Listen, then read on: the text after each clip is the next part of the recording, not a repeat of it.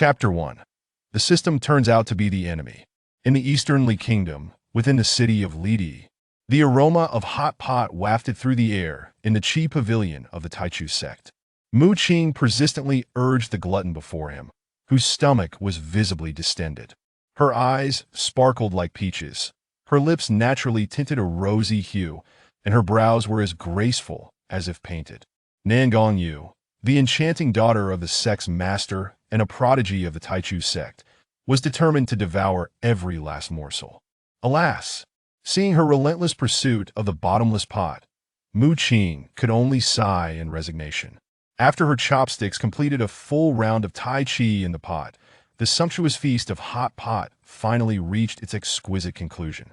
My stomach feels so bloated, content, and sated.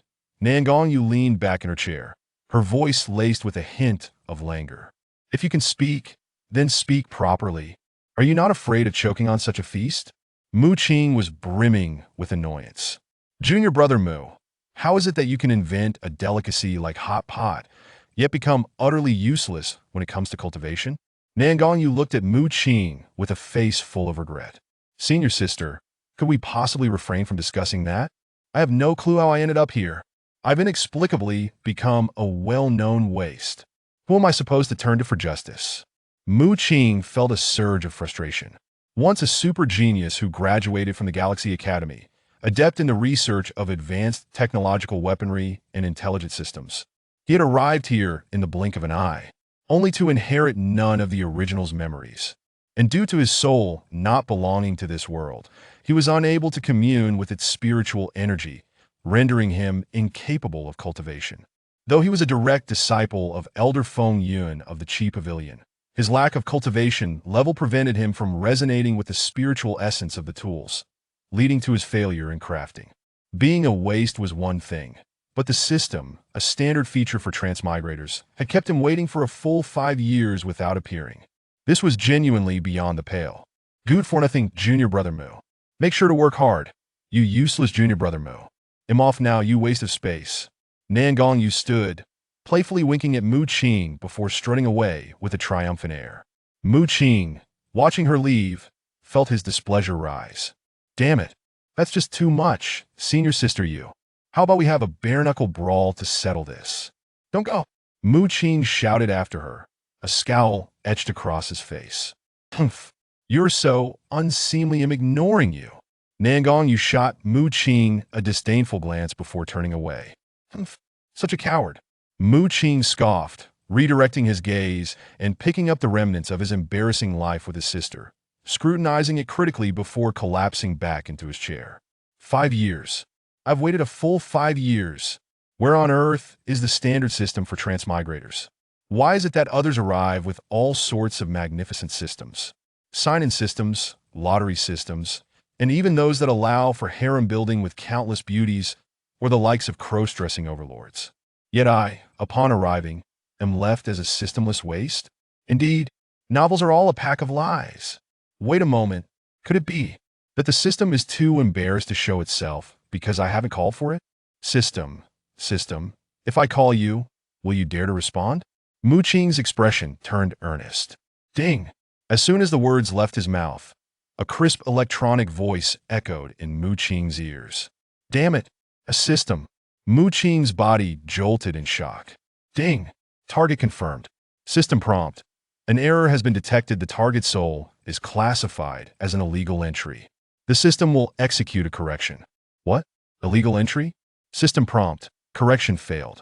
The target has existed for 5 years. The historical duration is too long for the system to enforce a correction. System warning. You have been locked. Please surrender and commit suicide to facilitate correction. Repeat. Surrender and commit suicide to facilitate correction. Suicide? Facilitate. What the hell? Get lost. After enduring 5 years as a waste in the Taichu sect, the result is a system demanding I take my own life? Who could possibly bear such humiliation? System prompt. Target has refused to comply. System prompt. Target's hatred level detected at level 1. The system can activate the level 1 extermination protocol against the target's opposing forces.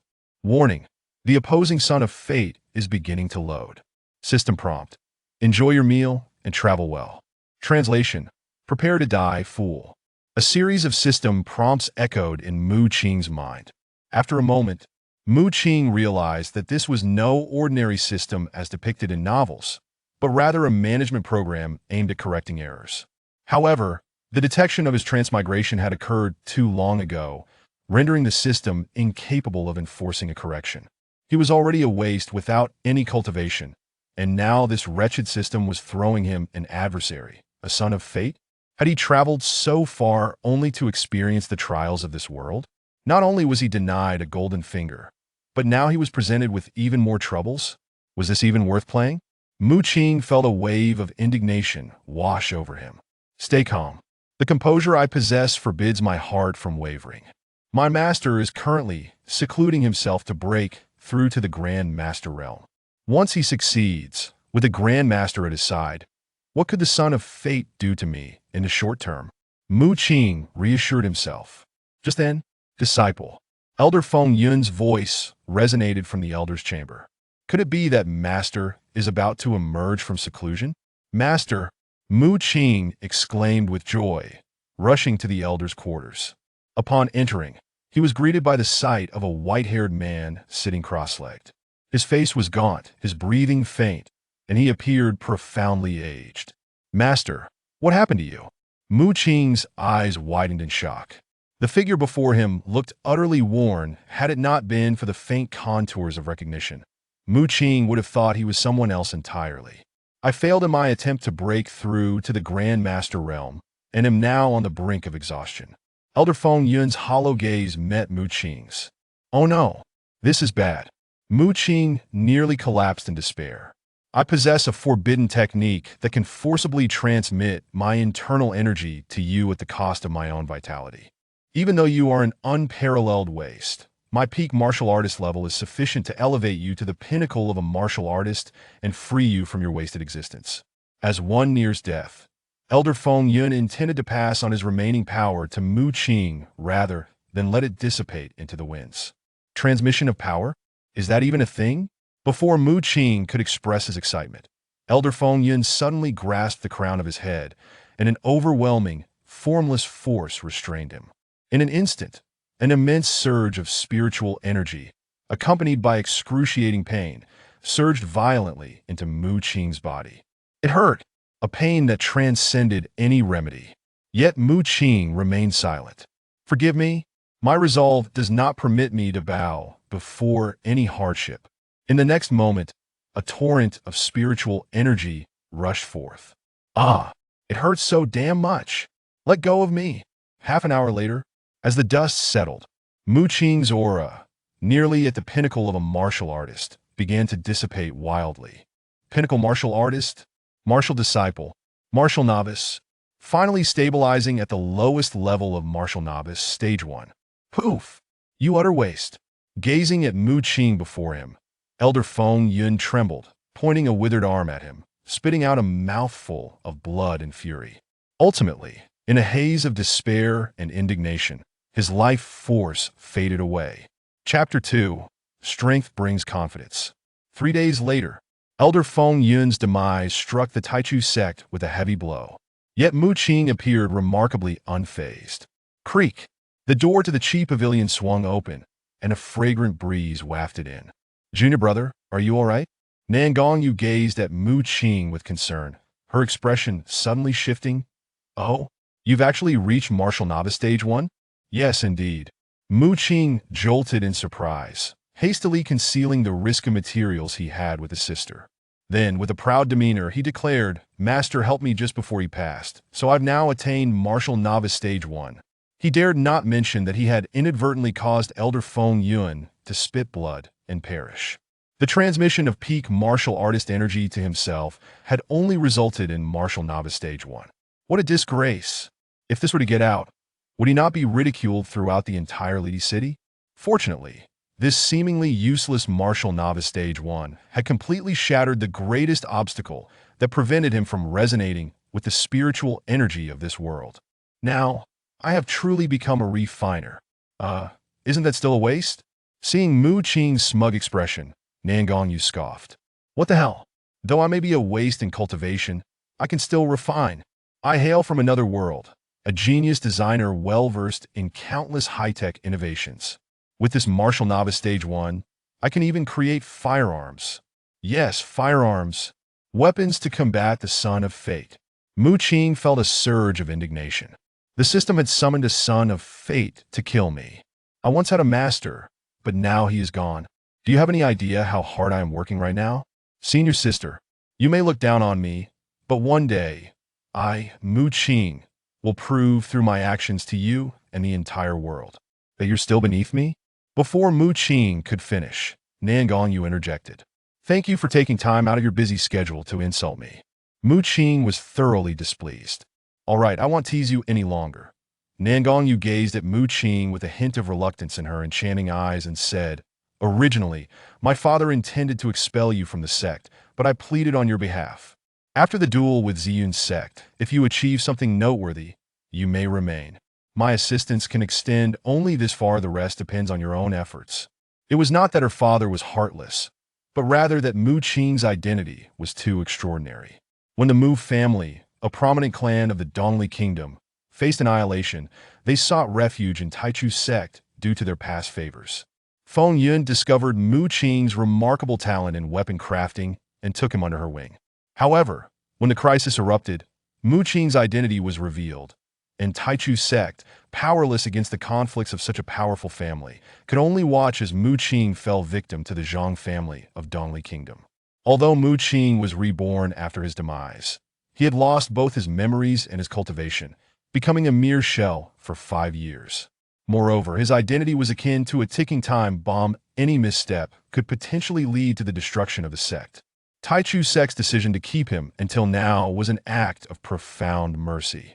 This time, Nan Gongyu sought to secure an opportunity for Mu Qing due to the bond formed over 5 years of shared hot pot meals. As long as Mu Qing could demonstrate his worth by the conclusion of her duel in a month, her father might, out of respect for the Mu family's past kindness, grant him a reprieve. Is it love? The reluctance in those beautiful eyes, coupled with her gentle and intoxicating voice, left Mu Qing entranced and unaware of his surroundings. If it were not for love, how could such sincere gazes exist in this world? At that moment, the instinct for procreation hidden within Mu Qing's DNA stirred restlessly. Not at all. If you leave, there will be no more hot pot. Nan Gongyu shook her head. What in the world? Could there not be any profound thoughts of procreation amidst this daily banter? Could her melodious voice not sing a tune of uncertainty? Why not recite the Yeyang Tower inscription instead? Is eating truly more important than the continuation of our lineage? Go. Mu Qing's stomach betrayed him with an embarrassing growl. After a delightful hot pot meal, Nan Gongyu sighed, her lips pouting. Alas, I might not have the chance to enjoy hot pot again in the future. What's wrong? Mu Qing asked, puzzled.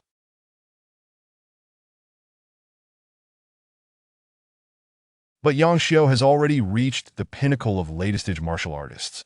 If I lose this time, my father will surely confine me for 10 or 8 years. Nan Gongyu rested her chin on her hand, frowning, her voice laced with frustration. If only I knew how to defeat him, I would be willing to do anything. Martial artists are categorized as martial novices, martial disciples, martial practitioners, martial masters, and grand masters, each tier exhibiting immense differences. She was merely a mid-stage martial practitioner, struggling against latest-stage opponents, let alone a peak martial artist. Yet Mu Qing's attention was drawn to another matter. Willing to do anything?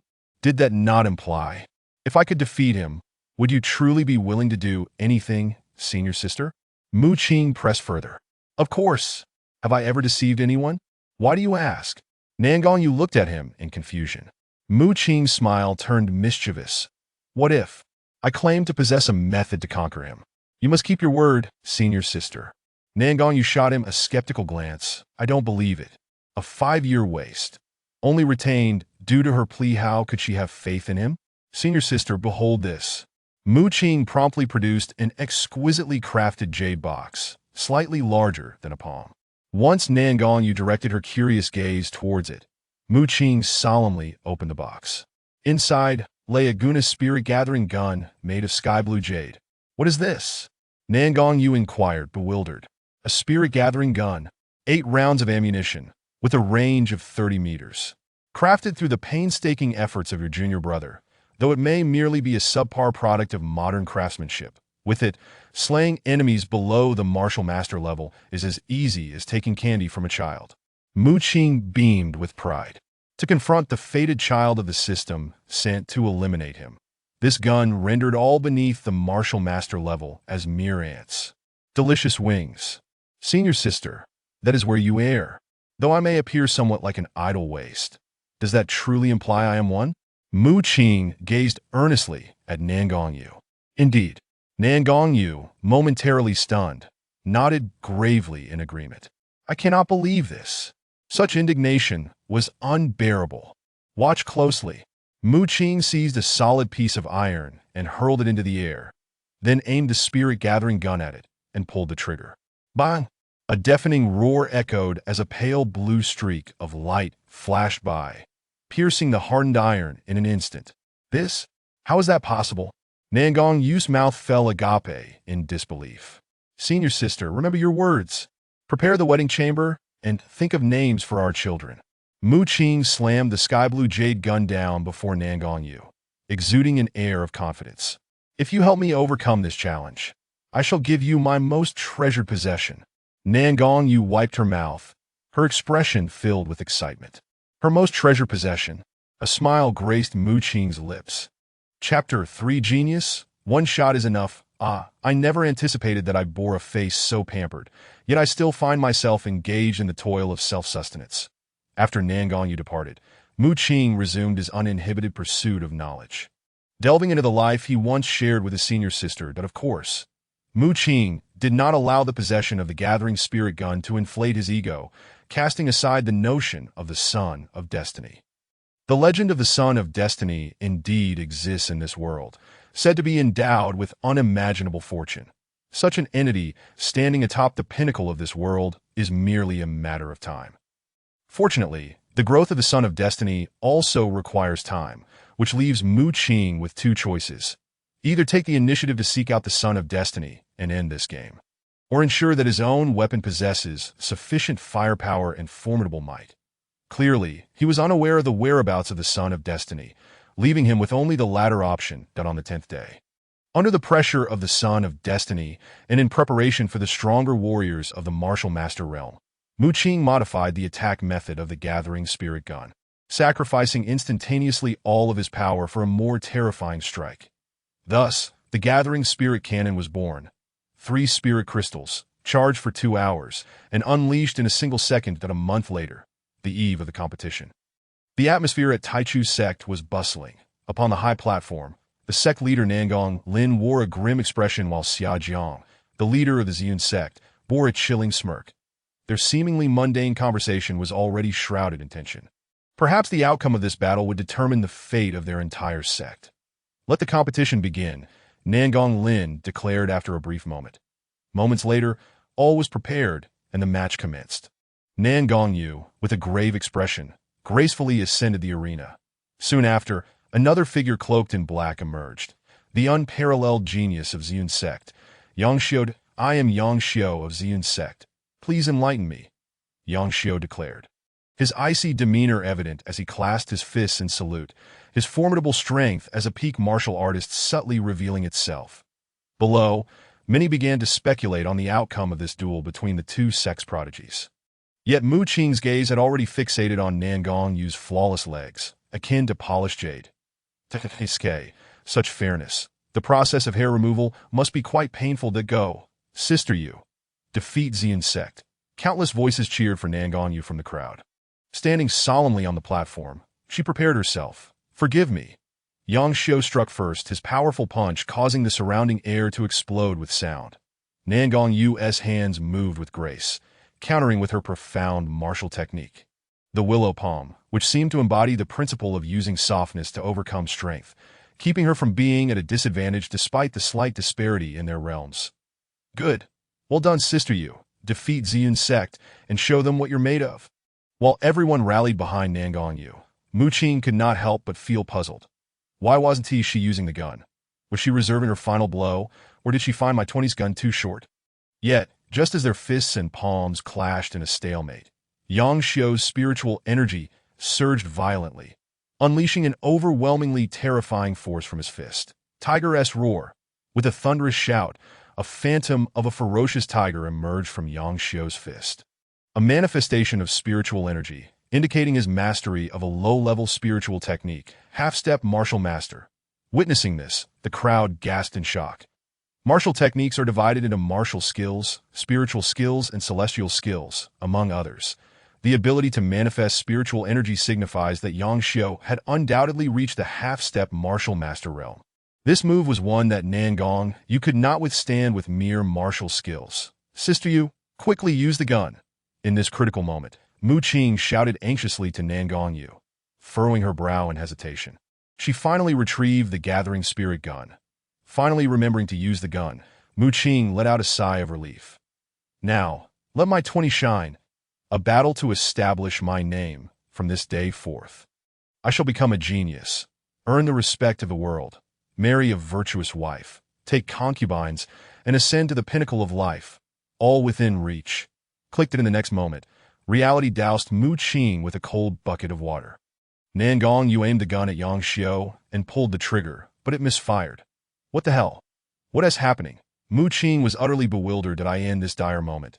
The phantom tiger was abruptly intercepted by a graceful elder in white robes. Yiling, who waved her sleeve to block as the dust settled. The gathering spirit gun fell from Nangong Yu's grasp. All right, you've won. The elder's voice sounded somewhat forlorn as Nangong Yu's eyes brimmed with tears. It turned out that the so-called genius of Taichu sect was merely this, that a gathering of inept individuals as Nangong Yu left the arena. Yang Xiu exchanged a glance with Xia Jiang atop the platform, folding his arms with brazen arrogance. What did you say? Who are you calling a gathering of inept individuals? The disciples of Taichu sect were incensed. Humph. Yang Xiu sneered arrogantly. I stand here, accepting challenges from any disciple of Taichu sect. If you defeat me, it counts as your victory. In an instant, silence enveloped the arena. With Nangong Yu's defeat and Nangong Li absent, who would dare to humiliate themselves? It can't be. The gathering spirit gun has been tested repeatedly. It cannot fail. Mu Qing's expression turned vacant, that if the shot did not fire, I would undoubtedly be expelled from the sect. After being expelled, fleeing for my life under the halo of the Son of Destiny.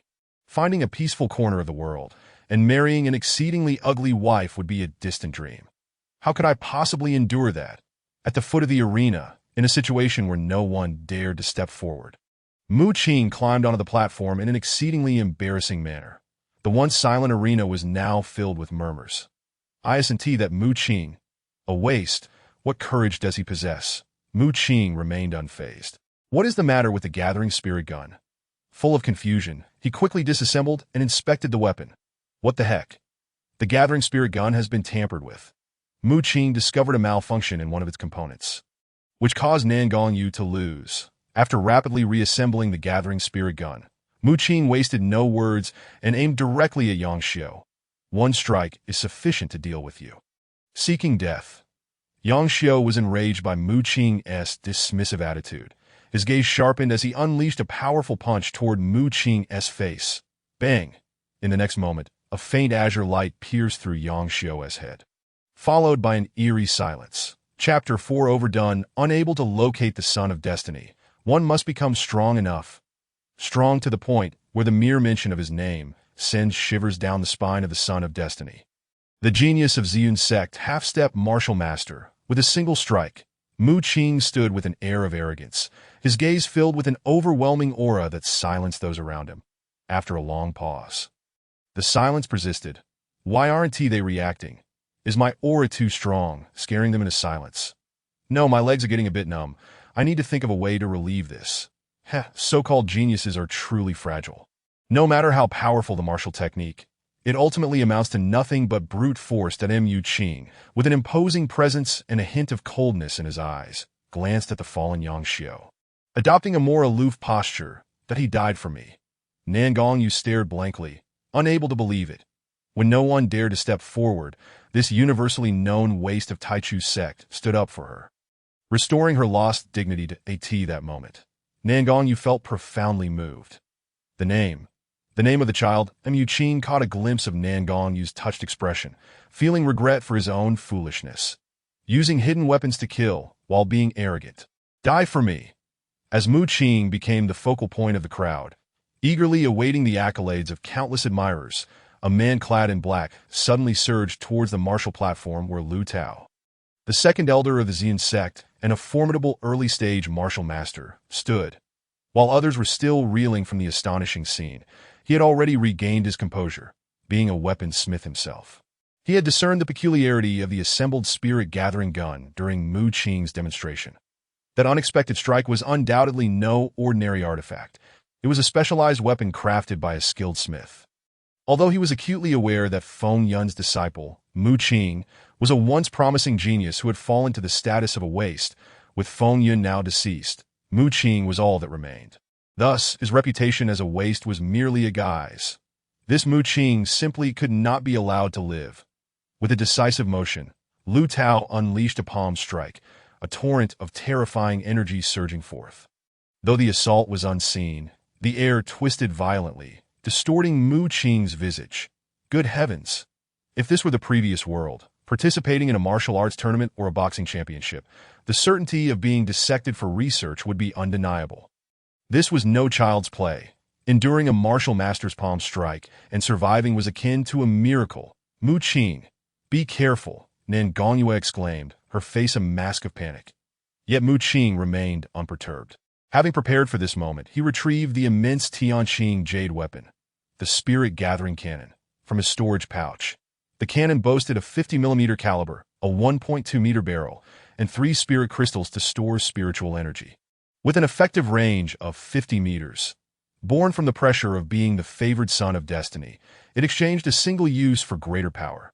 Its strike was sufficient to contend with the protective spiritual energy of an early-stage martial master. However, despite its formidable might and explosive capacity, the cannon bore a critical flaw. It was exceedingly heavy. Steady. Aim. It's too heavy. This is incredibly taxing. After laboriously hoisting the heavy artillery onto his shoulder, Mu Qing struggled to adjust the cannon's aim towards Lu Tao. 100 meters. 80 meters, 60 meters. As Lu Tao closed in, Mu Qing was poised to fire at any moment. 50 meters. Fire, he bellowed, after a brief delay. A resounding bang echoed through the air. The 3 spirit crystals, charged with vast amounts of energy, were depleted in an instant, and a pale azure energy projectile, the size of a half-fist, erupted from the spirit-gathering cannon. The tremendous recoil sent Mu Qing staggering backward. Not good. Spirit shield. Lu Tao sensed impending doom and immediately retracted his palm, summoning a shield artifact that shimmered with a cerulean glow. Boom!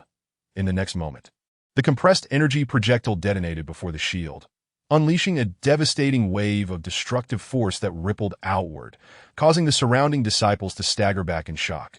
Lu Tao's shield artifact shattered in an instant, and he was hurled backward by the overwhelming power that Mu Qing swiftly stowed the spirit-gathering cannon and switched to the spirit-gathering gun. Pulling the trigger, bang, the sound of a gunshot pierced the silence. But alas, due to the distance, it struck Lu Tao's leg rather than his vital points. That a bunch of worthless fools. It seems the elders of the Ziyun sect are not as formidable as they claim, Mu Qing proclaimed, planting the spirit-gathering cannon defiantly on the ground. You audacious little brat! How dare you speak so arrogantly? The disciples of the Ziyun sect seethed with indignation that on the high platform. The unexpected turn of events lightened Nan Gongling's previously grave expression. Yet Xia Zhang's countenance darkened ominously, and one anticipated such a transformation. A once-in-a-lifetime waste from the Taichu sect had not only slain the Ziyun sect's genius, Yang Xiao, but had also nearly obliterated one of its elders. Who would dare believe such a tale? Here I stand, ready to accept any challenge from the Ziyun sect. Should you defeat me, it shall count as your victory. Mu Qing declared, a cold smile gracing his lips, exuding arrogance that surpassed even that of Yang Xiao. Of course, he was merely putting on an act. The spirit-gathering cannon had already been utilized. Yet the spirit-gathering gun still held 5 rounds that if a disciple beneath the martial master rank were to approach, he might manage. However, facing an elder would surely reveal his true colors. Yet he continued to feign confidence. Otherwise, how could Nan Gonglin view him with newfound respect, pleading to have Nan Gongyue wed to him?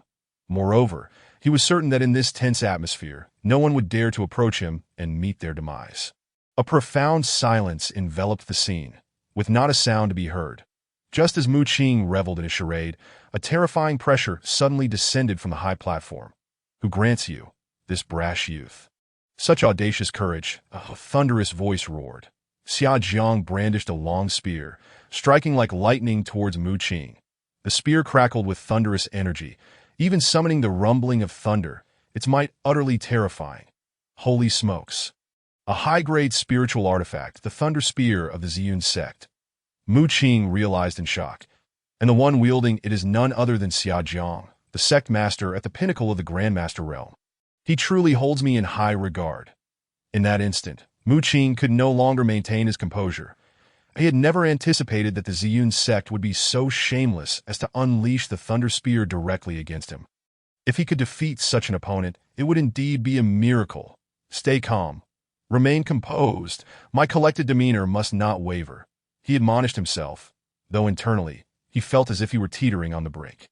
Am I to perish here before the Son of Destiny even makes his appearance? His hands trembled as he raised the spirit-gathering gun. Bang! The pale azure glow dissipated mere feet from Xia Jiang.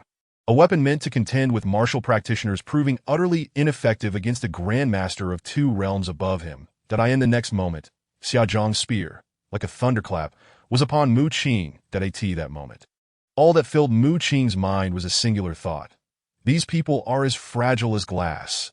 A mere word, and they lose all sense of shame, as the Thunder Spear crackled with unmatched power. Surging with lightning energy, Mu Qing could no longer hold back. I will fight you to the end. In a moment of desperation, he activated the spirit-gathering cannon, which had required 2 hours to recharge. Utilizing an unstable overclocking technique in a gamble for survival, in an instant, the surrounding spiritual energy surged into the cannon. Crack!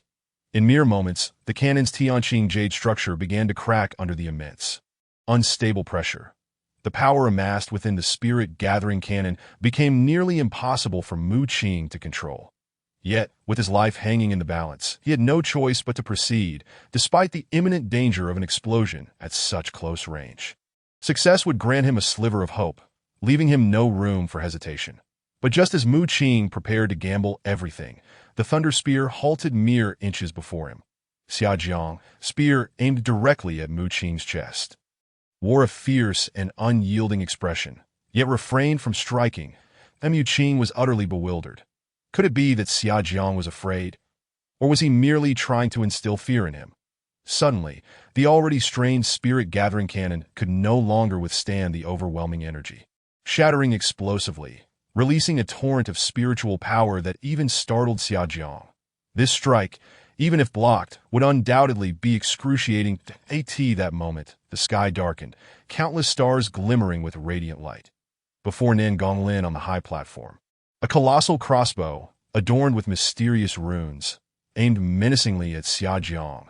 Fully charged and ready to unleash its power, it became clear to Mu Qing that just moments ago, Xia Jiang had indeed feared that weapon, the Taichu sect's treasured artifact. The Starfall, crafted painstakingly by his master, an immensely powerful long-range assault weapon. It too was a high-grade spiritual artifact, capable of harnessing the power of the stars, though not as agile as the Thunder Spear. Its destructive potential was formidable. Artifacts are typically categorized as mundane, spiritual, or celestial, further divided into high, medium, and low grades. According to this hierarchy, Mu Qing's spirit-gathering gun was classified as a high-grade mundane artifact, rendering those beneath the martial master rank as mere ants. The spirit-gathering cannon, capable of contending with martial practitioners, had reached the low-grade spiritual tier. High-grade spiritual artifacts possessed the capacity to annihilate grandmasters. When the Ziyun sect had suffered oppression and near annihilation from rival sects, it was Nan Gonglin Starfall that had vanquished a grandmaster, saving the Ziyun sect from destruction. How grand a spectacle this once disgraced waste of the Taichu sect presents. Even the sect master Nan Gonglin is compelled to intervene on his behalf. Xia Jiang sneered, his tone laced with murderous intent as he shot a piercing glance at Mu Qing, though he remained restrained. As long as our disciples remain within the sect, they shall not be harmed, Nan Gonglin declared with an air of utmost authority. The former Mu Qing had indeed posed a significant risk to the Taichu sect. Yet his current performance compelled Nan Gonglin to reassess and observe further. Moreover, it served as an excellent opportunity to instill a sense of humility in Xiaozhang. Just a waste, not deserving of my personal intervention. Xiaozhang's eyes glinted with malice, sharp as blades, directed at Mu Qing. That as the thunder spear crackled with energy, Mu Qing felt overwhelmed. Damn it. If you're going to flaunt your power, at least don't discharge your electricity so recklessly. Do you think you're some kind of electromagnetic soldier?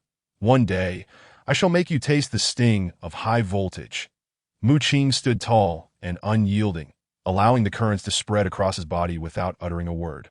Facing the oppressive aura of Xiaozhang with unwavering resolve, in truth, it was merely because Mu Qing had been momentarily stunned by the electricity. By the way, let me remind you not to take pride in having eliminated a Yang Xiao. My Ziyun sect boasts disciples with even greater potential than Yang Xiao. Onward. Xiaozhang's icy words jolted Mu Qing back to reality. Disciples with greater potential than Yang Xiao. Could it be that a child of destiny resides within the Ziyun sect? Mu Qing's gaze darted across the arena, but the members of Ziyun sect had already retreated in embarrassment amidst the countless taunts and jeers from the Taichu sect disciples. Ultimately, Mu Qing failed to spot anyone. We have triumphed, we have defeated the Ziyun sect. A chorus of cheers erupted from within the Taichu sect. Mu Qing.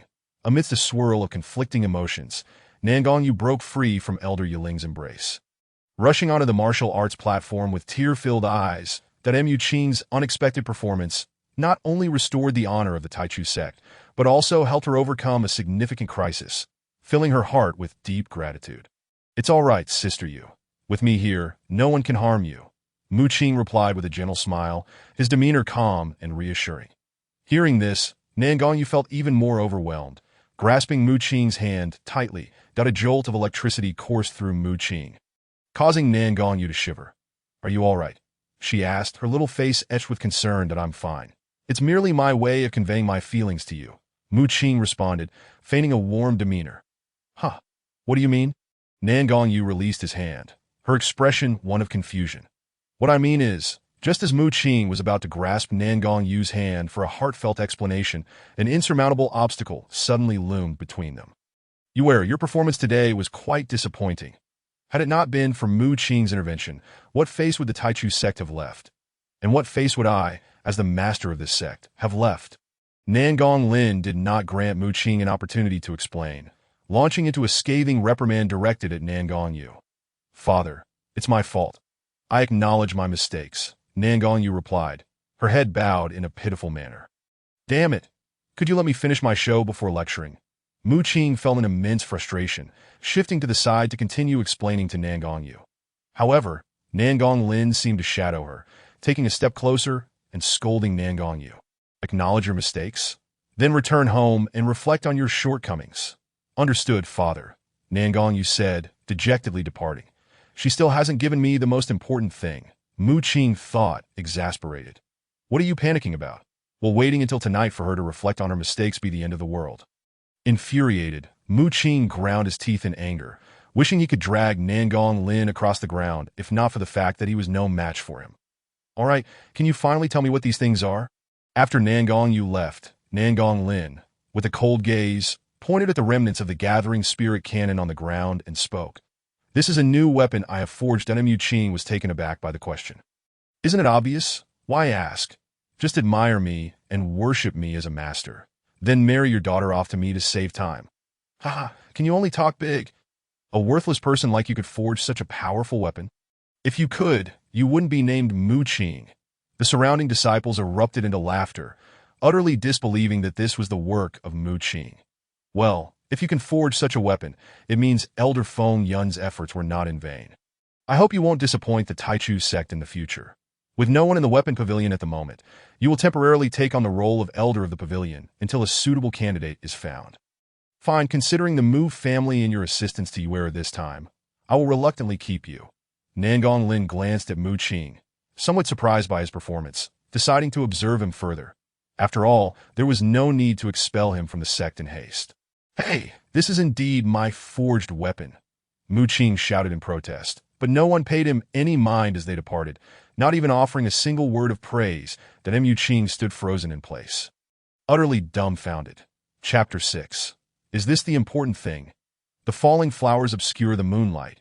Borrowing a cup to toast atop the foam platform. 7 days later, in the desolate weapon pavilion, Mu Qing sang a sorrowful tune alone. If one were to inquire about the most unfortunate circumstance, it would certainly be traversing to another world, devoid of any golden finger, and becoming an unparalleled useless individual. That if one were to ask what could be more unfortunate, it would surely be being targeted by the system as a useless person, with a child of destiny brought forth to confront him. That if one were to ask what the most lamentable thing was, it would be that after struggling and striving to change his fate and prove himself, he gained nothing, and the fruits of his labor went to another. And that person was, ironically, a dead one. Not even an opportunity to prove the truth. Presently, the tale of Mu Qing, the unparalleled waste of Elder Feng Yuan from the Taichu sect, who turned the tide during the martial arts competition, was spreading like wildfire. It was said that Feng Yuan was unfathomable, having left Mu Qing with a treasure trove of forging wealth. Even a useless disciple could be taught to such a degree. Had it not been for his unfortunate demise, who in the world could rival him? The exaggeration only grew. Yet Mu Qing found himself labeled as the one who wasted Feng Yuan's efforts. Damn! Mu Qing was far from calm at that moment. Just as he was brimming with indignation, a fragrant breeze wafted in, and the familiar face that stirred his instincts finally appeared. "Is it just you?" Nan Gongyu curiously surveyed the desolate weapon pavilion. Who else would it be? Mu Qing pouted. Individuals with the talent of a forger were exceedingly rare. Originally, only he and Feng Yuan occupied the pavilion. But with Feng Yuan's passing, he was left alone. Moreover, the people of Taichu sect still regarded Mu Qing as a waste. Who would come to seek him? "Oh, I was punished with several days of confinement." "Thinking this place would be bustling after your remarkable performance," Nan Gongyu remarked, puzzled. Don't even mention it. Just thinking about it makes my blood boil. Why am I so unlucky?" Mu Qing felt as if he were left speechless, having no avenue to express his grievances. Fortunately, his efforts were not in vain. At least he could remain in the weapon pavilion and could roughly ascertain that the child of destiny had indeed appeared within the Ziyun sect. Even with the blessings of destiny, a child of fortune still required time to grow. With the resources available to him in the weapon pavilion, Mu Qing now possessed the means to contend against this child of destiny. He could even preemptively locate and eliminate the child. Moreover, as long as Mu Qing's rate of growth consistently outpaced that of the child of destiny, what was there to fear even if he could not find him? "By the way, sister, we agreed to help you through your difficulties. Are you willing to do anything?" Perhaps only the prospect of progeny remained as the sole solace in this unfortunate fate. The lotus cannot compare to the beauty of a woman's adornment. And the breeze in the water palace carries the fragrance of pearls and jade. Tonight is destined to be a long one. Of course. When have I ever deceived you? Speak. What is it that you wish for me to do? Nan Gongyu nodded with great enthusiasm. Is there even a need to ask? It's something anyone could guess with a mere thought. How embarrassing. Must I state it outright? Naturally, it's the most important thing you mentioned. Mu Qing flashed a charming smile. "Oh, you mean this?" Nan Gongyu suddenly understood, then turned to rummage beside her. "Here, take it." She reluctantly presented a fruit the size of a fist, glistening and exuding an enticing aroma, cradled delicately in her jade-like hand. "What is this?" Mu Qing asked, bewildered. "This is a Shueyun fruit, a gift from my coming-of-age ceremony. I've been reluctant to eat it. It's quite precious. Can I take a bite first before giving it to you?" Nan Gongyu looked at the Shueyun fruit, licking her lips with a reluctant expression. What the hell? Mu Qing was momentarily dumbfounded that a girl of unparalleled talent, blossoming into womanhood, and at the tender age of first love. And the most important thing is this. Just this. What's wrong? If you don't want it, I want to take a bite. It's all yours, Nan Gongyu said, misinterpreting Mu Qing's silence as reluctance to let her take a bite. Her expression one of pitiful dismay. Damn, this is truly a top-tier foodie. Mu Qing realized he had underestimated the inner world of a glutton. No, you should eat it yourself. Mu Qing pouted, somewhat displeased. Huh? Really? That's wonderful. Upon hearing this, Nan Gongyu was overjoyed. her eyes sparkling as she eagerly seized the Shueyan fruit and began devouring it voraciously. Sister Yu, I'll be straightforward. I wish to have progeny with you. Face. It cannot shelter the body, nor can it fill the stomach. What use is it? Baji. Nangongyu indulged herself in her meal, completely absorbed in delight. Mu Qing inquired. Are you implying that you wish to marry me? After a moment, once Nangongyu had finished her Shueyan fruit, she licked her lips and stared blankly at Mu Qing. This reflex arc could likely circle the earth several times. Is that about the gist of it? What is the matter? Could it be that my dear junior's pampered face is unworthy of you? Mu Qing feigned a serious expression. I fear that may not be the case. Suddenly, Nangongyu's brow furrowed. Her tone laden with difficulty. Wait, sister. Are you having second thoughts? Mu Qing's heart was beset by turmoil, unable to bear it any longer. That is not it. You have tirelessly prepared hot pot for me, and this time, you even risked your life to help me through a crisis. Truth be told, I don't dislike you. It's just, Nangongyu hesitated, seemingly concerned for Mu Qing. Just what? Mu Qing's gaze was fierce as a hungry wolf. The bloodthirsty instinct hidden within her roaring to life. It's just that if you were to propose to my father, I fear he might strike you down, and then I would have no one to prepare hot pot for me. Nangongyu frowned, a hint of worry in her expression. This statement seemed quite off, implying that my life is less significant than hot pot. Not significant at all, the bloodthirsty instinct roared. Just Nangong Lin. Nangong Lin? Mu Qing was taken aback, their eyes locking in a moment of tension. It seemed she truly could not overpower him. But that was fine. I could always acquire 100,000 volts, take down Xia Jiang first, and then deal with him. Though currently only at the first level of martial prowess, I was merely a hair's breadth away from the strength of the Grandmaster Nangong Lin. Given time, even the child of destiny would fall. Why fear a mere Nangong Lin? Patience was key. Sister, let us keep the matter of progeny in mind for now. Don't forget, all right? Now let us get back to the main topic. Speaking of which, why did the Gathering Spirit gun malfunction? Mu Qing recalled the incident with curiosity. After all, he knew how many experiments he had conducted on the Gathering Spirit gun. Such a basic error should have been impossible. Well, you mentioned it was a delicacy. I couldn't resist taking it apart to see where the delicacy was. Nangongyu replied apologetically. Delicacy? What delicacy? Mu Qing was utterly perplexed. But upon reflection, it seemed reasonable that Nangongyu's intelligence would diminish when food was involved. That was a defective product, not a delicacy. Mu Qing's mind was reeling in disbelief at this sister, who seemed to know only how to eat. Fine, I'll prepare a hot pot for you, faced with a glutton of this caliber. Thoughts of progeny were futile. What else could Mu Qing do but cook hot pot? Chapter 7. The Arrogant Brother-in-Law. Hick, junior brother, I truly believe you are remarkably talented. To be able to create such heavenly hot pot is a true blessing. How wonderful it would be to indulge in it every day. After finishing the hot pot, Nangongyu rubbed her round belly, a look of satisfaction upon her face that, of course, once I handle my future father-in-law, I can prepare you a variety of dishes every day. Mu Qing replied proudly. Creak. This must be the place, he mused as the two enjoyed their feast. Suddenly, the door swung open. Hand over that impressive weapon of yours for my use, that a young man, exuding an air of confidence, entered without preamble, addressing Mu Qing with an authoritative tone. Who are you?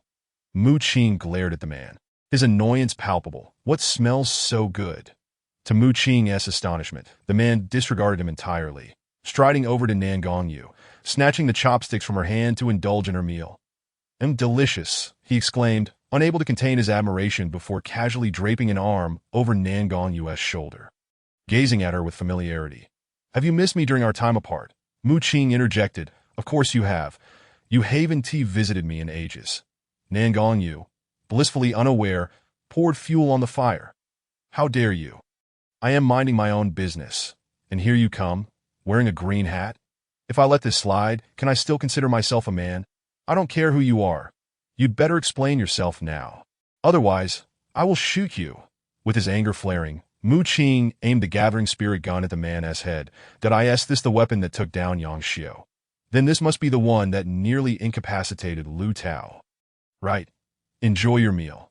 I'll come back for more, the man said dismissively as he walked past Mu Qing to seize the Gathering Spirit cannon, still half finished with its upgrades. How infuriating. Not only does he take without asking, but he also dares to mooch off my meal. I'll blow your head off.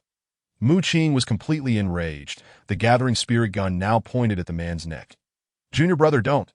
Just as Mu Qing was about to act, Nan Gongyu stepped in front of him, looking confused at his fury. Sister, my heart aches. He felt as if his heart was bleeding. Even after being wronged, she was still defending him. My brother is just a bit careless. He is actually a good person, Nan Gongyu hurriedly explained. Careless? This is beyond that. This is sheer arrogance. Wait, your brother. Mu Qing seized upon those crucial words. Brother? The legendary Nan Gongli. Nan Gongyu has a brother who has been handling the myriad affairs of Taichu sect. Having spent years in Taichu sect, Mu Qing had hardly ever encountered Nan Gongli, let alone recognized him. Yes, my brother Nan Gongli, that I heard there was a serious incident with demon beasts in Haiyang City recently, which is why he came to seize weapons. I see. Mu Qing sighed in relief. I was wondering who had the audacity to be so arrogant. That no problem then. He added that I thought. Pfft. You. Nan Gongyu contemplated before bursting into laughter, finding Mu Qing amusing. Forget it. I'm not one to hold grudges, I'll just make another one later. Mu Qing waved his hand dismissively.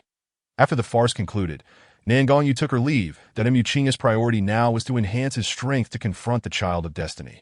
After all, the stronger he became, the more confidence he would have in facing the unknown threats ahead. Blast it, compose. Mu Qing issued a command and began working on his laptop, though the laptop was still quite subpar. Its basic functions sufficed for Mu Qing's current needs. With the Gathering Spirit gun and cannon in his possession, he set to work on his third weapon, the Gathering Spirit machine gun. He recorded all known material properties into his laptop for ease of design. While the Gathering Spirit gun was formidable, it ultimately remained a high-tier, mundane weapon, suitable only for opponents below the martial artist level. The Gathering Spirit cannon, though more powerful, faced significant endurance issues. So Mu Qing required a weapon that was both powerful and did not suffer from such limitations. That you're the one, he declared with enthusiasm. Finally, from the myriad types of machine guns, he selected the Gatling gun. Heavy yet devastatingly powerful. Not for any other reason, but the sheer exhilaration and style in annihilating enemies with its rapid fire. What nonsense is this Child of Destiny? Let me catch you, and I'll turn you into a sieve. Once the selection was made, Mu Qing promptly commenced the drafting of the blueprints. It must be said that the phenomenon of spiritual energy is truly remarkable. The spiritual essence of this world has entirely eliminated the cumbersome processes that were once essential in the previous realm. Otherwise, it would be a fanciful dream for Mu Qing to create a computer. Even with ample knowledge at his disposal 10 days later, the blueprints for the Spirit Gathering machine gun were nearly complete. Yet one crucial component was still missing, the core of a third-tier demon beast. Hence, it could not be constructed at this time. Fortunately, the Spirit Gathering cannon had already been successfully remade by Mu Qing, and its functionality for overclocking had been enhanced, significantly mitigating any potential instability. During this period, Mu Qing also took the time to develop a karaoke system, ensuring that the otherwise solitary instrument pavilion would not drive him to madness. After setting up a simple electronic music and beat system, the karaoke function was temporarily operational, with additional features to be gradually added later. Singing a few tunes, he found himself invigorated and refreshed, as the combination of work and leisure effectively improved his productivity. As the dazzling lights continued to illuminate the space, the pulsating lasers revealed their brilliance, while a large screen displayed a vibrant corner where a couple of cold drinks were enjoyed, with a powerful sound system resonating through the air. Mu Qing was thoroughly immersed in the joy of the moment. He regarded the karaoke system as remarkably perfect, to the extent that he remained oblivious to the presence of two individuals who had quietly approached behind him. A sudden, thunderous cough jolted Mu Qing back to reality. Turning around, he was startled to find Nan Gongyue and his father-in-law, Nan Gonglin, had arrived without him noticing. This is utter chaos, daughter. It would be wise for you to come here less frequently, Nan Gonglin remarked, his expression darkening as he glanced at Mu Qing, who had been wildly waving a stick and singing amidst the colorful lights. Understood, father, Nan Gongyue replied, equally perplexed by Mu Qing's antics. Despite an involuntary urge to sway to the rhythm, the disarray in the pavilion was indeed excessive. Such a lack of taste. You, an antiquated relic, dare to instruct my little antique? What business does the sect leader have with his disciple? Although Mu Qing felt a surge of displeasure, he dared not express it openly. After all, Nan Gonglin was the father of Nan Gongyue, and as a sect leader, he undoubtedly had his own temperament. News from the Heyang city indicated that Li Er's weapon had malfunctioned. Not only had it failed to repel the demon beasts, but it had also nearly harmed Li Er. Currently, Li Er was still holding off the Songlong. Nan Gonglin's expression turned icy at a malfunction. That cannot be. Could it be that he overclocked it? Mu Qing furrowed his brow. The overclocking system was only halfway completed. The spirit-gathering cannon's overclocking power has no upper limit. Once activated, the Tianqing jade material cannot bear the load, and it could explode at any moment. So, are you implying that Nan Gongli has been blown up? Ha ha, serves him right. Chapter 8 in this embrace. The magical carpet is but a mere trifled a member of the Taichu sect's instrument pavilion. Elder Feng Yun's most trusted disciple, the weapons forged under Elder Feng's tutelage should not falter. Therefore, I shall resolve this matter. Before Nan Gonglin could finish speaking, Mu Qing had already taken the initiative to address the situation. The Songlong is a third-tier demon beast, and its core is precisely the missing link in Mu Qing's spirit-gathering machine gun. Very well. You do possess some courage that if you can successfully handle this matter, I would not mind adding your name during the sect trials. Nan Gonglin stated that to him, a third-tier Songlong was not a significant challenge, as the Taichu sect had ample power to manage such threats. His visit to Mu Qing was a test, as the previous occasion when Mu Qing had turned the tide had left him baffled.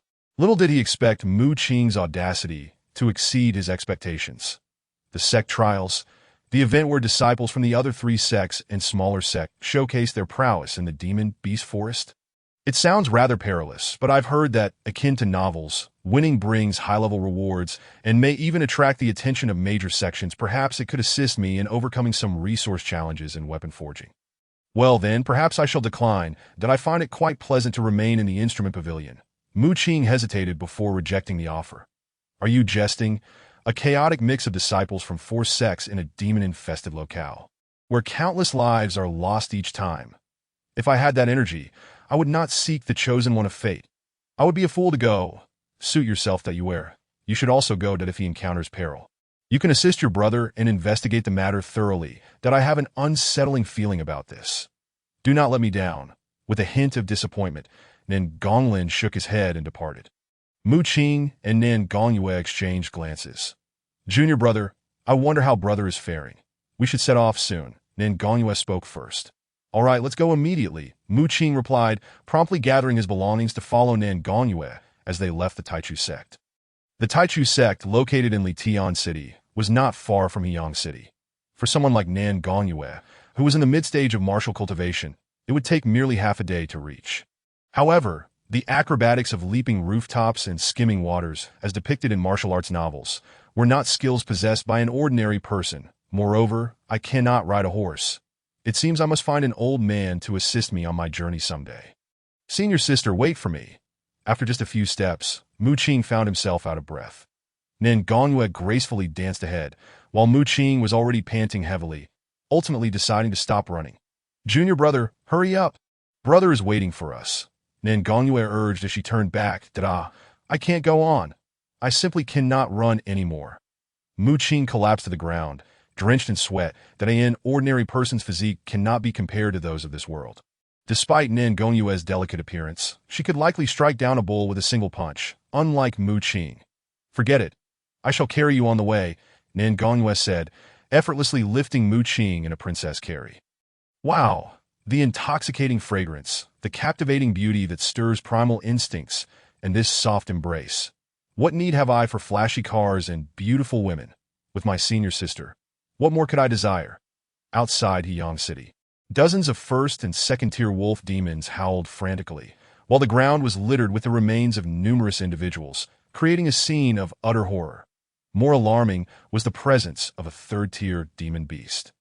The Songlong, among these wolf demons, renowned for its speed and aggression, a fully unleashed third-tier Songlong possessed the power of a martial master. At this moment, Nan Gongli, a late-stage martial artist, was desperately leading several scattered cultivators from Heyang City in a struggle against these demon beasts. Be cautious. Its claws are razor sharp. A single hit will be fatal. Curse it. What the hell is going on with these wolf demons? Why are they attacking Heyang City for no reason? Everyone, remain calm and respond with caution. I have sent word to the Taichu sect that My sister will arrive shortly, and together we shall surely repel the enemy. Outside the city, the group brace themselves for rescue, their faces pale. Why is this happening? Why are these wolf demons attacking us for no reason? Can anyone save us? Despair and death loomed, and no one knew who would arrive first. Within the city, countless souls lamented, with some even kneeling in prayer for divine intervention to alleviate their crisis. Not everyone is destined to become a strong warrior. It is precisely because so many are not significantly stronger than Mu Qing that their only recourse is to pray that we cannot hold on any longer. That Songlong seems to have gone mad. Suddenly, that Songlong appeared to lose all restraint, launching an all-out assault. Several individuals were tragically torn apart by the demon beasts, leaving the already weak defenders in a state of utter retreat. Hold on a little longer. What in the world has driven these demon beasts insane? In front stood the ferocious demon beasts, while behind lay the innocent populace that if Heyang City fell, the Taichu sect, tasked with its defense, would undoubtedly bear the brunt of the blame from other sections thus. Nangongli had no choice but to fight desperately. However, the frenzied Songlong possessed the strength of a martial master. A terrifying force that even ordinary martial masters must treat with caution. How much longer could Nangongli, a late-stage martial artist, endure? With a misstep, the rampaging Songlong broke through the city gates. Whoa! A horde of demon beasts surged into Heyang City. In an instant, countless faces turned ashen. What could they do but succumb to the slaughter at the hands of these demon beasts? Despair enveloped Heyang City entirely, though we have arrived a moment too late. At that moment, Nangongyue, carrying Mu Qing, leaped onto the city wall, her gaze slightly frantic as she surveyed the scene before her. No, this is just the right time. Before Mu Qing, the scene unfolding was indeed timely. Nangongli found it difficult to withstand the pressure. The citizens of Heyang City were facing a grave crisis, with life and death hanging by a thread at the peak of this despair. Mu Qing and his companion arrived. Bang! Mu Qing extricated himself from Nangongyu's embrace and unleashed a barrage of shots from the spirit-gathering Gyuan that I in the next moment. The spirit-gathering cannon appeared in his hand. Its aim locked on the frenzied Songlong. Boom! With a terrifying roar, the cannonball was discharged, striking true that Mu Qing's entrance marked the swift conclusion of the battle. How dare such a wretched beast inflict harm on the innocent? With me Mu Qing present, how could you act with such impunity? Mu Qing struck a pose of extreme arrogance, blowing air into the cannon's muzzle, convinced of his own dashing appeal that a formidable aura, a striking stance. With a single strike, he effortlessly resolved all challenges. Surely, Mu Qing thought, they must now regard him with newfound respect. However, to his astonishment, that Songlong, after suffering the impact of the spirit-gathering cannon, staggered to its feet. Its bloodied gaze radiating a chilling malice, its sharp teeth glinting ominously that it was still alive. Run! The citizens, initially awed by Mu Qing's arrival, were now thrown into a state of panic once more. Huh, it can still move? Mu Qing let out a cold laugh and activated his super frequency. This time, the revamped super frequency system sprang to life, rapidly gathering energy at the utmost capacity that the Tianqing Jade equipment could endure, drawing in the surrounding spiritual essence at an unprecedented speed. Moments later, the Songlong, swaying unsteadily, attempted to charge once more. The spirit-gathering cannon, having quickly absorbed the surrounding energy, was recharged. Chapter 9. The Mindless Duo. You monstrous beast, do you dare to act recklessly? Bang! With a furious shout, Mu Qing fired the spirit-gathering cannon again. Boom! With a thunderous crash, the Songlong was left without a shred of vitality. After a brief silence. We are safe. The wolf demon is dead. Everyone is safe. Finally, it has come to an end. The air was filled with the jubilant cheers of countless citizens. Nangongli finally breathed a sigh of relief. Mu Qing, meanwhile, awaited the accolades of those he had saved, reveling in his role as the hero. Was he truly the worthless Mu Qing, such a powerful weapon? It is no wonder Elder Feng Yun has managed to forge such strength from a seemingly useless body. Were it anyone else, the results would be terrifying. It is said that Elder Feng Yun's craftsmanship in weaponry is unparalleled, and today's evidence confirms this. Had it not been for Elder Feng Yun's misfortune, the prospects of Taichu's sect would be boundless. What a pity that such resources are squandered on this unprecedented waste.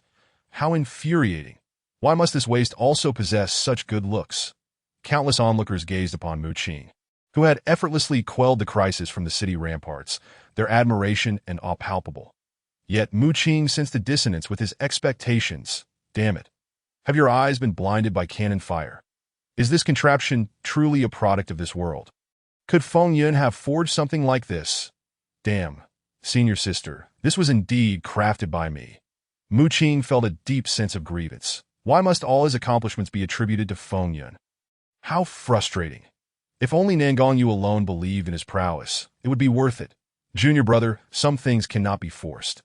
Although your abilities have certainly improved after receiving Elder Feng Yun's teachings.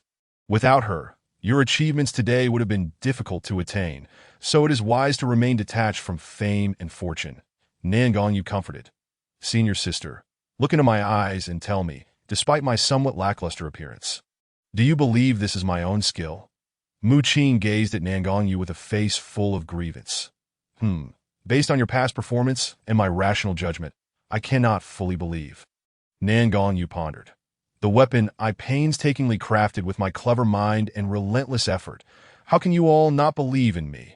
It is simply infuriating. How can such an exasperating situation exist in this world? Just because I was once a waste, must I be labeled as such forever? It is utterly absurd. You little brat nearly blew me up with the weapon you gave me, and you still have the audacity to boast. Were it not for my affection for your sister, I would have dealt with you already. Given that you have resolved the crisis posed by the demon beast, I shall temporarily overlook this matter. But you must treat me to a good meal and apologize, and then we can consider it settled. Also, if you dare to lay a hand on my sister, I will kill you. You better watch yourself. Nangong Li approached and threatened Mu Qing. Well, Mu Qing understood. It seemed yet another foodie was trying to latch onto him. Moreover, this was utterly outrageous. If he didn't suppress this arrogant demeanor, what would become of it? Do you believe I would shoot you down? Living in disgrace is worse than dying well. After all his struggles to shed the label of waste, he was still perceived as such in their eyes. And now, to make matters worse, a system had inexplicably appeared, threatening his life. What more could he endure? Mu Qing trembled with anger. All right, my brother can be like this. You must bear with it. Brother, you are truly something. After all, it was his intervention that resolved the crisis, wasn't it? Nangong Yu urged that if you carry me back, I will let him off the hook. Mu Qing could not swallow this indignation. Unless there was tofu to eat. You little brat, dream on. My sister is a beauty beyond compare. How dare a waste like you harbor such fantasies? Nangong Li was instantly displeased at a worthless individual who has been of no use for years. Coupled with the identity of a ticking time bomb, how could he allow such a person to endanger his sister and push her into the fire pit? All right, brother, let's not quarrel. We should resolve this matter quickly. Nangong Yu said helplessly that Mu Qing immediately interjected. I want the Songlong's demon core. You can dispose of the rest as you please. The Songlong is a third-tier demon beast, its entire being a treasure trove. But for Mu Qing, the demon core was the only thing of paramount importance. The spirit-gathering machine gun requires an immense amount of spiritual energy, and ordinary spirit crystals can no longer meet such a high cost. Thus, he must use at least a third-tier demon core to provide the necessary energy. Look at your pathetic appearance, treating a mere demon core as if it were a treasure. Nangong Li scoffed. Let us not dwell on that. Brother, have you noticed something amiss with this situation? Nangong Yu's brows furrowed slightly, her expression grave. Nangong Li nodded. Indeed, while the Wolf Clan is valiant, they never linger in battle when faced with life and death. Yet this Songlong recklessly attempted to break through the city gates, as if something within Heong City was drawing it in. Indeed, as we departed, our father sensed something was off and instructed me to investigate thoroughly. However, with just this information, it may be difficult to uncover the truth. But if I cannot ascertain the truth, my father will likely scorn me again, and I may have to reflect on my shortcomings. Brother, please help me, Nangong Yu pleaded, shaking Nangong Li's arm. Yet, Nangong Li could only frown. But at present, there are indeed no leads. We may need to descend and assess the situation further. Indeed, given the current information, the average person would be unable to discern anything significant, so their difficulties were entirely reasonable. But when has Mu Qing ever admitted to being ordinary? Does he lack any capability to dare confront the chosen of fortune head-on? What? Is this trivial matter enough to baffle you? Mu Qing cast a disdainful smile at Nangong Li, his expression rife with mockery. You think we don't know? Do you, the unparalleled waste, possess any insight? Nangong Li regarded Mu Qing with equal disdain. Let me tell you now, it is not too late to retract your narrow-minded perspective. I ask you, this Tsang Long, clearly the wolf king among the pack, what could drive it to risk its life? Mu Qing posed with a self-satisfied demeanor. I know. It is for food. Nangong Yu eagerly replied first. Can you stop thinking about food? Mu Qing shook his head in exasperation that I observe that these wolf demons kill without consuming their prey. It does not seem to be for sustenance. Nangong Li contemplated thoughtfully. Have you ever seen a demon beast wearing clothes? Do you think it is a pet dog? Only someone with a decade-long blood clot in their brain could come up with such an answer. What has happened to this brother-sister duo? They are utterly mindless. Mu Qing shook his head, speechless. Then what is it? Junior brother, stop keeping me in suspense. Nangong Yu asked, her impatience evident. This time, her father had specifically tasked her with an investigation. If she failed, she would surely face punishment, hence her urgency. Give me a kiss, and I will tell you that don't say I took advantage of you. My pampered face has yet to be soiled by anyone. Just as Mu Qing leaned in, intending to finish his sentence, Nangong Yu playfully punched his face lightly. Have you never been hit before? I'm helping you. You are so unserious, Nangong Yu scolded. Chapter 10. Still denying your foolishness? What the hell? If even a bit of skin is lost, shouldn't you be compensated for 10 days or so? And to let this matter slide would be quite the disgrace, sister. Let me clarify beforehand. The entire secret of this matter lies in a mere kiss from you to do not blame me, your junior, for not warning you. I am not frivolous, and whether you wish to proceed is entirely up to you. Mu Qing said nonchalantly, with his hands in his pockets. Nangong Yu looked perplexed, questioning how a secret could reside in a kiss. That I see you rascal, are merely attempting to tease my sister.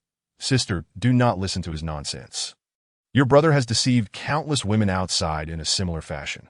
Before Nangong Li could finish, he immediately sensed something amiss and, upon realizing the incredulous gazes of both Nangong Yu and Mu Qing, was left dumbfounded. Brother, you know, sister, please allow me to explain. Very well, do not mention this to father. Considering how much I care for you, I shall let this slide. Nangong Li gazed at Nangong Yu with a pleading expression. I can't believe it. You, of all people, are an old sow yourself, yet you dare meddle in others' affairs. A person like you deserves to be drowned in a pig pen. Moreover, my sincere affection for sister cannot be compared to your sordid existence. Mu Qing immediately took offense. The root cause of the scarcity of women lies with scoundrels like you. Who are you calling a pig? Do you dare to challenge me? Nangong Li was equally irked. Enough! Stop your bickering. Nangong Yu, seeing the two quarrel intensely, felt overwhelmed and reluctantly planted a kiss on Mu Qing's cheek. Both claim to cherish her, yet when they argue, they completely disregard their own feelings. What nonsense is this love? It only serves to deceive innocent girls. Nangong Yu felt a deep sense of grievance within. Alas, this face will take a decade or more to wash clean. That Mu Qing and Nangong Li were momentarily stunned. Sister, you actually kissed this scoundrel? I shall slay him. I shall slay him. Nangong Li shouted as he drew a knife, ready to strike Mu Qing. Come on, let us see if my gun is faster than your knife. Mu Qing was not one to back down, swiftly drawing his spirit-gathering spear. You two do nothing but argue instead of helping me find a solution. I am truly about to lose my temper. Nangong Yu, witnessing their escalating quarrel, chose to ignore them, sitting by with tear-filled eyes in a state of grievance. Consider yourself fortunate today, you little rascal. For my sister's sake, I shall spare you this time. Be cautious on your way home. Nangong Li menacingly pointed his large knife at Mu Qing. You think I have never encountered someone with such a lack of experience and training? Am I to be intimidated by you? Mu Qing retorted with cold sarcasm, completely unfazed. You dare to threaten someone armed with a gun with a mere broken knife? Sister, I apologize for causing you distress. That it was my fault for making you unhappy. Reflecting on Nan Gongyu, the two finally ceased their quarrel and turned their attention to her. Having shared a kiss, Mu Qing, what is the secret after all? Nan Gongyu, feeling wronged, threatened, if you dare deceive me, I will incapacitate you before my brother can intervene.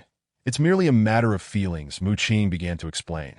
Not quite understanding, Nan Gongyu shook her head in confusion. Sigh, sister, consider it this way. Imagine this male wolf represents me, and you are the female wolf that if you encounter danger, I would undoubtedly brave mountains of blades and seas of fire for you. That wouldn't this male wolf's fervor be driven by his devotion to the female wolf? Mu Qing elucidated in a manner that was easy to comprehend. Ditto. Nan Gongyu suddenly enlightened. So you mean this male wolf fights fiercely for the sake of the female wolf? Thus there exists a she-wolf in Heyang City. Precisely. This is a conclusion that even a fool could deduce. Mu Qing clapped his thigh, more excited than Nan Gongyu. Are you suggesting that I am foolish? Is that it? Nan Gongyu, interpreting Mu Qing's words as an insult, immediately grew displeased that Mu Qing pointed at Nan Gongli beside her. No, I am referring to him as foolish. I can't believe this. Nan Gongli, knife in hand, was ready to explode with anger. There is some merit to that. How about this, brother? Let us investigate further. Nan Gongyu urged anxiously, as clarifying this matter was of utmost importance to her. Very well. Nan Gongli nodded, casting a fierce glance at Mu Qing, muttering under his breath. You useless fool. Hey, I can't believe it. Is it so difficult to acknowledge that others may be superior to you? If not for your connection to her, I would have dealt with you already. 3 days passed, and during this time, the siblings, Nan Gongyu and Nan Gongli, sought clues about the she-wolf throughout Heyang City, while Mu Qing settled into an inn. His notebook system remained rudimentary, requiring continuous improvement. After all, he was merely a first-tier martial artist, a rare failure, and the only path to contend with the Child of Destiny was to develop powerful weapons. Most importantly, of course, was his explosive system. Although still rather rudimentary, with constant refinement, he could enhance his abilities and grow increasingly intelligent, much like an ordinary practitioner. This process was exceedingly lengthy, and Mu Qing had little time to squander. Creak. The door swung open, and the Nangong siblings entered.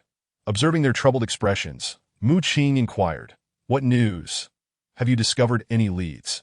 None that we scoured every location in Heyang City that deals in the trade of demon beast corpses or cores, yet found nothing.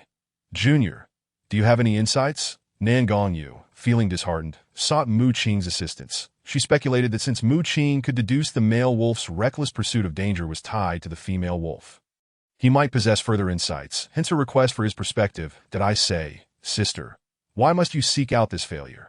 I suspect he is merely spouting nonsense to deceive you. I should have him castrated first. After futile efforts, Nan Gongli was infuriated upon seeing Mu Qing. Hey, am I eating your rice or stealing your chickens? Is it so wrong for me to share a mutual affection with your sister? To be as inseparable as branches entwined? I am not here to engage in philosophy. Why must you come here with such a lowly attitude? Mu Qing's displeasure was palpable. Do you dare to challenge me? Nan Gongli brandished his knife, ready for confrontation. Come on, let us see if your broken knife is faster than my gun. Hey, I can't believe it. I refuse to believe I cannot handle this failure today. The two resumed their quarrel.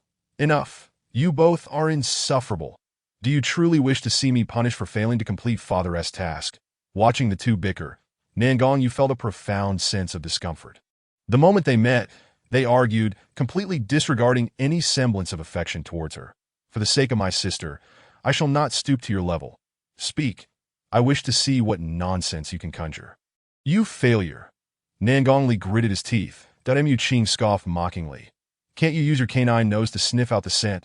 I can't believe this. Seeking a fight, Nan Gongli raised his knife again. Glancing at the sulking Nan Gongyu, suppressing his rage. I am not a dog. If you have the guts, go sniff it yourself. Foolishness is one thing, but not admitting it is another. You are aware you are inferior to a dog. Why not find a dog instead? Mu Qing continued his relentless mockery. Chapter 11. Storming the Lord's mansion. I can't believe it. If I do not strike you today, I shall not be called Nan Gongli. Nan Gongli gritted his teeth in frustration due to Mu Qing's incessant taunts. Brother, Mu Qing's remarks seemed to carry some weight. Just because we cannot find it does not mean the dogs cannot. Let us do this. I will find a hunting bloodhound to test the waters. Nan Gongyu pondered thoughtfully. Why does that sound slightly off? I can't believe this. Allow me to slay him first. Nan Gongli, further provoked by Nan Gongyu, could no longer contain his rage and his large knife. Let us go, brother. Nan Gongyu hastily pulled Nan Gongli out of the inn, urging, we must not waste any more time. Nan Gongli struggled as Nan Gongyu dragged him away from the inn. Diao Bao. Ding ding. What is up? Speak quickly. The AI voice Mu Qing was pondering suddenly took on a somewhat arrogant tone. Interesting. Let us incorporate Sister S voice into it. After the two departed, Mu Qing resumed his focus on refining his explosive system. Sister, release me. Let me slay this scoundrel. Nan Gongli's fury had not yet dissipated even after being dragged out of the inn. Nan Gongyu, feeling helpless, said, All right, brother, can't you both just get along and help your sister resolve this matter? Sister, how has your brother treated you well in the past? Do you truly have feelings for this little rascal from the Mu family? The thought of his sister turning her affections outward left Nan Gongli feeling suffocated, tears streaming down his face. That I do not. What is there to like about him other than hot pot? Nan Gongyu's cheeks flushed slightly. Nan Gongli, with a furrowed brow, gravely reminded her. That as for the best. Do not forget what kind of person Zhang Yu from the Zhang family is. One misstep and our Tai Chu sect could face destruction alongside him. Father has already shown him great leniency. You should keep your distance from him. Although the enmity between the Mu and Zhang families has lingered for 5 years. The young representative of the Zhang family, Zhang Yu, is known for his ruthless nature, that if he were to discover that Mu Qing, the last surviving member of the Mu family, is still alive, the consequences would be dire. This is precisely why Nan Gongli is filled with concern. Upon realizing this, Nan Gongyu pursed her lips and nodded. Subsequently, the two of them sought out a hunting bloodhound in Heyang City, intending to trace the whereabouts of the Wolf Queen through the scent of the Tsang Wolf King. The bloodhound possesses an incredibly keen sense of smell, capable of tracking the Wolf Queen by following the scent left by the Tsang Wolf King, thus allowing them to pursue her at the fastest possible speed. This the Lord's residence. When the bloodhound led them to the imposing Lord's mansion, both were taken aback, unable to believe that the Wolf Queen had been captured by Zhao Cheng, the Lord of Heyang City. After all, he should be acutely aware that such an action would endanger the entire city, that Heyang City is a small settlement, under the jurisdiction of the Tai Chu sect. And should anything happen there, Nangong Lin would undoubtedly hold Zhao Cheng accountable, leading to a situation that would be far from beneficial. That I will confront Zhao Cheng and demand an explanation. Outside the Lord's mansion, Nan Gongli could no longer contain his inner fury. Nan Gongyu furrowed her brow, saying, Brother, don't be hasty. The situation may not be as straightforward as it seems. Zhao Cheng, disregarding the safety of the citizens, captured the Wolf Queen and even put my life at risk. Now, as we trace the matter back to the Lord's residence, who else could it possibly be but him? Nan Gongli retorted in anger. Yet I still feel that something is amiss.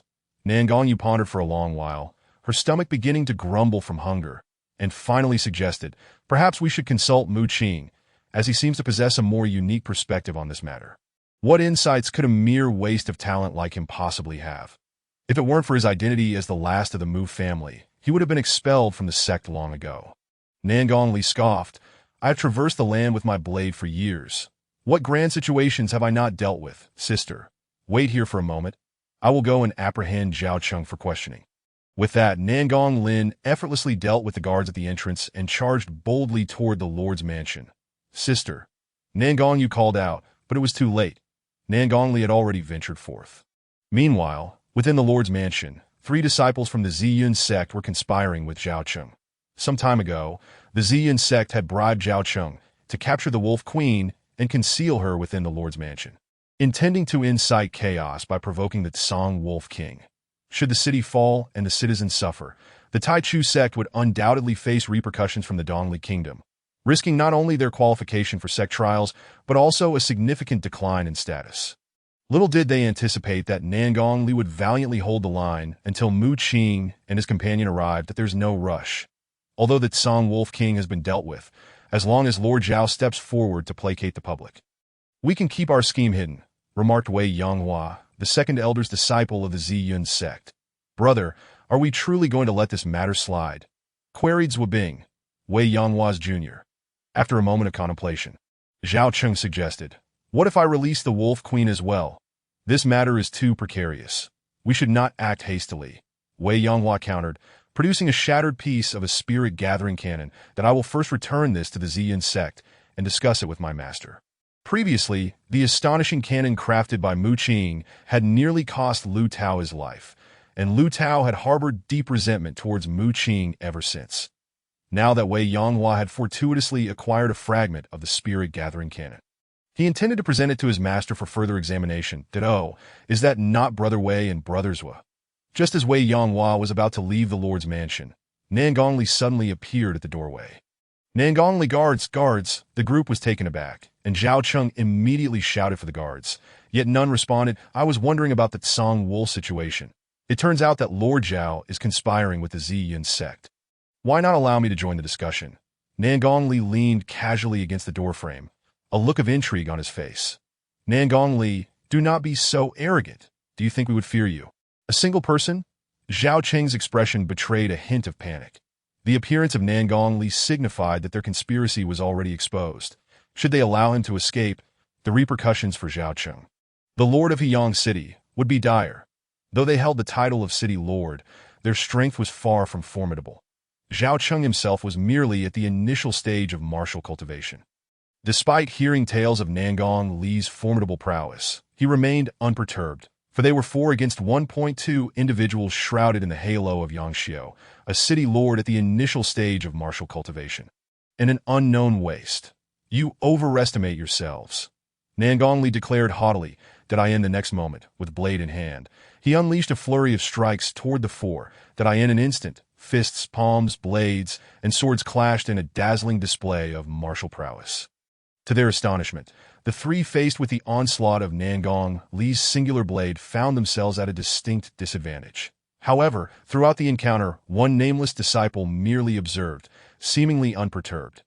"Jiang Tao, act now!" Realizing their predicament, Wei Yanghua shouted at the unnamed man. Jiang Tao's expression was cold, tinged with impatience, as he struck out toward Nangong-Li with a palm. "Umph! Do you believe your flowery techniques can intimidate me?" Nangong-Li sneered. Given his combat experience, he deemed this encounter manageable, attributing his previous injury to momentary carelessness. With a fierce shout, he transformed into a shadow, charging forward. Next time, strive to be an honest person. In the blink of an eye, the outcome was sealed. Jiang Tao's punch narrowly missed, while Nangong-Li's blade found its mark at Jiang Tao's heart. Though he was merely at the half-step martial master level, he could not withstand the force of Nangong-Li's strike. In truth, Nangong-Li was the true prodigy of the Taichu sect. Jiang Tao, the onlookers were astounded. Unexpectedly, Jiang Tao burst into laughter. "Thanks to this sword, my meridians are now unblocked." As soon as his words fell, Jiang Tao's aura surged dramatically, and in an instant, he broke through to the martial master level. Nangong-Li could hardly believe his eyes.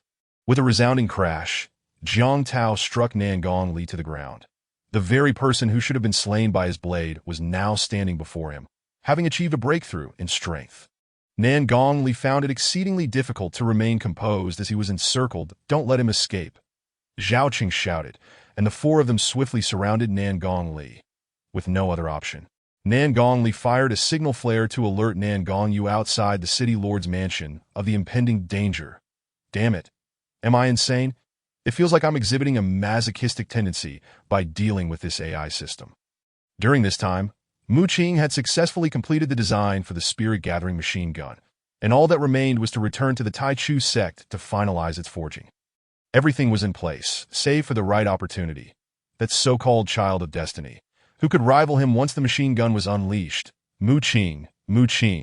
Just as Mu Qing was reveling in his success, Nangong-Yu rushed in hurriedly. "Sister Yu, why the urgency? Are you missing me?" Mu Qing inquired with a serious expression. "No. Something has happened to my brother, and I've come to seek your assistance."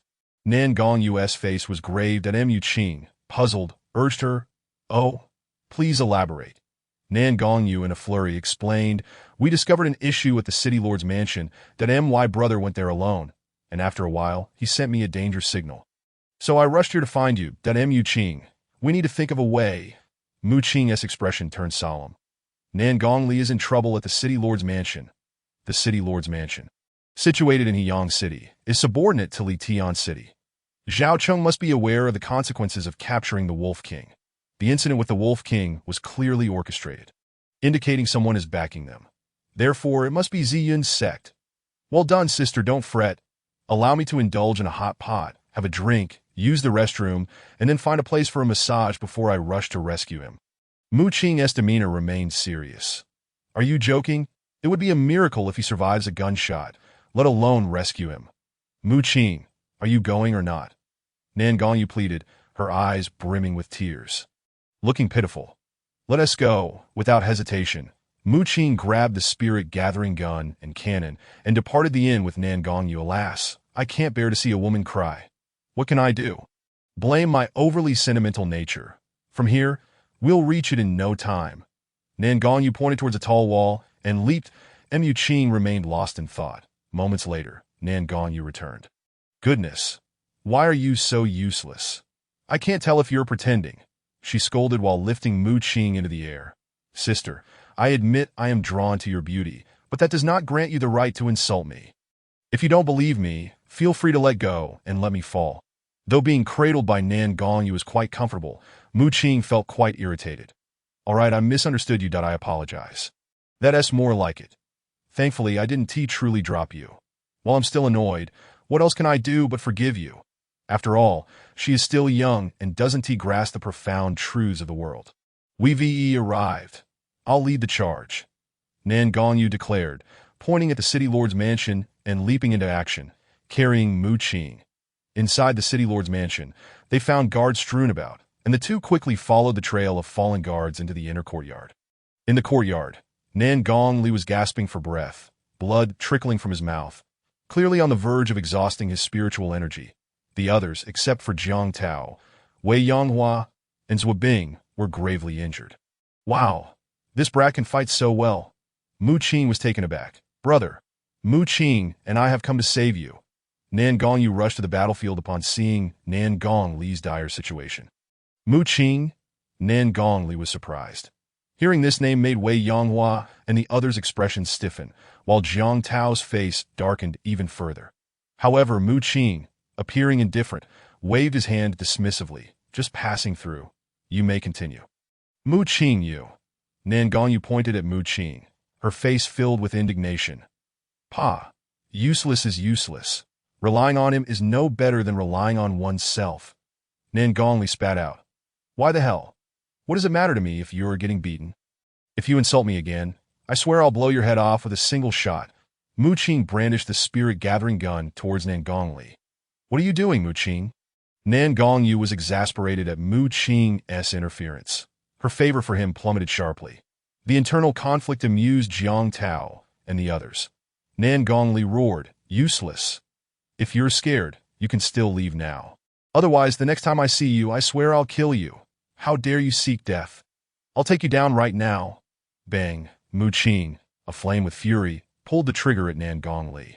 A flash of pale blue light zipped through the air, piercing through Zhou Bing's head behind Nan Gongli. Chapter 13.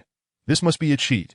Mu Qing had expected an exciting show, only for Zhou Bing to realize too late that he was the fool. The Mu Qing's shot took everyone by surprise, that no one anticipated that amidst his furious argument with Nan Gongli, his true target would be Zhou Bing.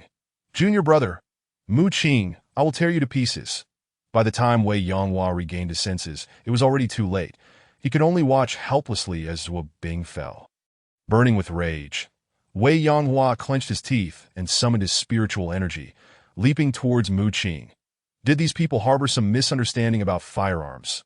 Why were they sending themselves to be taken down one by one? Seeing Wei Yanghua charging at him, Mu Qing shook his head, as if it were a game that had lost its essence. Bang! With another gunshot, the pale blue projectile shot forth once more. But this time, Wei Yanghua did not perish. Jiang Tao suddenly appeared in front of Wei Yanghua, effortlessly blocking the shot with the palm. What the hell? A martial master level. Mu Qing was astonished. What was happening? The person before him was clearly a disciple of Ziyun's sect, yet possessed the formidable prowess of a martial master. With Yang Shou deceased, Mu Qing could think of no one else among the younger generation so This individual was the child of destiny. Mu Qing. Do you still remember me? Jiang Tao's gaze brimmed with murderous intent. For reasons unknown, since a month ago, his hatred for Mu Qing had intensified, wishing nothing more than to tear him apart and obliterate him. This animosity clung to him like a parasite. Inescapable. That is something wrong with you? You're not even a girl. Though Mu Qing was somewhat taken aback by the rapid growth of the child of destiny, it did not instill fear in him. Jiang Tao coldly declared, "You humiliated me back then, subjecting me to torment that I endured it all just to one day repay that humiliation 100-fold. Humiliate him? Did that even happen?" Mu Qing was momentarily bewildered. Was it something from his past life? Had his previous self truly been that insufferable? In this world, one must take responsibility for their actions and face the consequences. What? Is that what your father was trying to teach you about being sensible? And you still refuse to accept it? Mu Qing's demeanor was arrogant. "Sorry, but I'm even more insufferable now. I'll make sure to carve you into pieces." With a furious roar, Jiang Tao was completely incensed. His spiritual energy surging as he brandished a long blade, unleashing a wave of energy towards Mu Qing. Well, a mere martial master has quite the audacity, comparing me to that useless fool over there." Mu Qing, unfazed, drew the spirit-gathering cannon, making sure to taunt Nangong Li, which nearly caused him to lose control of his blade. While Jiang Tao's emergence had indeed caught Mu Qing off guard, he found it difficult to perceive any threat. After all, he was a patient of firepower deficiency anxiety, and the truth he adhered to lay solely in the might of his weaponry. Bang! The pale blue projectile erupted forth. Unleashing a terrifying force, the cannonball collided with a wave of energy, causing ripples to emanate, and the energy wave dissipated. This cannon had previously forced Lu Tao to use an initial stage magical tool, the spirit shield, for defense. How could Jiang Tao hope to break through so easily? Being struck directly by the cannon, the fate of someone at the initial martial master level was all too predictable. The so-called child of destiny was nothing extraordinary. It wasn't that Mu Qing looked down on his opponent. It was simply that the opponent was far too disappointing. However, the next moment left Mu Qing utterly astounded. Heavenly Gang Stab, 100 Ghost Whip, Heaven Shaking Palm. Jiang Tao unleashed a flurry of techniques, not only dispersing the cannonball, but nearly injuring Mu Qing in the process. What the hell? What is this? This must be a cheat. Right. How can a normal person possess so many magical techniques? With such abilities, why hadn't he used them to eliminate Nangong Li sooner? Staring at Jiang Tao, whose aura was chaotic yet unharmed, Mu Qing was left dumbfounded. The child of destiny was this formidable. Die! Mu Qing activated the spirit-gathering cannon to overclock, rapidly charging it. Bang! In its overclocked state, the spirit-gathering cannon fired once more. Thousand Spider Demon Blade, Moon Shadow Flying Dagger. This time, despite Jiang Tao's countless hidden cards, his martial master level spiritual energy was no longer sufficient to support the use of so many techniques. Boom! The terrifying force erupted, and Jiang Tao could no longer hold his ground. His protective spiritual energy shattered. What a load of rubbish, the child of destiny. I'm here to take down the child of destiny. Bang! With lightning speed, Mu Qing pulled the trigger of the spirit-gathering gun. Whoosh! The pale cyan halo flickered and vanished in an instant. Yet curiously, Mu Qing failed to hit Jiang Tao despite the proximity.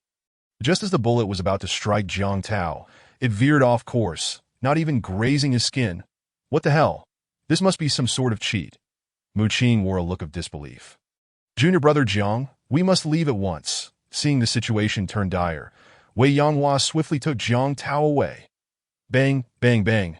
Mu Qing couldn't believe his eyes as he fired several shots at Jiang Tao's back, only to leave the onlookers dumbfounded. Every bullet inexplicably curved away. The two fled at breakneck speed, leaving Mu Qing in a state of utter chaos. What the hell? This is not the luck of the fabled son of destiny. This is a real-life cheat.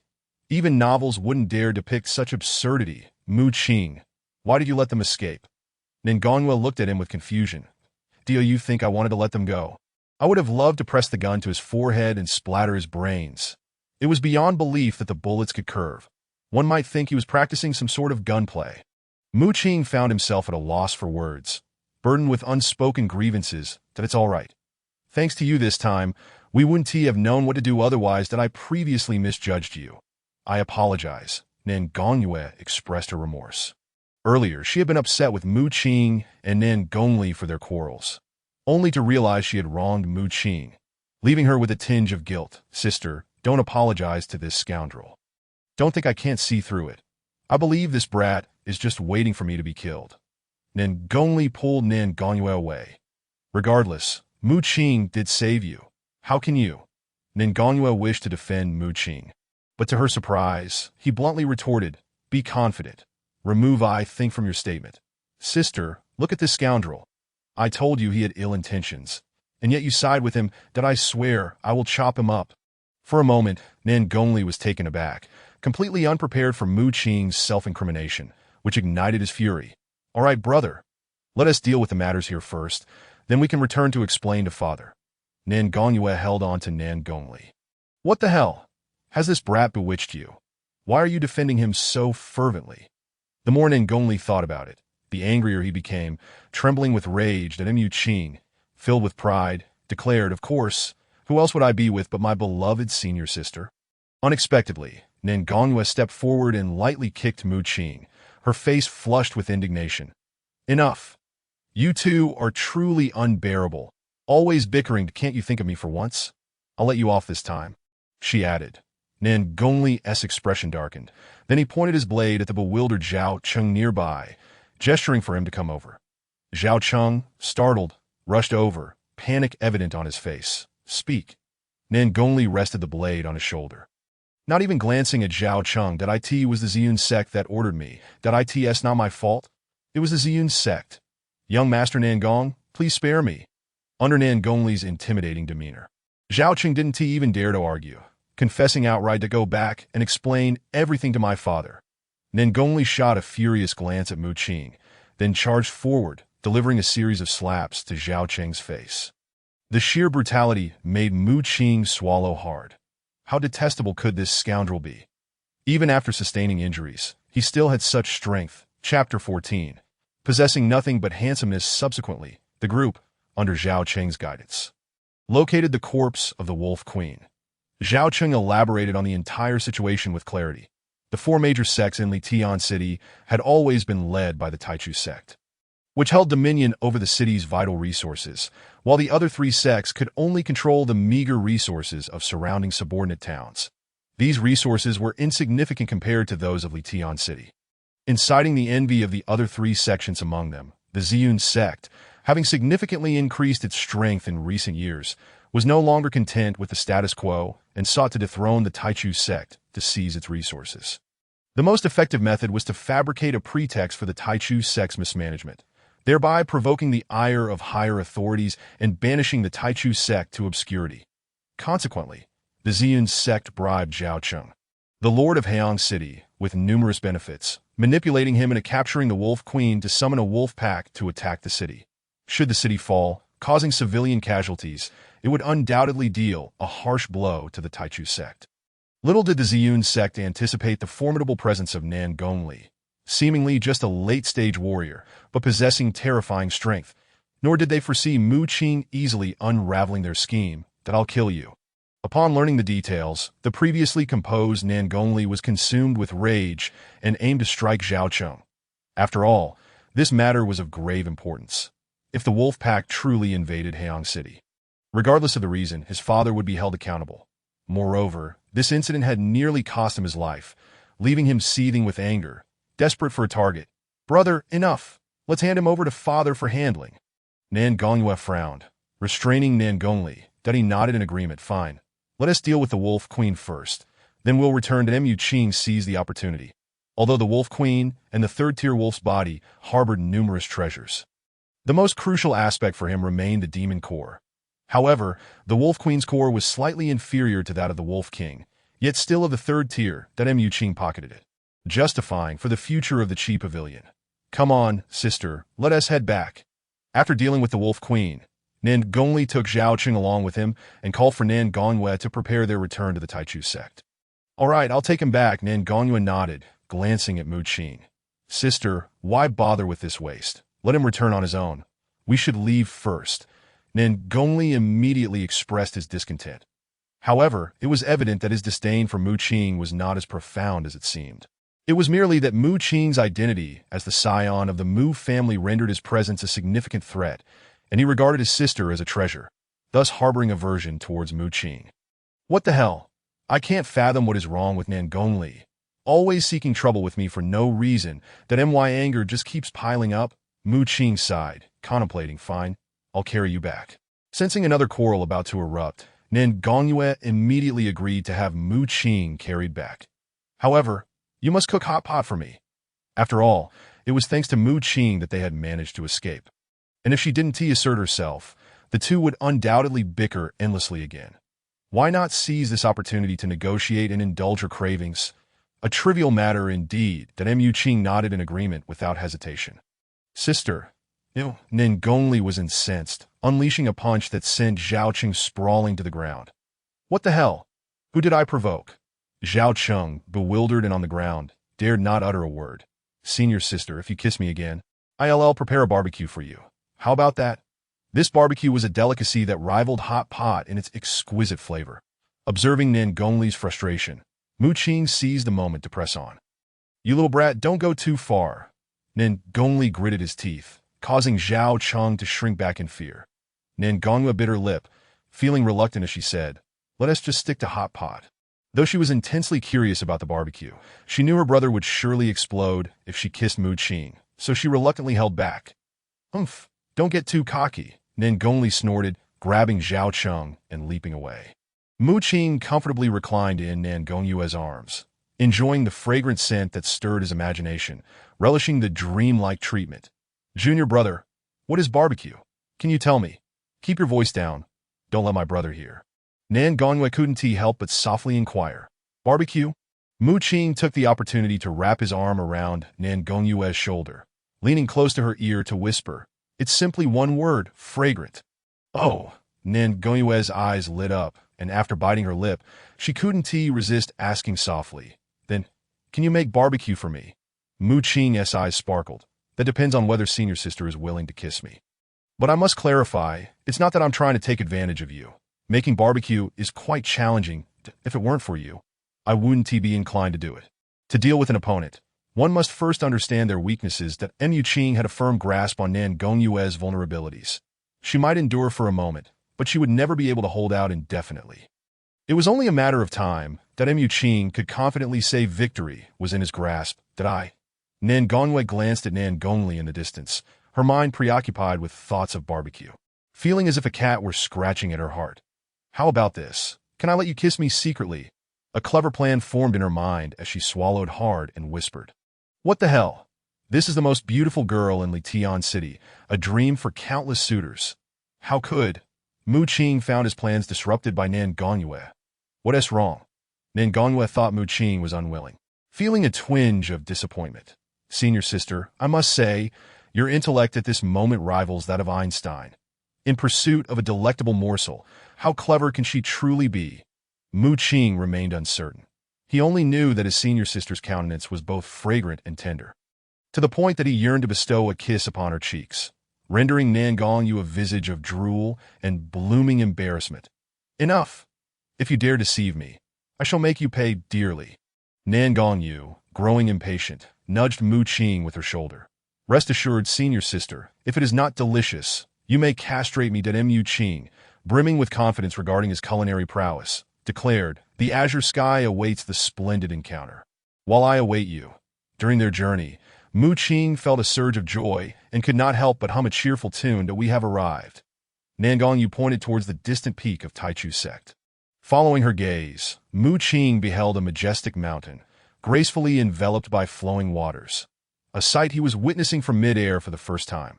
The beauty of the landscape is exquisite, the flora even more so. Nan Gongyu marveled, I see all beings as mere vegetation. Only you stand as a verdant mountain. Flirtatiously, Mu Qing spoke earnestly, though he was unsure of the implications of his words. That we've arrived. Nan Gongyu's cheeks flushed slightly. Upon speaking, she gracefully leapt a few steps onto the summit, her silken attire billowing as she gently descended with Mu Qing upon the plaza. What the heavens? senior sister Yu, is actually cradling the seemingly useless Mu Qing. My heart aches. I feel as though I have lost my love. The bitterness of rivalry is insufferable. Apart from his striking looks, what could have attracted senior sister to this wastrel? Ah, this scoundrel makes me green with envy. As Mu Qing returned to the sect, he ignited the ire of several disciples of Taichu's sect, who gnashed their teeth in frustration that I envy you all. After all, you can transform your lives through cultivation. Unlike me, possessing only good looks, I am devoid of any other merit. With a countenance rife with melancholy, Mu Qing sighed, oblivious to the fact that Nangong Li behind him was struggling to restrain the great sword in his grasp. Chapter 15. The Simple-Minded AI. Subsequently, Mu Qing and Nangong Yu parted ways, returning to their respective chambers within the weaponry pavilion. The remaining tasks were merely to hand Zhao Cheng over to Nangong Lin and then leave matters to the higher-ups to resolve. Furthermore, Mu Qing surmised that Ziyun's sect would vehemently deny any wrongdoing, shifting all blame onto the deceased Wu Bing. Even with the Wolf Queen's corpse as evidence, Ziyun's sect would find it challenging to counteract such a strategy, especially since the incident in Haiyang City had not escalated significantly. At most, a minor reprimand would ensue. However, these matters bore little relevance to Mu Qing. Presently, the most pressing threat to his life remained the fated child. Jiang Tao. Just the thought of bullets that could curve made Mu Qing's stomach churn. Damn it, bullets that can curve. How am I supposed to fight that? I wonder if the spirit-gathering machine gun can handle him. Furrowing his brow, Mu Qing, though aware of Jiang Tao's identity as the child of fate, felt utterly powerless against him. Previously underestimating the capabilities of the fated child, Mu Qing now found himself reassessing his situation. Aside from the spirit-gathering machine gun, he would likely need to begin developing even more potent weaponry and carefully consider the nature of that curving bullet ability. Despite his earlier confidence, a twinge of worry crept into Mu Qing's heart. Litian City, Ziyun's sect, Jiang Tao. What is going on? Xia Jiang regarded Jiang Tao in disbelief after his failure. The fact that Nangong Li could withstand the onslaught of the Songlong King for such an extended period was already astonishing. To have been detected was truly unfathomable. The task of luring the Songlong King had required immense effort from Ziyun's sect, meticulously managing countless threads of evidence. Even if the Songlong King were dealt with, revealing the mastermind behind it would not be an easy feat yet. The matter had not only been exposed but had also resulted in the loss of Zhu Bing, leaving Xia Jiang grappling with acceptance. Returning to Master, they discovered the Wolf Queen using bloodhounds. Jiang Tao responded. Bloodhounds? Impossible. How could they have easily deduced this matter was connected to the Wolf Queen? Xia Jiang's gaze sharpened. After all, they had caught the Wolf Queen without the slightest hint of failure. Directly linking the Songlong King to the Wolf Queen was indeed hard to believe. Elder Lu Tao of the Weaponry Pavilion shared the same incredulity. Do you know who it was? Uncertain, but only 3 came this time. Nangong Yu, who was too preoccupied with food to be involved, and her brother, Nangong Li, is merely a brute without intellect, so it must be that Mu Qing at the time. I had every intention of killing Nangong Li. But to draw out Mu Qing, I refrained from striking, only to discover that Mu Qing's abilities were unexpectedly formidable, Jiang Tao explained. Xia Jiang's expression grew grave. Ditto. Even you cannot match him. Jiang Tao, a star discovered just a month prior, had undergone a remarkable transformation, from the bottom of Ziyun's sect to an unprecedented existence, soaring from the martial apprentice realm to his current martial master realm in such a short span. His transformation was nothing short of astonishing. Jiang Tao's innate talent was abysmal, yet his metamorphosis stemmed from the fortune that surrounded him, compensating for his deficiencies. This frightening luck enabled him to surpass what had previously been deemed genius. He was, indeed, the legendary child of fate. Yet the fact that such an entity could not even contend with Mu Qing, who had once been equally deemed a waste, left him utterly astonished. Jiang Tao shook his head.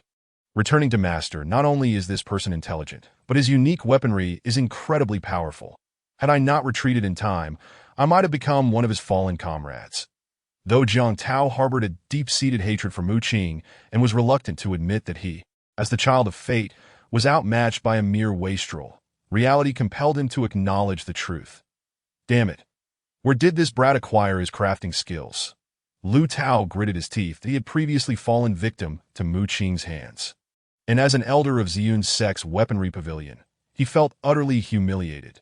This time, he had also lost a prized disciple, and his desire to exact vengeance upon Mu Qing grew stronger. Master, I have brought back the remnants of his magical weapon for your inspection. Wei Yanghua stepped forward, presenting the remnants of the spirit-gathering cannon that had been seized from Mu Qing by Nangong Li. Spirit crystal, profound crystal, azure jade. Lu Tao merely glanced at them before gasping in astonishment. How is this possible? Merely these materials possess such terrifying power. Unbelievable. The very materials that had destroyed his spirit shield and shattered his martial master's protective aura were nothing more than ordinary crafting materials. What kind of terrifying mastery in the art of crafting did he possess to extract such overwhelming potential from these utterly mundane components? In that moment, Lu Tao felt an urge to replicate the spirit-gathering cannon. Damn it! This brat is not merely a fade. He is a prodigy in crafting. Lu Tao's tone turned icy. Xia Jiang, observing Lu Tao's demeanor and tone, despite the presence of the Child of Fate, dared not underestimate Mu Qing, his gaze hardening to "It matters not. Once I handle that Songlong King, I shall devise a strategy to eliminate him. 3 days later, Litian City, Taichu Sect. Ding, ding, ding, within the weaponry pavilion. Mu Qing diligently utilized crafting tools to create the necessary components for the spirit-gathering machine gun. The design schematics had already been completed on a rudimentary laptop. The remaining processes required Mu Qing's meticulous attention. Although precise data could be obtained through calculations, Mu Qing found the handcrafted components to be excessively crude, necessitating painstaking refinement, with a high likelihood of failure. Previously, he had managed to construct a prototype of the spirit-gathering machine gun. But due to complexity and insufficient material finesse, it had predictably failed. Thus, Mu Qing approached this task with utmost patience. Alas, there is so much to accomplish. The capabilities of a laptop, the substitute for manual industrial technology. The pressure from the Child of Fate and the need for superior equipment weighed heavily upon Mu Qing. This impending spirit-gathering machine gun was nearing the limits of the Azure Jade, which would inevitably lead him into a bottleneck. If he could not eliminate the Child of Fate beforehand, the gap between them would only widen with time. I wish I could be a worthless waste. The mere thought of these burdens caused Mu Qing a headache. Stupid Mu Qing! Am I really that fearsome? Just as Mu Qing wallowed in despair, Nangong Yu, who had just entered the pavilion, overheard his conversation with the AI and appeared quite irate.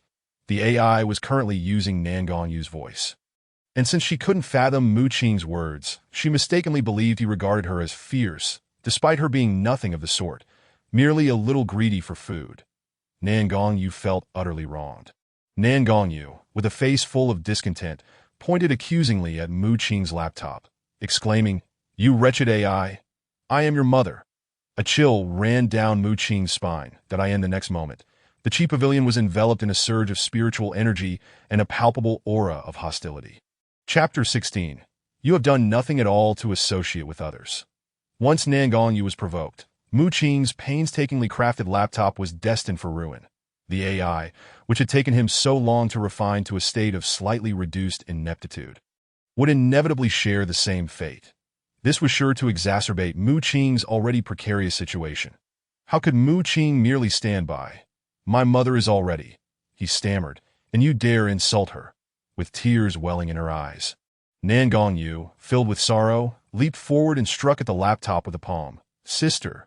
Mu Qing shouted desperately. "It's just barbecue." At the very last moment, Nangong Yu's hand froze above the laptop. The AI, with its typical insolence, retorted, "Barbecue your mother. I'll kill you." This time, even the prospect of barbecue could not deter Nangong Yu's wrath. Fortunately, as she hesitated, Mu Qing swiftly snatched the laptop away. "Sister, it is merely an artificial intelligence." The AI replied insolently, "You're the fool." Before the foolish AI could finish its retort, Mu Qing promptly removed the spirit crystal that powered the laptop, thereby averting a potential disaster. "Junior brother, I despise you." Nangong Yu pouted angrily and turned to leave, but Mu Qing hurriedly grasped her arm, explaining, "Sister, it's not what you think. It's a magical tool I crafted, capable of becoming more intelligent and assisting me. Though it's still rather dim-witted at present. Its voice was programmed to reflect my fondness for you, though it does have quite the temper." Gongyu glared at Mu Qing for a long moment. Her small face a picture of indignation. Sister, regarding the barbecue I promised you last time, let me prepare it for you. Seeing Gongyu still fuming, albeit adorably, Mu Qing set to work. Sizzle, sizzle, sizzle. Before long, the aroma of succulent meat wafted through the air, enticing the sulking Gongyu to lick her lips repeatedly. Once her appetite had been sufficiently piqued, Mu Qing presented the barbecue to her. Sister, give it a try to as soon as the barbecue was placed before her. Gongyu transformed, her previous anger forgotten as she eagerly seized the food. So delicious, she exclaimed, for the sake of this barbecue. I shall forgive you this time, but remember, do not insult my mother again, or I shall make you pay dearly. Understood. Mu Qing replied. Sister, what has happened with Zhao Cheng? Gongyu nodded, engaging in casual conversation while helping Mu Qing with the barbecue. Her expression soured as she recounted. What else could happen? Father and Xia Jiang went to Wuling City to handle the matter. Although Zhao Cheng confessed everything, Xia Jiang refuses to admit his involvement, shifting the blame entirely on a disciple's Wu Bing. Moreover, I heard that Ziyun's sect has a child of destiny, which delighted the higher-ups, leaving us with no resolution to the issue, much to Father's ire. By the way, upon returning, Father insisted that you immediately craft 10 of those weapons for him. He intends to use them during the sect's trials. That is the child of destiny, that influential? Mu Qing was taken aback. What 10 weapons? The gathering spirit cannons. Why doesn't he just steal them? It took me an immense effort to produce even one. Does he expect me to assemble a battalion of gathering spirit cannons? Sister, that is far too difficult, Mu Qing said, his expression troubled. Difficult? No matter how challenging, you must produce them for me, Gongyu declared resolutely. Just then, Gongli and Gongli entered the Qi Pavilion, without hesitation. Gongli sat beside Gongyu and took a bite of the barbecue. Delicious indeed. Father, you have no idea how formidable junior brother Mu was at that moment. That it was a dire situation. Had it not been for his timely arrival, I might not have been able to withstand the Song Wolf King. But he descended like a deity, and with a single shot, he felled the Song Wolf King. As Gongli exaggeratedly praised Mu Qing, his expression was comically animated, as if he wished to elevate Mu Qing to divine status. Yet something felt amiss. This behavior was entirely out of character for Gongli. Mu Qing sensed that he was up to no good. Moreover, at the city lordess' residence, I inadvertently fell into Jiang Tao's trap. Had it not been for junior brother Mu, who fired 2 shots to send Jiang Tao fleeing, I would have been a mere corpse for Father to see. Something is definitely off, Mu Qing thought anxiously. The more Gongli exaggerated, the more it indicated that he was harboring ulterior motives. Father, I had a feeling that Jiang Tao was up to something. He was merely a waste cast out from our sect. Yet in just about a month, he has broken through to the martial master realm. So, I dispatched someone to inquire at Ziyun's sect, and they confirmed that Jiang Tao is indeed the rare child of destiny. As he spoke, Gongli's expression turned grave, that he truly is the child of destiny. Gonglin replied, his gaze sharpening, that if this continues, we shall undoubtedly be no match for Jiang Tao in the sect trials 3 months hence. However, do not be troubled, for Ziyun's sect may have a child of destiny. But we too have the formidable junior brother Mu. If junior brother Mu can craft 10 such weapons, then we will have absolute confidence in facing Ziyun's sect during the sect trials. Otherwise, it would be exceedingly difficult for us to contend with a child of destiny. That Mu Qing realized what was happening. He understood that Gonglin had suddenly made such unreasonable demands due to Gongli's scheming. Indeed, this scoundrel had done nothing to associate with others. Junior brother Mu is too modest. The gathering spirit cannons are still in development and are not yet suitable for mass production. Furthermore, this type of weapon is quite special and requires rigorous training for effective use. Mu Qing subtly declined. Are you jesting? This insufferable fellow was deliberately causing him trouble. With all his time consumed by the impending confrontation with the child of destiny, how could he possibly spare a moment for their sect trials? Ahem, matters concerning the sect are a responsibility for all, Gonglin declared sternly. Since this issue has reached an impasse, we must join forces with other sections tomorrow. I will visit Tianmen sect, and you shall accompany me to make an acquaintance with Wang Hu, the son of Wang Biao. Gongyu frowned, clearly unwilling. How could it be so? It seemed this father-son duo had conspired to use Nan Gongyu as bait. Wang Hu of Tianmin sect was a notorious playboy, well known for his 4 wives. There was no way Nan Gonglin would allow his daughter to become entangled with Wang Hu, indicating that it was indeed Nan Gongli who had suggested this plan. Banking on Mu Qing's affection for Nan Gongyu, the esteemed leader of Taichu sect, resorting to such underhanded tactics. Having heard of Nan Gonglin's notorious reputation, seeing it firsthand only confirmed his despicable nature. Sect master, what I meant to say is that the equipment in the Qi Pavilion is somewhat lacking. So Mu Qing hesitated, glancing at Nan Gonglin. I am willing to compromise, he thought, feeling utterly exasperated. But you must first provide me with funding. The equipment in the Qi Pavilion had been nearly depleted due to Mu Qing's experiments, and he could not compromise without capital. Upon hearing this, Nan Gonglin smiled and instructed Nan Gongli Lier, have Manager Li allocate a sum of spirit stones for him. Father, the situation is such that most spirit stones have been utilized to enhance the strength of our disciples. So Nan Gongli's expression faltered, and after some thought, he addressed Mu Qing. As for the spirit stones, I believe this should not pose a challenge for you. Mu Qing fell silent, shocked. So this is where the true challenge lies. He felt as though a trap had been laid before him. How could he possibly achieve results without any resources? Chapter 17. A price to pay, kneeling in the mountains observing Mu Qing's plight. A cold smile crept across Nan Gongli's lips. Had it not been for Nan Gonglin's presence, Mu Qing would have relished the opportunity to splatter Nan Gongli's brains across the room. It seems you may have to ponder a solution of your own, Nan Gonglin remarked, his brow furrowed, yet he showed no inclination to assist Mu Qing, adopting an air of invincibility. Unreasonable. Yet my finances are not yet at their zenith. Mu Qing lamented. How can I work without funds? Perhaps you might consider taking on a mission for some remuneration. Nan Gongli proposed after a moment of contemplation. Take on a mission? Earn a reward? Mu Qing was bewildered. Does that mean I would become a laborer?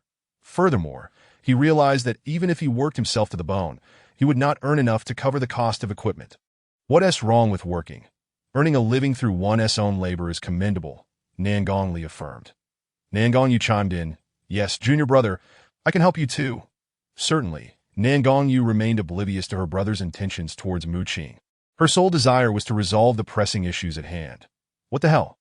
I Zhou, once sword and never worked, as a distinguished transmigrator, a genius hailing from the illustrious Xingxingo Academy in my previous life. Are you suggesting I take up labor?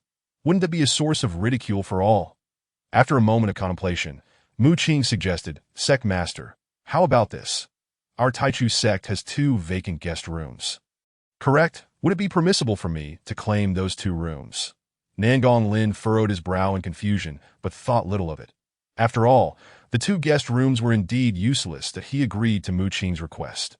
Stating, very well, as long as you can forge that weapon, the 2 guest rooms shall be yours. Just inform Steward Li when you are ready. Excellent. It is a pact. Mu Qing laughed heartily as he exited the equipment pavilion. Exulting, we are not mere laborers. Mu Qing, wait for me. Nan Gongyu hastily stuffed her mouth with barbecued food before chasing after him. Nan Gongli observed this with a puzzled expression, after all his scheming to torment Mu Qing. How could he still be laughing? Father, I must see this for myself, he declared, following closely behind Nan Gongyu, eager to uncover Mu Qing's intentions to the steward's office, aside from assigning tasks to disciples in exchange for rewards. They managed the financial affairs of the Taichu sect. Therefore, anything related to the sect's finances was processed here. Mu Qing, what brings you here? Seeking a task. The steward, an elderly man with a few strands of white hair, lacked significant prowess. He obtained his position due to connections with the Nangong family and was notoriously stringent regarding disciple rewards, making him a rare breed of miser. Completing tasks for rewards here often left the disciples in dire straits due to his myriad of stringent measures. Although he claimed it was to save sect funds, he had become infamous as a stingy old man. Nan Gonglin had confronted him multiple times over this, but the steward would always retort, claiming he was alleviating the sect's burdens, leaving Nan Gonglin speechless and unable to retaliate. Steward Li, aren't there 2 vacant guest rooms? Mu Qing inquired. Given Nan Gonglin's endorsement, he doubted that Steward Li would concoct any tricks. Rooms? The steward appeared taken aback and promptly shook his head. No, guest rooms cannot be casually transferred, but he then addressed another disciple who had completed a task. Your task was completed, but not exceptionally, so I am deducting 2 spirit stones. Here are your 8 spirit stones for completing the task. With a clatter, 8 spirit stones fell before the disciple, who grumbled curses as he departed. Stewardly, I have come on the sect master's orders. Mu Qing pressed, his tone grave. The rooms are non-negotiable, that if there's nothing else, you may leave, the steward retorted, showing no inclination to engage further with Mu Qing. Coincidentally, this scene caught Nangong Yu's eye, and she interjected. Stewardly, father instructed you to provide him the rooms. You should comply. Greetings, Mississippi, since you have spoken, I shall not be unreasonable. Allow me to calculate. The management fee is 50 spirit stones per month. Depreciation is 20 spirit stones monthly, and the rental fee is 130 spirit stones per month. That in total, that is 200 spirit stones per month. Settle the first month's fees, and the room shall be yours. Other fees will be calculated at my leisure, the steward said, tapping away at an abacus. Your mood? I visit merely to claim a room, and yet I must pay you and subject myself to your whims? Mu Qing exclaimed in disbelief. The steward nodded. Indeed. You are utterly outrageous, Mu Qing fumed. You routinely withhold our spirit stones. How shameless. The surrounding disciples erupted in complaints, though they had little interest in Mu Qing's plight. They empathized with him due to Steward Li's treatment, thus rallying in his defense. Nangong Li, having witnessed this spectacle, found great amusement in Mu Qing's predicament and chose not to intervene. Taking a deep breath, Mu Qing, with a stern expression, declared, I come to claim a room, and yet I must pay a management fee, a depreciation fee, and be subject to your mood. Am I to be reduced to begging on my knees? The steward, maintaining a serious demeanor, replied, If that is your perspective, then yes, here you truly are begging on your knees. Many covet these 2 rooms yet lack the opportunity, that if you desire, you may undertake a task. Do you know why I refuse to work? Mu Qing stepped forward, pointing at the steward's chest. It is because my legs are unfit for kneeling, so you wish to stand while requesting a room? You may as well venture into the mountains. The steward coldly retorted that Mu Qing was perplexed. I fail to understand. I have the sect master's command. Why must you intervene? The steward replied flatly, in the sect master's eyes. The room is yours, but as long as it falls under the jurisdiction of the Taichu sect steward's office, you are indeed begging on your knees that Dio not become too arrogant, steward. Mu Qing's anger flared. Do you wish to stand or claim a room? The steward pressed that I wish to stand and also claim the room. Mu Qing retorted defiantly. The steward shook his head. It cannot be done. Cannot be done? Mu Qing echoed, incredulous that it cannot be done. With a resounding thud, Mu Qing slammed his spirit-gathering spear onto the steward's desk, rolling up his sleeves and demanding, And what about this? Can I claim the room with this? You can in the mountains, the steward replied, glancing at the spear. Mu Qing swiftly pulled Nangong Yu to his side, asking, What about this combined with her? Can we claim the room standing? The steward furrowed his brow. Glancing at the spear and Nangong Yu, the atmosphere thickening with tension. You could die in the mountains. Kneeling, Mu Qing nearly spat blood in frustration. Chapter 18. This move, millennia of skill. Is there nothing else? Nothing else, now leave. Do not disturb my work. The steward brusquely urged Mu Qing to exit. Fuming, Mu Qing aimed the spirit-gathering spear at the steward, exclaiming, I shall eradicate you for the sake of the people. Just as he was about to take action against the steward, Nangong Yu intervened, gripping his ARM. Do not do this, Mu Qing. Stewardly, please grant the room to my junior brother. Not a chance unless he pays in spirit stones. The steward retorted, unyielding. Otherwise, let him try to strike me. I assure you, I am not easily intimidated. The steward remained obstinately defiant, that I shall take you down today. Mu Qing's fury surged as he threw a punch at the steward. However, regardless of the steward's demeanor, he had reached the initial stage of a martial artist, while Mu Qing was merely an inept martial apprentice without weapons. There was no way he could overpower the steward. Seeing Mu Qing's fist approach, the steward easily sidestepped and retaliated with a light punch that he had deliberately controlled his strength, knowing that the sect forbade fighting, and any violator would be expelled regardless of their status. If he harmed Mu Qing, he would undoubtedly face consequences. Bang! To his astonishment, Mu Qing was sent flying, colliding with several disciples in the process. Spitting a mouthful of crimson blood, Mu Qing lay on the ground. Mu Qing, Nangong Yu rushed forward, cradling him in her arms, her face etched with worry. She then glared furiously at the steward. "Steward Li, how could you strike him so hard? You have gone too far."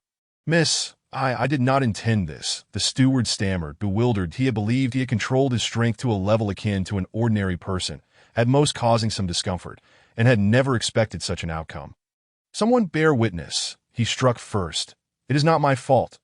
Even though the steward often made life difficult for the disciples, he would never dare to injure anyone, as he had to adhere to the sect's strict rules despite his authority. "Steward Li, your stinginess is one thing, but to resort to violence is another. Brothers, we all witnessed Steward Li's assault today. We cannot let this slide.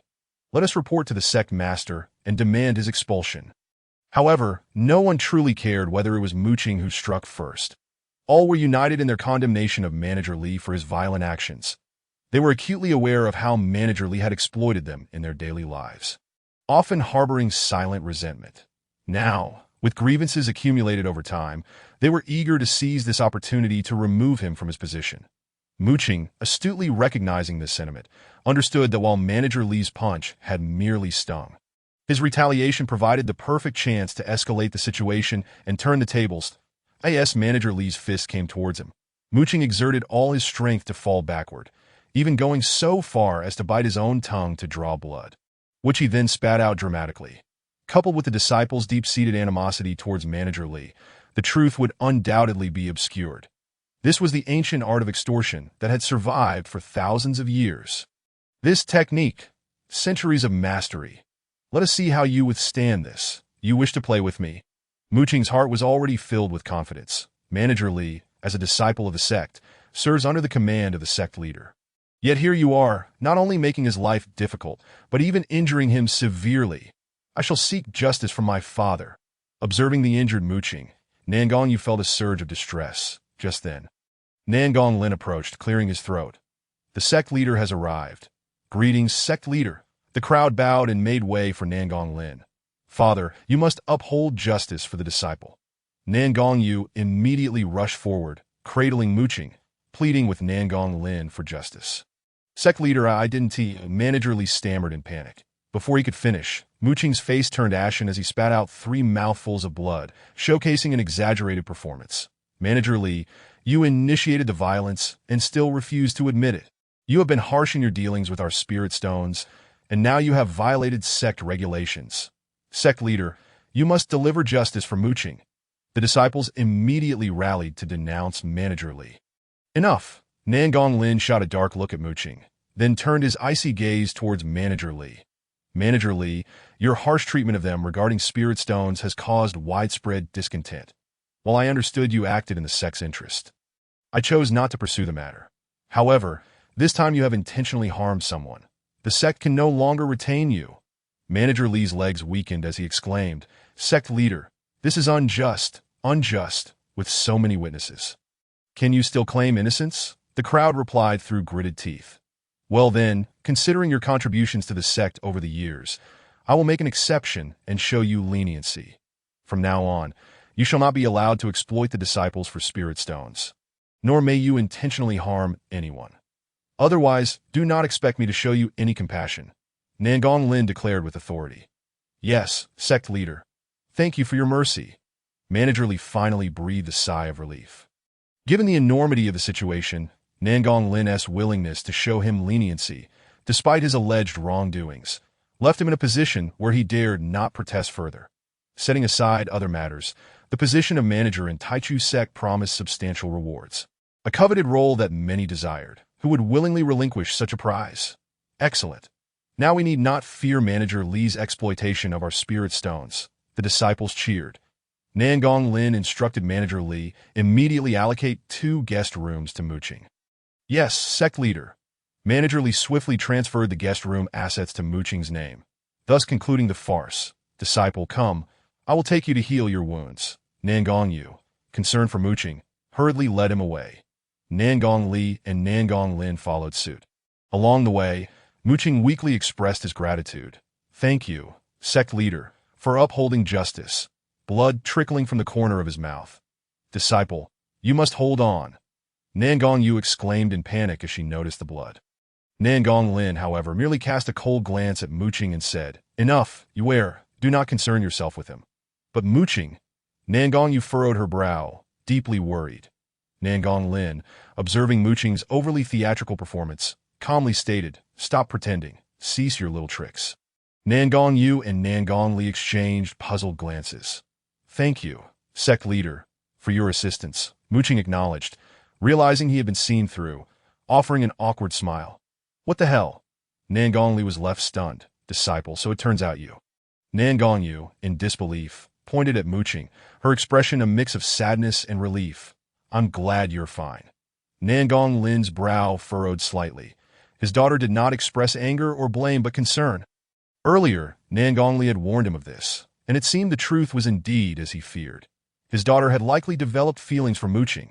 Like Nangong Li, he had reservations about Mu Qing's background. And if his daughter were to become involved, it would place her in jeopardy. Years prior, his wife Su Lingxian had gone missing due to complications arising from Mu Qing's lineage. He wished to shield those close to him from any further harm stemming from Mu Qing. Of course, he had never disclosed this concern to anyone, and Nangong Yu and her brother remained oblivious. There were also countless intricate issues he had yet to resolve that MY daughter. The sect trials are 3 months away. With the emergence of a prodigy from Ziyun's sect, if you do not diligently practice the martial arts your mother taught you, do you wish to become a mere wandering spirit during the trials? Nangong Lin reproached Nangong Yu. Chapter 19, 70%? That is my share. Father, please do not blame my junior sister. Allow me to accompany Yue in her training during this period. Nangong Li stepped forward.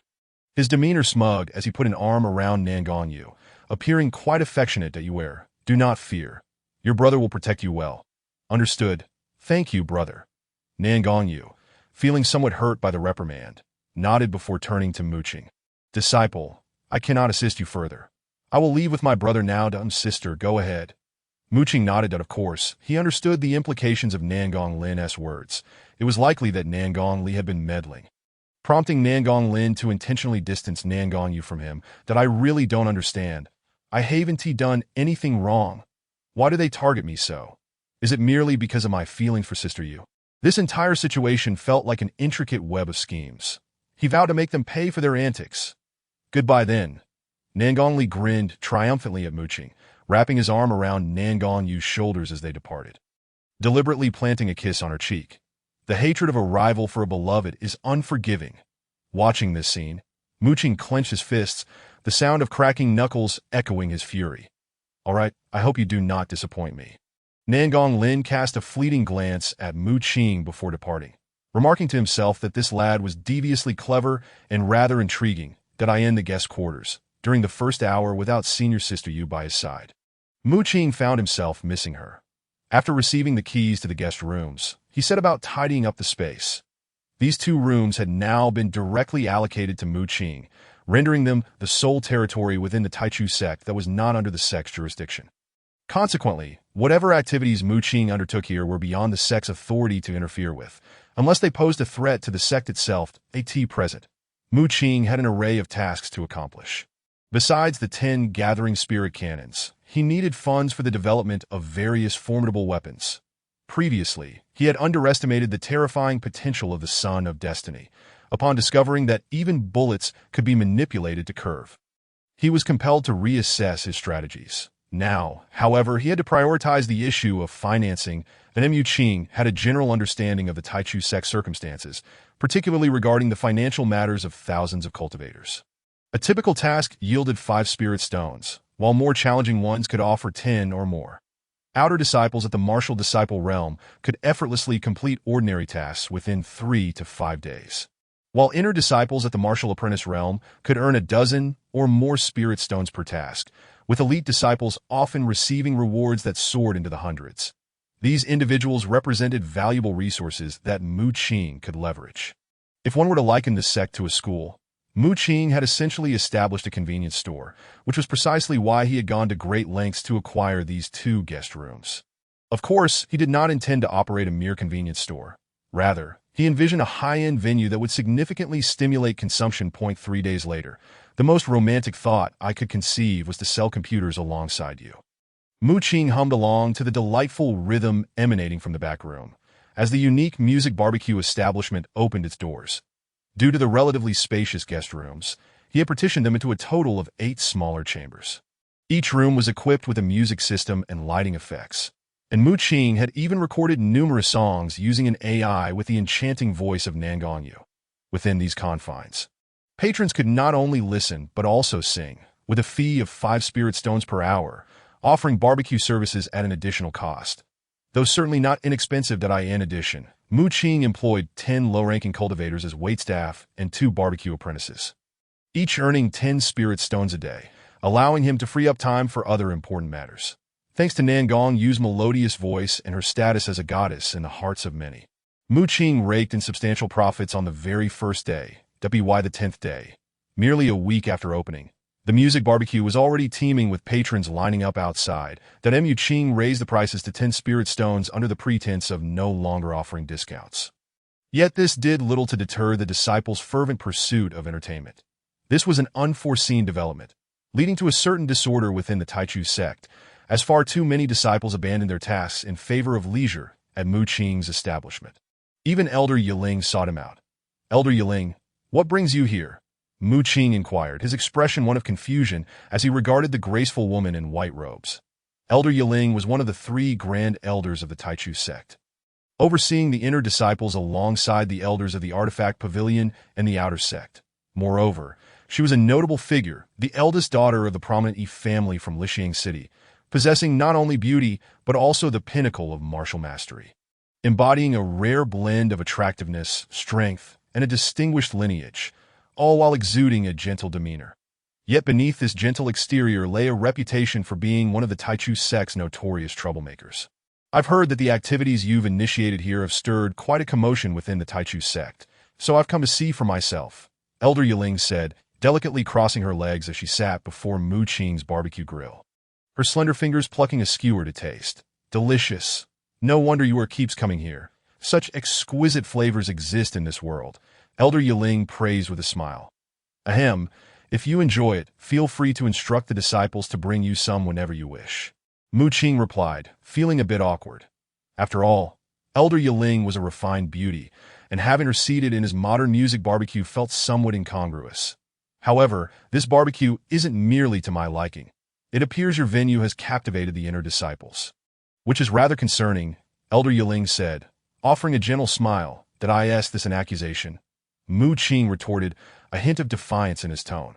"Although you are indeed beautiful, I must express my discontent with your insinuation. This place is mine. The funds and feet belong to them. They choose to come here to indulge, and I merely provide a legitimate service. Transactions are based on personal volition. What's wrong with that? Is it so wrong for me to earn a modest profit? I'm not offering illicit services. Why is it so difficult to make some money?" "Calm down. You seem rather agitated," Elder Yiling said with a soft chuckle. "I've heard from the sect leader about the challenges you've faced, and it's understandable that you devised such a plan. So, how are your resources holding up?" "Not quite sufficient," Mu Qing admitted, puzzled. "May I take a look inside your establishment?" Elder Yiling inquired. "Of course," Mu Qing nodded, recalling that there was an empty private room. Although he was unsure of her intentions, he felt he could hardly refuse an elder's request. Inside the private room, bathed in brilliant lighting effects and accompanied by Nan Gongyu's heart-stirring melodies, it felt as if they had stepped into another realm. The strands of black hair entwined with the snow, bidding farewell to a twilight of fading years. "As if we were meeting anew, yet my heart remains scattered," she sang. "Such beautiful music. You truly are an intriguing person," Elder Yiling remarked as she gracefully approached Mu Qing, her gaze soft and penetrating. Under the lighting effects, the entire room radiated an atmosphere of modernity and freedom. In that moment, a delicate fragrance wafted through the air, palpable in their breaths. Elder Yiling seemed to be drawing closer. The proximity of a lone man and woman was becoming rather uncomfortable. "No, I'm merely 3 years and 200 months old. I'm still just a child," Mu Qing exclaimed in a fluster. "Should you acquire more of these items, I'll provide the resources to transport your creations to Lixiang City. You won't need to worry about a thing, and we could split the profits 70-30. Otherwise, this place might face some serious consequences," Elder Yiling suggested with a wink. Mu Qing furrowed his brow. "Why only 70%? 70%? That's mine," Elder Yiling shot him a disdainful glance. Chapter 20. Is this truly a test of my patience? Mu Qing finally understood.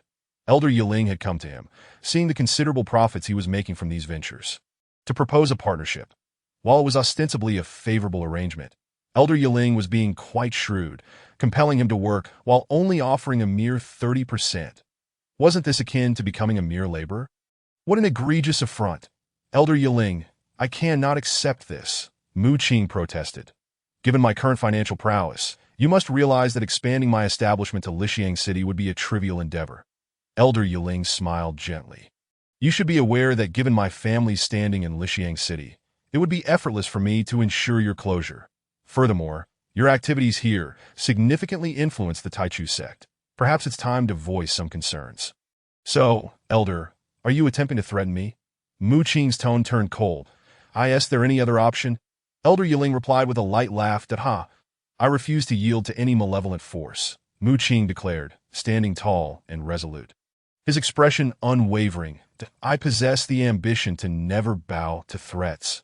Bring it on, then, the banter continued, revealing a stark contrast in their positions. Very well. Here's the deal. I will offer you 50% and provide you with the equipment you need on credit. This is my final offer, that if you refuse, I assure you, your establishment will face closure. That Mu Qing's expression shifted to one of mischief. Splendid. The agreement is effective immediately. Neither of us may back out. Elder Yiling frowned. Sensing the drastic shift in Mu Qing's demeanor, you little rascal. You've outsmarted me. Very well, the terms are set. The equipment will be delivered to you tomorrow. Yiling rose with a light chuckle and departed. After a bout of harsh words, the outcome of a 50% share appeared rather meager. However, Mu Qing was no fool. Behind Elder Yiling lay formidable powers. With minimal effort, Mu Qing was guaranteed a 50% yield. Though it was half of what he could achieve independently, the sheer volume compensated for it. Once Lidi City fully opened, the profits would undoubtedly be incalculable for someone in dire need of funds. There was no better solution than this. The following day, the agreement with Yiling came into effect. After Mu Qing provided a list of required equipment, Elder Yiling instructed her disciples to deliver the necessary refining materials to him and bestowed upon Mu Qing a black spirit stone card.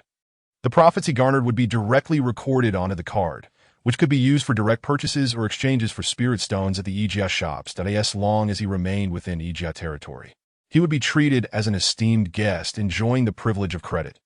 Thus, Mu Qing could focus on his refining endeavors with peace of mind. The karaoke system was not overly complicated, and Mu Qing was quick to grasp it. The real challenge lay in crafting the 10 spirit-gathering cannons and spirit-gathering machine guns. One due to the sheer number, the other because of the required testing, making it a time-consuming task. Fortunately, after approximately a month, everything was completed and delivered. The 6-chamber rotary spirit-gathering machine gun, capable of spinning at an astounding 6,000 revolutions per minute, was successfully produced. Once the testing concluded, Mu Qing resumed his own pursuits. He was acutely aware of his current predicament. Although he had previously managed to outmaneuver the fated child Jiang Tao with the spirit-gathering gun and cannon, that enigmatic power rendered him incapable of eliminating Jiang Tao. If this continued, Mu Qing could endure as long as he kept Jiang Tao at bay. But the moment he faltered, facing Jiang Tao would spell certain doom. Mu Qing perused numerous records regarding the fated child, all of which echoed his prior knowledge, an unimaginable bestowment of fortune that transformed him into the protagonist. Yet this certainly did not imply that he could bend bullets. Thus, it became evident that Jiang Tao's current status as a fated child was partially a result of some underlying system. Mu Qing's gaze sharpened.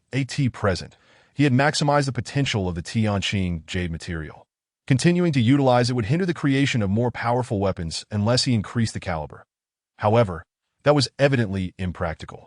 Merely augmenting caliber for the sake of power would become a burden. Hence, a stronger material was required to innovate superior weaponry. Additionally, given Jiang Tao's ability to bend bullets, Mu Qing needed a means to decipher the nature of that power. Thus, he was compelled to incorporate some special auxiliary functions. The realization dawned on him that he required sufficient materials to accomplish all of this. It seemed a trip to Lidi City was in order. After contemplating, he prepared a list of equipment and planned to set off for Lidi City in 2 days. 2 days later, Mu Qing first uploaded the map of Lidi City onto his computer. As maps were indeed crucial, that he organized the necessary materials and intended to take a brief respite before heading to Lidi City. How weary! After completing his work, Muqing stretched lazily, picking up the exquisite illustrated edition of The Unrestrained Life with Senior Sister that lay beside him. Perhaps in the days without his senior sister, he could find solace in critically reviewing the text and its splendid illustrations. Muqing, you scoundrel! Just as Muqing immersed himself in his studies, Nan Gongyu entered. Upon seeing the book in his hands and the illustrations he was admiring, her cheeks flushed and she pointed an accusatory finger at him. Sister. Muqing raised his gaze, a chill running down his spine. Please, allow me to explain. He hurriedly closed the book, his expression one of indignation. You see, this book holds significant influence within our sect, so I am merely critiquing it to uncover the appalling content of bare-knuckle brawling depicted within. I am prepared to report this to the sect leader to address and eradicate such vile influences. Yet, Nan Gongyu remained undeterred in her fury, pointing at the nearby first edition of The Unrestrained Life with Senior Sister, and demanded, Then what about this book? The content is probably about how to prepare hot pot and skewers for you. Muqing stammered. Speaking of which, you haven't tried skewers yet, have you? Shall I demonstrate? Skewers? Nan Gongyu, intrigued, bit her lip and asked, What on earth is that? Wait a moment. Muqing quickly tidied the two books and went to prepare the ingredients. Before long, an array of delectable treats skewered on bamboo sticks was ready. Nom nom. Nan Gongyu devoured them, completely oblivious to the earlier incident. Sister, weren't you in seclusion for cultivation? Muqing inquired with curiosity. Was it truly this easy to divert her attention? With such a trait of becoming less discerning in the presence of food, Muqing thought she could be sold to Africa. Oh, my father mentioned there would be an auction in Lidi City, where a mid-grade magical artifact is set to be sold that I suspect the other three sects will be involved, so my father asked me to secure it. Nan Gongyu replied that a mid-grade magical artifact. Muqing gasped in astonishment. Such an artifact, in the hands of a mid-level martial artist, would be sufficient to confront any master below the Grandmaster rank that I in anyone's possession. It could sustain a small family. After all, even a major sect like Taichu sect only possessed a high-grade magical artifact, highlighting the significance of mid-grade artifacts, given that Jiang Tao had already stepped into the realm of junior martial artists. Backed by his fated child status, he could easily ascend to mid-grade at any moment. Should it fall into his hands, Muqing's situation would become even more precarious. Indeed, a mid-grade magical artifact. If it were to fall into Jiang Tao's grasp, the consequences would be dire. As Muqing pondered, the voice of Nan Gonglin resonated. The sect leader's words are indeed wise. Muqing raised both hands in agreement, as this also impacted his safety. Nan Gonglin's expression grew serious. Thus, I have instructed Steward Li to prepare 100,000 spirit stones for this endeavor, intending for you to accompany Yuer to secure the artifact. 100,000. Muqing's eyes widened in disbelief. What? Is there a problem? Nan Gonglin regarded him with confusion. That a problem? It's a monumental issue. 100,000 spirit stones for a mid-grade magical artifact. It would fetch far more than that if sold. Is this a plot to put me in a tough spot? Muqing was left utterly flabbergasted. Sect leader, this is rather insufficient. Insufficient? Then find a way. Steal or rob if need be. Nan Gonglin replied coldly. So, this is essentially asking me to foot the bill for this task. Muqing felt a surge of indignation, yet recognized that he truly had no choice but to comply. Chapter 21. Wealth truly enables one to act freely. Lidi City, a small town beneath the Eastern Li Kingdom. Though it appeared modest in the grand scheme of the kingdom, the robust cultivation system and support from the four major sects rendered it incomparable to places like Hayang City. As the auction was still some time away, Muqing found himself in a material shop under the auspices of the Yi family, procuring the supplies he required. Spirit jade, core crystals, 10,000 essence iron. Purple Xian crystal. He was still short one crucial item. Muqing furrowed his brow as he surveyed the materials he had gathered. Spirit jade possessed a greater capacity than Tianqing jade, making it ideal for upgrading weapon materials. Core crystals were also intended to replace spirit crystals, boasting superior energy storage capabilities, though they still could not sufficiently sustain the rapid consumption of the spirit-gathering machine gun. They offered the weapon more potential. The purple Xian crystal, with its enhanced control over spiritual energy, was to replace the prior Xian crystal. Meanwhile, the 10,000 essence iron, forged through countless trials, was a sturdy material Mu Qing deemed suitable for bullets. Yet, he still lacked one vital component. The essence of a magical artifact lies in its unique material enhancement. For Mu Qing's weapon to advance, he needed to follow this line of thought that if he were to use 10,000 essence iron imbued with special materials for bullets, the weapon's power would undoubtedly rise to new heights. Junior brother, what else do you need? Nan Gongyu inquired with curiosity. Mu Qing pondered before responding, Flame Spirit Stone. Flame Spirit Stones possessed pure fire energy, providing fire cultivators with the means to extract refined fire spirit energy. Magical artifacts crafted from Flame Spirit Stones wielded the terrifying ability to scorch protective spiritual energy. Mu Qing surmised that Jiang Tao's bizarre abilities were likely due to a special protective spiritual energy. If he were to employ bullets enhanced with Flame Spirit Stones, perhaps he could eliminate him. Master, Flame Spirit Stones are quite precious. Our small shop doesn't stock them. However, there will be some available at tonight's auction. You might as well give it a try, the shop assistant informed Mu Qing. Due to his previous victory over Yang Xiao, many had come to recognize Mu Qing, especially since he was now a partner of Yuling. An auction? Perfect. I was just planning to go, but he tossed a pouch containing 3,000 spirit stones onto the counter, generously adding an additional 20 spirit stones as a tip that I end the days leading up to his collaboration with Elder Yuling. Mu Qing had directly earned nearly 10,000 spirit stones, and since their partnership, a steady influx of spirit stones had come his way, allowing him to be quite extravagant in his expenditures. Hey, Master Mu Qing, I've never seen someone as handsome as you.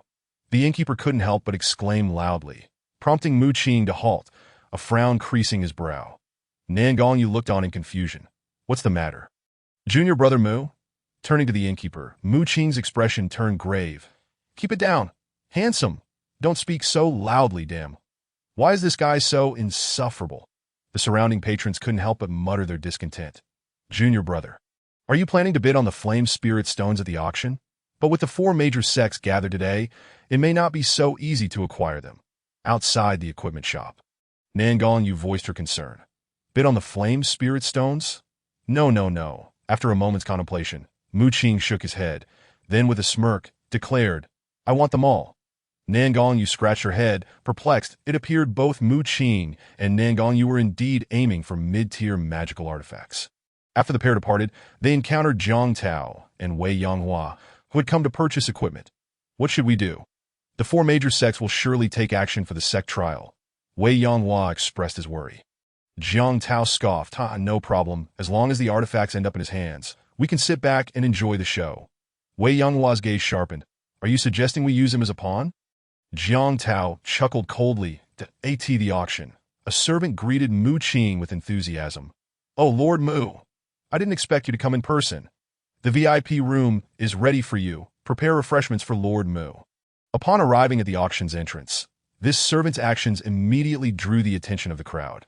Such a display from a mere servant should not have caused such a stir.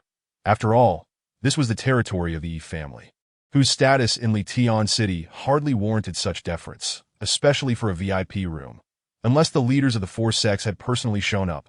However, with Mu Qing holding a significant stake in the music roast bar, which had quickly risen to prominence, even the family head, Yi Hua, praised Mu Qing's establishment as a remarkable success, endorsing Mu Qing's VIP status with a Spirit Stone Black card. Thus, it was only natural that Mu Qing enjoyed the privileges of a VIP at the auction. Well done.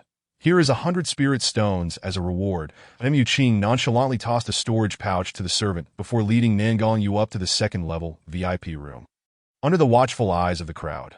Thank you, Lord Mu. You're so generous, the servant exclaimed excitedly. What's so impressive about it? It's just 100 spirit stones. Money can do anything, came a voice of disdain from the auction hall. Mu Qing paused, turning back to look down at the crowd with haughty eyes. Sorry, money really can do anything. How arrogant, so incredibly cocky. Although he is quite handsome, he really is insufferable. Mu Qing's brashness incited a wave of anger among the onlookers. Junior brother, don't you think that's a bit too audacious? Nan Gongyu voiced her concern in the VIP room. After all, Those who attended the Yi family's auction were not to be trifled with, and Mu Qing's antics were sure to earn him enmity. Furthermore, his behavior earlier was truly infuriating, even causing Nan Gongyu to feel the urge to strike him. Yet, Mu Qing seemed unfazed, merely studying a list laid out on the table, detailing the sequence of auction items, a privilege exclusive to the VIP room. After scanning the list, Mu Qing's lips curled into a smile. Tiamin sect. Wang Hu is here. Take your seats. Just then, the servant's announcement rang out. Mu Qing stood up, grinning. Sister, don't be anxious. I have even more audacious plans. With that, he dashed outside the VIP room, holding his spirit stone black card to his nose, inhaling deeply. Ah, the scent of wealth. Nan Gongyu suddenly felt the urge to distance herself from him. How boastful. I have plenty of money too. With a hefty frame, Wang Hu, upon seeing Mu Qing's ostentatious display, tossed several hundred spirit stones in front of the servant before taking his seat in the front row. Mu Qing mocked, foolish and wealthy. Yu Wang Hu gritted his teeth. To you sect, Li Muqing is here. Take your seats, as the servant announced. A somewhat dashing young man in white strode, Mu Qing, picking up a delicacy exclusive to the VIP room. Smugly popped it into his mouth. Ah, the taste of nobility. Nan Gongyu felt embarrassed to be seen with him. Umph. Li Muqing cast a cold glance at Mu Qing as he made his way to the front row. Ziyun's sect, Jiang Tao, is here. Take your seats. With the proclamation, Jiang Tao and Wei Yonghua entered the auction hall. That is Jiang Tao, the legendary child of fortune. Is he really the child of fortune from Ziyun's sect? Whispers of awe spread through the hall, as it was said he had reached the martial master realm in just over a month, astonishingly Tian City, and had already caught the eye of more powerful sects. Promising an immeasurable future, Jiang Tao's entrance immediately stirred excitement in the auction hall, causing even Nan Gongyu to regard him with a hint of admiration. That was the child of fortune, the legendary child of fortune. Previously, Jiang Tao had achieved the martial master realm in just a month, establishing himself as the strongest among the younger generation in Litian City, a feat that had already sent ripples through the city. Moreover, rumors of him being valued by even stronger sects had made Ziyun's sect's reputation soar. However, to everyone's disbelief, as soon as Jiang Tao stepped inside, Mu Qing provocatively mimicked the act of firing a gun at him. Chapter 22. Am I really that insufferable? A clamorous uproar ensued. Who is that? He's the legendary child of fortune, achieving the status of the strongest in the younger generation in just over a month. His future is unfathomable. Such a figure should command respect throughout Litian City. Yet, Mu Qing dares to provoke him the moment he enters. Wang Hu and Li Muqing are one thing, but what of Jiang Tao? Any person with even a modicum of sense would be eager to establish a good relationship with the child of fortune. Yet Mu Qing not only refrains from doing so, but also boldly challenges him. It was simply unbelievable. Wei Yonghua was infuriated by Mu Qing's provocation. You're courting death. However, Jiang Tao immediately restrained Wei Yonghua, stating coolly, no need to rush. I have my own ways to deal with him. With a cold snort, Wei Yonghua followed Jiang Tao to the front row, settling into a seat at the back. Apologies, everyone. Tonight, this is Mu Qing's stage that I appreciate all of you making the effort to come and support us. As everyone gathered, Mu Qing's arrogant voice resonated once more in the auction hall, seemingly dismissing Jiang Tao and the others entirely. Gritting her teeth, Nan Gongyu struggled to restrain her tightly clenched fist. I've never seen someone so arrogant in my life. This fool, having learned a few tricks from Feng Yun, thinks he can act so cockily. Daring to offend the child of fortune, he's digging his own grave. Let him be arrogant. Once he offends these people, let's see if he can survive the night. Cough, cough. Silence. At that moment, a splendidly dressed woman approached the front of the auction stage. Suddenly, the sound of a switch echoed, plunging the auction hall into darkness. What is happening? Is there a problem? Confusion erupted within the darkened hall. Suddenly, a beam of focused light illuminated the center of the stage. Welcome to the Yi Family Auction. I am your auctioneer, Su Yuanyuan. This auction is sponsored by the Music Roast Bar for dining, music, and lighting. The Music Roast Bar, a haven for wanderers. Following the auctioneer Su Yuanyuan's brief introduction, as servants began serving platters of barbecue to the attendees. Soft, colorful lights illuminated the venue, accompanied by the melodious voice of Nan Gongyu that if I can laugh, I want tea cry. If I find a soulmate, I want to be lonely. Yet, I have never encountered one. How can the hardships of my footsteps come to an end? Mu Qing was left bewildered in advertisement intermission. This felt oddly familiar. Was that enchanting voice really Nan Gongyu's? Ah, it's a song by my goddess. Where is my goddess? How infuriating. How could my goddess be near that insufferable man? I must cut him down. In an instant, the auction hall was abuzz with excitement. Nan Gongyu felt her fists clenching uncontrollably. URS voice is so beautiful, and she is even more lovely. I adore her. In the front row, Wang Hu gazed at Nan Gongyu with an infatuated expression. Dadel, Mu Qing also praised. Miss Yu's beauty is indeed extraordinary. To share a lifetime with her would be a tremendous fortune. Unfortunately, Jiang Tao sneered. Mu Qing had already made enemies, and seeing these two gazing at Nan Gongyu like lovesick baboons, he seized the opportunity. Li Muqing queried, "What do you mean, Jiang?" Wei Yanghua quickly caught on, adding, "I've heard that Nan Gongyu's relationship with that waste, Mu Qing, is rather ambiguous, and there are many rumors. You two might not have a chance." "What? That good-for-nothing actually has an affair with Nan Gongyu?" Incredulity swept through the crowd, their murderous glares converging on Mu Qing as if by a singular force. The intent to kill, a chilling and bone-piercing malice, a terrifying collective hostility emanating from dozens of onlookers. In that instant, Mu Qing felt a shiver run through his heart. Hearing such words, Nan Gongyu's delicate face flushed crimson with rage. "Senior sister, do you think I deserve a beating? Do you feel an overwhelming urge to skin me alive?" Mu Qing casually inquired, turning to the seething Nan Gongyu. "It had no need to feel anything." "I certainly do." Nan Gongyu found it utterly unbelievable that one could be so deserving of a beating. With a smirk, Mu Qing replied, "Then give me a kiss, dear sister, right now, and make it passionate. Just to clarify, it's not for my own gain. It's for the sake of the magical artifact. You're asking for it." Nan Gongyu roared, her fury ignited.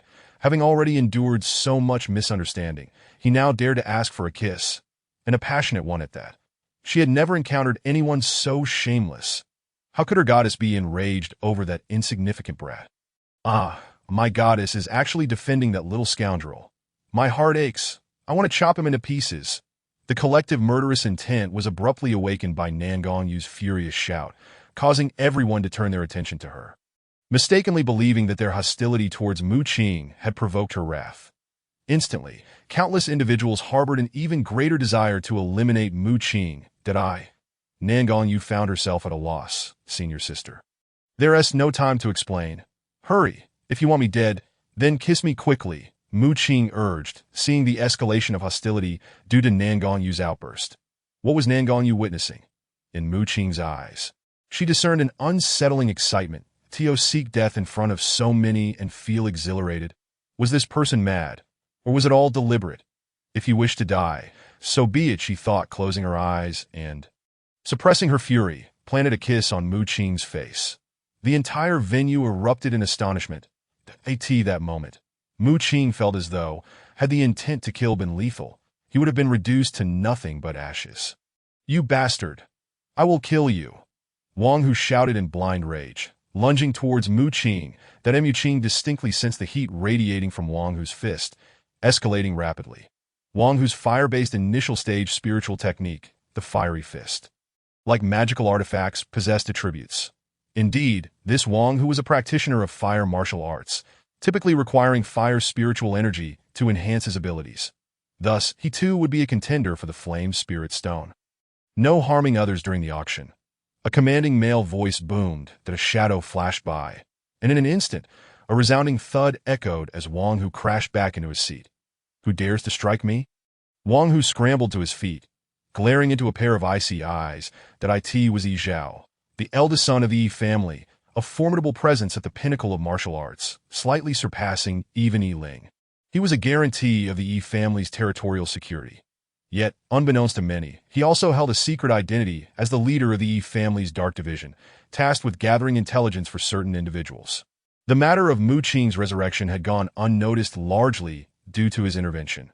"Return to your seat," Yi Zhao commanded coldly, casting a disdainful glance at Wang Hu before sweeping his gaze across the entire auction venue. "Whoever dares to act again will face my wrath." Instantly, The hall fell silent, but Yi Zhao leaped to Mu Qing's side, scrutinizing him with a frigid gaze. "Kid, though you hold the esteemed title of a guest of the Yi family, you ought to exercise some caution. Should you continue with this arrogance, even I might be compelled to strike you. Understood?" Mu Qing nodded. Did I truly deserve such treatment? Although he felt he could still provoke a bit more. With Yi Zhao present, he dared not make further moves. It seemed he would have to wait for another opportunity. Chapter 23. Do not use all your assets to challenge my pocket money. Seeking death. Jiang Tao observed the scene, a cold smirk gracing his lips. He had never anticipated that Mu Qing would so easily offend numerous individuals in such a short time. Such a reckless act was akin to courting death. Of course, this was good news for him. For reasons unknown, every time he laid eyes on Mu Qing, a relentless urge to eliminate him surged within him, an uncontrollable impulse. This sentiment was no longer merely due to Mu Qing's deserving punishment or even past humiliation, but stemmed from an irrepressible hatred buried deep within his soul.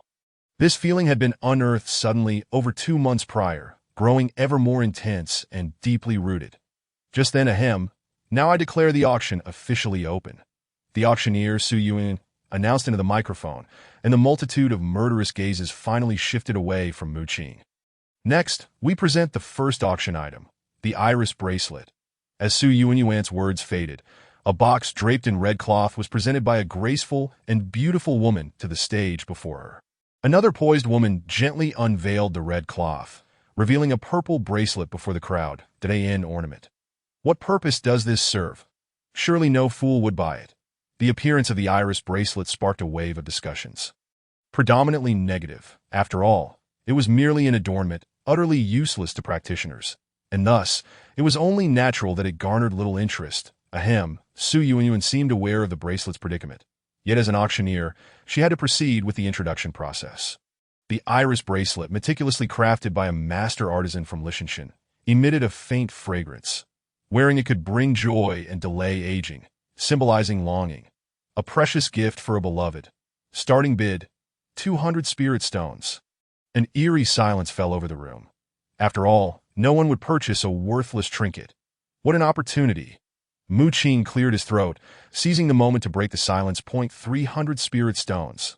All eyes turned to Mu Qing. Confusion etched on their faces, including Nangong Yu, who regarded him with bewilderment. What was this schemer up to? Even Yi Zhao, standing nearby, wore a puzzled expression. With a smile, Mu Qing turned to Nangong Yu and declared, "As the saying goes, a beautiful jade deserves a beautiful lady.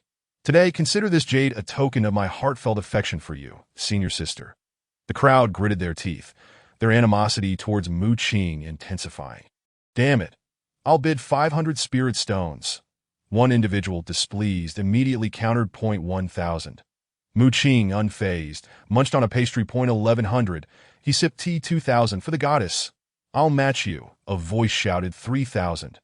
Mu Qing lazily stretched for 1,000 and an immediate hush fell over the crowd. 4,000 spirit stones for an item completely useless to practitioners. Only someone with a screw loose would do such a thing. Yet Mu Qing did exactly that, appearing utterly unconcerned that Su Yuan regarded him in disbelief. And after a moment of silence, she began counting, for 1,000 spirit stones, once. 4,000 spirit stones, twice. Nangong Yu stared at Mu Qing in utter confusion. "Mu Qing, what are you doing? A fortune may be easy to acquire, but a true confidant is rare. If it can earn even a fraction of senior sister's genuine affection, what is a mere fortune to me?" Mu Qing gazed deeply into Nangong Yu's eyes. "Ah, bang." Wang Hu slammed the table in fury. "I bid 5,000 spirit stones for Miss Yu. Today, I shall declare my feelings. Miss Yu, I, Wang Hu, am fond of you." A wave of astonishment swept through the crowd. Young Master Wang Hu's generous offer for the lady would surely become a tale to remember. How enviable. Young Master Wang Hu is so extravagant. If I could become young Master Wang Hu's 5th wife, I would surely be blissful. Wang Hu's high bid stirred a frenzy. 6,000. To everyone's surprise, Li Muqing, standing beside Wang Hu, also rose to bid. The scene descended into chaos. Li Muqing, are you deliberately opposing me? Wang Hu seethed. Though the Wang family and my Li family stand on equal ground, you ought to take a good look at yourself. Besides, you already have 4 wives. How do you think you deserve Miss Yu? Li Muqing mocked. then turned his gentle gaze towards Nangong Yu.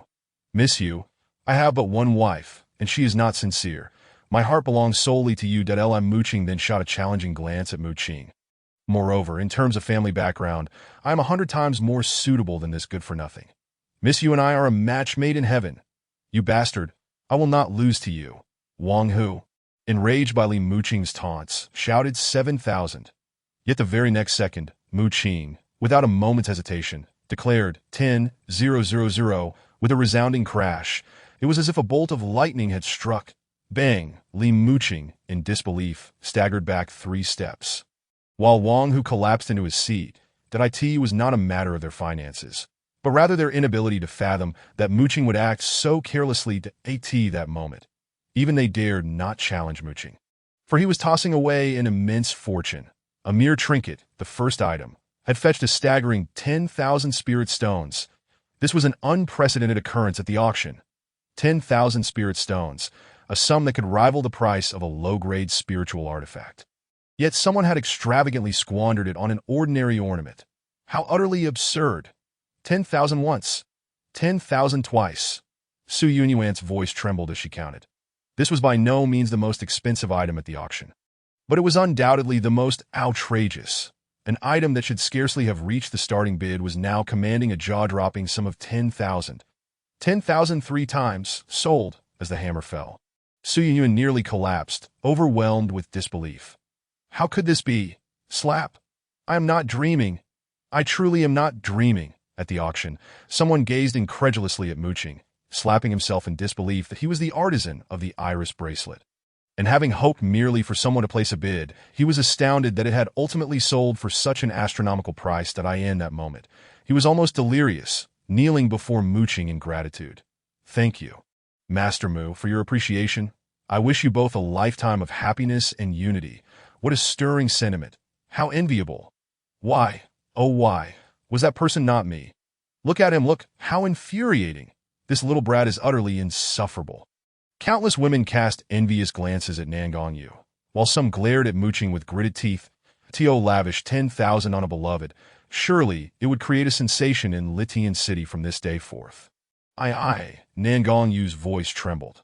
Though she wanted to chastise Mu Qing for his reckless spending and was thoroughly displeased with his actions, upon witnessing the envious gazes directed her way, her heart swelled with emotion and happiness.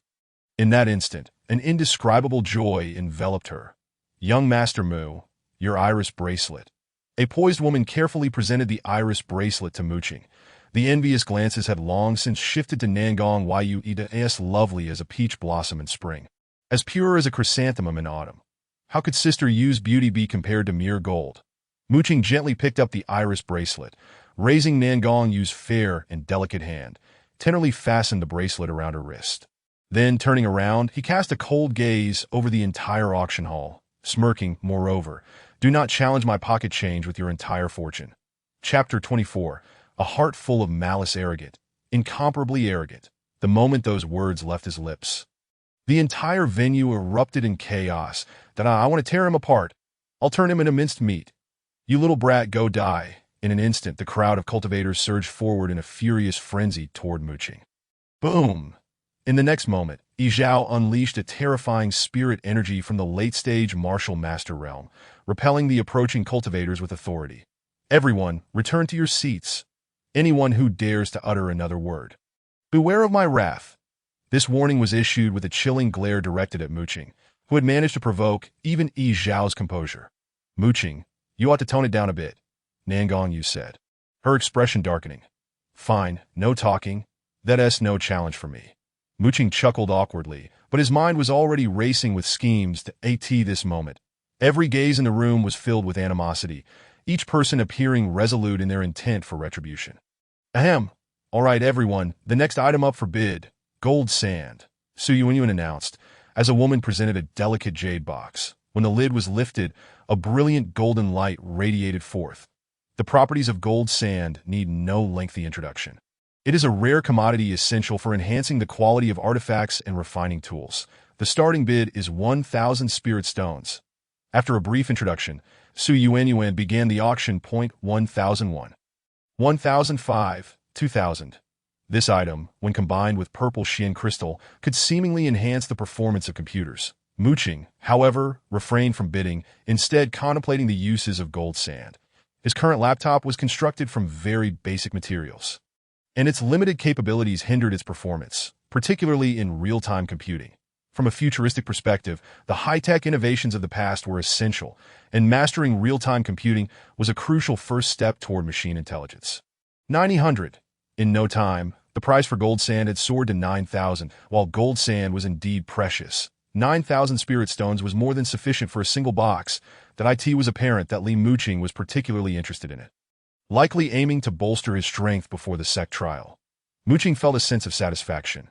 He was well aware of Li Muqing's character, someone who, due to his family's status, often carried an air of arrogance, looking down on others. Thus, Muqing had chosen to provoke him at the auction. 9,000 once, 9,000 twice. After a brief silence, Su Yuanya began to count. 10,000.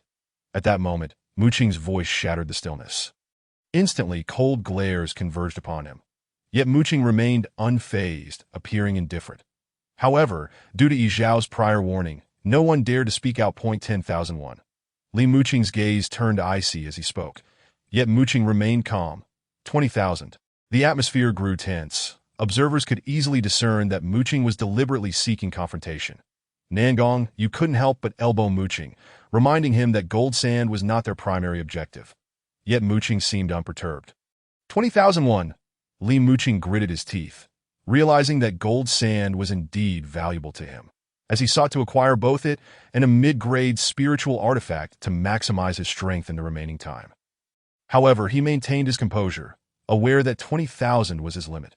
Should Muqing raise the bid again, he would have to relinquish his pursuit, as the mid-grade artifact was of utmost importance.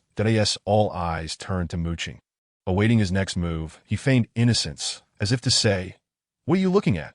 I'm not actually buying, just having a bit of fun, damn." Li Muqing cursed inwardly, realizing he had been outmaneuvered by Muqing.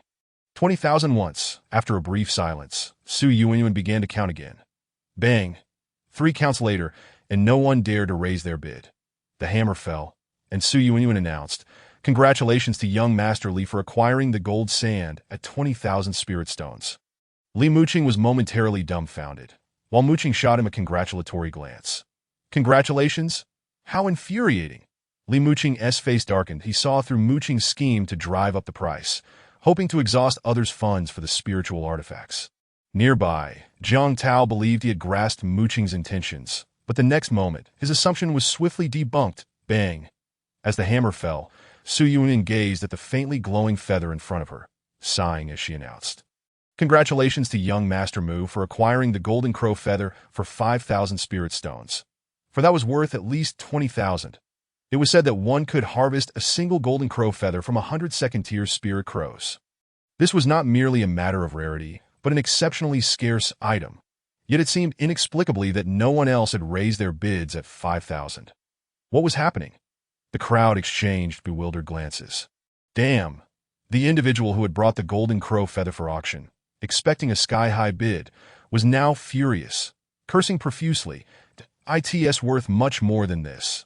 The Golden Crow feather, a unique material capable of sensing spiritual energy fluctuations, could be transformed into various special items by those with imagination, such as aiding those who delve into the mysteries of spiritual energy. It was a rare find. However, after Li Muqing had been outwitted by Muqing once, Jiang Tao and the others hesitated a bid, believing that after the second count, others would surely raise their offers. Each of them was waiting to see who would dare to go against Muqing. Given Muqing's ability to wield a Spirit Stone black card, he had initially presented himself as extravagant. Today, their focus was on acquiring artifacts, and any confrontation with Muqing would be a costly mistake. Yet, as it turned out, all three shared the same thought and refrained from bidding, leaving the remaining bidders, some feeling incapable of competing against the four major sects, others lacking sufficient capital, to awkwardly allow Muqing to acquire the Golden Crow feather for 5,000 spirit stones. Muqing looked at the trio, who were now exchanging glances, a smirk playing at his lips. Congratulations, young Master Mu, that a woman cautiously presented the Golden Crow feather before him. Thank you, Muqing, with a triumphant expression, brandished the Golden Crow feather before Jiang Tao and his companions. exuding an air of superiority. The previously hushed auction hall echoed with gritted teeth sounds, revealing the ire of Li Muqing and Wang Hu, whose faces were ashen.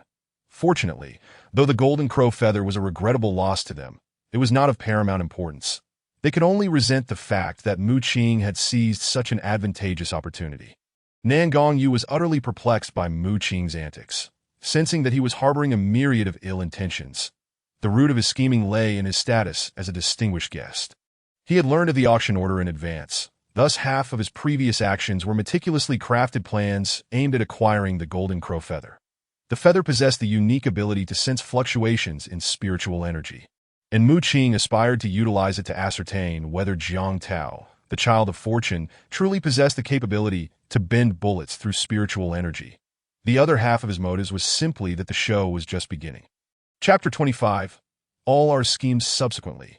Various items were auctioned off, yet Muqing maintained a nonchalant demeanor, appearing as if he might withdraw if others raised their bids, potentially allowing him to acquire items at a fraction of their worth. Perhaps one item was bid at 30,000, while the next could go for only 10,000. Even Li Muqing, who had previously been duped and vowed not to bid again, found himself unable to tolerate Muqing's repeated offers, leading to a chaotic scene. Ultimately, in the competition against Muqing, Li Muqing lost a staggering 100,000 spirit stones, while Wang Hu suffered a loss of 60,000 spirit stones, with Muqing having expended only around 40,000 spirit stones in total, all while bidding on items of greater value than theirs. This cunning rascal's schemes were too profound. It was utterly impossible to guard against. Now, both men harbored an intense hatred for Muqing, even contemplating dire measures against him. Of course, Muqing did not possess such a substantial sum of spirit stones.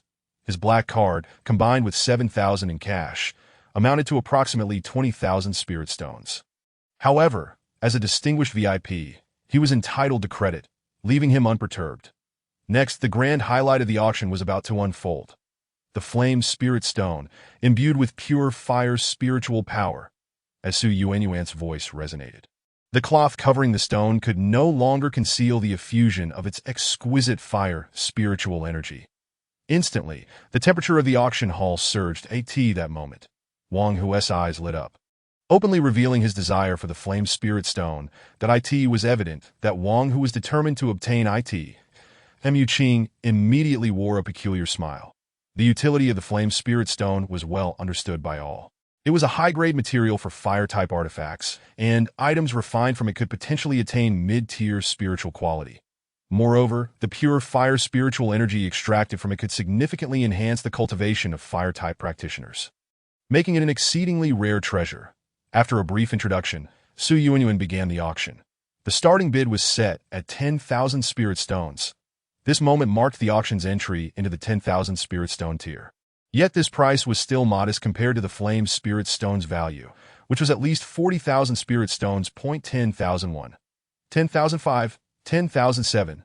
The price climbed steadily, but the four major sects had yet to make their bids.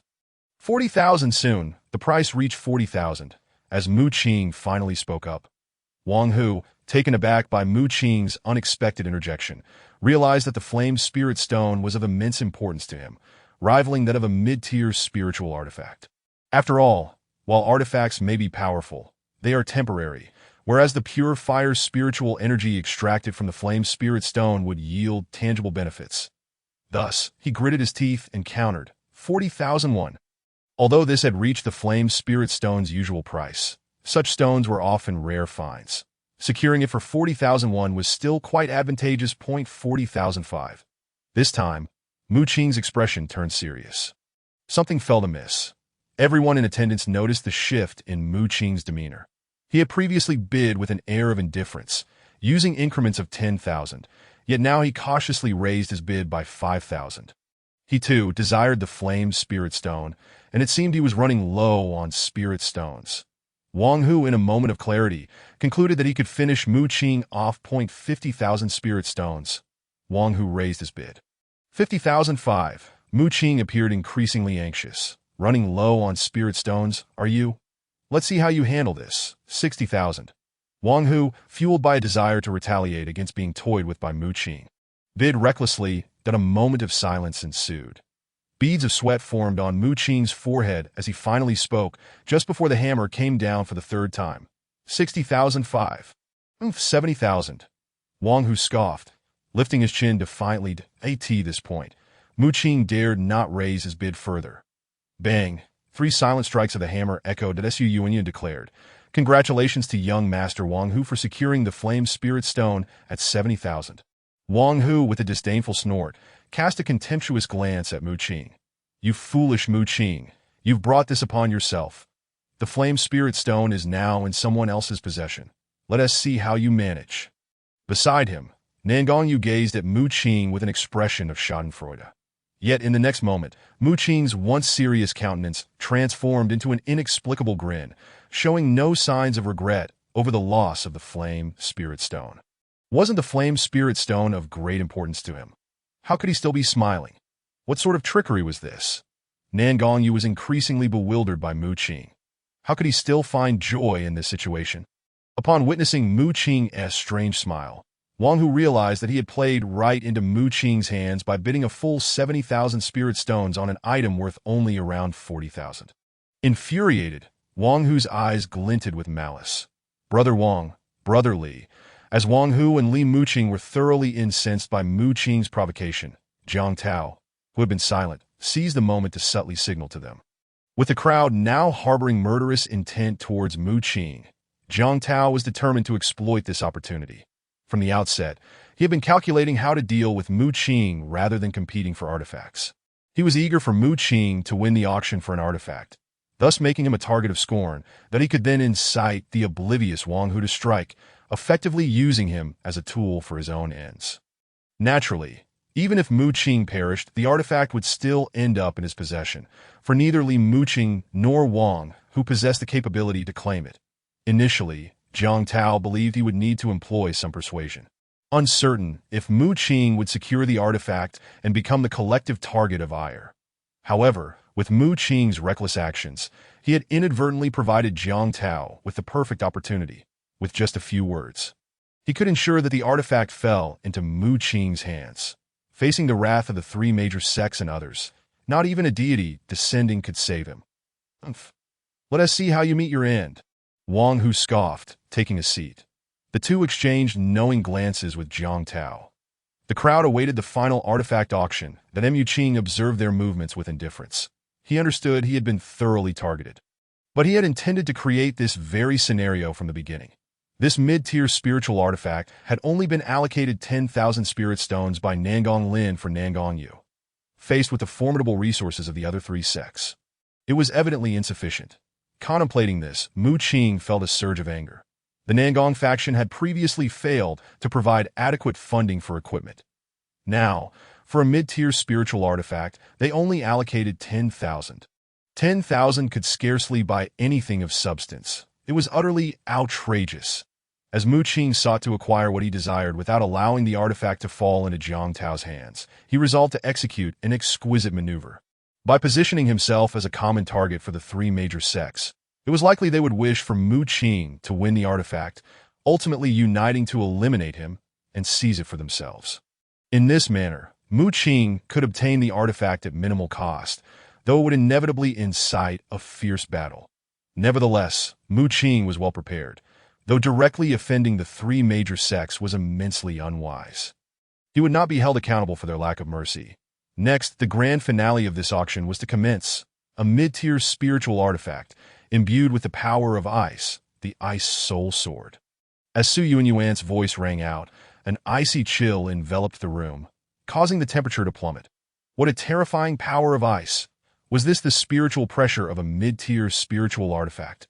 Witnessing it today, it was indeed extraordinary. The eyes of the audience were wholly captivated by the 4-foot jade box before Su Yuanyuan. Even through the box, the penetrating chill seeped into their very bones. This was the fearsome nature of a mid-tier spiritual artifact. Chapter 26. Only 80,000 spirit stones? 10 years to forge a sword, worthy of the artifact realm. The emergence of each exquisite artifact requires the passage of a decade or more, and this Ice Soul Sword, measuring 3 feet and 3 inches, was painstakingly crafted over nearly 15 years by the renowned master craftsman, Lu Sheng, of Litian City today. As Su Yuan finished her introduction, an elderly man with white hair stood up and declared, "I am Lu Sheng, a craftsman from Litian City, that I have dedicated my life to crafting. And while my work may not rival the unparalleled starry movement of Elder Feng Yuan, this ice soul sword is my utmost labor of love.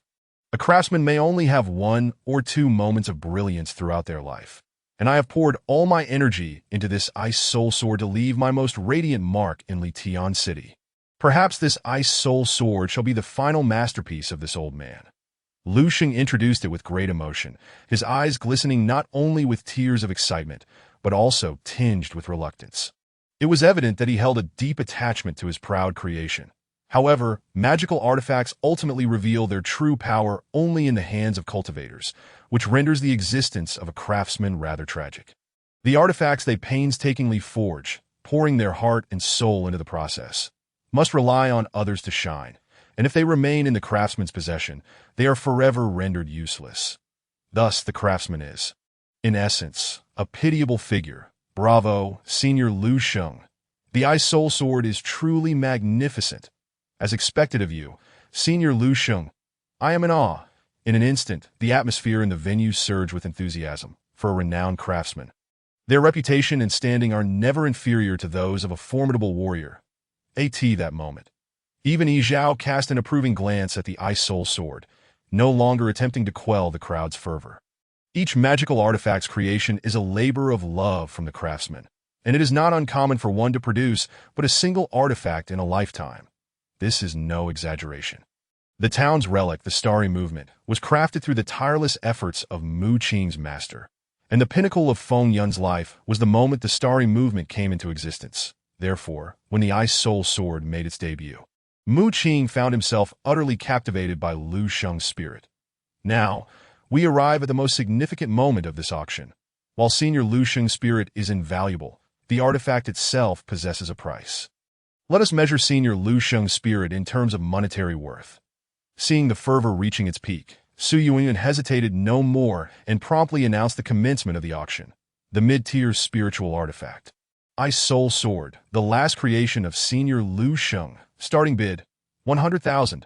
At the moment Su Yuan announced the starting bid, Lu Sheng's frail body struggled to straighten its chest. Such passion, coupled with this final emotional appeal, ensured that the Ice Soul Sword would undoubtedly set a new historical price record at the auction. For Lu Sheng, his reputation was now resting on this auction. At his age, the amount of spirit stones no longer mattered. What he desired was only fame. However, strangely enough, the venue fell into a profound silence. The starting bid of 100,000 was more than enough for a moderately strong cultivator or sect to call out. Yet this seemingly modest starting bid met with an unexpected hush. Ahem. Since no one appreciates Senior Lu Sheng's work, I shall boldly make an attempt to procure it for my own admiration. 100,000. If others admire it, I shall not snatch it from them. Mu Qing's voice shattered the silence. Yet as soon as Mu Qing's words fell, another moment of silence ensued. Wei Yanghua, witnessing the situation, immediately sought to place a bid. No need, Jiang Tao interjected, blocking Wei Yanghua, that he had previously hinted to Li Muqing and Wang Hu that if Wei Yanghua recklessly acquired the Ice Soul Sword, it would merely invite hatred from other sections. After all, everyone's ultimate goal this time was the Ice Soul Sword. Should it fall into Mu Qing's hands, the crowd would surely turn against him. And once Mu Qing was eliminated, he, having already reached the peak of the initial martial master level, would undoubtedly face no rival, leading the Ice Soul Sword to his grasp. Thus, this strategy served to both eliminate Mu Qing, who was a source of great enmity, and effortlessly obtain the Ice Soul Sword. This move would kill 2 birds with 1 stone, making it most advantageous to allow Mu Qing to take the lead in bidding for the Ice Soul Sword, becoming the target of everyone's ire. Let you bid? Just wait until I deal with you. Wang Hu gritted his teeth. Humph. Do not celebrate too soon. Li Muqing's gaze was icy. The trio's silence led to a moment where only Mu Qing made a bid. What is happening? Why is no one increasing the price? What on earth is going on? Nan Gongyu, Su Yuan, Yi Zhao, and all the cultivators present were engulfed in confusion. Lu Sheng found it hard to believe this situation. 100,000 for the first time. Senior Lu Sheng's heartfelt creation, a rare mid-tier spiritual artifact, the Ice Soul Sword. Is there anyone willing to raise the bid? This time, Su Yuanyuan delayed the hammering for an unusually long time and even repeated the introduction once more.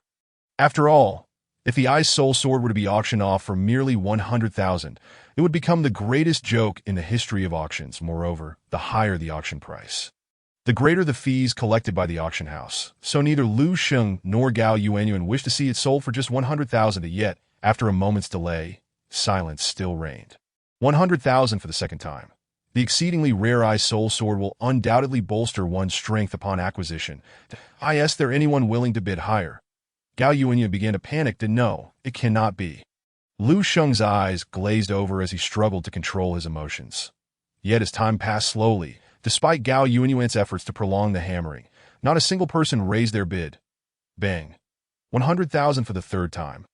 The final hammer fell. The die was cast. Congratulations to young Master Mu for securing the Ice Soul Sword at the price of 100,000. Gao Yuanyuan's voice now carried a note of incredulity. No, it cannot be. How can this happen? Impossible. With the finality of the hammer strike, Lu Sheng erupted with blood, his heart overwhelmed. Over a decade of my life's work, and it only fetched 100,000. The old man, in his anguish, coughed up blood once more and collapsed to the ground. Senior Lu Sheng, what has happened to you?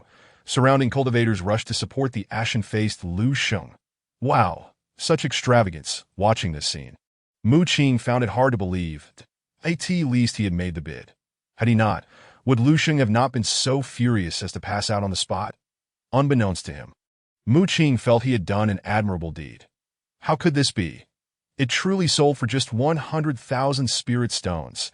Nangong mouth fell agape in disbelief. Yet, even at that moment, she could not comprehend what was transpiring. Young Master Mu, this is the Ice Soul Sword you have purchased. The auction has concluded. Please proceed with the payment of spirit stones. That a woman carefully presented a 4-foot jade box before Mu Qing. Sister Yu, please hand her the 100,000 spirit stones. Mu Qing instructed the still dumbfounded Nangong Yu, handing a spirit stone black card to the woman.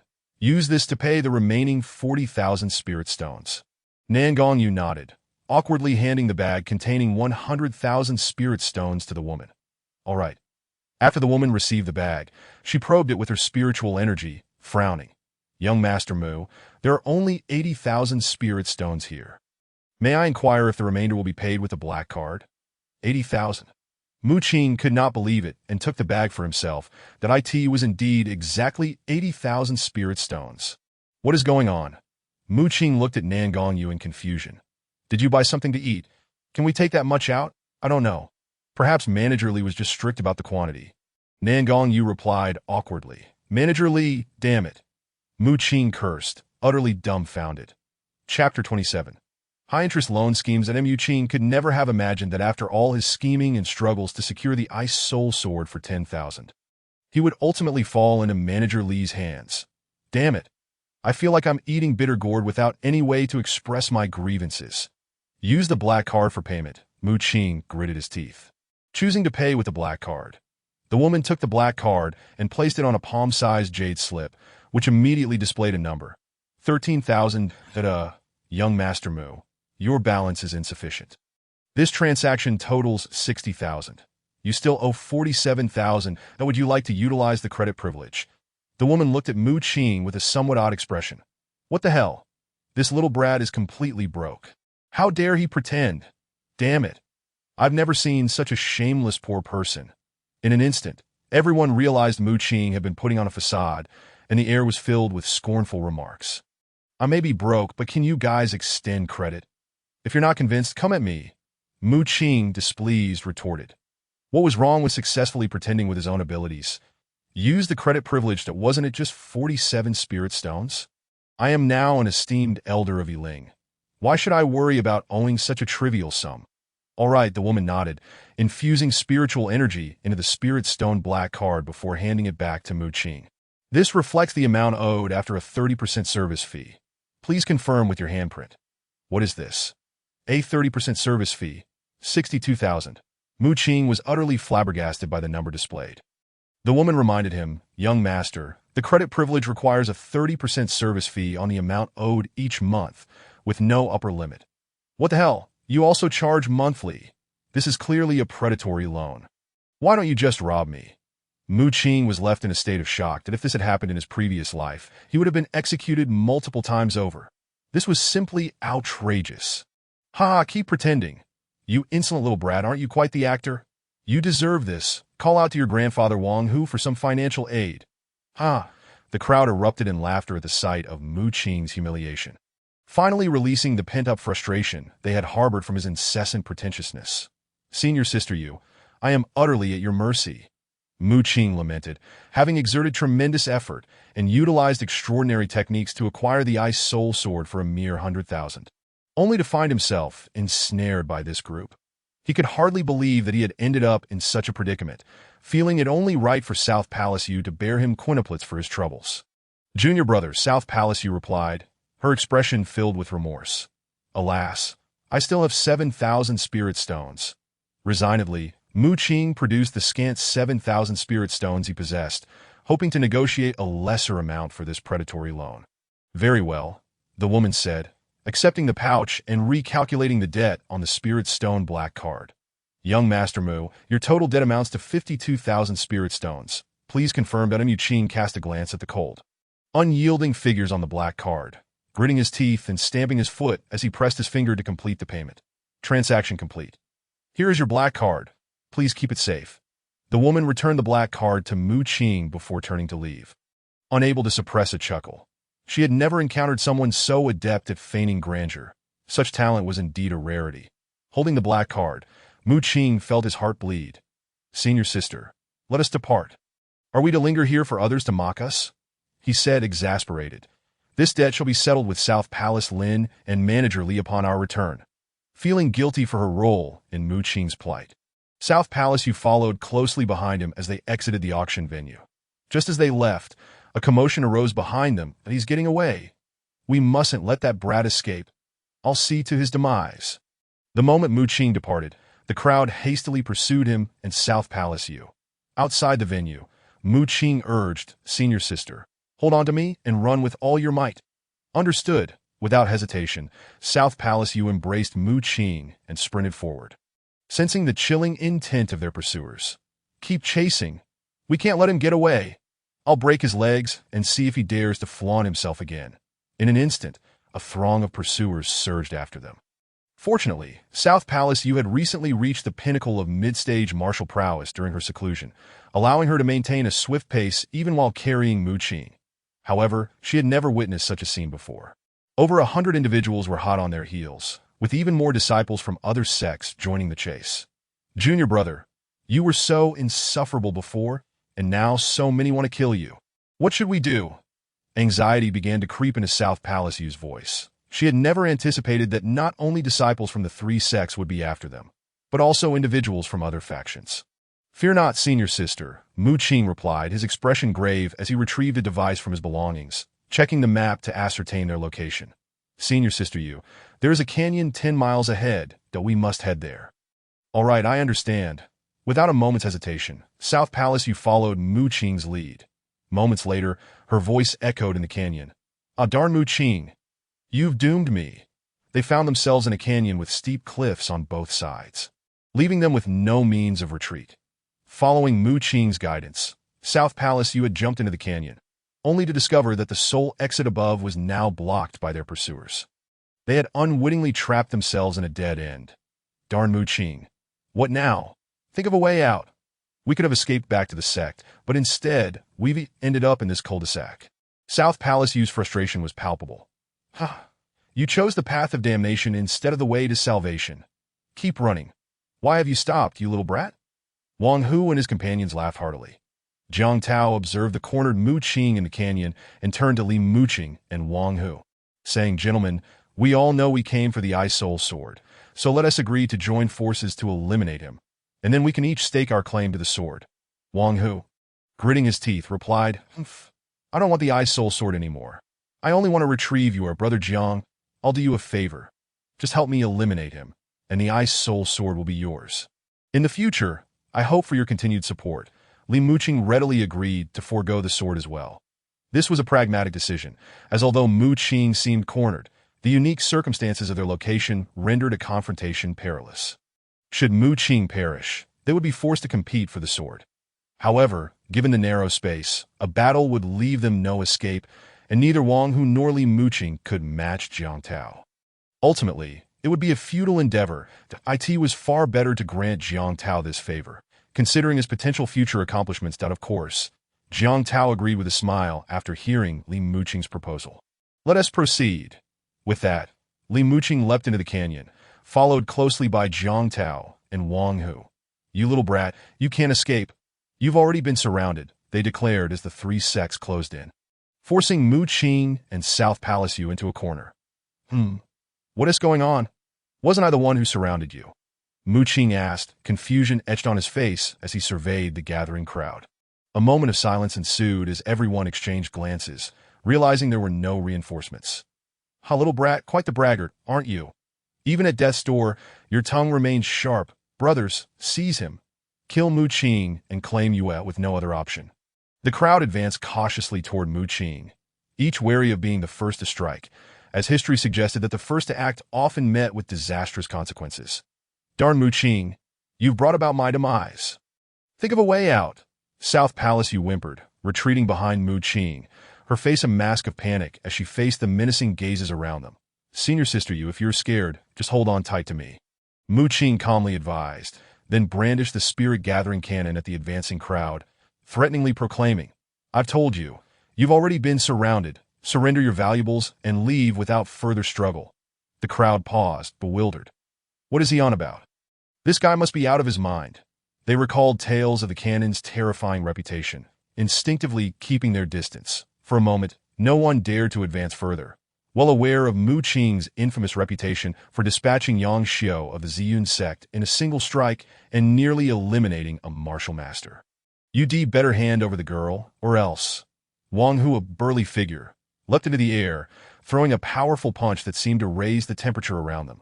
Fire fist. The scorching heat radiated from Wang Hu's fist, and the onlookers gasped at the devastating potential of such an attack.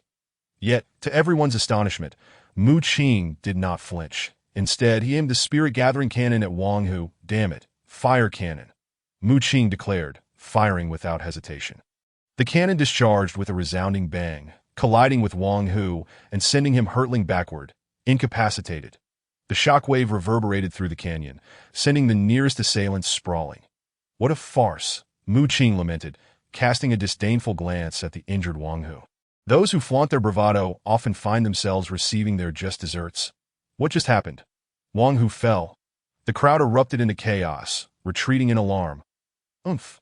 This little brat has some tricks up his sleeve. But don't worry, everyone. His weapon can only be used twice. Once we break his second shot, we'll all rush him and see how long he can maintain his arrogance. Wei Yanghua pointed out Mu Qing's weapon's limitation. What do you mean by that? Mu Qing shot a surprised look at Wei Yanghua, truly astonished, as he had never disclosed that detail about his weapon. Surely, it couldn't have been South Palace Yu or the others who revealed it. Was it perhaps South Palace Li, that troublemaker? The mere thought of South Palace Li ignited an ire within Mu Qing. Don't forget, my master is a renowned artifact master from Litian City. He has long since uncovered the secrets of your weapon. Wei Yanghua laughed heartily, recalling how the remnants he had brought back last time had astonished Lu Tao that he began to unravel the secrets of Mu Qing's spirit-gathering cannon and was already aware that it could only be used twice within a certain time frame. Furthermore, he had commenced the process of replicating this weapon, and once successful, it would no longer remain a unique possession of Mu Qing. A thought that brought him great anticipation that Mu Qing pondered for a moment and remarked, Oh, are you referring to that waste who almost met his demise at my hands last time? You seek your own destruction. In an instant, Wei Yanghua was incensed. Had it not been for Jiang Tao holding him back, he would have likely charged forward. Hold your horses, Jiang Tao said calmly. This lad appears rather peculiar. Initially, Jiang Tao had felt confident in his victory, but as time passed, the situation struck him as increasingly strange. Instead of rushing to Taichu's sect after leaving the auction, Mu Qing had taken the opposite direction, running further away. Even more perplexing was his choice to head toward a dead dash-in. First, Jiang Tao thought Mu Qing was courting death. Yet now he was increasingly convinced that something was amiss. Upon further reflection, The fact that Mu Qing could deduce the whereabouts of the wolf after arriving in Hayang City indicated that he was far from ordinary. Thus, from the very onset of his provocations, Mu Qing had been deliberate. The more Jiang Tao thought about it, the more he found Mu Qing's behavior unsettling. Although Wei Yanghua felt a deep sense of reluctance. He could only swallow his pride in the face of Jiang Tao's words that in that case, let me, Li Muqing, handle this matter, knowing that Mu Qing's spirit-gathering cannon had only one attack left. Li Muqing immediately stepped forward, declaring, there are no useless members in Taiyu sect. As the foremost prodigy of Taiyu sect, how could I possibly retreat at such a moment? With his words, a long sword glinted ominously. One strike shall suffice to deal with you. Li Muqing pointed his sword at Mu Qing. The cold light emanating from it was chilling. Wow, young Master Li's aura is formidable. He has reached the pinnacle of martial prowess. With such talent, given time, he shall undoubtedly become a dragon among men. Is that the Frost Blade? Such a strong chill. It is said to be nearing the intermediate tier of spirit-grade weapons, rivaling even the Ice Soul Blade. The crowd buzzed with admiration for Li Muqing, who carried himself with great pride. Goodness! Is he still boasting amidst battle? Is his aim merely to impress others? Mu Qing observed Li Muqing's haughty demeanor, rendering him speechless. Truly a person who clings to their pride while suffering. Make your move, Li Muqing sneered at Mu Qing. Junior brother, allow me to face him. Nan Gongyue, who had been clinging to Mu Qing, swiftly emerged from behind him, unsheathing the Ice Soul Blade, and stepping forward, that I cannot allow this insufferable brat to underestimate me. I'm not some ornamental vase. Li Muqing, however, remained unfazed. Lady Yu, I do not strike women. Especially not one as esteemed as you that I would be pained to injure you. So please step aside. Damn it. You're showing off, and now you've gone too far. Mu Qing, displeased, pulled Nan Gongyue back, activating the overclocking feature of the spirit-gathering cannon. How could he tolerate such arrogance aimed at his future wife? Boom. The cannonball was launched. Frostblade, proud as snow. Li Muqing snorted, leaping into the air and swinging his sword, the cold light transforming into a blade of energy that caused the air to drop dramatically. This strike could rival that of a martial master. Boom! The blade of energy collided with the cannonball, and to everyone's astonishment, Mu Qing's fearsome projectile was cleaved in two. The resulting explosive shockwave sent the crowd reeling backward, some even spewing blood from their mouths. How terrifying! He blocked it. Truly impressive. Young Master Li. The crowd erupted in cheers. His weapon is now rendered useless. Everyone kill him! Li Muqing immediately directed his sword at Mu Qing, commanding, kill him! I want him chopped to pieces. The crowd surged forward in a frenzy. What do we do? What do we do? Nan Gongyue instinctively shrank back behind Mu Qing. Sighing, Mu Qing shook his head. He grasped the six-chambered spirit-gathering machine gun, modeled after a Gatling gun, in his hand, with a rotational speed of 1,000 rounds per minute, although the third-tier Demon Core could only sustain it for approximately 10 seconds. Within that time frame, Mu Qing would be a true man. You said to save money for survival, yet you insist on courting death. The six-chambered mechanism whirred to life, its muzzle glowing with an eerie blue light. Chapter 29. 10 seconds of true manhood. What on earth is that? What is that glowing blue contraption? The crowd gasped, but it was too late. Come, enjoy the pleasures of hell. Rat-a-tat-tat. As the gunfire erupted, blue bullets shot forth from the glowing muzzle, transforming into beams of blue light that I'll run for your lives. Instantly, the area where the spirit-gathering machine gun aimed became a scene of devastation. Be careful. Jiang Tao felt unease wash over him the moment he saw the weapon in Mu Qing's hands that he quickly summoned a shield talisman, placing it between himself and Wei Yanghua. 10 seconds passed. The gunfire ceased. Jiang Tao surveyed the scene, where it appeared as though a rain of blood had fallen. Then he glanced at the shield talisman, now riddled with bullet holes and devoid of its former brilliance, rendered a mere scrap. Incredible! That was a spirit-grade defensive artifact. In just 10 seconds, aside from the two of them, not a single one of the 200 individuals present was left standing. Even Li Muqing had succumbed, kneeling on the ground, having been shot in the legs. Impossible! How can this be? This scene shattered Jiang Tao's understanding of reality. 200 people, including skilled warriors like Li Muqing, had all fallen in an instant. Even he, the child of fortune, could not have achieved such a feat in such a brief span. And these individuals remained alive solely because Mu Qing had not harbored the intent to kill. Aiming only for their legs, what has happened? Nan Gongyue peered out, equally incredulous at the sight before her. Only upon seeing the heavy weapon in Mu Qing's grasp did she dare to inquire.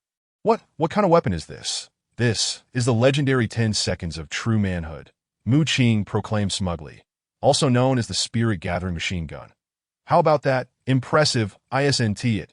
10 seconds, over 1,000 rounds of ammunition. This is the terrifying weapon birthed from the fusion of modern weaponry with the materials of this world. What's more, it requires no level restrictions for the user. How utterly terrifying. Unable to resist, Nan Gongyue gently touched the spirit-gathering machine gun in Mu Qing's hands. All right, senior sister, we have important matters to attend to. After a brief moment of pride, Mu Qing swiftly replaced the now dull third-tier demon core with a stronger Tsang Wolf King demon core. He then aimed the gun at Jiang Tao provocatively, saying, "Brother Jiang, you wish to kill me, did you not? You are the child of fortune, are you not? Come and see if I can turn you into a sieve." Oomph! Jiang Tao, witnessing this, snorted coldly, his gaze icy as he stared at the ominously glowing spirit-gathering machine gun. Yet he dared not approach. He turned away Yang Hua and said, "Let us go." Thereafter, the two of them utilized the cliffs several times to successfully return to the valley above. "You scoundrel!" Jiang Tao cursed vehemently. Only now did he comprehend that everyone had fallen into Mu Qing's trap. This valley was not a place he had stumbled into. It was a deliberate choice by Mu Qing, where no one could disperse, allowing his weapon to unleash its full potential and eliminate everyone at once. In that moment, Jiang Tao realized how cunning and calculating Mu Qing truly was. Are we just going to leave like this? Wei Yanghua was filled with reluctance that you have no other means to deal with him. Jiang Tao replied curtly, then turned to leave. Even if he had countless trump cards, he no longer dared to confront Mu Qing head-on. For he too was uncertain of how many hidden cards Mu Qing possessed. Moreover, this was not the first time he had fallen into Mu Qing's hands, instilling a deep-seated fear within him. Thus, he could only depart begrudgingly, his desire for revenge against Mu Qing growing even stronger. Phew, it's settled beneath the valley. Seeing Jiang Tao retreat, Mu Qing finally breathed a sigh of relief. Nan Gongyue, witnessing Mu Qing let Jiang Tao go, immediately grew anxious. "Junior brother, your weapon is so powerful. Why did you let him go?" Jiang Tao, as the child of fortune, is destined to be our future adversary. Letting him escape is undoubtedly leaving a hidden danger. "It is truly unwise," Mu Qing replied nonchalantly. "It's all right, senior sister. What harm is there in sparing him this once?" Arrogant and overconfident, Nan Gongyue could not help but scoff at Mu Qing. Mu Qing remained silent. But internally, he was cursing profusely. "Do you think I want to let him go? What kind of nonsense is this child of fortune? He's clearly a cheat. If I could eliminate him, would I still need to wait for your guidance? The bullets can even curve, for heaven's sake." In truth, Mu Qing had indeed had the opportunity to strike Jiang Tao, but his circumstances at that moment were far from ideal. He had only one demon core left. Should he use it, if he killed Jiang Tao, everything would be well and good, but if he failed, he would meet his end as well. Thus, it was a gamble. Under normal circumstances, it would be manageable. But his opponent was the child of fortune. Blessed with luck, wagering against him was akin to courting death. Would he be able to witness the bullets curving in midair after a barrage? At this moment, it is undoubtedly the most favorable situation for Mu Qing and his companion. This is the best scenario that Mu Qing could possibly achieve, and it is fortunate that Jiang Tao miscalculated, allowing the Ice Soul Sword to fall into his hands. That if it had been in the possession of Jiang Tao, who was at the initial stage of a martial master, he would have likely possessed the strength of a mid-level martial master by now. At that point, even with the spirit-gathering machine gun, it would have been uncertain whether he could defeat Jiang Tao. Moreover, the mere thought of Jiang Tao fills Mu Qing with envy, jealousy, and resentment. After enduring humiliation and bearing the weight of disgrace, he was chosen by the system to become the child of destiny. Within a month, he made a remarkable transformation from a nobody to a figure of success. Yet he did not become arrogant due to his newfound favor. Instead, he remained composed and collected. This is undeniably the hallmark of a protagonist from a novel. Now, Reflecting on himself, he sees only a useless individual, possessing a beauty so striking that even Yin Zhu would shy away from its brilliance, paired with a convoluted sect background. How could he possibly confront this? Merely surviving until now is already a miracle. First, let us deal with these people. After a moment of rage, Mu Qing's gaze fell upon the individuals before him. Nangong, you looked at Mu Qing with a hint of fear. Are you intending to kill them all? Kill them all? Mu Qing glanced at the barely surviving crowd and thought, no, why would I kill them? He then approached Wang Hu, brandishing the spirit-gathering machine gun. Brother, Master Mu, please don't kill me. I was blind to your greatness and offended you. I realize my mistake. I will comply with your every demand. Please spare my life. Wang Hu immediately knelt before Mu Qing, pleading desperately. Very well, hand over everything. Mu Qing, with an air of arrogance, pressed the glowing blue muzzle of the machine gun against Wang Hu's head in a menacing threat. Master, whatever you desire, I will give it all to you. Just spare me. Wang Hu hastily produced a storage bag and emptied its contents before Mu Qing, revealing the flame spirit stone among other items. And what else? Mu Qing's tone turned cold as he surveyed the items on the ground. What else? Wang Hu, looking bewildered, quickly explained, Master. There is nothing else. I only have these. Mu Qing pressed, don't tell me you don't have any spirit stones. Spirit stones? Wang Hu hesitated, then lamented, Master, you are already of the esteemed status of a spirit stone black card holder. You still desire spirit stones? Do you not know how impoverished I am? If I had even a single spirit stone, I would hand it over without hesitation. Mu Qing, filled with indignation, declared, if I catch that wretched scoundrel hiding away, I will turn him into a sieve. He expressed his frustration. If it weren't for being tricked by those fellows from Taichu sect, would I need to resort to robbing for spirit stones? Chapter 30. Who do I turn to for money after killing them? Wang Hu, reluctant yet helpless, handed over a storage bag filled with spirit stones to Mu Qing. Master, there are over 200,000 spirit stones inside. Mu Qing accepted the bag and, probing with his spiritual energy, confirmed there were over 230,000 spirit stones. This fellow is truly wealthy. Excellent. You may leave. After Mu Qing dismissed Wang Hu, he expressed his gratitude profusely and limped away from the cliff. All right, have you all understood? If you don't wish to die, leave everything behind. Once Wang Hu departed, Mu Qing slowly approached Li Mu Qing, stating with a pointed finger at his forehead, It's your turn. Mu Qing, do you know who I am? I am Li Mu Qing, son of Li Yuan from the Moon-Treading Sect. Do you dare to harm me? The Moon-Treading Sect will never let you off.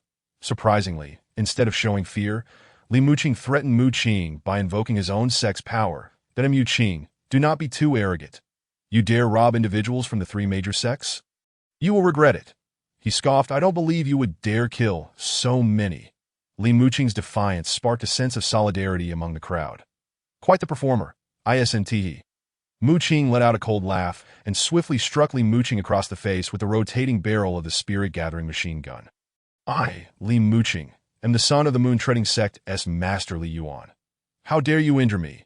Li Mu Qing, still unwilling to yield even after the blow, attempted to rise. Mu Qing swiftly aimed the spirit-gathering gun at Li Mu Qing's legs and fired twice, bringing him down to his knees. Still pretending, I, Mu Qing, take great pleasure in dealing with those who overestimate their abilities. Just remember, my name is Mu Qing. With a piercing gaze, he surveyed everyone present. I will kill you. I will kill you. Li Mu Qing, gritting his teeth and trembling in pain, shouted in fury. Will you hand over the items or not? Mu Qing, having lost his patience, pressed the muzzle of the gun against Li Mu Qing's head and coldly threatened. Dare to utter another negative word, and you shall see. Li Mu Qing's eyes widened in anger, yet he hesitated to speak, for he could sense the genuine murderous intent behind Mu Qing's gaze. Although no one had died among the wounded crowd, he realized that should he continue to resist, Mu Qing was indeed capable of killing him. I hope when my father visits the Taichu sect, you will still be so arrogant. Li Mu Qing, gritting his teeth, tossed a storage ring towards Mu Qing. It matters not. You may summon everyone you know. Mu Qing does not mind accompanying you for a game. Mu Qing's gaze turned icy as he probed the storage ring with his spiritual energy. To his surprise, it contained another 20,000 spirit stones, along with a myriad of miscellaneous items, including the Ling Shuang sword.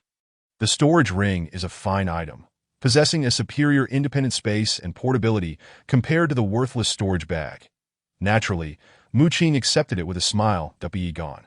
After giving Li Muqing a glance, he found a stone to sit on and boldly declared, "You either pay me or die if you feel capable of playing with me. I, Mu Qing, am more than willing to accompany you to the end. Oh, and do not cut in line. I, Mu Qing, am a person who values civility, in terms of bravado, who can compare to the sayings of Li Muqing. Goodness, this fellow is too audacious, speaking so arrogantly." The crowd clenched their fists in frustration. Yet the reality was as he stated. They were utterly powerless against him. What to do? Just hand over the items, since even young Master Li has complied. To dare rob the three major sects is simply too audacious. In a moment of reluctant acceptance, the crowd began to line up to hand over their valuables, that if even Li Muqing has surrendered, who among them would dare resist? All right, next, the individuals limped forward, surrendering their valuables to save their lives. Nan Gongyu stood by, utterly dumbfounded. What was happening? One person had robbed the three major sects. Some individuals were even stronger than her, and yet they all had to obediently queue up to hand over their valuables? Nan Gongyu's worldview was experiencing a catastrophic upheaval. That it was only at this moment that she finally understood the worthless medicine Mu Qing had previously sold.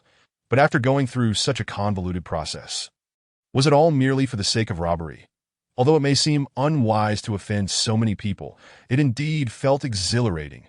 "Junior brother, let me assist you." Nan Gongyu volunteered to help Mu Qing collect the money. "Come, give it to me. All of it. You may leave now." Next, Mu Qing observed Nan Gongyu, who appeared more excited than himself, and felt a wave of helplessness. The way she collected the money made her seem more adept than Mu Qing himself. Moments later, the line of 200 individuals finally finished handing over their money. Collecting money is truly exhausting. Mu Qing stretched and sighed, causing the crowd to seethe with suppressed anger. In that brief moment, he had robbed 200 people, and he still complained about being tired from collecting money. The crowd's fists crackled in frustration. After collecting the money, Mu Qing approached the kneeling Li Muqing, a smirk on his face. "Oh, young Master Li, still kneeling here. Did I not already let you go?" "Mu Qing, do not be too arrogant." Li Muqing's face was ashen, and Mu Qing pointed at the storage ring on his other hand and remarked, "Young Master Li, being so wealthy, do remember to bring a bit more next time." "Umph." Li Muqing's gaze turned icy. "Next time, I will ensure you are ground to dust. Until we meet again." Mu Qing waved at Li Muqing, then turned to Nan Gongyu and asked, "Sister, would it be all right for you to carry me back?" Nan Gongyu immediately began to negotiate. "Humph. You must treat me to skewers. I haven't finished my skewers from the last time." "All right, no problem." Mu Qing nodded in resignation, agreeing. When would she ever stop thinking about food? Thus, Nan Gongyu carried Mu Qing, and with several leaps, they successfully scaled the cliff. The expressions of the crowd within the canyon were utterly varied. How could such a seemingly useless person rob 200 individuals? If this were to spread, who would retain any semblance of dignity? As Mu Qing departed, the crowd gradually dispersed. "Bro, how many hits did you take? Why can't you even walk?" Among the throng, a limping cultivator inquired of another being carried by several people. "I took over a dozen hits. That bastard. I will definitely make him pay." "I'll be gentle." The carried individual cursed vehemently. Mu Qing, "I will surely kill you," Li Muqing shouted hoarsely, while outside the canyon, Nan Gongyu, filled with concern, remarked, "Junior brother, it seems they are eager to kill you. Why didn't you simply eliminate them earlier?" Although Nan Gongyu felt that resorting to lethal force would be excessively cruel, from Mu Qing's perspective, sparing their lives would be highly detrimental. Moreover, they had sought to kill Mu Qing first. Thus, his actions would not be considered unjust. This was a world devoid of sentimentality. That's so. Mu Qing pondered for a moment before responding with a smug grin. "Sister Yu, are you worried about your junior brother? I am truly touched." The next moment, Mu Qing leapt from Nan Gongyu's warm and comforting embrace, landing with a thud against the ground. Spitting out dirt, he remarked, "Sister, please don't treat me this way." Nan Gongyu retorted, "Who told you to behave so improperly?" "Well, first of all, robbing them has already offended the three major sections. If I were to kill them, wouldn't that drive the sects mad? Secondly, if I kill them now and later find myself short on funds, who will provide for me?" Mu Qing explained. Nan Gongyu looked utterly bewildered. Surely the second point is the crux of the matter. This guy is actually contemplating future robbery. She couldn't help but think how infuriating her junior brother truly was. And yet, she feared she might not be able to defeat him in a fight. Chapter 31. Muqing's background has nothing to do with me soon. Nangong Yu carried Muqing back to Taichu sect. In the council hall, Nangong Lin and Nangong Li stared in disbelief at the ice soul sword placed on the table. It shouldn't be like this, that I clearly instructed Manager Li to withhold 20,000 spirit stones, which should not even cover the starting bid. Nangong Li mused, perplexed by the sword. Curse it. I was wondering why there was a shortage of 20,000 spirit stones. It turns out you were the culprit. He fumed. It dawned on Muqing that it was indeed Nangong Li's scheming. I thought Manager Li had just been dealt with by you. How could he dare to act against me? Nangong Lin, with a serious expression, addressed Muqing. While it's commendable that you successfully acquired the Ice Soul Sword, there are peculiarities that necessitate your explanation. Father, the situation is as follows. Before Muqing could elaborate, Nangong Yu hurriedly recounted the events in detail. You wouldn't believe what transpired. Those were people from the three major sects, all subdued by junior brother Muqing. She concluded with palpable excitement. Nangong Lin's expression turned grave upon hearing this. That so, you have offended all three major sects in one fell swoop. Well, more or less, Muqing nodded. Nangong Lin furrowed his brow. How much did you rob them of? Muqing mirrored his frown, sensing something amiss. About 100,000 at Nangong Yu. Puzzled countered, but there were over 200,000 in total. Right. 200,000 spirit stones. Both Nangong Lin and his son were taken aback. Cough, cough. Junior brother, this matter is of grave importance, and we must be prepared. Nangong Li suggested earnestly. Here's what we should do. You keep 10,000 spirit stones, and the rest should be turned over to the sect. The sect can distribute them among the disciples to enhance overall strength in anticipation of the impending retribution from the three sections. What do you think, Father? Nangong Lin contemplated before nodding in agreement. The LIS suggestion holds merit. The sect has indeed been experiencing financial strain, causing a slow enhancement in the disciples' strength. Isn't this a bit unreasonable? After all, it was you who told me to resort to theft, Muqing said with a forced smile. This is obviously robbery. Must we beat around the bush? I still owe 5 or 6,000 spirit stones in loan shark debts. Nangong Li looked at Muqing with concern. Junior brother, you must think carefully. Offending the three major sects could leave the sect vulnerable. If our strength is insufficient to withstand their wrath, then this is for your own good. Muqing thought to himself, seething with indignation. Nangong Yu furrowed her brow. Father, this truly seems a bit inappropriate. Senior sister, I love you, Muqing interjected. Junior brother, this matter is indeed of extraordinary significance. Nangong Lin remarked sternly, while it was too much to ask you to part with 80,000 spirit stones for the Ice Soul Sword. Robbing members of the three major sects will inevitably bring calamity upon the sect. Furthermore, your identity is exceptionally unique. Although only the Yi family and the three of us know of Feng Yun's demise. Should others discover the truth, it could spell disaster for you. My background, disaster. Muqing's expression turned solemn. Disbelief etched across his features. Indeed, Nangong Yu and the others nodded gravely. Muqing was taken aback. The DOI really possess a backstory worthy of a novel. Am I a peerless genius or a chosen one?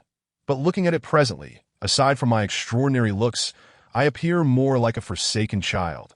Nangong Lin's demeanor grew somber. There are matters I had not disclosed to you before, even contemplating expelling you from the sect due to your disappointing nature. However, you have begun to show promise, and thus, there are truths you must confront that I believe it's time I reveal them to you. Father, Nangong Yu's brow furrowed, unwilling to let Muqing learn the truth, as the family enmity from years past was a matter of grave importance. The Zhang family was not something Muqing or even the entire Taichu sect could contend with, and she feared that revealing the truth could be detrimental to him. Muqing, my feelings towards you are not rooted in genuine disdain, but rather stem from your background, that I fear that you might implicate my sister and the Taichu sect. Even Nangong Li, who had always opposed Muqing, wore a serious expression. Thus, retaining you within the sect is a gamble, a wager on your potential to transform into something magnificent. Although I know that any misstep could lead to the destruction of the entire Taichu sect. I am willing to take this chance, considering the past ties with the Mu family and your recent impressive performance. However, you must understand that if one day your actions lead to a crisis for the sect, I may still choose to abandon you for its sake. Nangong Lin's expression grew increasingly grave. It was both a warning and a reminder. Nangong Li added, "The condition for your retention is that you must not get too close to my sister." With that, Nangong Lin solemnly asked Muqing, "So, do you wish to learn about your background now?" It would be prudent to inform him early, allowing for mental preparation, Nangong Lin thought. The three gazed at Muqing, their expression solemn. They were looking at me as if my background were indeed of great significance. That Muqing's face grew increasingly serious and oh need. Why should I care about my background? Does it concern me in the slightest? Unless his family was exterminated, am I expected to avenge him? I'm already a character in a narrative with extraordinary luck. Isn't that enough? Why the endless talk of sex and backgrounds? Circling back to the spirit stones I seized, the three were left bewildered. Well, if you don't wish to know, then just hand over the spirit stones. Nangong Li extended his palm towards Muqing. How outrageous! Muqing immediately bristled, retreating slightly, that I had to resort to a black card loan to acquire 5,000 or 6,000 spirit stones for the Eye-Soul Sword. And you only want to leave me with 10,000? That is unacceptable. Nangong Lin shrugged nonchalantly. Very well, I shall enter seclusion for a few days. Curse it, this old man. Muqing ground his teeth in frustration. How about a 50-50 split? Yu Li, let us go. Nangong Lin instructed Nangong Yu and the others. This is utterly unacceptable. I've never encountered such shamelessness in my life. 37. If they don't agree, so be it. I'll take the risk. Muqing seethed. Nangong Lin halted, turning back with a look of approval as he patted Muqing on the shoulder. Excellent, lad. It's commendable that you're already thinking of the sect's welfare at such a young age. Truly admirable. Curse it. Muqing felt as though he was consuming bitter gall, looking at the 200,000 spirit stones now packed into 2 storage bags. His heart felt as though it were bleeding. More than 200,000 had dwindled to a mere 60 or 70,000 at Nangong Lin, with utmost seriousness, addressed Nangong Yu and Nangong Li. Li Yu, you both should learn from Muqing. Nangong Li cast Muqing an approving glance. Junior brother is indeed a model disciple for the sect, one worth emulating. These insufferable fools, they are utterly unreasonable and devoid of humanity. Muqing's displeasure was palpable. Nangong Lin shot him a sideways glance. You think you can outsmart me, you little rascal? Chapter 32. Woman, your name is Greed Li Tian City, Tiamin Sect Bang. Observing Wang Hu's limping form, the hefty Wang Biao smashed his palm onto the table. Shattering it to pieces, gather the disciples. In 3 days, we shall seek retribution against that old fool Nangong Lin. Li Tian City, Tanhua Sect, this is too much. Observing Li Muqing gravely injured to the point of being unable to stand. The somewhat burly figure of Jun bore a frigid expression. Your father, Muqing, not only seized everything from us, but has also inflicted such severe harm upon my child. You must stand up for him. Upon seeing Jun, Li Muqing broke down in tears. This is the realm of Tiandi City. It is not solely under the dominion of Nangong Lin. Gather the disciples. We depart in 3 days. Li Yuan's countenance was filled with a chilling, murderous intent. Tiandi City, Ziyun Sect. What? You were unable to contend with him. And he even acquired the magical artifact. After succinctly hearing the explanations from Jiang Tao and Wei Yanghua, Xia Jiang and Lu Tao were left utterly astonished. Who was this individual before them? He was none other than the legendary Child of Fortune. Having broken through to the Martial Master level in just over a month, he now stood at the pinnacle of the initial stage of Martial Master, with ascension to the intermediate stage imminent. Such power was nearing the level of elders from the 4 major sects, and yet he could not even contend with the widely recognized waste of Taichu sect. How could this be believable? Jiang Tao, equally unwilling to accept, declared, had I possessed my magical artifact, he would undoubtedly have become a specter beneath my blade. Alas, the artifact has fallen into his grasp. Moreover, his actions were exceedingly peculiar. I initially intended to use him to eliminate others, only to find myself manipulated by him instead. This individual should not be underestimated. Lu Tao, with a serious expression, inquired, Are you saying he defeated everyone in mere moments with a weapon we have never seen before? Indeed, Jiang Tao replied gravely, producing the shield-like magical artifact of initial spiritual quality, stating, Elder, please observe. This is the result of that weapon. As the crowd gazed upon it, they saw the shield riddled with pockmarks, having long lost its spiritual radiance, rendered utterly useless. What manner of weapon could so swiftly vanquish 200 individuals? Lu Tao stared incredulously at the shield. Wei Yanghua, who had remained silent until now, immediately spoke up, "Master, I recall the appearance of that weapon. I shall draw it for you without further ado." Wei Yanghua swiftly sketched the form of the spirit-gathering machine gun. What sort of weapon could this be? Lu Tao regarded the blueprints with a perplexed expression.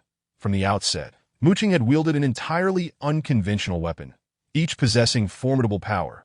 More critically, these items, which could only be classified as weapons, required no specific cultivation level from the user, thus completely subverting the conventions of this world. Should such weapons be mass-produced, it would inevitably lead to martial artists of the martial student realm slaying even those of the martial master realm, fundamentally overturning the rules of this world. Lu Tao could hardly bear to contemplate Mu Qing's abilities, for even now, he could not fully grasp the secrets contained within the spirit-gathering canon. Xia Jiang observed Lu Tao's grave countenance, and, with an icy gaze, asked, "Elder Lu, what is your perspective?" Lu Tao gritted his teeth, asserting, "As I have stated before, this child must be eliminated. He will undoubtedly become a great calamity." A profound silence enveloped the group. They all understood the weight of Lu Tao's words, for this conclusion was drawn even with Jiang Tao, the child of fortune, in their midst. Moreover, Lu Tao was the one who had crafted the Thunder Spear, the sect's magical artifact. Xia Jiang, with an icy tone, remarked, "If that is the case, it seems we must take a gamble and find an opportunity to eliminate him." Lu Tao pondered for a moment before shaking his head, saying, "That may not be feasible. With just over a month remaining before the sect trials, and considering they have already acquired the Ice Soul Sword, they are unlikely to leave the sect easily." Did I ever mention I intended to eliminate him outside?" Xia Jiang replied coldly with a smile. Lu Tao, taken aback, questioned, "Do you mean Elder Han Xiang from the outer sect's soul-destroying Bao?" "Indeed. Who else could infiltrate his sect to commit murder without raising an alarm?" Xia Jiang's voice was laced with anticipation as he continued, "This time, I am curious to see if a mere waste can withstand a strike from a mid-tier martial master while completely unprepared." Xia Jiang's icy demeanor hinted at impatience. Before he instructed Jiang Tao, "Tower, for the next month, focus solely on your cultivation. Strive to break through to the mid-tier martial master level before the sect trials. At that time, you shall undoubtedly emerge victorious." Securing first place in the sect trials was paramount, as it provided an opportunity to present oneself to stronger sections during the trials. Members from more powerful sects would oversee and reward victors. Should any disciple stand out and be recognized by the higher sects, their own sect would gain significant renown. The four major sects, with Taichu sect at the forefront, had gained prominence due to the last sect competition, where 3 disciples from Taichu sect were selected, while the others collectively had but 3 to therefore. Even though Xia Jiang was reluctant to part with Jiang Tao, he had no choice but to allow him to seize first place for the sake of Ziyun's sect. "Yes, I understand, Master." Jiang Tao nodded in acknowledgement. Although he was quite unwilling to allow others to eliminate Mu Qing, he currently lacked the confidence to confront him. Thus this was indeed the best course of action. After all, his talent was insufficient. His current achievements were ultimately attributed to luck that if the enigmatic Mu Qing were allowed to continue unchecked, it would undoubtedly be detrimental to him.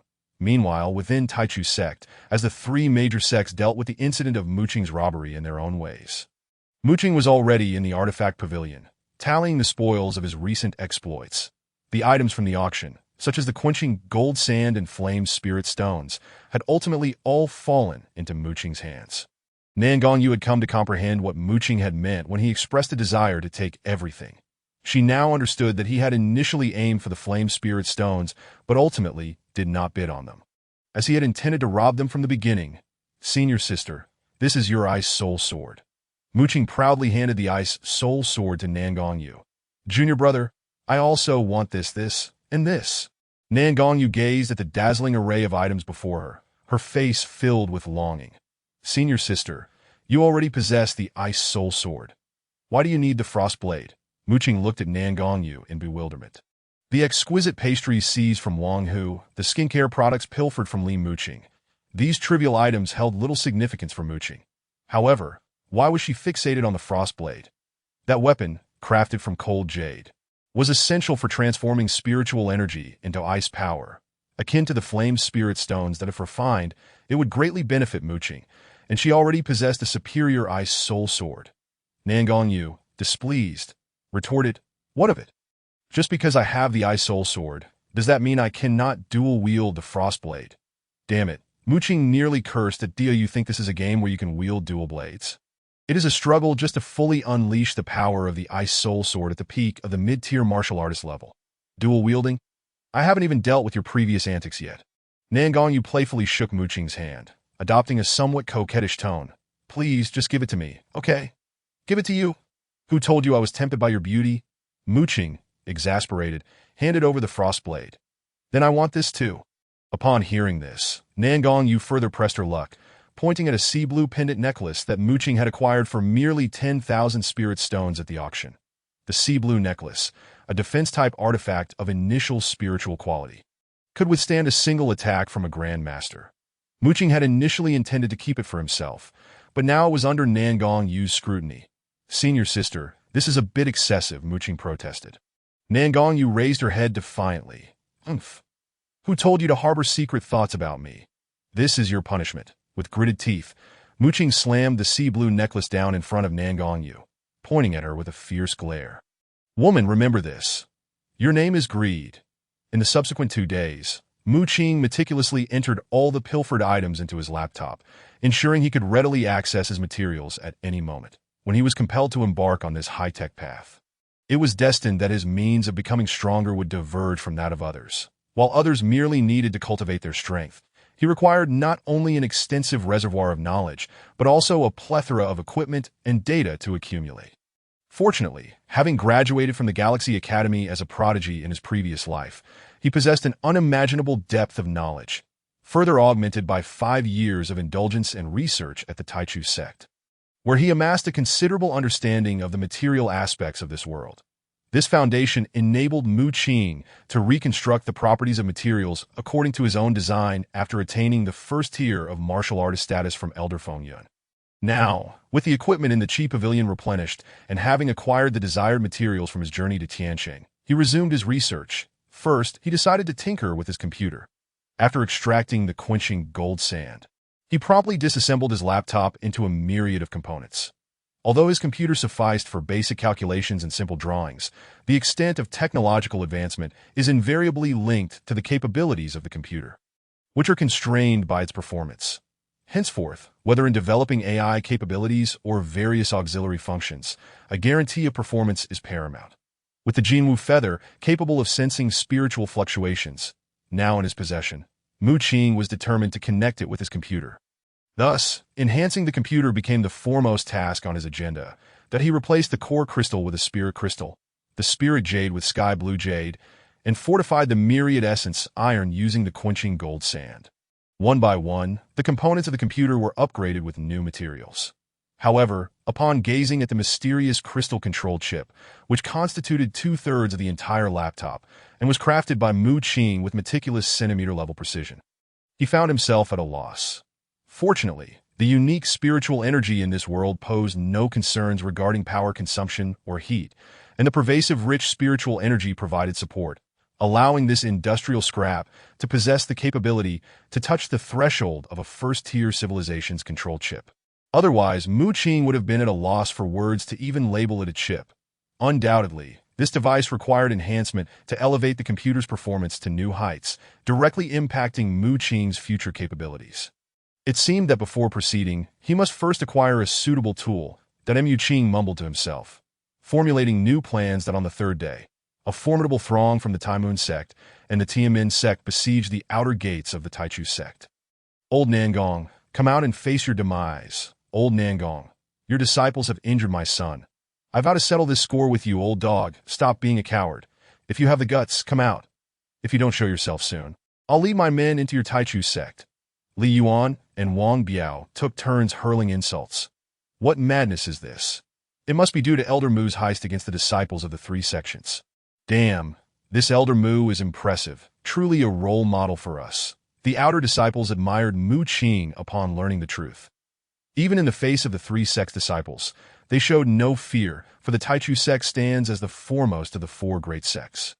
In a real confrontation, they would not be intimidated. Moreover, robbing the disciples from the three sects was an audacious act that few would dare to even contemplate. I want to see who dares to take a step forward.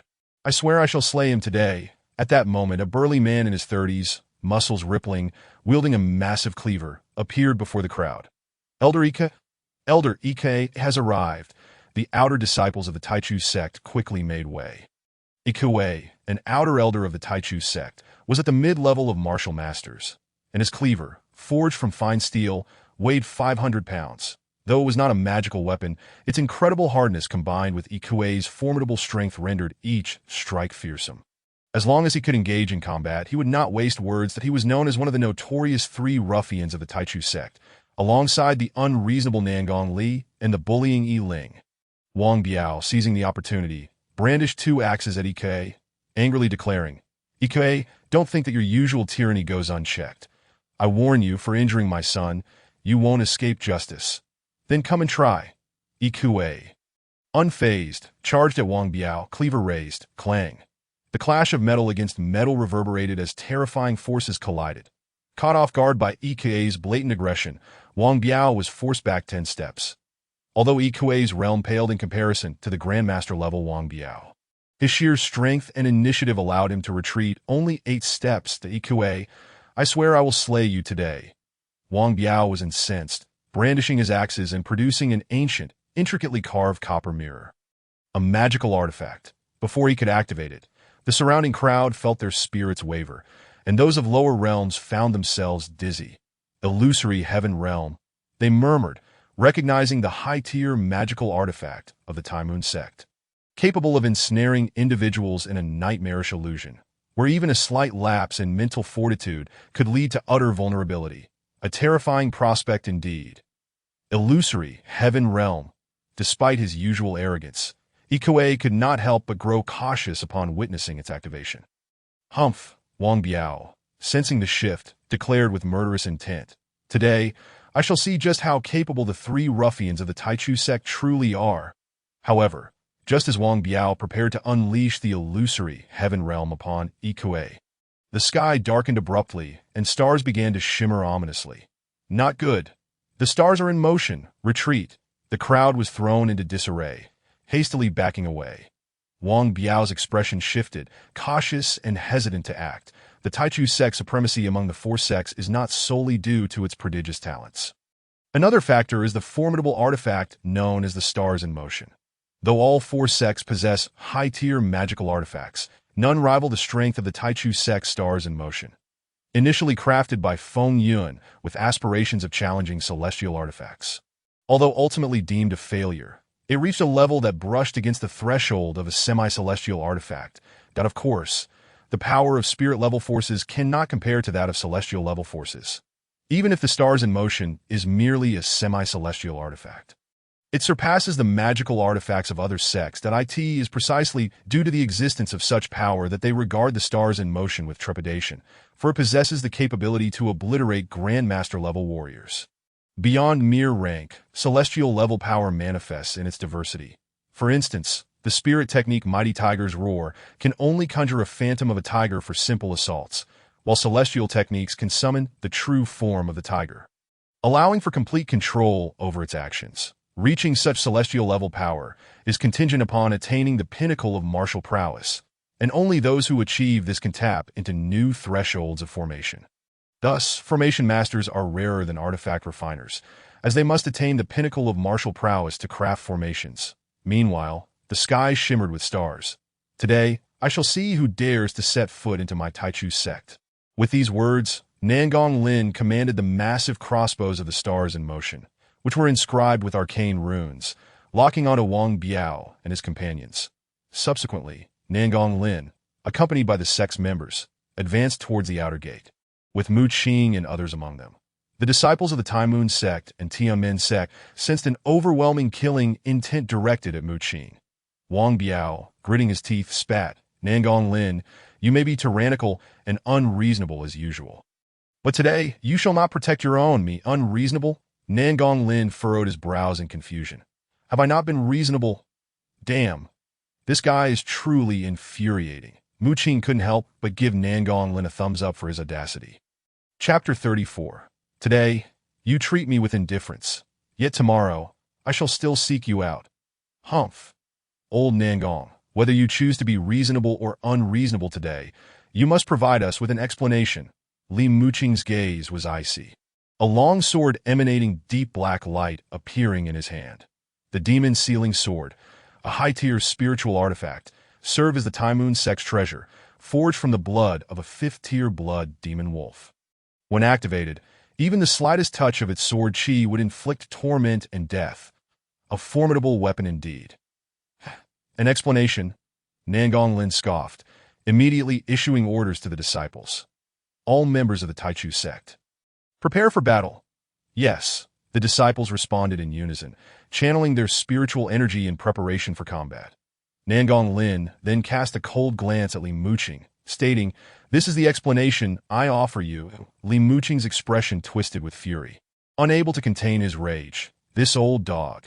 He dares to act so unreasonably, even at the risk of the sect's annihilation. He had long known that Nangong Lin was unreasonable, but he never expected him to be this audacious. Though they had prepared for a grand battle, the stars in motion loomed ahead, and even if they could withstand its power, their disciples would inevitably suffer heavy losses. Should a battle ensue, it would surely spark a catastrophic conflict. They might stand a chance against the Taichu sect, but the price to pay would be beyond their capacity to bear.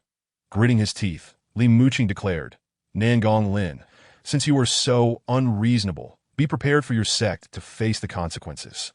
After much contemplation, Li Muqing could only resort to leveraging the upper sect to threaten Nangong Lin. After all, despite the formidable nature of the 4 major sects, they remained under the jurisdiction of the Xuanji sect of Wuling City. He could not believe that Nangong Lin would dare to act so recklessly in the face of the upper sect's inquiry. The upper sect. Nangong Lin's gaze turned icy as he declared, "Even if the upper sect were to arrive, Nangong Lin, would feel no fear."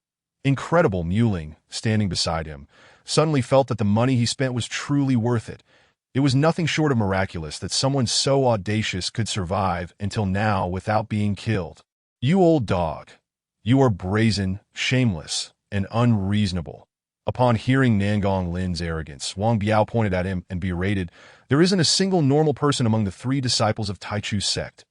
"Very well, since you claim I am unreasonable." Nangong Lin's expression shifted, and his tone turned frigid as he retorted, "Then allow me to impart some reason. My sect's disciple robbed yours. Did your disciple resist?" A profound silence enveloped the crowd. It was evident that Nangong Lin's question was a conundrum. If they resisted, then Muling was innocent. If they did not resist, then they were cowards. Muling was even impressed by Nangong Lin's cunning. I did not resist," the daft Wang Hu exclaimed beside Wang Biao. The next moment, he was smacked by Wang Biao, who scolded, "Coward." "Ha!" The disciples of Taichu sect could not contain their laughter. "Is that not Brother Hu?" Muling teased Wang Hu, saying, "If Brother Hu does not resist, remember to bring more spirit stones next time." Wang Hu glared at Muling, his teeth clenched, but remained silent. "Brother Hu, do you not wish to converse with me?" Muling shrugged nonchalantly. "No worries. While you may ignore me today, I shall seek you out again tomorrow." Nangong, you couldn't help but laugh at Muling's words. It was simply too cheeky. To think he would still contemplate robbing others in front of so many people and his father. This was truly a heart-wrenching act. "Ha! You truly are a talent. I cannot help but want to hit you. Remember to invite me next time." Nangong Li patted Muling on the shoulder and could not resist giving him a thumbs up. "Father, look how arrogant he is. You must help me teach him a lesson." Wang Hu was so enraged by Muling that he trembled all over, immediately rushing to find Wang Biao to vent his frustrations. Wang Biao, equally incensed by Muling's arrogance, pointed at him and threatened, "You little brat, you must provide me with an explanation today. Otherwise, I will risk the annihilation of Tianmen sect to bloodily cleanse Taichu sect." Seeing this, Li Muqing immediately chimed in, "Since Brother Wang Biao has said so, I shall accompany you to the death. Disciples of TUS sect, heed my command. Disciples of Tianmen sect, heed my command." Yes, they prepared for battle. Instantly donning expressions of fearless determination. Nangong Lin's countenance darkened upon witnessing this. This little brat was simply too arrogant. Although it was somewhat to his liking, it was also infuriating him. Nangong Lin was indeed vexed by Muling. He had already held the moral high ground, and with the two sects now agitated, he found himself in a precarious situation. He did not wish for conflict, for once it commenced, countless lives would be lost, and the entire Taichu sect would face annihilation. If only they had not made such a big fuss. Muling, noticing the change in Nangong Lin's expression, could discern his thoughts and casually tossed an object to Wang Biao. "What is this, you little rascal?" An enraged Wang Biao questioned, looking at the circular object in his hand. "It's tape. Did you not ask me to get you some tape?" Muling replied nonchalantly, "I must say, your taste is impeccable. This tape is remarkably strong, and I made it myself, so I feel quite pained to give it away." The crowd gasped. How could he still be so cheeky at such a critical moment? They were unable to contain their desire to strike him. Nangong Yu found the situation both exasperating and amusing, while Nangong Lin was thoroughly tormented by Muling's antics. This little rascal was intent on dragging the entire sect down with him. He needed to devise a plan to cast him out. Just as Nangong Lin was contemplating how to rid himself of Muling to avoid implicating the sect, an enraged Wang Biao had already issued a command. "Disciples of Tianmen sect, heed my command." "Yes, kill them." The disciples of Taichu sect immediately prepared for battle. "Wait." At that moment, Muling stepped forward. Wang Biao had little patience left to engage in idle banter with Muling. "You little brat, what trickery are you attempting now? You must give an account today, or it will be your doom." Muling shook his head. Why involve the sect in this trivial matter? Why not settle this privately? What is this little rascal up to? Does he intend to shoulder the burden alone? The crowd, including Nangong Lin, looked on in confusion. Although Muling was undeniably infuriating, Nangong Lin would still feel a sense of loss if he perished. If it could be resolved without endangering the sect, Nangong Lin would prefer to protect him. Settle privately? Li Muqing's gaze turned frigid. "I want you dead now." Li Muqing had no intention of accepting any form of settlement other than a life for a life.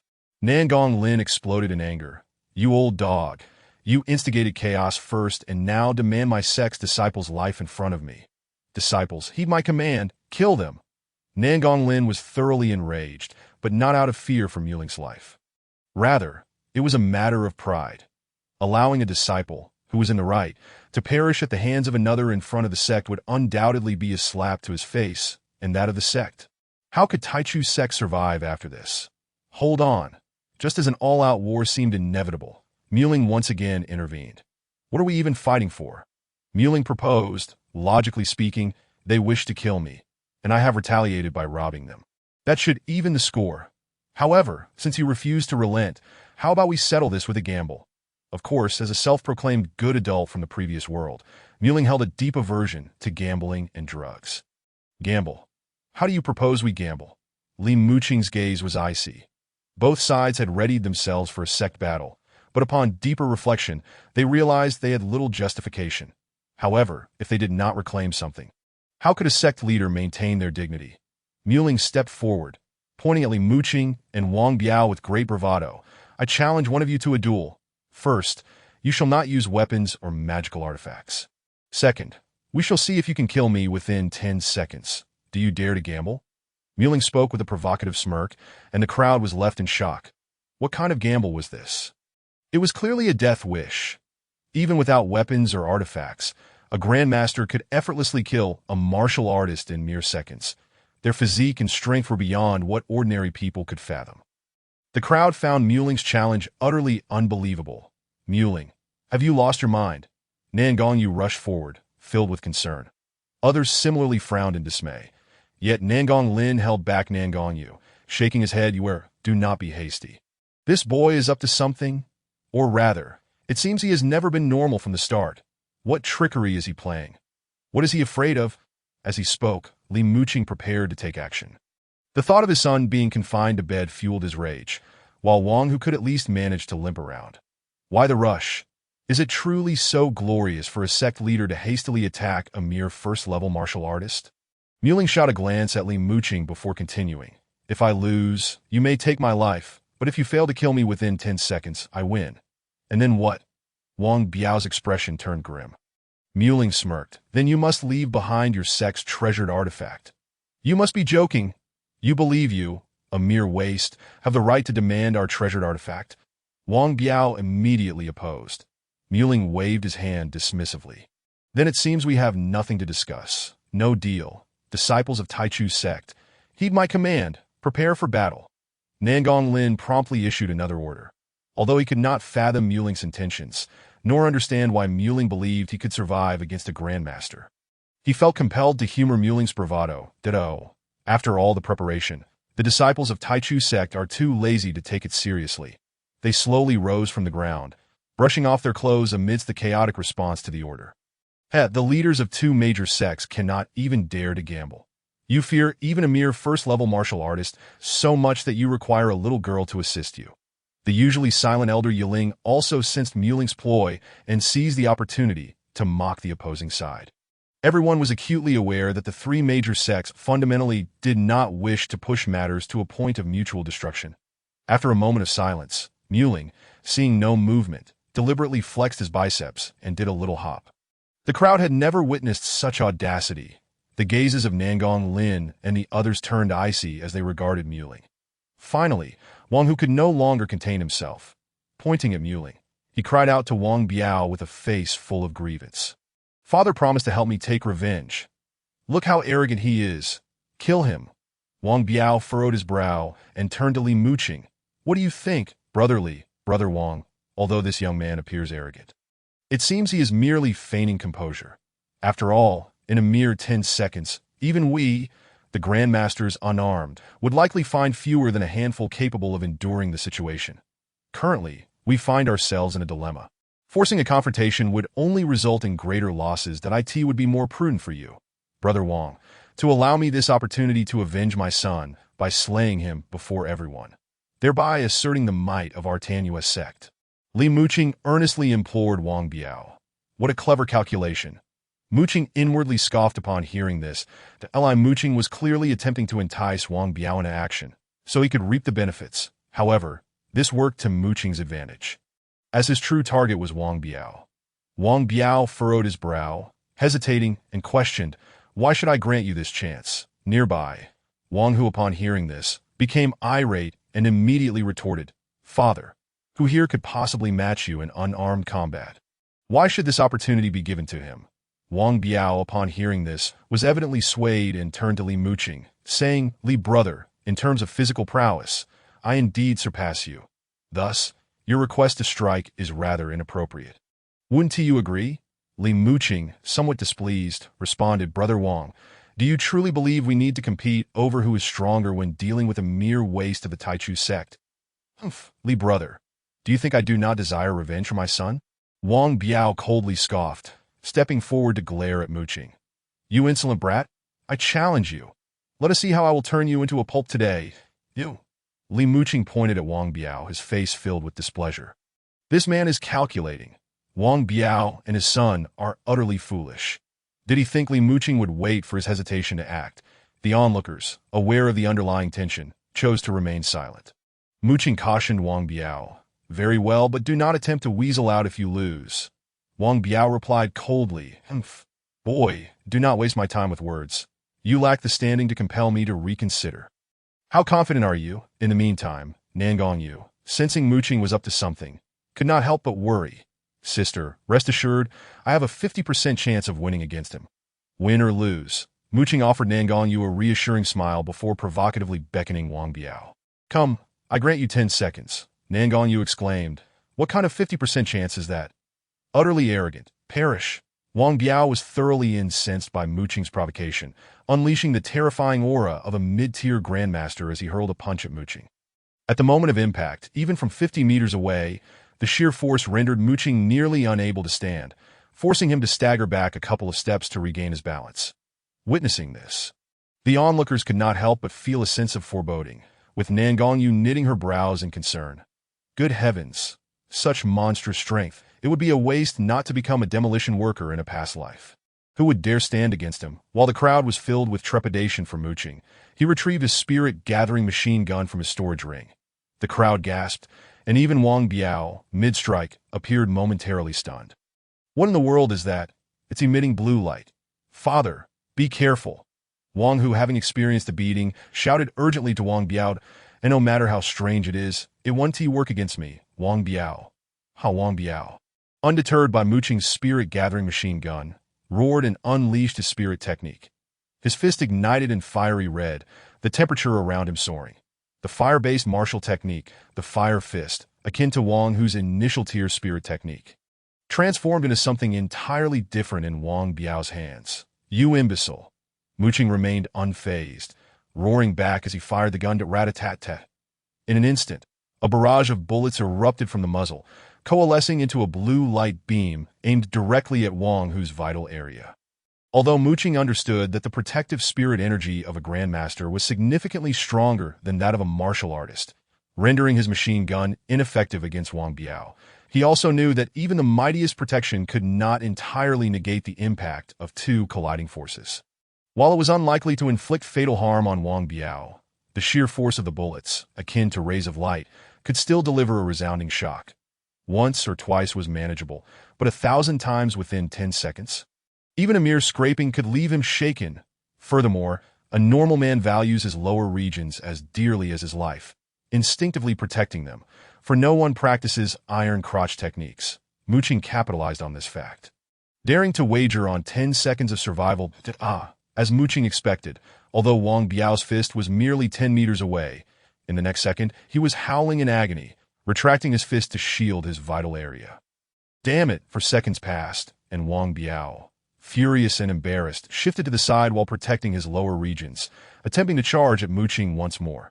However, Mu Qing's gun seemed to have a mind of its own, unwaveringly targeting Wang Biao's vulnerable spot. Chapter 36. The extra seconds are a gift from me. 7 seconds, 0.8 seconds, 0.9 seconds. Die already. Wang Biao, thoroughly provoked by Mu Qing, turned crimson with rage as he unleashed a devastating fire-explosive fist. One hand shielded his lower region, while the other gathered formidable spirit energy, swinging towards Mu Qing. Boom! The sound of the explosion echoed like thunder.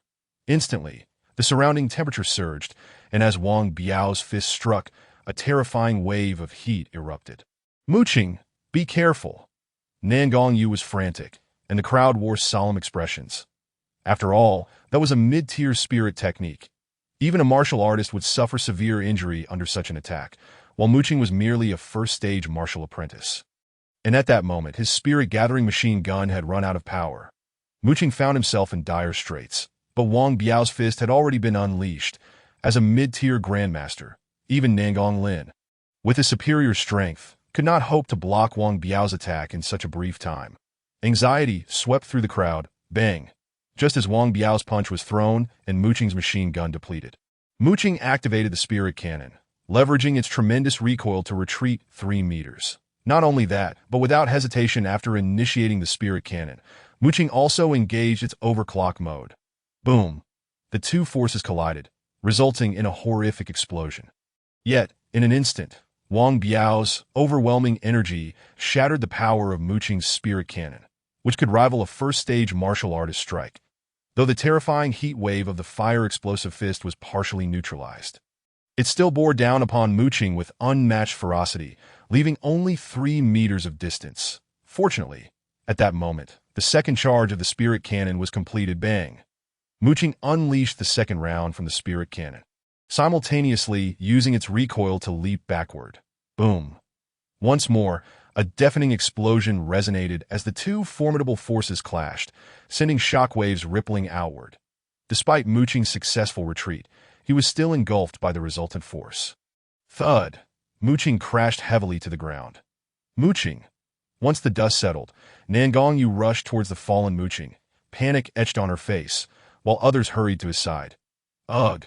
That hurt like hell. Before anyone could reach him, Mu Qing spat out some dirt and cursed, rising from the ground, his face smeared with grime. The crowd was left in utter shock. Against the spirit technique of a mid-tier grandmaster, he actually managed to get back on his feet. And he was merely a first-stage martial apprentice, a veritable waste. Everyone stared in disbelief. Wang Biao, his face flushed with rage, disregarded the 10-second agreement, channeling his spirit energy to unleash another monstrous punch at Mu Qing's face. Damn it, seeking death. Having anticipated this, the outer sect elder, Ikue, landed a kick squarely on Wang Biao's abdomen. Bang! With a dull thud, the unguarded Wang Biao was sent flying over 10 meters. Tumbling several times. Impossible. This cannot be. Wang Biao, struggling to rise, stared in disbelief at the scene before him, thought a waste of a martial artist, and yet he had failed to kill him within 10 seconds. There must be something wrong. Otherwise, how could this be? Wang Biao scrutinized his hands, unleashing a dreadful surge of spirit power, feeling a twinge of self-doubt as he faced Muqing, wiping the dirt from his face. Muqing wore a smug grin as he clasped his fists in a polite gesture towards Wang Biao. Thank you. The extra seconds are a gift from me. That he then raised an eyebrow at Wang Biao's son, beckoning him with a finger, making his intentions unmistakably clear. The 10 seconds they wagered had, in truth, seen the more powerful Tsanglong King's demon core endure for 11 seconds, and the spirit cannon had held out for an additional 2 seconds, far exceeding the agreed-upon time. Aside from concealed trump cards, the strengths of the 4 major sect leaders were well known. Thus, Muqing was acutely aware of Wang Biao's capabilities from the outset when Muqing made the wager. He had restricted the use of weapons and artifacts, leaving only spirit techniques available. Wang Biao and his son practiced the fire-based martial technique Fire Fist for close-range combat, while the Fire Explosive Fist was designed for distance and area impact. Fully aware of this, Muqing had long prepared, using the spirit cannon to undermine the power of the explosion. The might of the explosive punch created a significant distance, followed by a second concentrated spirit cannon attack to effectively counter the fiery blast. With this strategy, after widening the gap twice, Muqing found himself nearly 20 meters away when Wang Biao unleashed the fiery punch. Even though the explosive punch was a mid-tier spiritual technique, its power would undoubtedly be diminished after withstanding 2 strikes comparable to a novice martial artist's strength. Moreover, with the distance approaching 20 meters, Wang Biao's maneuver lost its threat. Of course, this was merely Muqing's estimation. Any miscalculation could lead to disastrous consequences. However, Wang Biao was no child of fortune, and Muqing's every skill was rooted in calculation. That if he lacked confidence in his own analytical abilities, how could he hope to challenge a favored son of destiny?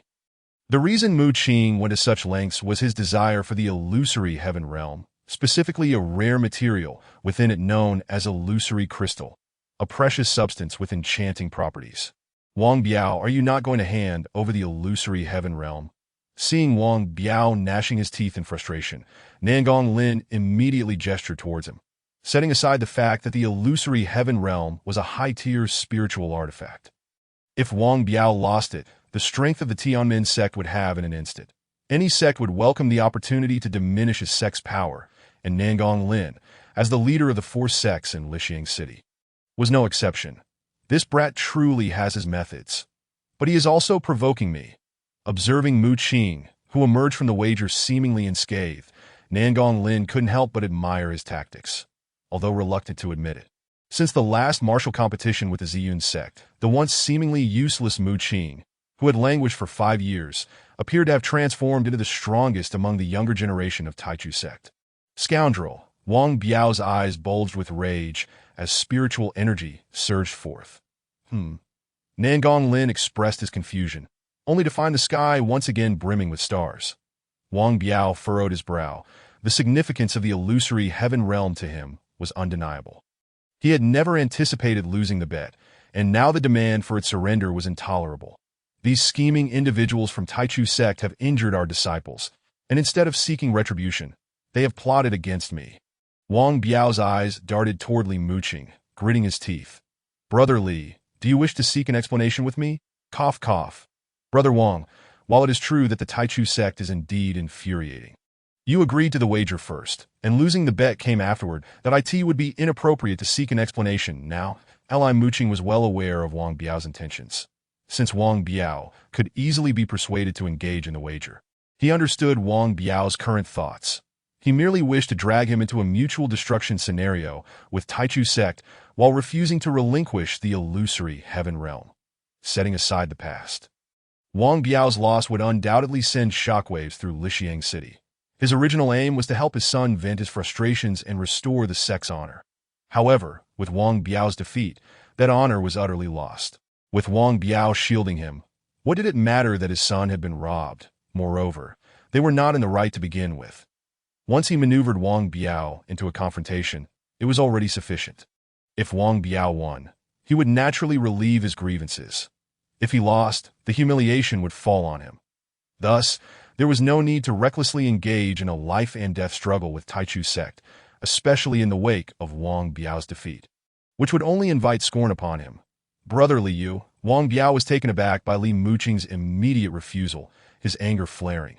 Brother Wang, my son requires care and rest at home, so I must take my leave. Disciples of the Tanyue sect, retreat.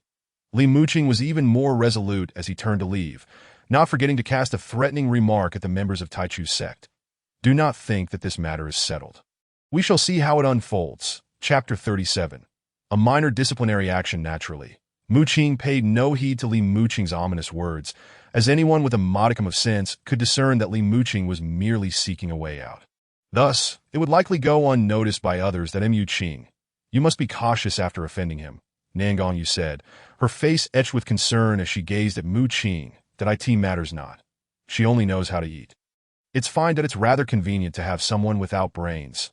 Muqing continually reassured himself of his senior sister's simplicity. Excessive. It has caused me to deceive even myself. Understood, senior sister. After a moment of speechlessness, Muqing reluctantly accepted Nangongyu's goodwill and nodded before turning to Wang Biao, urging, hurry, hand over the illusory heaven realm. Father, do not give it to him. We can always compensate them with spirit stones. Wang Hu limped forward, glaring at Muqing with venomous intensity, wishing he could devour him whole. Even he understood the significance of the illusory heaven realm to the Tianmen sect. Without it, their power would surely be outpaced by the other three sects. Jeopardizing their standing, Muqing quickly shook his head. Looking at Wang Hu, Brother Wang Hu, you should save your spirit stones. Otherwise, how shall I come to you when I need money next time? After all, your intellect cannot manage your wealth. His words struck home, inflicting psychological damage more than physical. Wang Hu glared with wide eyes, rendered speechless, smack. To their astonishment, Wang Biao delivered a resounding slap to Wang Hu's face, leaving a bright red handprint as he fumed. You unworthy wretch have brought me to ruin. Father, Wang Hu cried out, having been struck hard, blood now trickling from his mouth. Truly ruthless, Muqing marveled. Nangong Lin remained unaffected. His tone icy as he questioned, I wonder how confident sect leader Wang is of facing off against my Taichu sect in a life-and-death struggle. Nangong old dog, you are too overbearing. Wang Biao, with a dark expression, tossed the illusory heaven realm to Muqing and declared, one day, I will reclaim the illusory heaven realm and take your life. Rest assured, I will safeguard it well.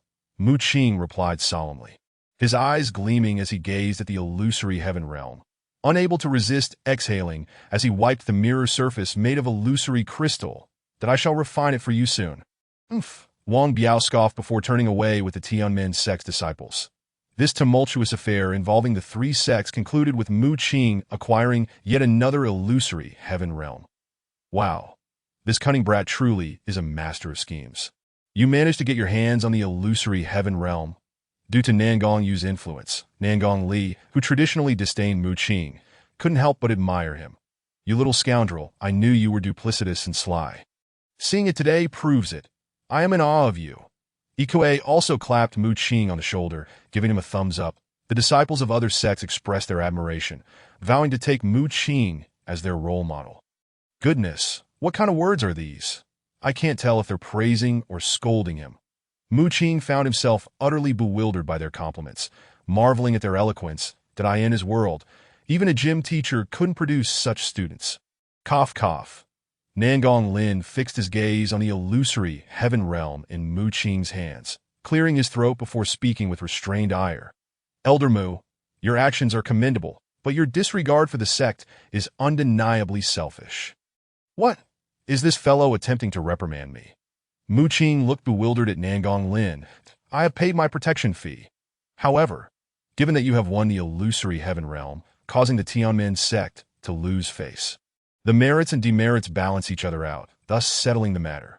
Nangong Lin's tone took a surprising turn. Fortunately, this old fellow finally acknowledged that he had accepted the payment. Mu Qing clasped his hands in gratitude. Thank you. But just as Mu Qing prepared to express his gratitude to this mercenary yet authoritative Nangong Lin, the latter interrupted him once more.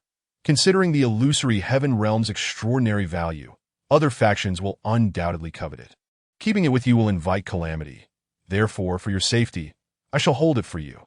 Nangong Lin extended his hands toward Mu Qing, his demeanor and tone unmistakably conveying, "Hurry and give it to me. I am doing this for your own good." Master, this item was acquired through great effort by Mu Qing, and he is certainly capable of safeguarding it, Mu Qing retorted, visibly displeased, as he looked at Nangong Lin with a grateful expression. However, I must express my gratitude for the concern of the sect leader. It is truly rare to have a leader who considers the welfare of the disciples. This is a blessing for the disciples and the sect alike. I believe everyone in Taichu sect would feel proud to have such a wise leader. As he spoke passionately, Mu Qing's emotions overflowed, and he found himself in tears. Nangong Lin's expression shifted at this display. This scoundrel, he manages to insult without using any vulgarity. Very well, I shall see how much you can withstand. Since you are confident in your ability to safeguard it, then I, as the sect leader, shall naturally trust you. Nangong Lin nodded calmly. Something is off. Mu Qing's gaze sharpened, sensing that something unfavorable was about to unfold. However, you acted recklessly today. Do you realize that a moment's carelessness could have made you a casualty under Wang Biao's command? As expected, Nangong Lin had new intentions that Mu Qing, feeling a sense of foreboding, nodded cautiously. Thank you for your concern, sect leader. I shall be careful in the future. Nangong Lin maintained his calm demeanor, stating, words alone are insufficient. A minor disciplinary action is necessary. That Mu Qing wore a perplexed expression as Nangong Lin continued.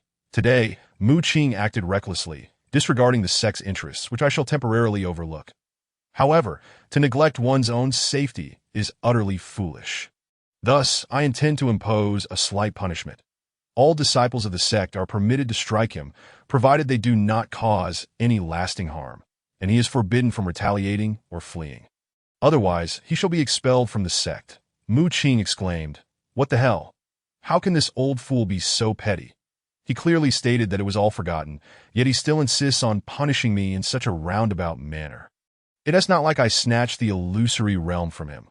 He is truly the epitome of unreasonable behavior. You were quite arrogant just now, weren't you? Nangong Li said with a forced smile, placing a hand on Mu Qing's shoulder, his demeanor reminiscent of a rogue. Nangong Yu soon approached Mu Qing, her expression betraying some hesitation. Senior sister, Mu Qing's face was a canvas of desperation. Nangong Yu, looking troubled, replied, Though I wish to assist you, you truly have it coming. I too feel inclined to strike you. Even he came before Mu Qing, saying, Kid, although I admire you, your arrogance was excessive. Indeed, he absolutely deserves a beating. Damn it. I've longed to give him a thrashing. He clings to our senior sister Yu daily, flaunting his looks and acting pretentious. Let us beat him. How outrageous, charging 10 spirit stones for a single hour at the music barbecue. I waste 3 days for just one visit. The disciples of Taichu sect were seething with indignation. Mu Qing immediately shouted, I am the elder of the artifact pavilion. Anyone who dares to strike me is committing an act of insubordination, and according to sect rules, shall be expelled. To his dismay, Nangong Lin's voice rang out. Right, revoke Mu Qing's status as elder of the artifact pavilion for 1 hour. It shall be restored thereafter. That Mu Qing felt a wave of despair wash over him. Elder Yi Ling gently winked at Mu Qing, saying, If you are willing to return 30% of your share, I can ensure your safety. Otherwise, do not blame me. Release me from this usury. This is outrageous. No way. Mu Qing gritted his teeth, bracing himself for the worst. So you think you're handsome? So arrogant. Huh. Everyone attack his face. Instantly, they surged forward en masse. Chapter 38. I never intended to go. An hour later. In the artifact pavilion, Mu Qing muttered, Damn it. One day, I will settle the score with each of you. Ugh, what a pity for this face, which even Lien Yinzu would envy, after spitting out the metallic taste of blood. Mu Qing gazed at his bruised and battered reflection in the illusory realm, that if he were to discover who struck him first, he would ensure they met with dire consequences. Fortunately, The ordeal had finally come to a close, and he had acquired the illusory realm, though it paled in significance compared to his current visage. The most pressing matter remained, dealing with the fated son, Jiang Tao. The first step was to replace the standard Xianjing control chip with a more powerful and refined one. With that in mind, Mu Qing prepared to create tools that would be more convenient and capable of precise processing, rather than relying on the ordinary hammers and chisels of a typical blacksmith. Ah, that hurts like hell. Which scoundrel kicked me where it counts? Mu Qing adjusted his battered body into a more comfortable position, swiftly reassembling the computer and rapidly drafting design plans. 3 days later, a mechanical arm designed to replace manual carving successfully emerged. Although it lacked the dexterity of a human hand and was cumbersome to move, it excelled in precision, far surpassing Mu Qing's manual craftsmanship. Thus, with the aid of the mechanical arm, Mu Qing began crafting a new control chip using the refined purple Xianjing, which possessed a superior capacity for controlling and utilizing spiritual energy compared to the ordinary Xianjing. With the mechanical arm's assistance, he elevated the manufacturing precision of the spiritual energy control chip to a remarkable millimeter-level process. Once he had prepared the other materials, Mu Qing promptly reassembled his laptop and, utilizing the properties of the golden crow feather, created a sensor capable of detecting fluctuations in spiritual energy. That IT was fortunate that his previous life had endowed him with extensive knowledge and a vivid imagination, making such inventions possible. Of course, he owed a debt of gratitude to his master for the significant assistance. Without it, he might not even have sensed the properties of these materials. After finalizing the computer, Mu Qing began testing it, casually tossing the illusory realm into the refining furnace to extract the illusory crystal, a unique material. While Mu Qing was engrossed in testing the computer, Nangong Lin entered with Nangong Li and Nangong Yu. "Oh, is that not our elder Mu?" Nangong Li exclaimed. "What happened? Did you manage to get injured while betting with Wang Biao?" As soon as they entered, Nangong Li looked at Mu Qing, who was wrapped in bandages. With a face full of concern, "This brat landed over 10 punches on me." Mu Qing replied coldly, "What do you want?" Nangong Lin reminded Mu Qing, "You've offended 3 sects, yet only 2 have come to confront you. You must be cautious. The Ziyun sect and my Taichu sect have long been at odds, yet this time they chose to endure in silence, which is quite unusual." Mu Qing nodded stiffly. "I understand. When something is amiss, there is surely a scheme at play. The Ziyun sect must have some hidden trick they have yet to employ. But it matters not. As long as I remain within the sect, I shall be safe. They think they can devour me if I merely stay inside the sect. With more than a month until the sect trial, and with no other business to attend to outside of Taichu sect, I have no intention of leaving." Then Nangong Lin tossed Mu Qing a piece of paper, saying, "By the way, this is the list for the upcoming sect trial. Take a look." Mu Qing, bewildered, accepted the paper filled with densely packed names. And Jiang Tao's name stood out under the Ziyun sect. Mu Qing from Taichu sect. Mu Qing stared blankly at the paper, exclaiming, "What the hell? I never intended to go. What is this nonsense? Did I ever say I would participate in the sect trial?" Nangong Li approached him with a sly grin, saying, "I know you don't want to flaunt your strength, and I truly admire your humble demeanor. But your ability is exceedingly rare. With Jiang Tao, the fated son, joining the Ziyun sect, even though we now possess the Ice Spirit Sword and weapons you crafted, we may still not be a match for him. However, as long as you are present, with your abilities, not even the fated son nor the heavenly king could stand against you. Since you possess such capabilities, why not take this opportunity to showcase your strength? Who knows, you might even catch the eye of the sect's higher-ups and transform from a turtle to a dragon. Thus, I took the liberty of adding your name to the list. No need to thank me." Nangong Li spoke with fervor, clearly eager to elevate Mu Qing. "That I thank you and your ancestors." Mu Qing, more than aware of Nangong Li's contradictory nature, knew full well he would be merciless in a fight. Sect leader, I feel my strength is insufficient for such a responsibility. I do not wish to become a burden to others, so I kindly ask you to retract your order," Mu Qing pleaded with Nangong Lin. "I don't want your opinion. I want mine," Nangong Lin retorted dismissively, his tone cold. "Once the list is released, it cannot be altered at will. Thus, you must go, whether you like it or not. Besides, do you not still possess the illusory realm?" Mu Qing awkwardly gestured towards the furnace, which was still ablaze. "Sect leader, I've already refined the illusory realm. Everyone turned in shock, following Mu Qing's gesture, and saw that the illusory realm had melted away significantly in the furnace. Silence fell. You little rascal. That was a rare high-grade spiritual artifact. Do you realize that if it had been handed over to the sect, it would have greatly enhanced our strength? You must figure this one out for yourself during the sect trial. Nangong Lin was infuriated, huffing as he turned to leave. You truly have guts to casually refine such an artifact. If Wang Biao finds out, he will hunt you down to the ends of the earth. I genuinely admire your courage. Nangong Li couldn't help but give Mu Qing a thumbs up before turning to leave. None of your business. I do what I like. Mu Qing shot a glance at Nangong Li's retreating figure, sometimes doubting whether he was an enemy sent to target him. This guy was so insufferable. One day, he would pay for it. Just wait. Nangong Yu approached with concern, saying, Mu Qing, refining it directly seems a bit reckless. Mu Qing waved his hand dismissively, saying, do not worry, senior sister. I have my plans that comprehend Jiang Tao's ability, which allows bullets to curve. Refining one illusory realm is nothing that if it must be done. Even the old man Nangong's celestial movements would not deter me from forging my own path. After all, offending others merely poses a risk. Should I fail against the child of destiny, it would be my life at stake. People will resort to any means necessary to survive, and Mu Qing is no exception. Moreover, the illusory sky realm was rightfully his conquest. How he chooses to manage it is entirely his prerogative. That old man Nangong is clearly being unreasonable, attempting to monopolize it for himself. Alas, junior brother, may you act wisely. Nangong, you could only shake his head and sigh, for Mu Qing had already commenced his forging. It was too late for any protest. Chapter 39. The emergence of the unmanned reconnaissance aircraft. Another 10 days passed, and the time until the sect's trial was now less than a month. The Ziyun sect had sent no word. The only news was that Jiang Tao had entered seclusion to cultivate.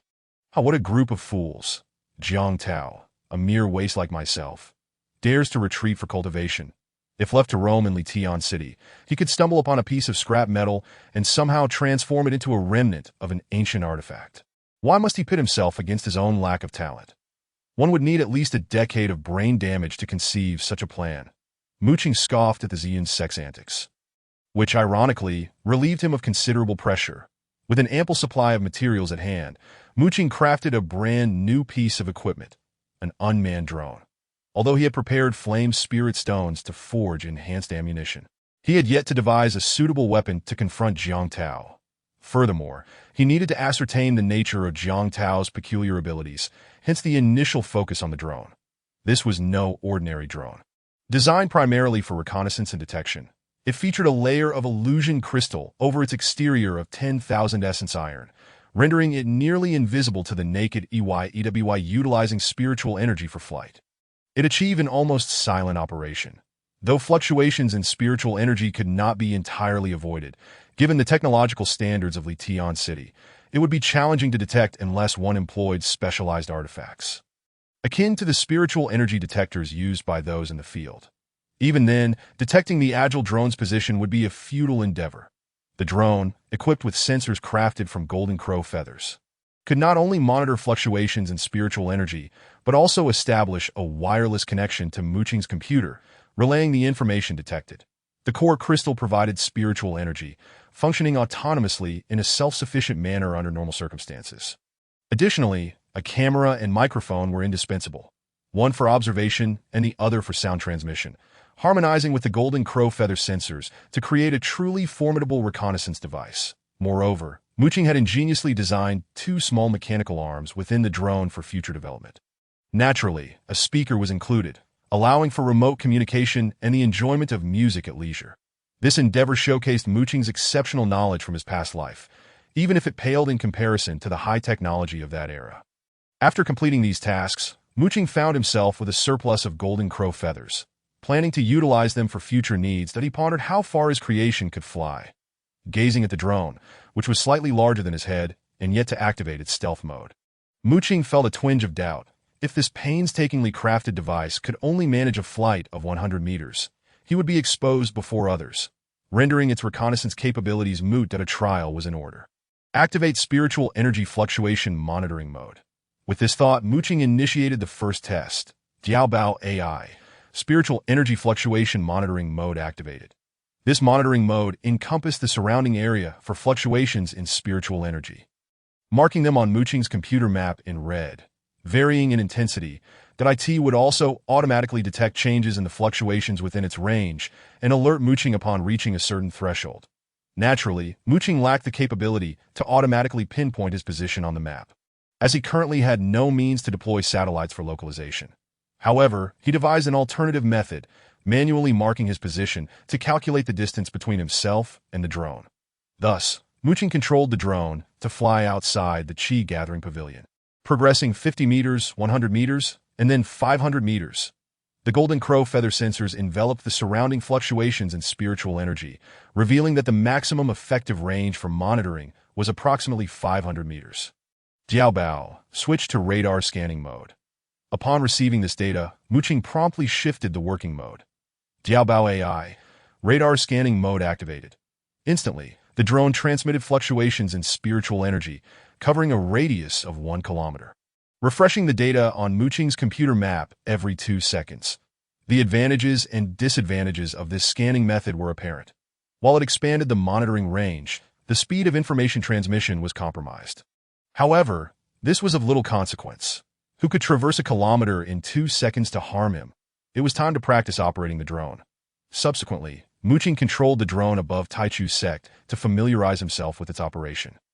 He concluded that the maximum allowable distance between the computer and the drone, utilizing the same Golden Crow feather radar system, was also around 1 kilometer. Exceeding this range could lead to a loss of connection and subsequent crash. Assuming no interference with the signal in special circumstances, Muqing dared not risk it. Should the spiritual energy signal be disrupted, the consequences would be dire. It was time to see what Nangongli was up to. Diaobao, activate drone stealth mode. Diaobao AI, drone stealth system ready. Once the drone was cloaked, Muqing deftly maneuvered it toward Nangong-Li's chamber. Using radar to detect the fluctuations, he easily pinpointed Nangong-Li's location and guided the drone through the maze of corridors into his room. At that moment, Nangong-Li was seated, cultivating spiritual energy to enhance his physique. Ultimately, he was merely a mediocre practitioner in a training room. Upon seeing Nangong-Li's face, Muqing felt a surge of anger. This was the very individual who had attacked him most fiercely and constantly provoked him. Just wait, I shall make you pay. Without hesitation, Muqing commanded the drone to accelerate and charge directly at Nangong-Li's face. The drone, forged from 10,000 essence iron, was more than sufficient to deliver a solid blow. Bang! Nangong-Li, engrossed in his cultivation, was abruptly knocked to the floor by Muqing's drone. Dazed and bloodied, he staggered to his feet. What the hell? Bang! The drone struck Nangong-Li's face again. Who dares to play tricks? Nangong-Li shouted furiously. Dare to strike me? I will make you pay. Muqing relentlessly controlled the drone to vent his frustrations. Bang bang! The drone nimbly darted back and forth, repeatedly colliding with Nangong-Li. Damn it, which wretch dares to challenge me? Step forth and face me. Nangong-Li was thoroughly incensed, brandishing a large blade and unleashing a flurry of chaotic swings.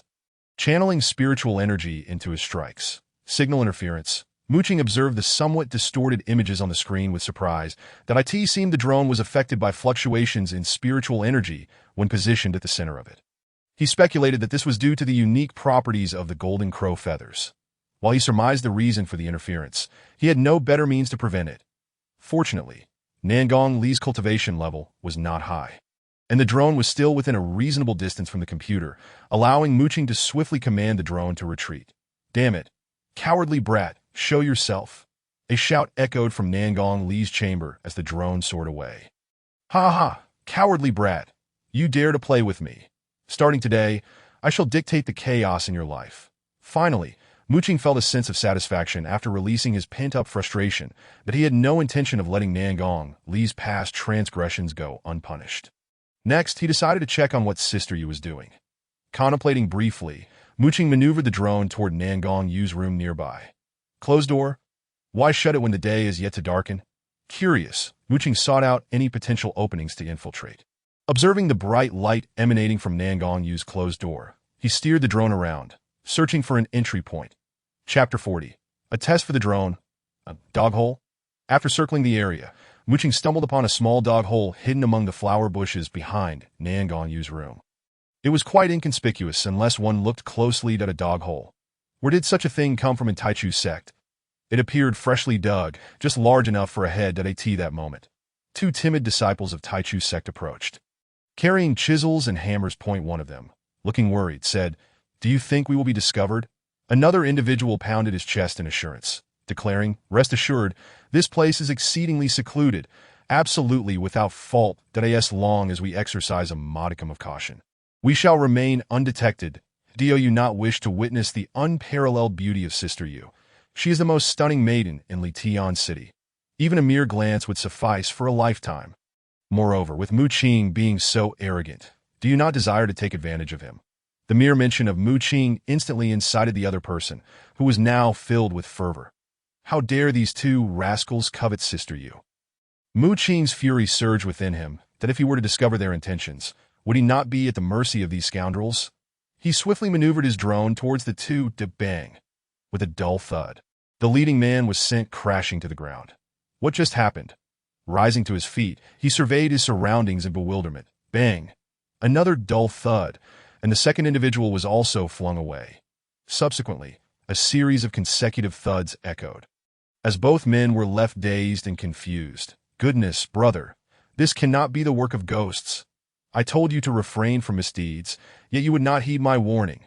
Let us flee," believing they were beset by spirits. The two men scurried away, their faces covered in dirt. "Damn it, these wretches are disgraceful." Mu Qing gritted his teeth in disdain, then deftly guided the drone through a narrow passage into the room of Nan Gongyu. This passage did not lead directly into Nan Gongyu's boudoir. Otherwise, even the most inattentive would have noticed the intrusion. Fortunately, other areas were not tightly sealed. Apart from the door, there were several ventilation windows, crafted quite high for airflow, allowing the drone ample space to enter. This must be Sister Yu's room, Mu Qing speculated, gazing at a luxuriously adorned door. What if Sister Yu is changing? That would be rather inappropriate. Contemplating this, Mu Qing hesitated but ultimately decided to send the drone into Nan Gongyu's chamber. "This is merely to test the drone's reconnaissance capabilities. I have no intention of spying," Mu Qing assured himself internally. As the drone stealthily infiltrated the room, it revealed a magnificent large bed, exquisitely carved from jade, adorned with intricate floral designs, radiating opulence. Most notably, it was not only grand but appeared incredibly soft at that moment. He envisioned himself and Nan Gongyu tossing and turning on that bed, unable to find sleep. However, to Mu Qing's disappointment, he did not see what he had hoped for. Where could she have gone? He pondered, perplexed, as all indications suggested that Nan Gongyu was indeed within the house. Let us continue the search for the sake of testing the drone. After a thorough investigation yielded no results, the drone arrived outside a small room. Such a diminutive space hardly seems suitable for rest, Mu Qing mused, feeling disheartened. Nevertheless, committed to his reconnaissance mission, he directed the drone to enter this final small chamber. Suddenly, a scene appeared on the computer that made Mu Qing's nose bleed instantaneously. As the camera zoomed in closer, Mu Qing maneuvered the drone silently forward. "Goodness, what a terrifying weapon!" he exclaimed, vowing to develop a 100 million pixel lens with lossless zoom capabilities at the earliest opportunity. Mu Qing lamented while dabbing at his bleeding nose. The snow swirled, brushing against autumn's white-tipped hair. The lights flickered, crinkling your brows. "If you shed a single tear, if you grow old, I shall accompany you. Even if I turn to ash in the mist, it shall be perfect." Just then, Nan Gongyu began to hum a melody. Her voice, hauntingly beautiful and full of emotion, rivaled that of the original artist. How truly enchanting, Mu Qing reflected. Her talent is remarkable. How could she compose such a beautiful song? Yet it always feels somewhat melancholic. I wonder for whom it was written. Perhaps I should ask her once she finishes bathing. Nan Gongyu mused to herself. I cannot look any longer. The imagery is too beautiful to bear, as long as she does not leave the child hungry. That is all that matters. Mu Qing fixated on the screen for a considerable time, finally realizing that if he continued, he would lose too much blood. With a resolute sigh, he recalled the drone, positioning it conveniently at the entrance to the equipment chamber, ensuring he would know when Nan Gongyu arrived. As soon as Nan Gongyu stepped into the equipment chamber, she found Mu Qing, under the cold hues of the lighting effects, passionately singing off-key while wielding a stick. Did I ask this truly the song you wrote? Nan Gongyu asked, her expression shifting from disdain to curiosity as she approached him, her cheeks slightly flushed. Indeed. Mu Qing replied without hesitation, launching into a vivid explanation of the lyrics he had long prepared. This song was inspired by the tale of a puppeteer and his puppet. The puppeteer ultimately felt that his life had been squandered on puppetry, yet the puppet, despite being cast into the flames by the puppeteer, continued to burn selflessly, providing the puppeteer warmth through the cold of night. Nan Gongyu, moved and with starlight glimmering in her eyes, shyly inquired, "Then why did you choose to write this song?" Mu Qing looked at her with an expression of confusion. "Sister, do you still not comprehend? If you shed a single tear, if you grow old, I shall accompany you. Turning to ash in the mist, it shall be perfect. This is my declaration to you, my unwavering feelings for you, with unwavering conviction." He spoke, his heart steady. The original creator would have been infuriated. Fortunately, in this alternate world, Mu Qing could express himself freely. That he could compose such a song was truly a remarkable feat. "You." Nan Gongyu gazed at him, her heart racing, profoundly touched by his gestures, preparing hot pot for her. Slaying Yang Xiao, writing songs for her. Did I end that moment? She felt breathless. "Sister, do you not understand my feelings for you?" Seeing her overwhelmed with emotion, Mu Qing stepped closer, wrapping his arms around her petite frame, slowly leaning in to kiss her entrancing lips. "Damn it. I cannot procreate right now. A mere kiss should suffice." Warning. Significant fluctuations in spiritual energy detected. Distance, 1,000 meters, 500 meters, 300 meters. In that crucial moment, the drone's AI emitted a warning. What the hell? Mu Qing was momentarily stunned. Chapter 41. Assassination of Han Xiang 200 meters, 100 meters. The AI's alerts continued to blare. "Sister, be careful." With their lips mere inches apart, Mu Qing had no choice but to push Nan Gongyu away, filled with regret. Whoosh! In the next instant, a silent, dark arrow whizzed past Mu Qing, embedding itself into the ground with a soft thud. The two stared in terror at the arrow, which emanated a chilling, murderous intent, nearly undetectable due to its shadowy hue. "Which scoundrel dares to disrupt my moment of bliss?" Mu Qing cursed vehemently. "If you have the guts, do not run. I shall turn you into mincemeat today," he fumed. Nan Gongyu, her expression grave, warned, "Be cautious. It is Han Xiang, the outer sect elder of Ziyun sect. The soul-extinguishing bow." Han Xiang. That arrow is the soul-extinguishing arrow. Mu Qing's expression turned to one of shock. Nan Gongyu nodded, and oh wonder the disciples of Ziyun sect were previously robbed. They said nothing. They intended for Han Xiang to eliminate me directly. Mu Qing finally grasped the depths of Ziyun sect's scheming. Though Han Xiang was merely at the mid-level of a martial master, the soul-extinguishing bow he wielded was a mid-tier spiritual artifact. And his arrows, forged from hundredfold tempered steel, could strike silently and lethally. Furthermore, combined with Han Xiang's superb disguise techniques, he had become a fearsome assassin in Litian City, never having missed a target below the Grandmaster level. Apart from the four great sects, Ziyun sect was not to be trifled with. Who would not feel a sense of dread upon hearing Han Xiang's name? The audacity of Ziyun sect to attempt to assassinate me. Had I not prepared the drone beforehand, I would have surely met my end. While Mu Qing seethed with anger, he also felt fortunate for his foresight in creating the drone, which had prevented a catastrophe. "Blast it! Maintain distance and lock onto the target." Mu Qing was enraged, seizing the spirit-gathering cannon and charging out. Even though the spirit-gathering machine gun was depleted of its demon core and lacked ammunition, the power of the spirit-gathering cannon remained formidable. Moreover, for an assassin like Han Xiang, who often sacrificed his own resilience for the sake of delivering a powerful shot, 2 rounds from the spirit-gathering cannon would undoubtedly inflict significant damage. What was most unforgivable was the disturbance during such a critical moment. Carbon-based life forms would never commit such a heinous act. "Target locked," the AI declared, immediately marking the location on the map. "Outer sect back mountain direction. Exactly 1 kilometer." Mu Qing called to Nan Gongyu behind him. "Sister Yu, help me out. Hold on to me, and I will guide you." Nan Gongyu was momentarily taken aback. Was he attempting to turn the tables on Han Xiang? Had he lost his mind? This was nothing short of an impossible feat. As an assassin, Han Xiang had perfected the art of concealment to an extraordinary degree. Observing Nangong Yu's dazed expression, Mu Qing hastily urged, "Senior sister, hurry, there's no time to waste." "Right." Although Nangong Yu was astonished by Mu Qing's insistence, she chose to trust him. She swiftly embraced Mu Qing and proceeded in the direction he indicated, heading towards the back mountain of the outer gate. "Follow me this way." Mu Qing continuously marked their position on the computer, maneuvering the drone to track Han Xiang while guiding Nangong Yu. In the distance, atop a mountain peak, a figure resembling a common disciple of Taichu sect was fixated on the horizon.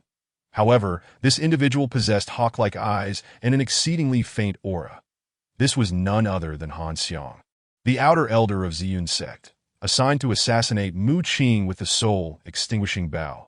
Empowered by the mid-level spiritual technique, Eagle Eye, he was able to pinpoint Mu Qing's location from 1,000 meters away. And with the aid of the mid-level spiritual artifact, the soul-extinguishing bow, he launched an arrow crafted from the exceptionally rare material known as 100 refined steel. Little did he expect that this time he would fail to execute his mission against Mu Qing, a feat he had never missed even against martial masters. Even more astonishing was the fact that Mu Qing, with Nangong Yu's assistance, was now pursuing him relentlessly. Impossible! Under the influence of Eagle Eye, Han Xiang stared in disbelief at Mu Qing, who was approaching him with unwavering precision. This kid is truly extraordinary. Without a moment's hesitation, Han Xiang turned to flee. Though he could not comprehend how Mu Qing had discerned his position, he had to acknowledge that Mu Qing was indeed exceptional, that he still possessed another soul-extinguishing arrow, intended for finishing off his target, but he had always relied on a single decisive strike, hence this arrow had never been fired. Yet, given the current situation, he did not intend to use a second arrow. The first shot had already missed, failing to even graze Mu Qing, and firing again would be futile. Crafting these 100 refined steel arrows required immense time and effort, necessitating the addition of special materials and undergoing numerous tempering processes. Only Lu Tao of Ziyun sect could forge them, and it took considerable time. Thus, he had no choice but to abandon the assassination and flee from Taichu sect. To his astonishment, he discovered that Mu Qing was relentlessly pursuing him in the direction he was escaping. How could this be? Han Xiang was utterly shocked. As an assassin-type cultivator, his ability to conceal his aura and hide was at the pinnacle of excellence. Yet, under these circumstances, Mu Qing not only evaded his attack, but was also unerringly tracking him down. This brat is quite intriguing. Han Xiang's gaze turned icy as he attempted to hasten his escape without being detected. However, Mu Qing and Nangong Yu continued to pursue closely behind, that I must first escape Taichu sect. Han Xiang's brow furrowed as he retrieved his last soul-extinguishing arrow. At present, he was within Taichu sect, still some distance from the boundary, and he needed to ensure his utmost safety while fleeing at the fastest possible speed. Only after exiting Taichu sect could he flee without reservation. Should he unleash his full speed within Taichu sect, he would likely attract the attention of individuals like Nangong Lin, making a situation even more perilous. Yet this also meant that his speed lagged behind the unrestrained Nangong Yu, and the gap was gradually closing. Left with no other option, he could only draw his final soul-extinguishing arrow in a desperate attempt to hinder Mu Qing and Nangong Yu once more. Mu Qing, how do you know where he is?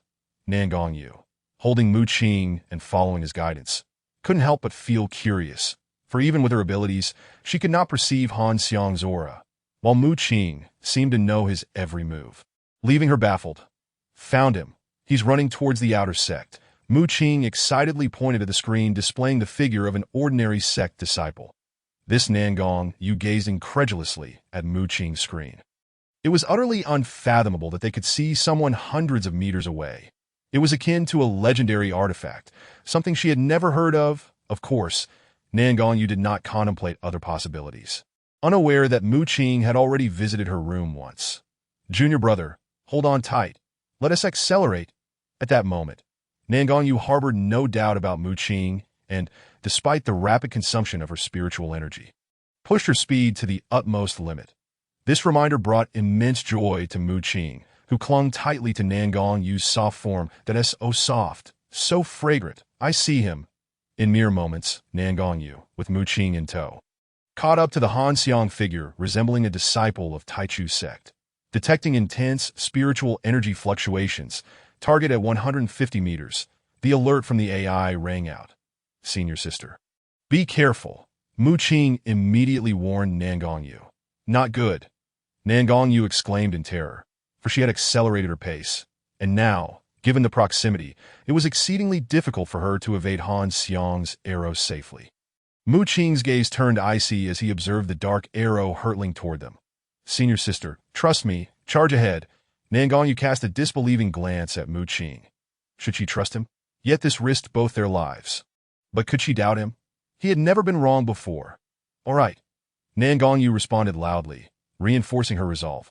Though she was still somewhat afraid, she chose to follow Mu Qing's instructions. Whoosh! The dark arrow pierced through the air. Nan Gongyu's expression shifted as she exerted herself to meet the incoming arrow head-on. Bang! At that moment, Mu Qing's gathering spirit cannon discharged. Boom! The projectile collided with the dark arrow at a distance of 50 meters, unleashing a terrifying surge of spiritual energy that rippled outward. This was hardly sufficient to deflect an arrow forged from 100 refined steel, particularly one shot by a mid-level martial master wielding a mid-level spiritual artifact. However, to Nan Gongyu's astonishment, Mu Qing managed to alter the trajectory of the soul-extinguishing arrow with the force generated by the cannon, allowing the arrow to narrowly miss them before vanishing. Han Xiang, too, was incredulous as he witnessed this scene. He could scarcely believe that Mu Qing dared to withstand the soul-extinguishing arrow without losing speed and had cleverly evaded it that moment. Despite his immediate rush toward the Taichu sect gate, the distance between them had already shrunk to under 100 meters. Fortunately, once he exited the sect, he could flee without concern, and he prepared to accelerate to escape from the two pursuers. Bang! Just then, Mu Qing's gathering spirit cannon completed its second charge and fired once more. Boom! The terrifying shockwave erupted beside Han Xiang, enveloping him in its force. Thankfully, while Han Xiang was a mid-level martial master, the distance had prevented the cannon from hitting him directly, and he merely sustained some internal injuries before leveraging his speed to escape from Nan Gongyu and Mu Qing's range, and no need to pursue. Senior sister, Mu Qing spoke to Nan Gongyu, who was still intent on chasing after Han Xiang. Only then did Nan Gongyu, still holding Mu Qing, land on the ground, her emotions stirred and difficult to calm. What did I just do? I embraced Mu Qing and chased after a fearsome assassin, and I even managed to injure him. Who would believe such a tale? Mu Qing, however, nonchalantly recalled the drone that he understood that he could never kill Han Xiang. Despite the power of the gathering spirit cannon, Han Xiang was ultimately a mid-level martial master, but he could not allow this affront to go unpunished. How dare Han Xiang interrupt him at such a moment? Allowing this to pass would imply that Mu Qing was easily bullied. Cough, cough, senior sister. Let us resume what we had previously left unfinished. Now that he had vented his frustration, Mu Qing looked at Nan Gongyu with a mischievous grin. Nan Gongyu snapped back to reality, observing how tightly he clung to her. This guy, he was holding her far too closely. His face was positioned inappropriately. How dare he? Go to hell. Nan Gongyu's cheeks flushed crimson as she forcefully threw Mu Qing to the ground. Mu Qing, with a disgruntled expression, picked himself up, covered in dirt. Damn it. I will make Han Xiang pay for this. Just then, Nan Gonglin and the others arrived, casting puzzled looks at Nan Gongyu and Mu Qing. Nan Gongyu quickly explained, Father, Han Xiang infiltrated the sect trying to kill Mu Qing, and we chased him out. Although we injured him, he still managed to escape. Sighing, Nan Gongli shook his head and approached Nan Gongyu, saying, Sister, I told you to avoid this troublesome brat, yet you refused to listen. Look at you now, you've picked up his foul mouth. Not at all. Nan Gongyu replied, confusion etched on her face as she exhaled onto her hand. Then looked at Nan Gongli with a pitiful expression. It seemed this fellow had yet to face the consequences. Beside him, Mu Qing's expression turned exceedingly grim, prompting him to hastily seek out the soul-extinguishing arrow. However, he left the drone behind, intending to observe whether Nan Gongli was disparaging him behind his back. Nan Gonglin, on the other hand, paid no heed to Nan Gongyu's words, for they were utterly preposterous. Instead, upon noticing the mottled bruises on Nan Gongli's face, she inquired with genuine concern, Lear, what has happened to your face? Nan Gongli, brimming with fury, retorted, I have no idea which insolent brat dared to scheme against me. If I find out, I shall make him pay dearly. Just then, Muqing, having located the soul-extinguishing arrow, sensed the unfolding scene through the drone. Damn it, feeling so bold. With no hesitation, Muqing operated the drone to crash directly into Nangong Li's face. How dare you? Nangong Li exclaimed in bewilderment, clutching his nose as he stumbled to his feet, promptly grasping his large blade with caution. What is going on? The crowd's expressions shifted. Nangong Lin, alert, glanced around before fixing her gaze on Yiling and Yikuei beside her, asking, "What do you both think?" The two shared a look of disbelief. Such a situation had never occurred before, and the opponent's method seemed remarkably sophisticated. Yiling, astonished, mused that this was an attack right before the three troublemakers of the Taichu sect, and they had all remained oblivious. Yikuei shook his head, confessing, "I do not understand." After a moment's contemplation, Nangong Yu suggested, "Brother, have you perhaps offended someone recently?" Nangong Li retorted angrily, "Damn it, I have thousands of brothers under my command. So what if I have offended someone? Moreover, I haven't ventured outside recently due to the sect's trials. The only person I find intolerable within the sect is Muqing." Muqing? Could he really have the audacity to confront Nangong Li before everyone? The three troublemakers of the Taichu sect furrowed their brows. Presently, it seemed he could not, yet it was undeniable that he always managed to conjure up strange but intriguing contraptions. Nangong Li pondered in suspicion. Could it be that rascal Muqing? Where is he? The crowd scanned their surroundings, but Muqing was nowhere to be found. Nangong Yu remarked nonchalantly, "He has likely gone to retrieve the soul-extinguishing arrow." The others recalled the earlier incident, and upon observing Nangong Yu's calm demeanor, which bore no semblance of a lie, they frowned deeply. The soul-extinguishing arrow. I must say, Han Xiang possesses immense strength. It took me quite a while to excavate it from the ground. Just then, Muqing returned, having retrieved the arrow, tossing it before the group and clapping his hands. The others gasped in awe at the arrow, still imbued with a trace of spiritual energy. This is indeed the soul-extinguishing arrow. How is this possible? They were incredulous, the entire Taichu sect. Who else could evade Han Xiang's assassination unscathed, aside from Nangong Lin? Not to mention, turning the tables to injure him. Muqing, what on earth have you done? Though Nangong Li harbored disdain for Muqing, he could not help but admire him, exclaiming excitedly, "Father, look! I told you allowing Muqing to participate in the sect trials was a brilliant idea." Even the old man Han Xiang was injured. "He is simply not human. Indeed, I may not be human, but you are undoubtedly a dog." Muqing shot back, his gaze icy. Chapter 43. Contemplating the sniper rifle, I told you we were pursuing Han Xiang. Yet you refused to believe me. Brother, you called me foul-mouthed. Nangong Yu expressed her displeasure. Nangong Lin, now somewhat convinced, turned to Muqing, asking Muqing, "What method did you use to pursue Han Xiang? Would a normal person disclose such secrets? Please think before you speak." Muqing fabricated a casual excuse. At that moment, I sensed danger. After dodging an arrow, I instinctively had Sister Yu lead the chase. The crowd fell into silence, some even contemplating striking Muqing. But having recently engaged in a skirmish, it seemed inappropriate to do so again. That doesn't quite add up, does it? There was something that could see Han Xiang earlier, Nangong Yu remarked, her brow furrowed. This was troubling. Based on Nangong Yu's past behavior, she was sure to uncover the truth that a flash of inspiration. Muqing began to lavish praise upon her. "Sister Yu, you look truly stunning today. Muqing, you are so annoying. Stop speaking such blatant truths. I shall ignore you and take my leave." Nangong Yu, cheeks flushed, scolded him before hastily departing. For the first time, Muqing sensed that Sister Yu could be a tad troublesome. Since there was nothing pressing, he decided to return, storing the soul-extinguishing arrows for later use against the Ziyun sect. Nangong Lin cast a sidelong glance at the scheming Muqing before instructing Nangong Li. "Send the order down. The sect is on high alert." "Understood, Father," Nangong Li nodded. "That rascal truly is difficult to read, but daring to play tricks in my presence. It seems he is itching for trouble." Nangong Lin shot a glance at Muqing before turning to leave. Yiling smiled gently, also making her exit.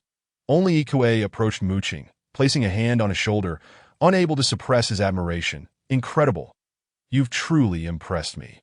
Tomorrow, I'll come by your place to help with your business." Sure, Muqing felt a sudden urge to retaliate against Yikuei, recalling how painfully he had struck him the other day.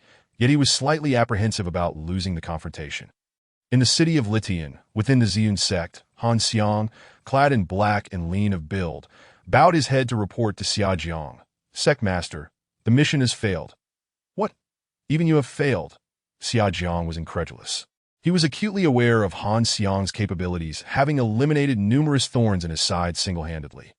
Yet this time, he had stumbled at the hands of Mu Qing. Han Xiang's gaze was cold as he stated.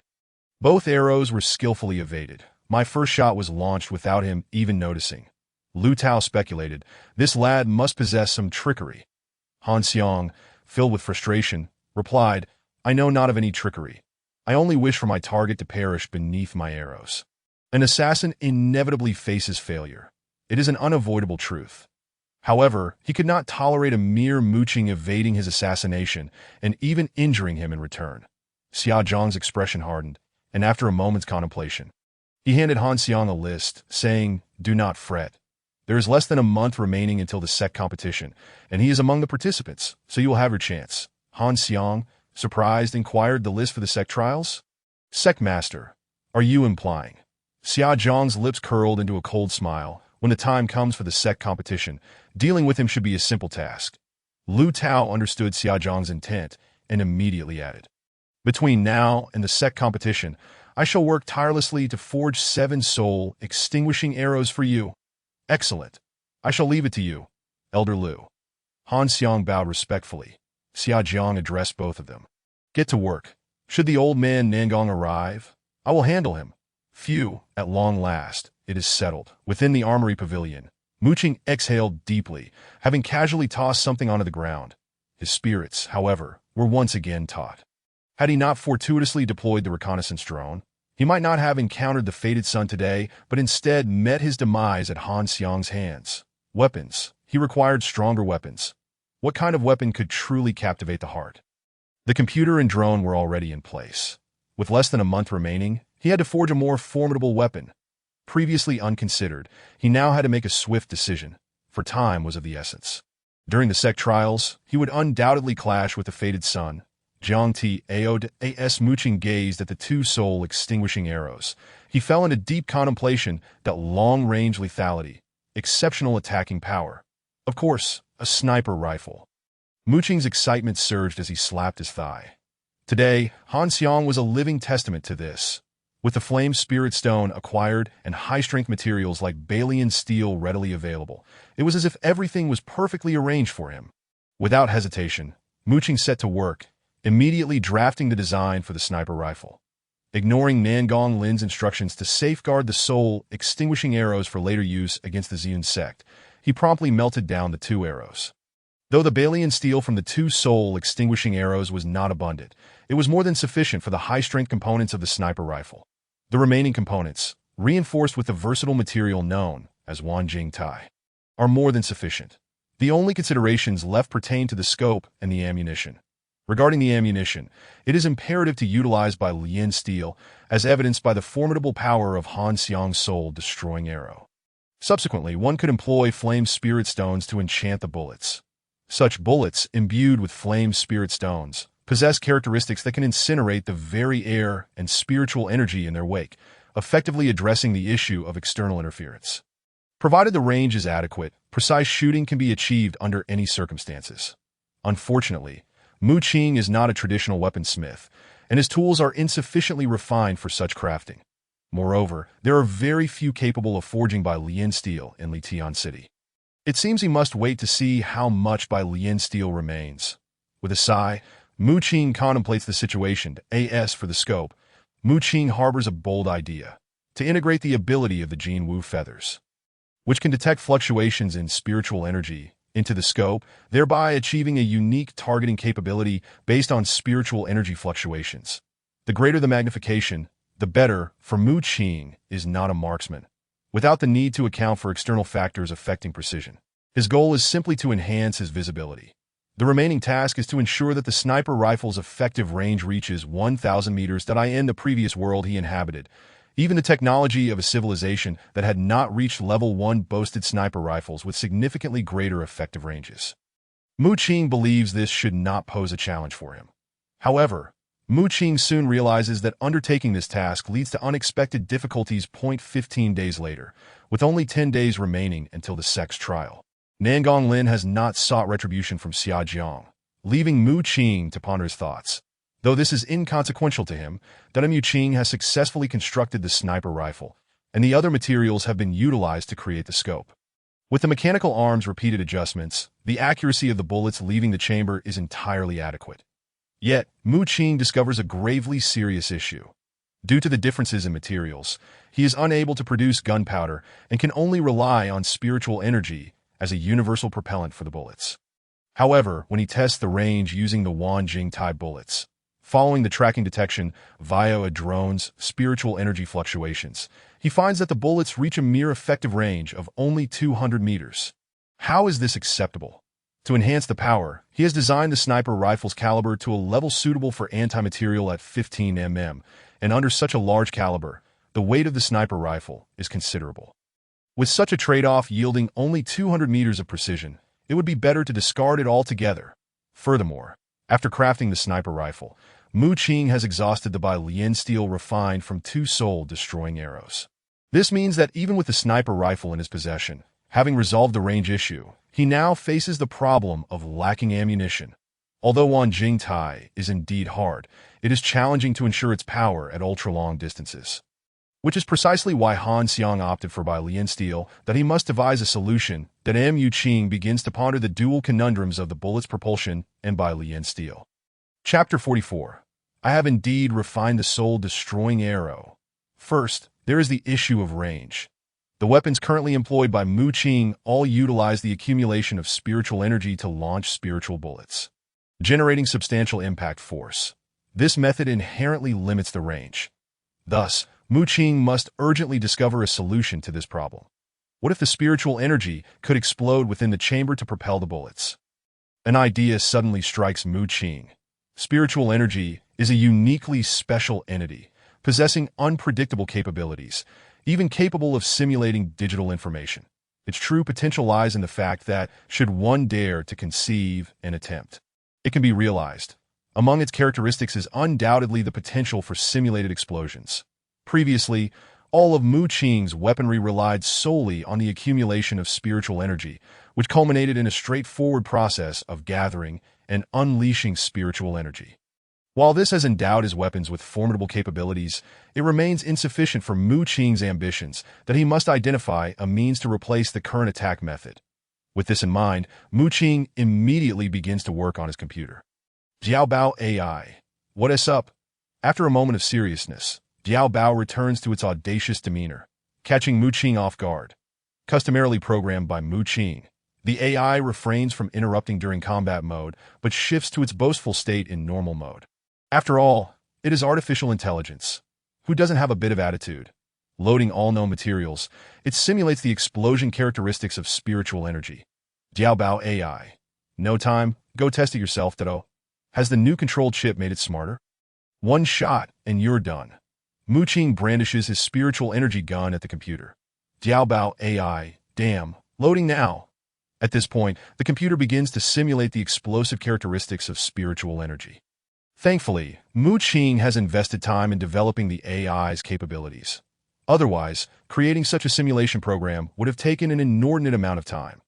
During the AI's automatic simulation, Mu Qing, with nothing else to do, utilizes a drone to find Nangong Li and gives him a thorough scolding. Around the same time, he sends an unmanned reconnaissance drone through a small opening to observe Nangong Yu's living habits. Finally, the next day, Jiao Bao AI simulates a method for the gathered spiritual energy to explode instantaneously. The Emperor's Spirit Jade, a special enhancement material, can amplify certain reactions of materials. For instance, Xia Zhang's Thunderbolt gun incorporates Emperor's Spirit Jade, elevating the magnetic stone capable of generating lightning to a more potent level. That if combined with Flame Spirit stones, it could unleash a terrifying explosive force from the spiritual energy, making it exceedingly powerful. This is not an easy task that Mu Qing ponders and promptly inquires of Jiao Bao AI. Simulate the sniper rifle's range. Jiao Bao AI, achieving permissible values within 1,000 meters. Maximum range deviation data has not been developed. It appears feasible. The 1,000-meter range set by Mu Qing requires bullet precision to meet centimeter-level differences. Meeting this criterion is already sufficient, while he has no immediate demands for distances beyond 1,000 meters. Hence, it remains undeveloped. Now, the question arises, where to acquire Emperor Spirit Jade? This is a material even Tai Chu sect lacks. Damn, Nangong Lin is such a miser.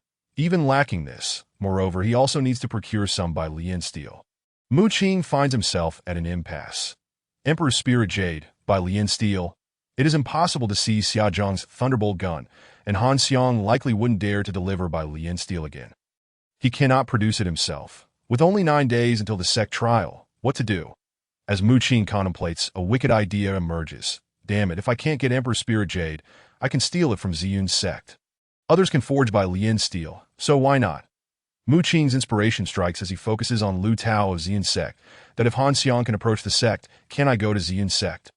If one can go, so can I.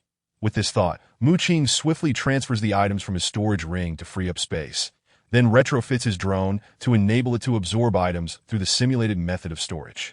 After testing, Mu Qing successfully loads items into the storage ring via the drone in stealth mode, and astonishingly, he does so without a sound. He even envisions a more terrifying application, if he can achieve intelligent control. Then while engaging an opponent, once they draw their artifact, this function would be nothing short of a bug. Mu Qing cannot help but feel a shiver of fear at the thought. Regrettably, Mu Qing's current capabilities fall short. Moreover, he must consider how to resolve the issue of stealing equipment. The control distance for his drone is limited to 1,000 meters. He must operate within a kilometer of Ziyun's sect's artifact pavilion. Upon examining the map, he finds that the artifact pavilion is more than 2 kilometers from the sect's exterior, and only the outer gate location can barely reach a kilometer. How can he manage to infiltrate? He lacks the skills for disguise or concealing his aura, that Mu Qing finds himself in a quandary. Just as Mu Qing is at a loss, Nangong Lin arrives at the artifact pavilion, his expression neutral, gaze calm, and his lips slightly relaxed. He appears not to harbor any ulterior motives. Safe, sect master. Mu Qing looks at Nangong Lin with confusion. With an even demeanor, Nangong Lin addresses Mu Qing. The time for the sect trial is approaching swiftly. Tomorrow, Elder Zhao Pu from the outer gate will arrive early. Have you secured the soul-destroying arrows I instructed you to prepare? Tomorrow, I will accompany Elder Zhao Pu to Ziyun sect to confront Xia Jiang for his audacity in infiltrating Tai Chu sect and causing harm. Utterly outrageous. As he speaks, Nangong Lin's anger becomes palpable. Soul-destroying arrows? Elder Zhao Pu from Xinyuan sect in Wuling City. What the hell? Mu Qing is momentarily dumbfounded that he had assumed Nangong Lin could endure the urge to confront Ziyun sect immediately. It turns out he was waiting for higher authorities to face them directly. But damn it, I've refined the soul-destroying arrows. Noting Mu Qing's hesitation, Nangong Lin inquires, somewhat perplexed. Are the soul-destroying arrows in your possession? Mu Qing feels a surge of panic. Given the previous incident with the illusory sky realm, this individual has likely been seething with anger. Now, revealing that he has destroyed the evidence of Han Xiang's attempt on his life and has no recourse against Yun's sect would surely result in daily harassment. What to do? What to do? My brain, work faster. Nangong Lin, noticing an unusual expression on Mu Qing's face, furrowed his brow. Given the boy's previous behavior, it was evident that something was amiss. Have you forged the soul-extinguishing arrow again? Nangong Lin inquired in a tone as cold as ice that of course not. That's absurd. Mu Qing responded in a flustered manner. In a moment of panic, he recalled the drone from earlier, and a sudden spark of inspiration illuminated his mind. Rest assured, sect master, as the Ziyun sect employs such despicable and shameless tactics to eliminate disciples, I have preserved the evidence in its entirety. Tomorrow, when we visit the Ziyun sect, I shall present the soul-extinguishing arrow and confront them directly. Mu Qing immediately patted his chest in assurance. Seeing Mu Qing's confidence, Nangong Lin's doubts were somewhat alleviated. Very well, we shall depart tomorrow at noon, though we must settle this score with Xia Jiang. Mu Qing replied with a solemn expression. Yes, I understand. Chapter 45. Operational Space Goodness. This fellow is quite adept at concealing his true intentions. After some contemplation and reflecting on Nangong Lin's character, Mu Qing began to realize the depth of Nangong Lin's cunning. If he had approached Xia Jiang directly at that moment, Even if Xia Jiang could not refute him, it would have likely led to a convoluted discussion, and the matter might have ended in unresolved animosity. However, if they addressed the issue in front of the sect's higher-ups, the Ziyun sect would undoubtedly face punishment, thereby demoralizing them. That old fox is indeed remarkable. Mu Qing couldn't help but admire Nangong Lin. Yet, all of this hinged on possessing the soul-extinguishing arrow. Unfortunately, Mu Qing had already forged it. Fortunately, that old dog didn't ask me to produce it just now. Otherwise, I would have been at a loss. Mu Qing lamented. However, although I lack the soul-extinguishing arrow for now, I have found some operational leeway. It is time to expedite the development of the miniaturized controller, he thought, immediately beginning to sketch out plans for its rapid creation. The following day at noon, filled with confidence, Mu Qing accompanied Nangong Lin and others to the city of Litian. Before them loomed a lavishly renovated inn, the Yijia Inn, one of the assets owned by Yijia in Litian. 4 elegantly attired women in white greeted them at the entrance. Upon entering the inn, they were met with jade pathways, white marble steps, and exquisitely crafted decorations adorning every corner, an opulence that was overwhelming. Good heavens, even the finest establishments from my previous life could not rival this level of luxury. It's fortunate that there are plenty of fine jades in this world. Otherwise, the quality of the stones used in this building alone could easily bury 3 generations of old Myanmar. Mu Qing mused, observing the grandeur of the inn. Sect Master Nangong Lin wishes to see the esteemed Zhao Pu, he declared as they approached a particularly distinguished private room. Come in, a middle-aged man's voice beckoned from within. Upon entering, Mu Qing and Yi Ling bowed. We pay our respects to Senior Zhao Pu. Mu Qing raised his gaze to see a middle-aged man with a somewhat stooped physique, leisurely enjoying tea while embracing 2 beautiful women. Is he feeble, yet still daring to entertain 2 companions? Does Liang Jingru give him courage? Mu Qing could not help but speculate. Zhao Pu, a high-ranking external elder of the Xianyuan sect with peak grandmaster cultivation, though on par with Nangong Lin, was addressed as senior due to his status. After the formalities, Yi Ling observed the 2 women with a complex expression and delicately remarked, "This place is rather bustling. If there are any shortcomings in our hospitality, please forgive us, Senior Zhao Pu." Zhao Pu waved his somewhat withered hand dismissively. Just state your business. Nangong Lin stepped forward to explain. It is as follows. Senior Zhao Pu, our elder Mu Qing was ambushed by the external elder Han Xiang of the Ziyun sect, and we seek your justice. Zhao Pu had some connections with him. The external elder position was initially held by his wife, Su Lingxian. However, she went missing 5 years ago due to the incident surrounding Mu Qing's origins, allowing Zhao Pu to ascend to his current status. Thus, Nangong Lin hoped he would recall this past and assist them. Oh, such matters exist. Zhao Pu narrowed his icy eyes, scrutinizing Mu Qing. Why does this individual before me seem to radiate an ominous aura? Mu Qing, recalling his doubts, resolutely nodded. Senior, indeed such events transpired. I implore you to render justice. With a cold chuckle, Zhao Pu remarked, I have heard of you. The recent incident involving the 3 sects in Litian has stirred quite the commotion. For a mere waste, you've certainly stirred up some trouble. However, I am more interested in that child of destiny. After all, it is said that he is endowed with great fortune and destined for greatness. Very well, while I intended to wait until the sect trials. Since you wish for me to deliver justice, let us pay a visit to the Ziyun sect and see this child of destiny for ourselves. Zhao Pu's tone dripped with anticipation for the child of destiny. This fellow is clearly biased towards the child of destiny. Both Nangong Lin and Yi Ling's expressions darkened. This arrogant fool dares to look down on me. With his frail demeanor, I could easily overpower him. Mu Qing seethed inwardly. Subsequently, Mu Qing followed the group towards the Ziyun sect. Upon arriving at the Ziyun sect's outer gate, Zhao Pu deliberately slowed his pace, allowing the Ziyun sect ample time to react. Xia Jiang of the Ziyun sect pays respect to Senior Zhao Pu. At that moment, Xia Jiang and a group of Ziyun sect members approached in unison, bowing to Zhao Pu. Lu Tao and Wei Yanghua were among them. Seeing this, Mu Qing couldn't help but smirk. Senior Zhao Pu, we extend a warm welcome to your visit, Xia Jiang said courteously, his gaze flickering towards Nangong Lin and Mu Qing. Upon locking eyes with Mu Qing, a chilling intent radiated from him. This jerk harbors great animosity towards me, doesn't he? Let him experience the true meaning of surprise. Mu Qing stealthily retrieved a small device, roughly the size of a palm, and began manipulating it cautiously. Soon, a drone, cleverly concealed, silently soared towards the Ziyun Sect's artifact pavilion. This palm-sized device, resembling a mobile phone from Mu Qing's previous world, served as the miniaturized controller for the drone. Speaking of mobile phones, one must mention the nation Mu Qing hailed from before ascending to the first level of civilization.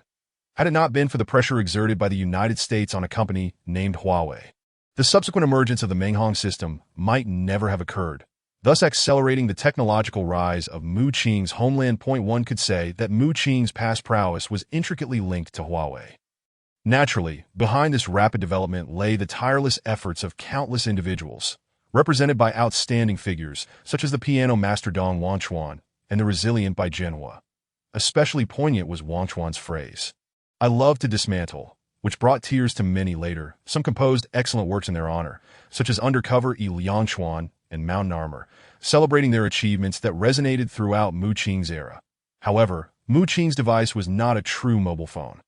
To minimize the drone's controller as quickly as possible, Mu Qing retained only the image display and drone control functionalities, along with a standalone one-button absorption feature. Regrettably, he had exhausted the materials for the Jinwu Feather and could not connect the miniaturized controller directly to the drone. Fortunately, he could manually locate it on a map. The principle involved a low-level signal transmission akin to Bluetooth, relaying marked positional information to a computer hidden within a storage bag, which then returned the drone's positional or image data to the miniaturized controller. Though somewhat cumbersome, creating a short-range Bluetooth transmission function was straightforward, that as long as the computer was nearby. Even if it was in the storage bag, the miniaturized controller could still control the drone. It was a clever workaround, proving to be quite practical for the time being. Thus, while Xia Jiang engaged in pleasantries, Mu Qing's drone was able to stealthily infiltrate the direction of the Ziyun Sect's artifact pavilion. Chapter 46. Stealing in plain sight. Xia Jiang. There's no need for such formalities. It's rather excessive to my sudden visit serves two purposes. Firstly, to meet the child of destiny within your sect. And secondly, to address the matter regarding the assassination of Nangong Sect's disciple by your sect. Zhao Pu's sinister visage twisted into a semblance of a smile, yet it was evident to all that he was thoroughly pleased with Xia Jiang's grand reception. Moreover, he deliberately downplayed Nangong Lin's request that, such an incident occurred. Mu Qing realized the extent of Nangong Lin's cunning, and no wonder there has been no news for so long. It was all part of his scheme to confront me in front of Zhao Pu. I fear that matters may become rather complicated. Upon hearing this, Xia Jiang's gaze shifted, and he looked somewhat astonished as he respectfully addressed Zhao Pu. It is of no consequence, since Brother Nangong has expressed such sentiments. It is evident that he would not fabricate claims out of thin air. Elder Zhao Pu has traveled from afar. Why not step inside first? I shall have Jiang Tao meet with Elder Zhao Pu, and then we can further discuss the assassination matter mentioned by Brother Nangong. Xia Jiang discerned from Zhao Pu's earlier words that Zhao Pu held Jiang Tao in high regard. Thus he sought to win Zhao Pu's favor through Jiang Tao. In this way, Zhao Pu would inevitably lend his support to Ziyun Sect, rendering Nangong Lin's schemes futile. Naturally, Nangong Lin and his companions perceived Xia Jiang's intentions. There were already suspicions that Zhao Pu favored Jiang Tao, and should Jiang Tao align with him, he would likely assist Ziyun Sect in downplaying this incident. Nangong Lin was not one to acquiesce easily. Meanwhile, on Mu Qing's side, Lu Tao and Wei Yanghua from Ziyun Sect's Qi Pavilion had fled, allowing the drone to smoothly infiltrate the Qi Pavilion. Inside the Qi Pavilion, 5 pitch-black Soul Destroyer arrows were laid out upon the forging platform. Lu Tao had crafted such a multitude of Soul Destroyer arrows. Indeed, Han Xiang still sought to eliminate me. Mu Qing was displeased and immediately directed the drone towards the 5 Soul Destroyer arrows, pressing the absorption button. Instantly, the arrows vanished from sight. Was this not an improvement? Mu Qing felt an overwhelming sense of pride. He had already refined the Soul Destroyer arrows. Yet he dared to agree to Nangong Lin's request precisely because he anticipated Lu Tao would forge more arrows to kill him. This reasoning, coupled with Nangong Lin's intent to summon Zhao Pu to Ziyun Sect for retribution, led Mu Qing to realize that possessing the Soul Destroyer arrows placed him in an advantageous position. With Zhao Pu's arrival and Nangong Lin's impending inquiry, Ziyun Sect would undoubtedly take notice. prompting all members to emerge, thus creating the ideal conditions for Mu Qing that he could stealthily steal from the Qi Pavilion and subsequently present the stolen Soul Destroyer arrows as evidence. Executing his plans seamlessly. Damn it, 5 arrows are insufficient. There is still so much refined steel. Mu Qing gazed at the remaining refined steel, which had yet to be fashioned into arrows, and continued to operate the drone to extract the refined steel. Purple Xian crystal, spirit jade, flame spirit stone, golden crow feathers. To his surprise, there were golden crow feathers here as well. I shall absorb them. I shall absorb them. Mu Qing licked his lips, his breath quickening with anticipation. This was exceedingly lucrative. Compared to Ziyun Sek's Qi Pavilion, his own was merely a scrap yard. This fellow was surely up to some mischief. Outside, Yiling had long been aware of Mu Qing's peculiar behavior of incessantly pressing a button. In his eagerness, Mu Qing was oblivious to Yiling's gaze. Ziyun Sek's Qi Pavilion was a veritable treasure trove. He relentlessly absorbed the materials until his fingers ached. This is the Imperial Spirit Jade. At last, Mu Qing's drone detected a finely crafted jade box hidden in a hard-to-find corner. Upon matching the recorded material data, he discovered it contained a milky white, lustrous substance, Imperial Spirit Jade. Without hesitation, he pressed the absorption button, leaving no stone unturned. Only after he had cleared out all materials, including Lu Tao's forging tools, did Mu Qing feel satisfied, preparing to maneuver the drone away. Just then, a peculiar fluctuation of spiritual energy caught his attention. In a discreet corner of the Qi Pavilion, he discovered a gathering spirit cannon. The energy readings indicated that this cannon had the capability to fire gathering spirit projectiles. However, a replica was still a replica. Lu Tao had failed to replicate Mu Qing's unique hyperfrequency technique. Shaking his head, Mu Qing piloted the drone away from Lu Tao's Qi Pavilion. Meanwhile, Nangong Lin, aware of Xia Zhang's thoughts, immediately halted his steps. Master Xia, once we clarify our matters, it would not be too late for you to properly receive Elder Zhao Pu. Nangong Lin's tone was frigid. This old dog is clearly being unreasonable. Xia Zhang furrowed his brow, then coldly replied, Master Nangong, Elder Zhao Pu has journeyed far. Should we not first invite him to rest instead of bickering here? Upon hearing this, Zhao Pu cast a glance of mild approval at Xia Zhang, before turning his icy gaze towards Nangong Lin and his companions, stating, Master Xia is indeed correct that I find myself somewhat weary. Let us discuss the assassination at a later time. This fool, he is clearly trying to shield someone. Just wait. Mu Qing listened, his displeasure with Zhao Pu growing, while Nangong Lin and Yi Ling's expressions darkened. That Yi Ling stepped forward. Master Xia, there is no room for debate here. We merely require an explanation, which can be provided in a moment. Zhao Pu's expression darkened. This was clearly a deliberate affront. Master Nangong, you should be aware that this individual is merely a waste, while he has achieved some accomplishments. I have heard it is solely due to the previous Qi Pavilion Elder's guidance. However, your Elder's failure to break through limits this one's future achievements. Why must you create discord over him? Zhao Pu's tone bore an icy undertone. His intent to protect was unmistakable. For him, it mattered not whom Ziyun sect wished to eliminate. What truly mattered was the presence of a fortunate son within Ziyun sect. Such an exceptionally favored individual would undoubtedly become an immeasurable force, and cultivating a relationship with him now would yield boundless benefits in the future. This was a calculation anyone could make. Nangong Lin, grasping Zhao Pu's implications, felt anger rise within him. Elder Zhao Pu, Ziyun sect has intruded into my sect to commit murder. Such actions are utterly vile that if we do not receive a satisfactory explanation, I, Nangong Lin, vow not to relent.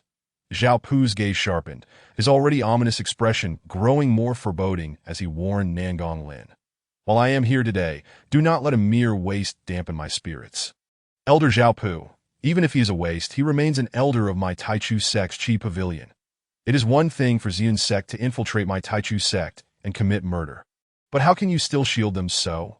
Nangong Lin was thoroughly incensed. Not only had Zhao Pu disregarded the past ties with his wife, Su Lingxian, but he was also blatantly protecting Ziyun sect. This was intolerable for someone of his standing. Nangong Lin, do you intend to stand against me for the sake of a waste? Zhao Pu's spiritual energy erupted violently, the terrifying aura of a late-stage Grand Master suffused with a chilling essence.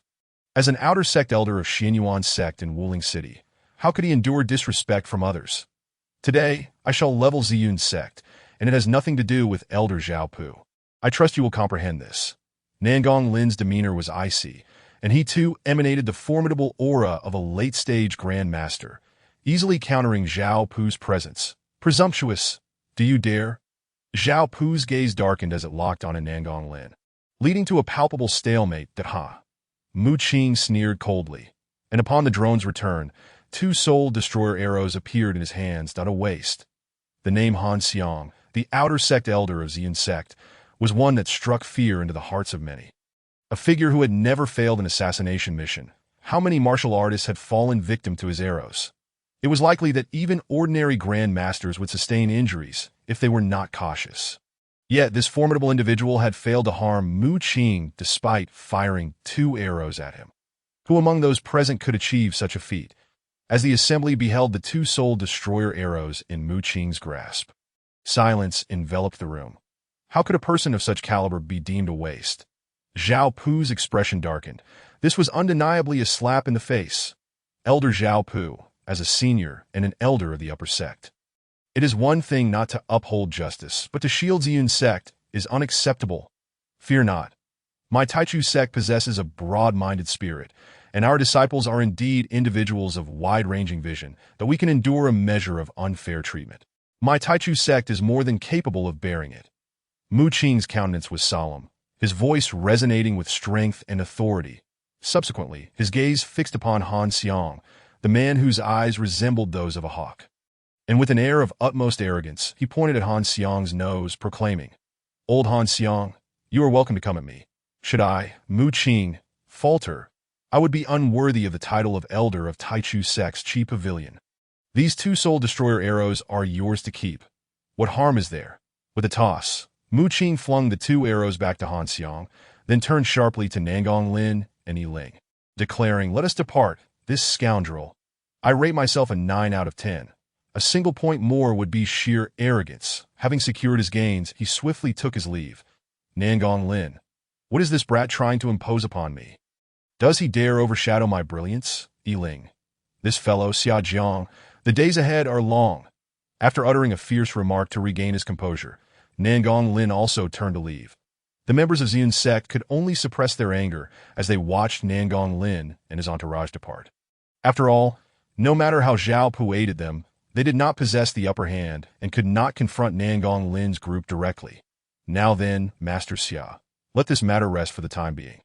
In the future, I advise you to exercise more caution in your dealings. Once Nangong Lin and his group had departed, Zhao Pu's demeanor softened slightly. Who would have thought that the fortunate son would garner such attention from Zhao Pu? Nangong Lin, you have offended Zhao Pu. Let us see how this unfolds. After a sigh of relief, Xia Jiang immediately bowed respectfully to Zhao Pu, saying, "Thank you, Senior Zhao Pu, for your assistance. Please allow me to invite Jiang Tao to meet with you." Zhao Pu chuckled as he walked, replying, "Haha, splendid. Let that young lad come to see me." Before long, when Lu Tao returned to the Chi Pavilion, he was met with an utterly desolate scene, causing his expression to contort in horror.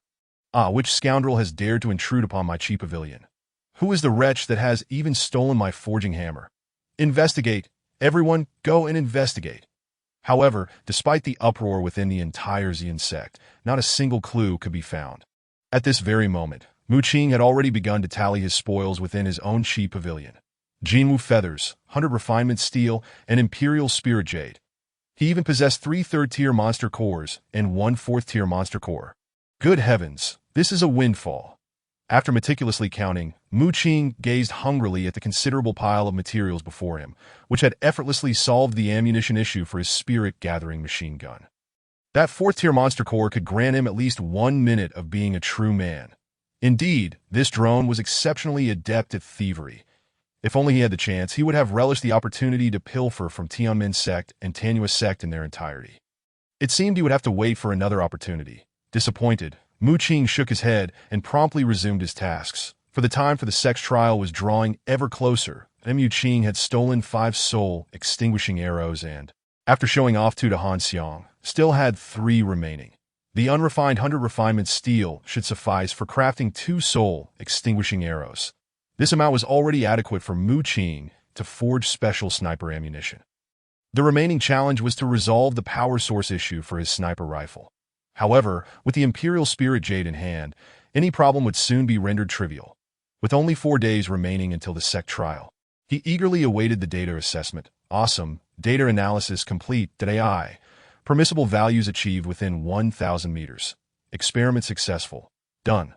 The new sniper rifle filled Mu Qing with unparalleled excitement. This time, he was determined to see if the fortune of the fated child could withstand the might of his new weapon. With some materials still available, he could upgrade all his existing weapons. Thus, Mu Qing, undeterred by the emergence of his sniper rifle, utilized the remaining materials to enhance all his current weapons that he reforged the Spirit Gathering gun with new materials, increasing its capacity to 15 rounds. The new Spirit Gathering cannon also gained the ability to fire consecutively twice while retaining its overclocking capability. However, the Spirit Gathering machine gun remained unchanged due to the unavailability of Spirit Crystal-type storage mediums. Afterward, Mu Qing retrieved some Jinwu feathers he had pilfered from Lu Tao and integrated them into a miniature controller, establishing a direct connection with the drone. Ultimately, he sacrificed some firepower to streamline both the Spirit Gathering gun and the Spirit Gathering cannon, attaching them to the drone's mechanical arms. Although the lethality remained unimpressive due to Mu Qing's current technical level, a surprise strike from the drone could still prove effective. Thus, 3 days passed, and on the final day before the SEC competition, someone summoned Mu Qing to the assembly hall early. Upon arriving, he spotted the Nangong Yu siblings. "Brothers, let's do this, brothers, spirits high, Captain, spirits high." As soon as he entered, Mu Qing observed Nangong Li addressing 5 disciples from various sects, each wielding a weapon and dressed in eccentric attire, resembling spirited youths from the streets. At first glance, Mu Qing thought he had been transported back in time. Fortunately, Nangong Yu and another plump girl appeared relatively normal. The plump individual, Lu Hu, was Elder Yi Kuei's disciple at the initial stage of martial arts, possessing considerable brute strength. Liu Hu, what a domineering name. Mu Qing thought it odd.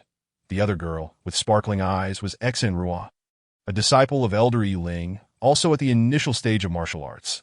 These two, one from the outer sect and the other from the inner sect, had little connection with Mu Qing's Chi Pavilion, and thus he rarely saw them. Now, the 3 were exchanging disdainful glances at Nangong Li, who was barking orders. Upon noticing Mu Qing's arrival, Nangong Li immediately shouted, "Mu Qing, fall in line." "Get lost," Mu Qing thought, finding it unbearable to even acknowledge him. Previously, when Nangong Li boasted of having a multitude of brothers, Mu Qing had been skeptical, but now he believed it. These 5 disciples seemed to be the elite he had chosen, given the current atmosphere. Nangong Li resembled a gang leader. "Brother, act normal." Nangong Yu couldn't help but intervene. "Enough, leader, stop messing around for now," came the voice of Nangong Lin from behind. Mu Qing turned to see Nangong Lin, Yi Ling, and Elder Yi also arriving at the assembly hall. "Father, rest assured, this time I will lead my brothers to unite and secure first place, showcasing the strength of our Taichu sect," Nangong Li declared, thumping his chest in assurance as the others arrived. However, Nangong Lin's expression darkened as he replied, "What I was about to mention is this very matter. This time, we shall not compete against the 3 sections." Nangong Li was taken aback. "What? My sister and I have been in seclusion for so long for this day. Why not compete? Do you think our Taichu sect disciples will lose to them?" During their seclusion, Nangong Yu had advanced to the late stage of martial arts, while Nangong Li had achieved the initial stage of martial arts. It was apparent that they had exerted considerable effort for this sect trial, making it difficult for them to accept relinquishing their ambition. Yi Ling shook her head and explained, "No, the situation has changed. Zhao Pu holds Jiang Tao in high regard, and Jiang Tao is, after all, the fated child. There is no need for us to compete." "But why? Are we to simply concede?" Ekenrua's watery eyes brimmed with confusion. Nangong Lin's lips curled into a cold smile as he stated, "Who said we are to give up?" Chapter 48. The Trial's Chaos. I shall dictate. The crowd was bewildered, and Nangong Li voiced his confusion. "Father, what do you mean?" Nangong Lin's face darkened as he replied, "What I mean is that we have already offended Zhao Pu due to his protection of the Ziyun sect, that I have learned that this individual is short-sighted and self-serving. No matter what we do, it will be futile. Instead, we should take this opportunity during the sect trial to pursue other endeavors that I ask for what those endeavors might be. You may decide for yourselves. Should any issues arise, I shall bear the responsibility. But there is one condition. Ensure that the other three sects, especially the Ziyun sect, do not have it easy. I ask that understood? Everyone was momentarily stunned. This fellow wants us to stir up trouble. Mu Qing looked at Nangong Lin with a hint of astonishment. Traditionally, sect trials were held to demonstrate the prowess of disciples, allowing the upper sect to assess the strengths of the four major sect disciples. Those excelling would attract the attention of the upper sect, thereby raising the prestige of their own sect. Naturally, significant rewards accompanied such recognition. The Taichu sect had maintained its status as the foremost sect largely due to many disciples being favored by the upper sect, thereby injecting fresh blood into the Taichu sect. This was a cycle. However, this time was different. Zhao Pu had unmistakably predetermined Jiang Tao as the fated child, and Nangong Lin, unable to tolerate Zhao Pu's favoritism, had become embroiled in conflict with him, which would undoubtedly lead to Zhao Pu sabotaging the Taichu sect. Nangong Lin understood that no matter what they did, it would be in vain, yet they could not simply swallow this indignation.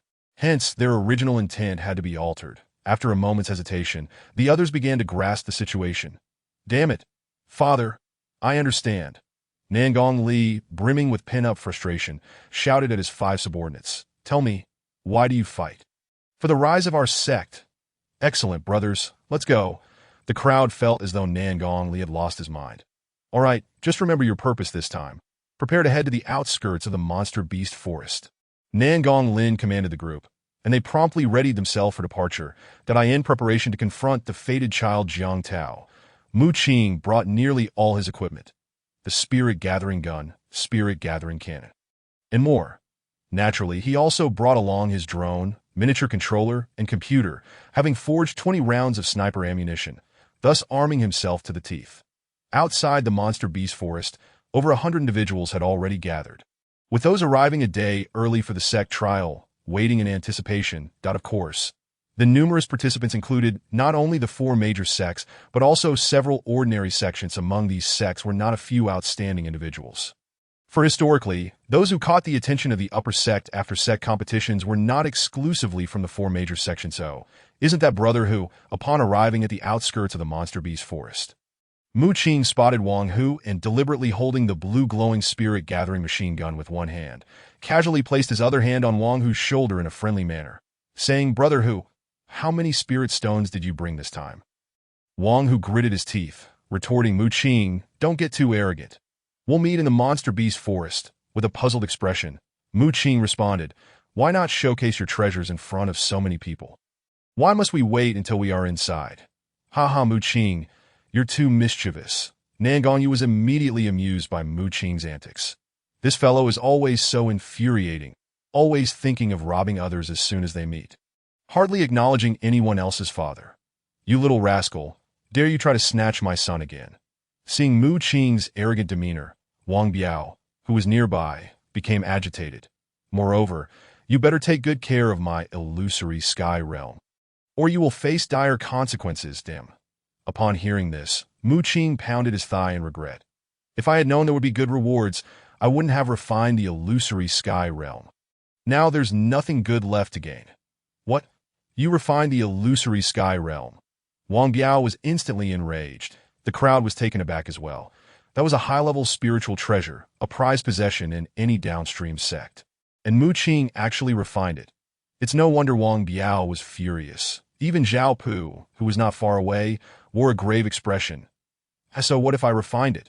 It's my possession. Can I refine it? Mu Qing replied nonchalantly, turning to leave with the spirit-gathering gun slung over his shoulder, leaving Wang Biao there, gritting his teeth and furied. Oh, isn't that brotherly? How much have you brought this time? Mu Qing approached Li Muqing, lugging his glowing spirit-gathering gun. Get lost. Li Muqing shot him a frigid glare. If I simply roll away at your command, wouldn't that be rather humiliating? Mu Qing patted Li Muqing on the shoulder and whispered in his ear. Brotherly, you are almost more handsome than me. Do you realize that? Damn. This guy truly lives up to his title as the little demon of Taichu sect, always asking for a beating before the disciples of Tanua sect could speak. Those from other sects could no longer contain themselves. "What is this, little demon?" Mu Qing was taken aback and quickly returned to Nangong Yu's side, inquiring curiously, "What does it mean to be a little demon?" "Pfft," Nangong Yu chuckled. "You still don't know? After you robbed so many people last time, everyone started calling you the little demon." Mu Qing was momentarily stunned. "So, I have gained quite the notorious reputation? I inadvertently became famous through my robberies." Nangong Lin sneered. "Notorious? You little brat, that is infamous." "Ha ha ha." The crowd burst into laughter. Little did they know, Nangong Lin continued. "But I like it." After saying this, Nangong Lin cast a sidelong glance at Xia Jiang, his tone laced with unspoken provocation. Xia Jiang's gaze hardened as he met Nangong Lin's eyes. "This old dog is trying to stir trouble. Disciples of Ziyun sect, listen up. Anyone who dares to act out of line will be killed without mercy." Xia Jiang immediately commanded. "Yes." The disciples of Ziyun sect responded in unison. "Disciples of Tanyue sect, heed my words, cooperate fully. Anyone who dares to cause chaos shall be slain. Disciples of Tianmin sect, listen up. If anyone dares to provoke us, we will fight to the death." Upon witnessing this, Li Yuan of Tanyue sect and Wang Biao of Tianmin sect both issued orders in succession. Nangong Lin remained unfazed and merely told Mu Qing and the others, "Treat this sect trial as an experience. Nothing else matters. Just enjoy yourselves and return safely." It was evident that, faced with the stance of the three sects, Nangong Lin couldn't help but feel a twinge of worry, especially since his son and daughter were among the disciples participating. Nangong Li assured, "Don't worry, father, I will take good care of my sister." Saying this, he casually draped an arm over Nangong Yu's shoulder, affectionately kissing her cheek, then raised an eyebrow at Mu Qing in provocation. "This brat, relying on the fact that he is her brother, does as he pleases." Mu Qing, disinterested, took a couple of steps forward and opened fire with the spirit-gathering gun. Rat-a-tat-tat. A burst of blue light followed, snapping several towering trees in half. There was no choice. The stolen demon cores made him reckless. The disciples from other sects gasped in shock. "What the hell is this? Its power is terrifying. Over there is a child of destiny, and here is a little demon. How are we supposed to fight?" Mu Qing said blandly, "Sorry, whether this trial is chaotic or not, I, Mu Qing, have the final say." Subsequently, he directed a universally recognized gesture towards Jiang Tao, a middle finger of mockery. After provoking Wang Hu and Li Muqing, he even dared to challenge the child of destiny, Jiang Tao. Everyone present was taken aback. Seeking death, Jiang Tao's gaze turned cold.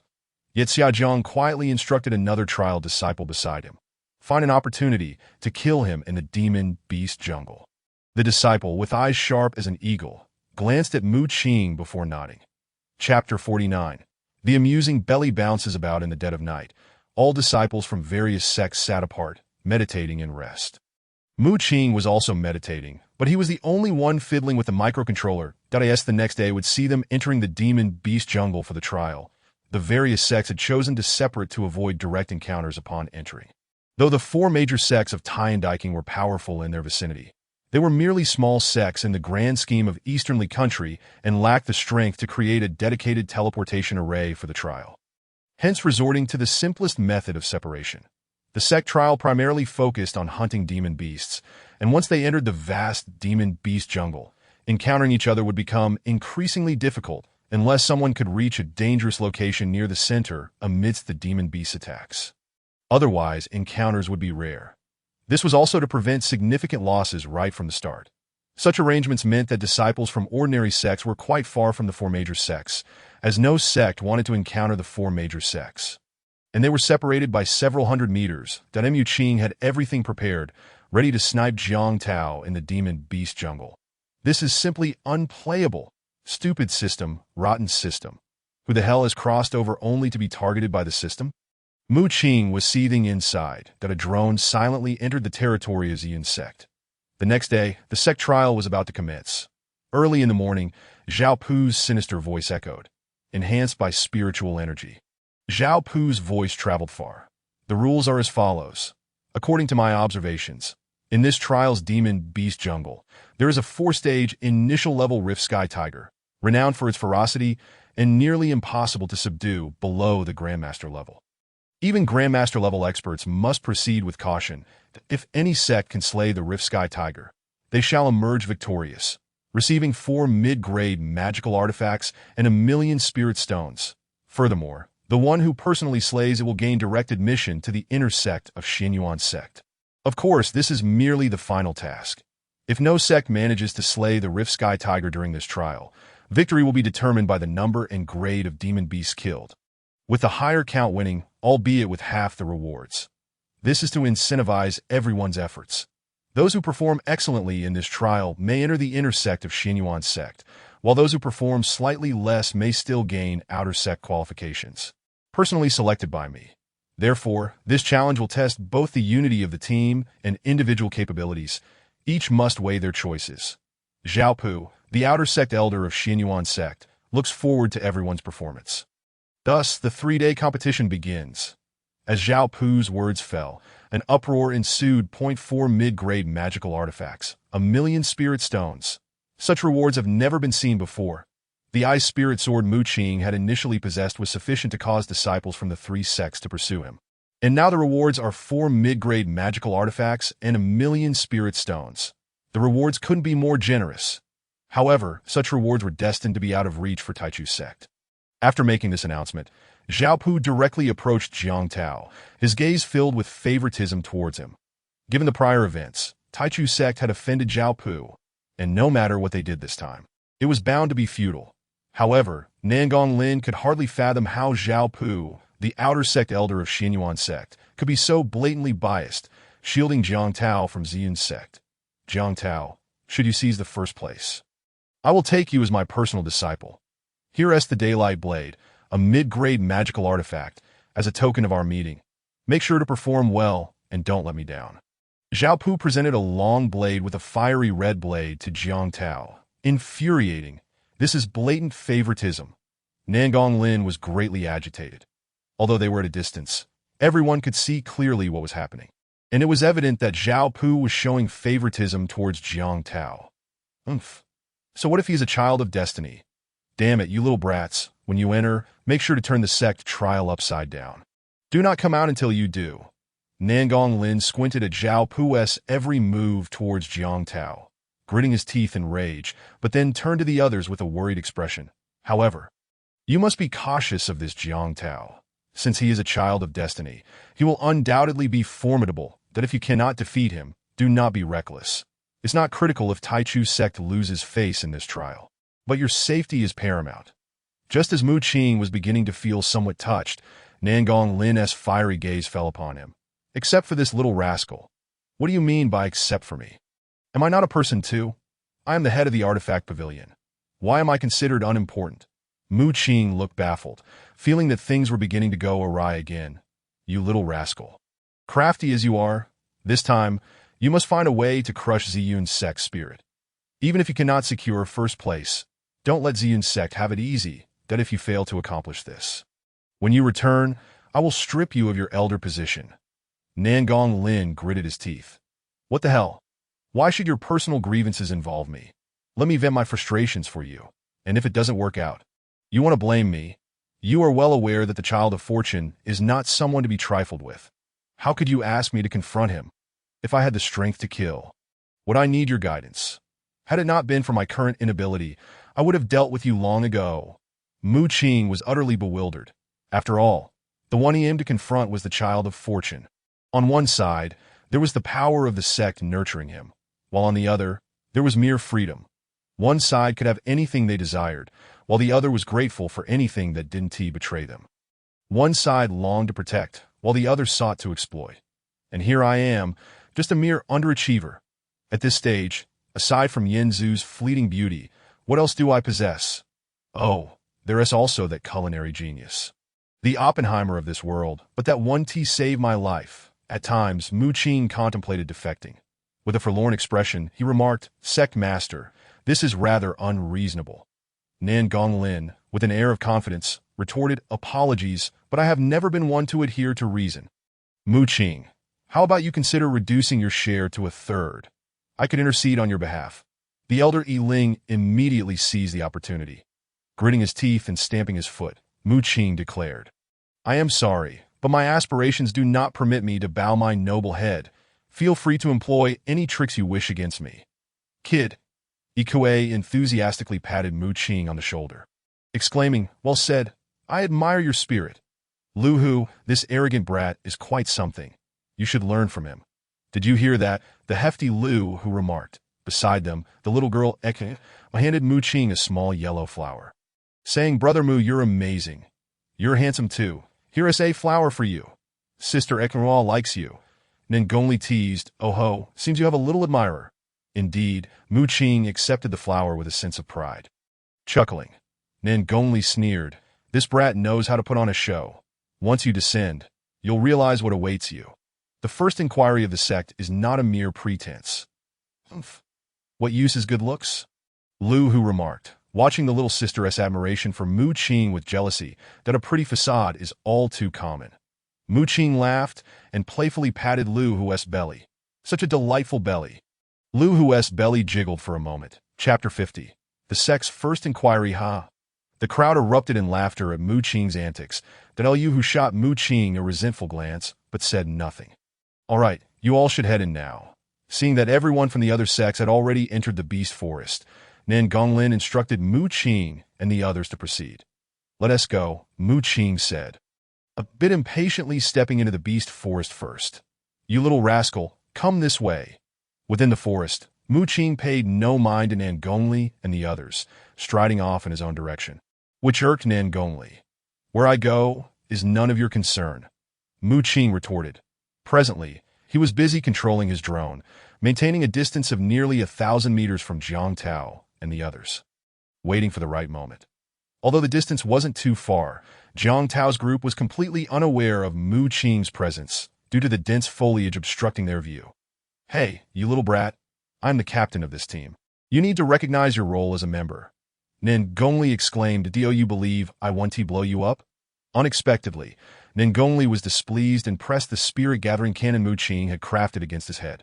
Using his own technique against him, Mu Qing frowned, unwilling to engage with this scheming man, and impatiently pointed in a direction. "All right, stop the chatter. That if you head in this direction for about 800 meters, you'll encounter a small Sect S team. Go and take them down." The others looked on incredulously. Exenra, puzzled, inquired, "Brother Mu, how do you know this?" "Simply because I do," Mu Qing replied dismissively, "that I can't very well say. I have an invisible drone that can not only see but also eavesdrop and steal." "Can I?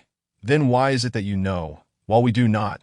Exenru's wide, watery eyes were filled with confusion. "Because I am the embodiment of charm and intellect."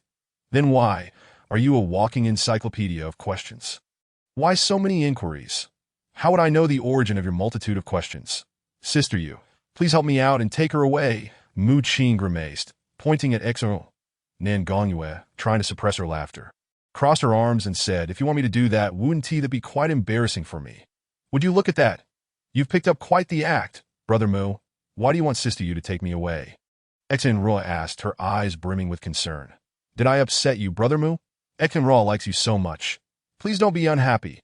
Exenru bombarded him with yet another series of questions that Mu Qing felt utterly bewildered. Sensing that his little admirer was acting strangely, that he noticed Nengongli and the others stifling their laughter, as if they understood something. Shaking his head, Mu Qing squatted down, placed his hands on Exenru's small shoulders, lifted his gaze, and with pleading eyes said, "Dear lady, would it suffice if I simply called you that? I beg you, please stop asking me why. Just follow them. I'll catch up shortly, all right?" Exenru nodded, then shook her head, scratching her little head in confusion. "But I'm your junior sister. Why should you call me that? Why aren't you coming with us right now?"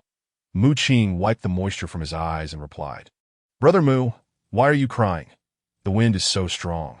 Sand got into my eyes, but there is no wind right now. How can sand get in? Sand has its own intentions, but why does it only seek to enter your eyes? Junior sister, if you don't leave soon, do you believe I want to cry for you?" Finally, Mu Qing could take it no longer. Exenru, pouting and looking at Mu Qing with watery eyes, said, "I don't want to see Brother Mu cry. I'll go then." Hearing this, Mu Qing stood up, exhaling a sigh of relief. This feeling was akin to being reborn. It turns out this little one also has her moments. After holding back laughter for so long, Nengongyu finally couldn't help but chuckle and told Exenru, All right, junior sister X and Rua, let us heed his advice and move on. Nan Gongli gave X and Rua a thumbs up, saying, well done, junior sister X and Rua. Why say that? Did I do something? X and Rua looked utterly perplexed, scratching her little head, and glanced back at Mu Qing with reluctance before following the group away. Junior sister, feel free to ask me anything. I can tell you everything. Lu Hu approached X and Rua and said. After pondering, X and Rua asked, Brother Lu Hu, why are you so fat? That stings. Why does your belly jiggle? That is quite hurtful. Mu Qing watched as the group departed. Finally breathing a sigh of relief at last, he was free from her incessant questions and could focus on his own tasks. With that, Mu Qing continued to maneuver his drone silently in pursuit of Jiang Tao and the others. Jiang Shidi, why do you harbor such hatred for Mu Qing? Is it merely because he once humiliated you? But didn't you say that the humiliation from Nan Gongli was tenfold worse? Wei Yonghua's voice came through the drone. Jiang Tao, equally puzzled, replied, indeed, I find it strange. Logically, I endured far more humiliation from Nan Gongli than from Mu Qing. Yet I cannot shake the desire to kill him. Until he is dead, I feel restless, as if I must eliminate him immediately. As he spoke, Jiang Tao gritted his teeth. Wei Yonghua remarked coldly, no worries. This time, Jiang Shidi has advanced to the mid-level of the martial master realm, and with Elder Han Xiang present, Mu Qing will surely have nowhere to escape. This individual is formidable and cunning. We must remain vigilant. Jiang Tao's gaze turned icy. Han Xiang is also here. Mu Qing was taken aback upon overhearing their conversation. Indeed, that scoundrel Han Xiang still intends to kill him. Damn it. Engage the data matching for Han Xiang's spiritual energy fluctuations. Mu Qing immediately ordered the drone to match Han Xiang's energy signature. Damn it. Target locked. Through the screen, Mu Qing spotted an ordinary disciple from the Ziyun sect. Damn it. Mark the target. Marking successful. The miniature controller in Mu Qing's possession immediately displayed Han Xiang's unique insignia. Subsequently, Mu Qing maneuvered the drone, stealthily activating its mechanical arm to aim the gathering spirit gun at Han Xiang. After much hesitation, Mu Qing ultimately directed the weapon towards the fateful child, Jiang Tao. Given that the drone's mechanical arm would expose its weaponry and eliminate its stealth, he realized he had but a single opportunity to strike when everyone was unprepared. Though an attack on Han Xiang might succeed, it was crucial to note that Han Xiang was a formidable mid-tier martial artist. Even if Mu Qing's gathering spirit gun could wound him in a state of unawareness, it would be exceedingly challenging to take his life. Furthermore, he had ceased probing into the nature of Jiang Tao's ability, which allowed bullets to curve. In contrast, Jiang Tao was Mu Qing's true nemesis, and acquiring data on him was of paramount importance. Bang! No longer hesitating, Mu Qing pressed the trigger and swiftly retracted the mechanical arm, once again cloaking himself from sight. That there's a sneak attack. Be cautious. The crowd immediately took up defensive positions. That it's Mu Qing. He's nearby. Wei Yonghua, clutching his arm in terror, scanned the surroundings.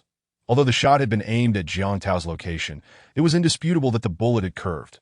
Wei Yonghua was simply unfortunate to be too close to Jiang Tao, as the deflected bullet struck his arm directly. Yet, none of this mattered now. What was truly alarming was that each individual was equipped with a gathering spirit cannon belonging to Mu Qing. Chapter 51. A brazen heist gathering spirit cannons? What the hell? Mu Qing was utterly perplexed. Lu Tao had managed to replicate so many gathering spirit cannons. The last time Mu Qing had stolen from the Ziyun sect's artifact pavilion, he had witnessed Lu Tao's successful imitation of the gathering spirit cannon. But he never anticipated that Lu Tao would arm everyone with one. Though these were replicas, the power of the gathering spirit cannons should not be underestimated. Fortunately, Mu Qing and his companions each possessed an authentic one. If a confrontation arose, they would not be intimidated. However, he had not expected Lu Tao to possess such skill. Report the detection information, Mu Qing instructed after regaining his composure, recalling the drone.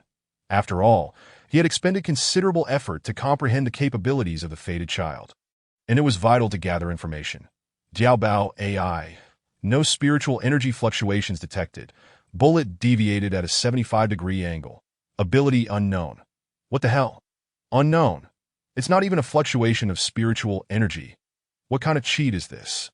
Mu Qing felt a twinge of self-doubt. After all his efforts, The outcome remained elusive, which was rather disheartening. It seemed he would need to find an opportunity to test the sniper rifle. After some contemplation, Muqing resolved to seek an occasion to attempt a sniper shot at Jiang Tao. After all, even the most terrifying of cheats must have its limits, right? The power of Muqing's tempered steel sniper rounds exceeded that of the miniature gathering spirit gun by more than tenfold. Just because one could withstand the miniature version did not mean they could endure such a powerful sniper round. However, having already stirred the hornet's nest in his pursuit of data, Jiang Tao's group was now exceedingly vigilant, making it difficult to target them while they were on the move. Thus, he needed to find a more opportune moment. For now, Muqing had to withdraw some funds from an ATM, but before that, he needed to check on Nangong Li and his companions. Jiao Bao, go see what that rascal Nangong Li is up to. Muqing issued the command. The drone immediately adjusted its course toward the detected spiritual energy fluctuations emanating from Nangong Li. With continuous adjustments and Jiao Bao's self-learning capabilities, the drone had become increasingly intelligent, now exhibiting signs of advanced autonomy. Quickly, leave the goods and scram. On the computer screen, Nangong Li, flanked by 5 subordinates wielding blades, was menacingly confronting a disciple from a small sect.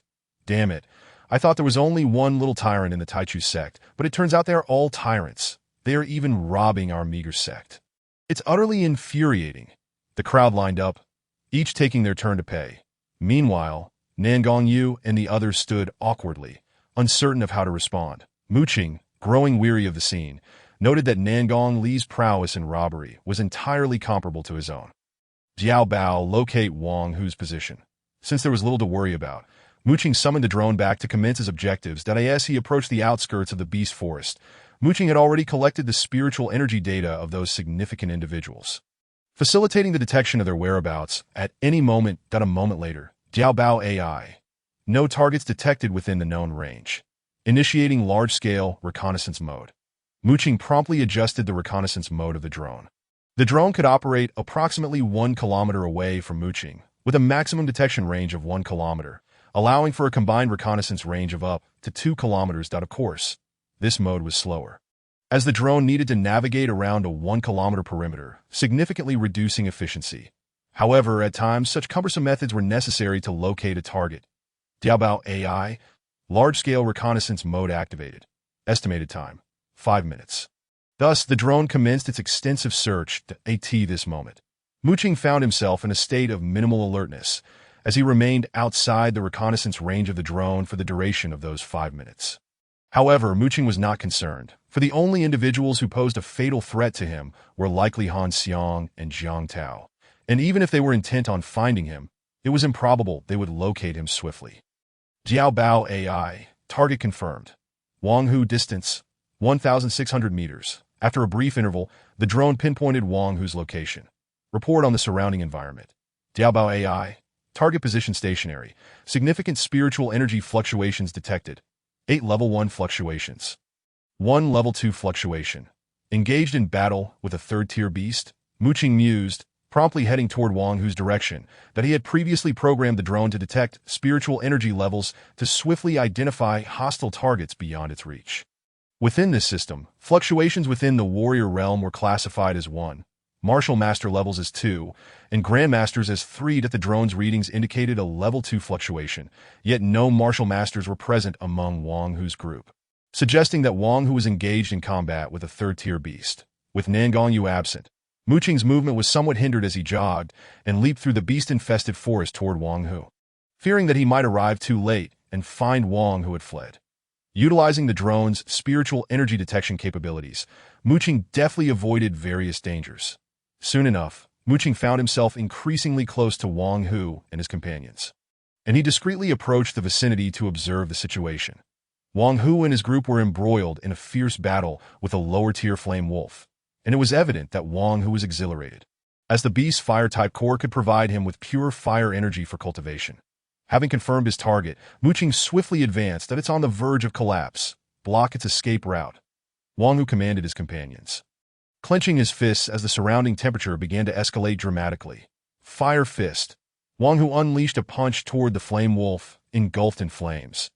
Despite being a 3rd-tier beast with the strength of a novice martial master, The Flame Wolf could not withstand the onslaught of nearly 10 martial practitioners. That IT was simply outnumbered, especially with Wang Hu, a fire-type specialist, standing unafraid before it. Had it been an intermediate third-tier beast, perhaps these individuals would not have been its match. Alas, it was merely a lower-tier creature, and with its escape route blocked, it had no choice but to fight to the death. Roar. The Flame Wolf lunged recklessly toward Wang Hu, disregarding the impending attack. Bang!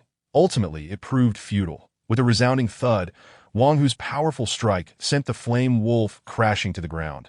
Kill it. The other disciples of the Tiamen sect rushed forward, launching an all-out assault on the Flame Wolf.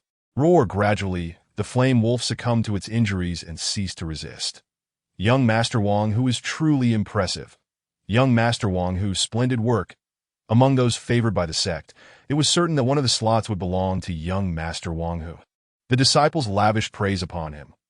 Humph! Wang Hu glanced at the lifeless Flame Wolf, puffed out his chest, and savored the adulation directed at him. Unfettered, I roam amidst the storm's eye, drawing the admiration of the multitude. At that moment, a melodious voice approached from afar, reaching Wang Hu and his companions.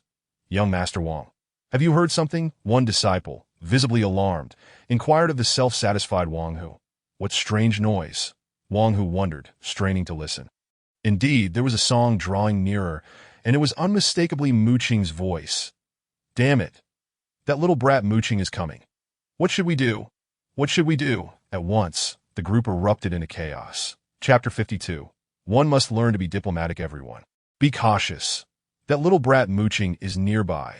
Wang Hu promptly commanded everyone to exercise caution, exuding an air of authority as he boldly traversed the tumultuous landscape, drawing the gaze of countless onlookers. Unperturbed by the chaos, he resolutely refused to glance back.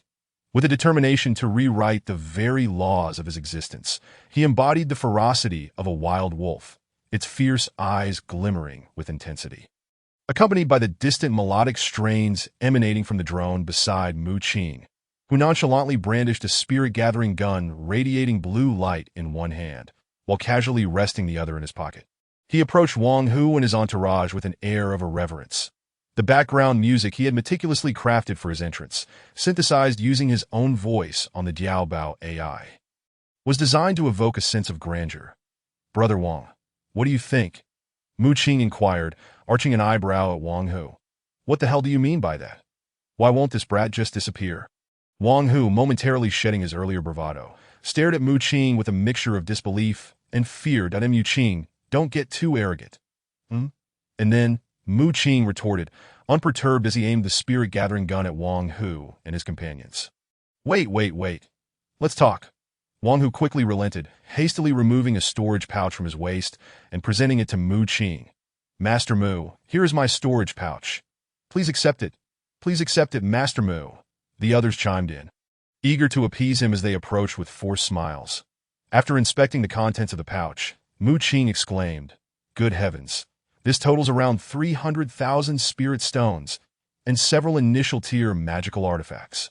Especially this aquamarine necklace I found in Wang Hu's pouch. Are these people completely devoid of wit?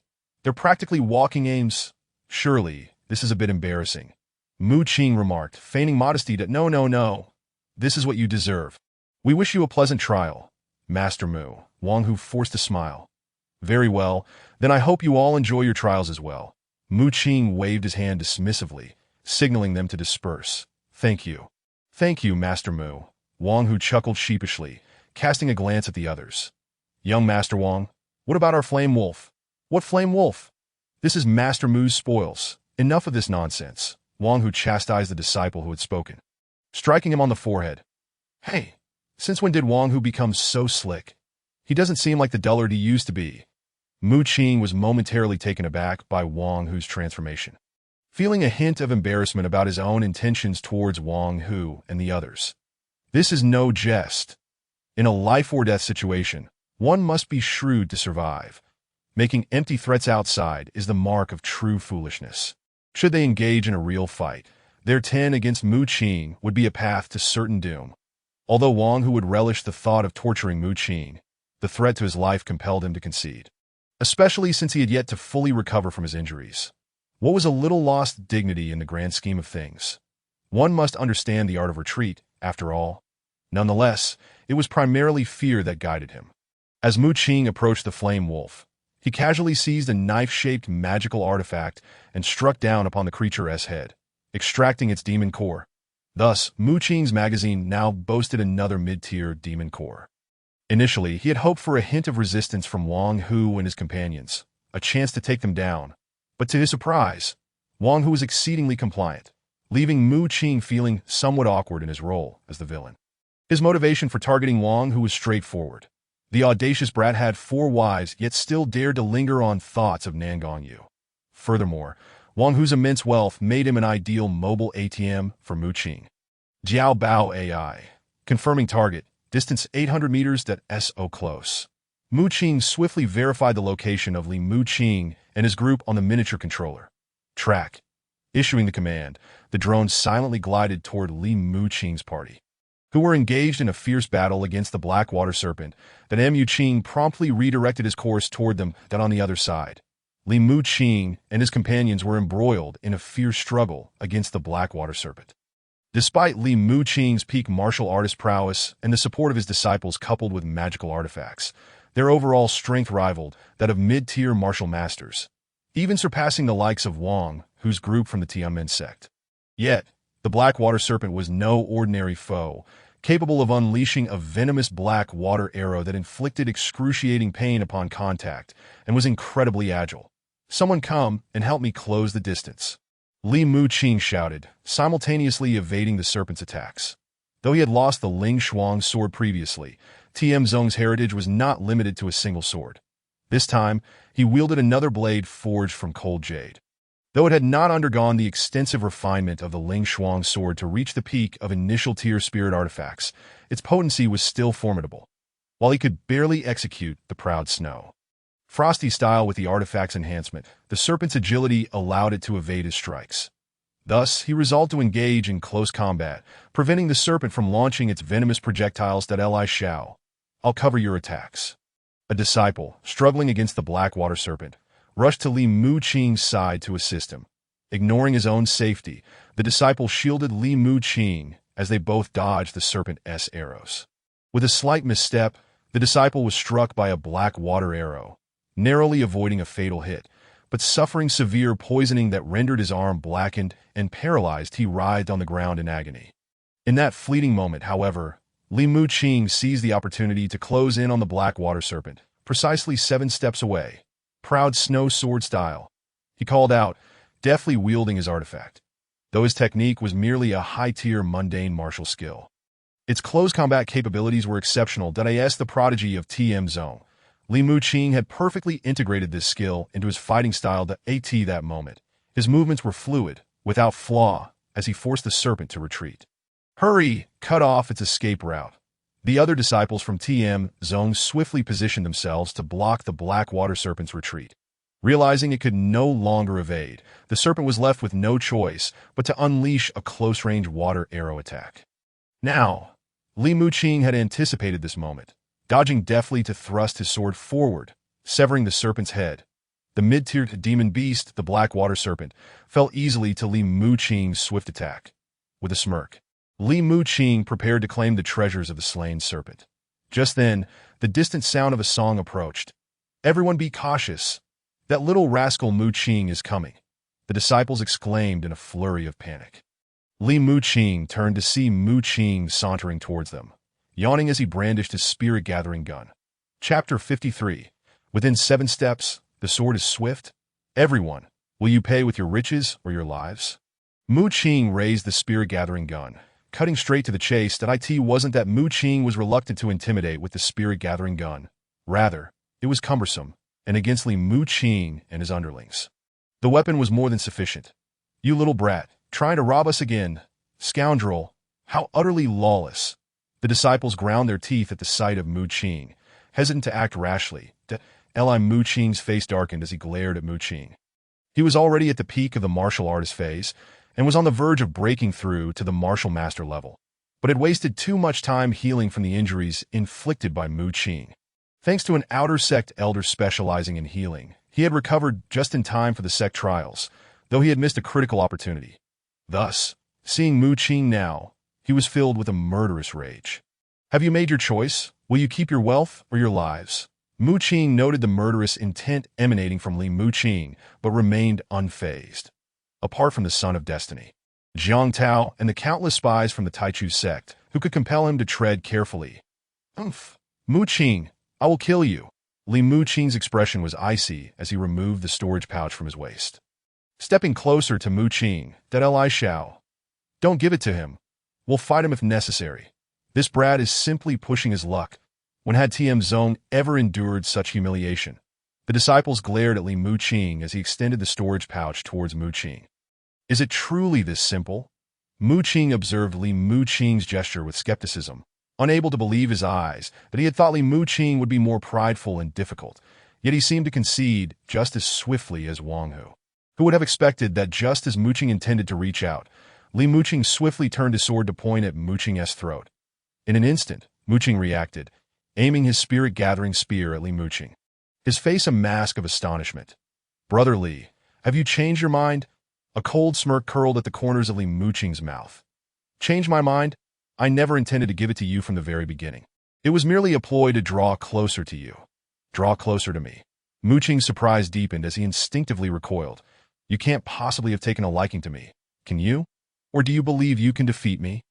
Li Mu Qing, with his sword still aimed at Mu Qing, replied, I am aware that your weapon, the spirit-gathering spear, possesses remarkable speed, yet within this 7-step distance, the outcome remains uncertain. What audacity! Who bestowed him such confidence? Mu Qing gazed at Li Mu Qing with incredulity. So, you believe my spear is swifter than your sword? Beyond 7 steps, the spear is swift. Within 7 steps, the sword prevails. Li Mu Qing's expression turned grave, his spirit energy swirling around him. After his previous injury, Li Mu Qing had thoroughly assessed Mu Qing's strength and discerned some of his weaknesses. All of Mu Qing's power stemmed from the weapons he forged, and in the 5 years since his resurrection, his strength had barely progressed from no realm to the first stage of a martial artist. What does being at the first stage of a martial artist imply? Any random woman on the street could easily capture Mu Qing and beat him senseless. It was indisputable that he was an unparalleled waste. His strength relied entirely on the foundation and weapon crafting bestowed by his master, Feng Yun, but that did not signify his innate prowess. Attaining the first stage of a martial artist implies that one could spend their entire life without fully realizing the potential of mundane martial arts. Meanwhile, he had already mastered the proud snow sword technique. And in the realm of ordinary martial arts, he believed he could not be outmatched by anyone. Thus, despite the formidable power of Mu Qing's weapon, his lack of personal strength would be his fatal flaw. Within 7 steps, Li Mu Qing was more than capable of slaying the Blackwater Serpent, and his agile swordsmanship was his advantage. Utilizing his strengths against Mu Qing's weaknesses, he could envision no possibility of defeat. Are you deliberately closing the distance to within 7 steps? And then what? Mu Qing furrowed his brow, averse to conversing with this fool. And then, Li Mu Qing's gaze turned icy, his spirit energy surging as his movements became agile. Sword still aimed at Mu Qing. I intend to take your life to quench my wrath. He had already devised a strategy to counter Mu Qing, and this strike would fully unleash his mundane martial arts to their utmost potential. Bang bang! However, just as Li Mu Qing struck, 2 gunshots rang out, and Li Mu Qing collapsed to the ground. Each of Li Mu Qing's legs had been hit, clutching his wounds and screaming in agony, his sword falling aside. My apologies, beyond 7 steps, the spear is swift. Within 7 steps, it is both accurate and swift. What nonsense about the sword being swift within 7 steps? What an idiot. Has he watched too many films? Mu Qing shook his head in exasperation. It was the first time in his long life he had encountered such a fool.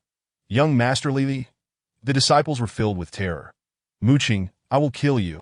Li Mu Qing wailed, tears streaming down his face from the pain. Mu Qing looked at Li Mu Qing, rolling on the ground in agony, the spirit-gathering spear aimed at his head. Very well. You can seek revenge next time. For now, let us settle the payment first. Li Mu Qing, gritting his teeth in agony, tossed his storage bag to Mu Qing. Hurry up. I have other matters to attend to. After receiving Li Mu Qing's storage bag, Mu Qing gestured to the other disciples. You still have other matters. Busy robbing others, I presume.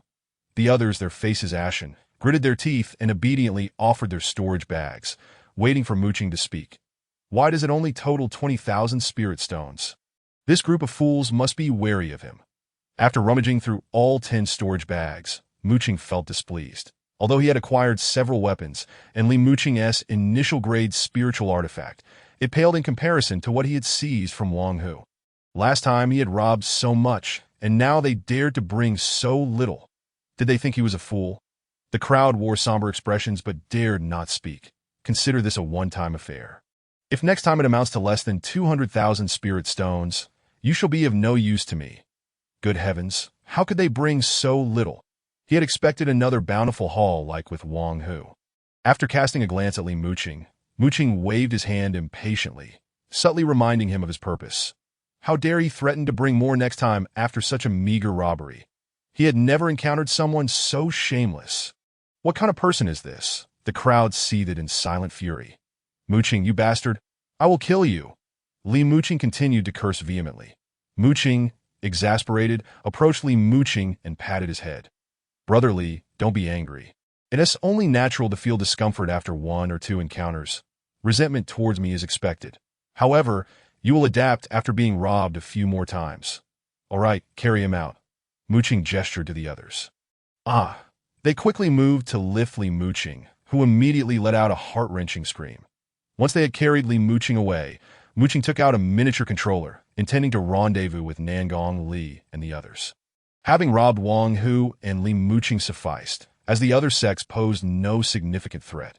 The remaining matters were primarily centered around the formidable presence of Jiang Tao from Ziyun sect, a figure that instilled fear in Muqing and deep irritation in Nangong Lin. That old dog Nangong kept creating trouble for himself. He was the child of destiny. If you're that displeased, have the guts to kill him in front of Xia Jiang. If you can slay him, I would even lick your feet. Muqing's heart burned with indignation. Chapter 54. A peculiar group of people. Jiao Bao locate the positions of Nangong, Li, and the others. After robbing Li Muqing, Muqing issued commands to the Jiao Bao AI. Moments later, Jiao Bao AI replied, no targets detected within the surveillance range. Muqing shook his head in resignation, activating the wide-range detection mode. Another 5 minutes of waiting that he stared at the screen, observing the spirit energy fluctuations detected by the drone. Numerous first- and second-tier demon beasts surrounded him. But the fluctuations from third-tier demon beasts were considerably fewer, though they could still be encountered if luck was unfavorable, that he wondered where that fool Nangong Li had taken Sister Yu. Wait a moment.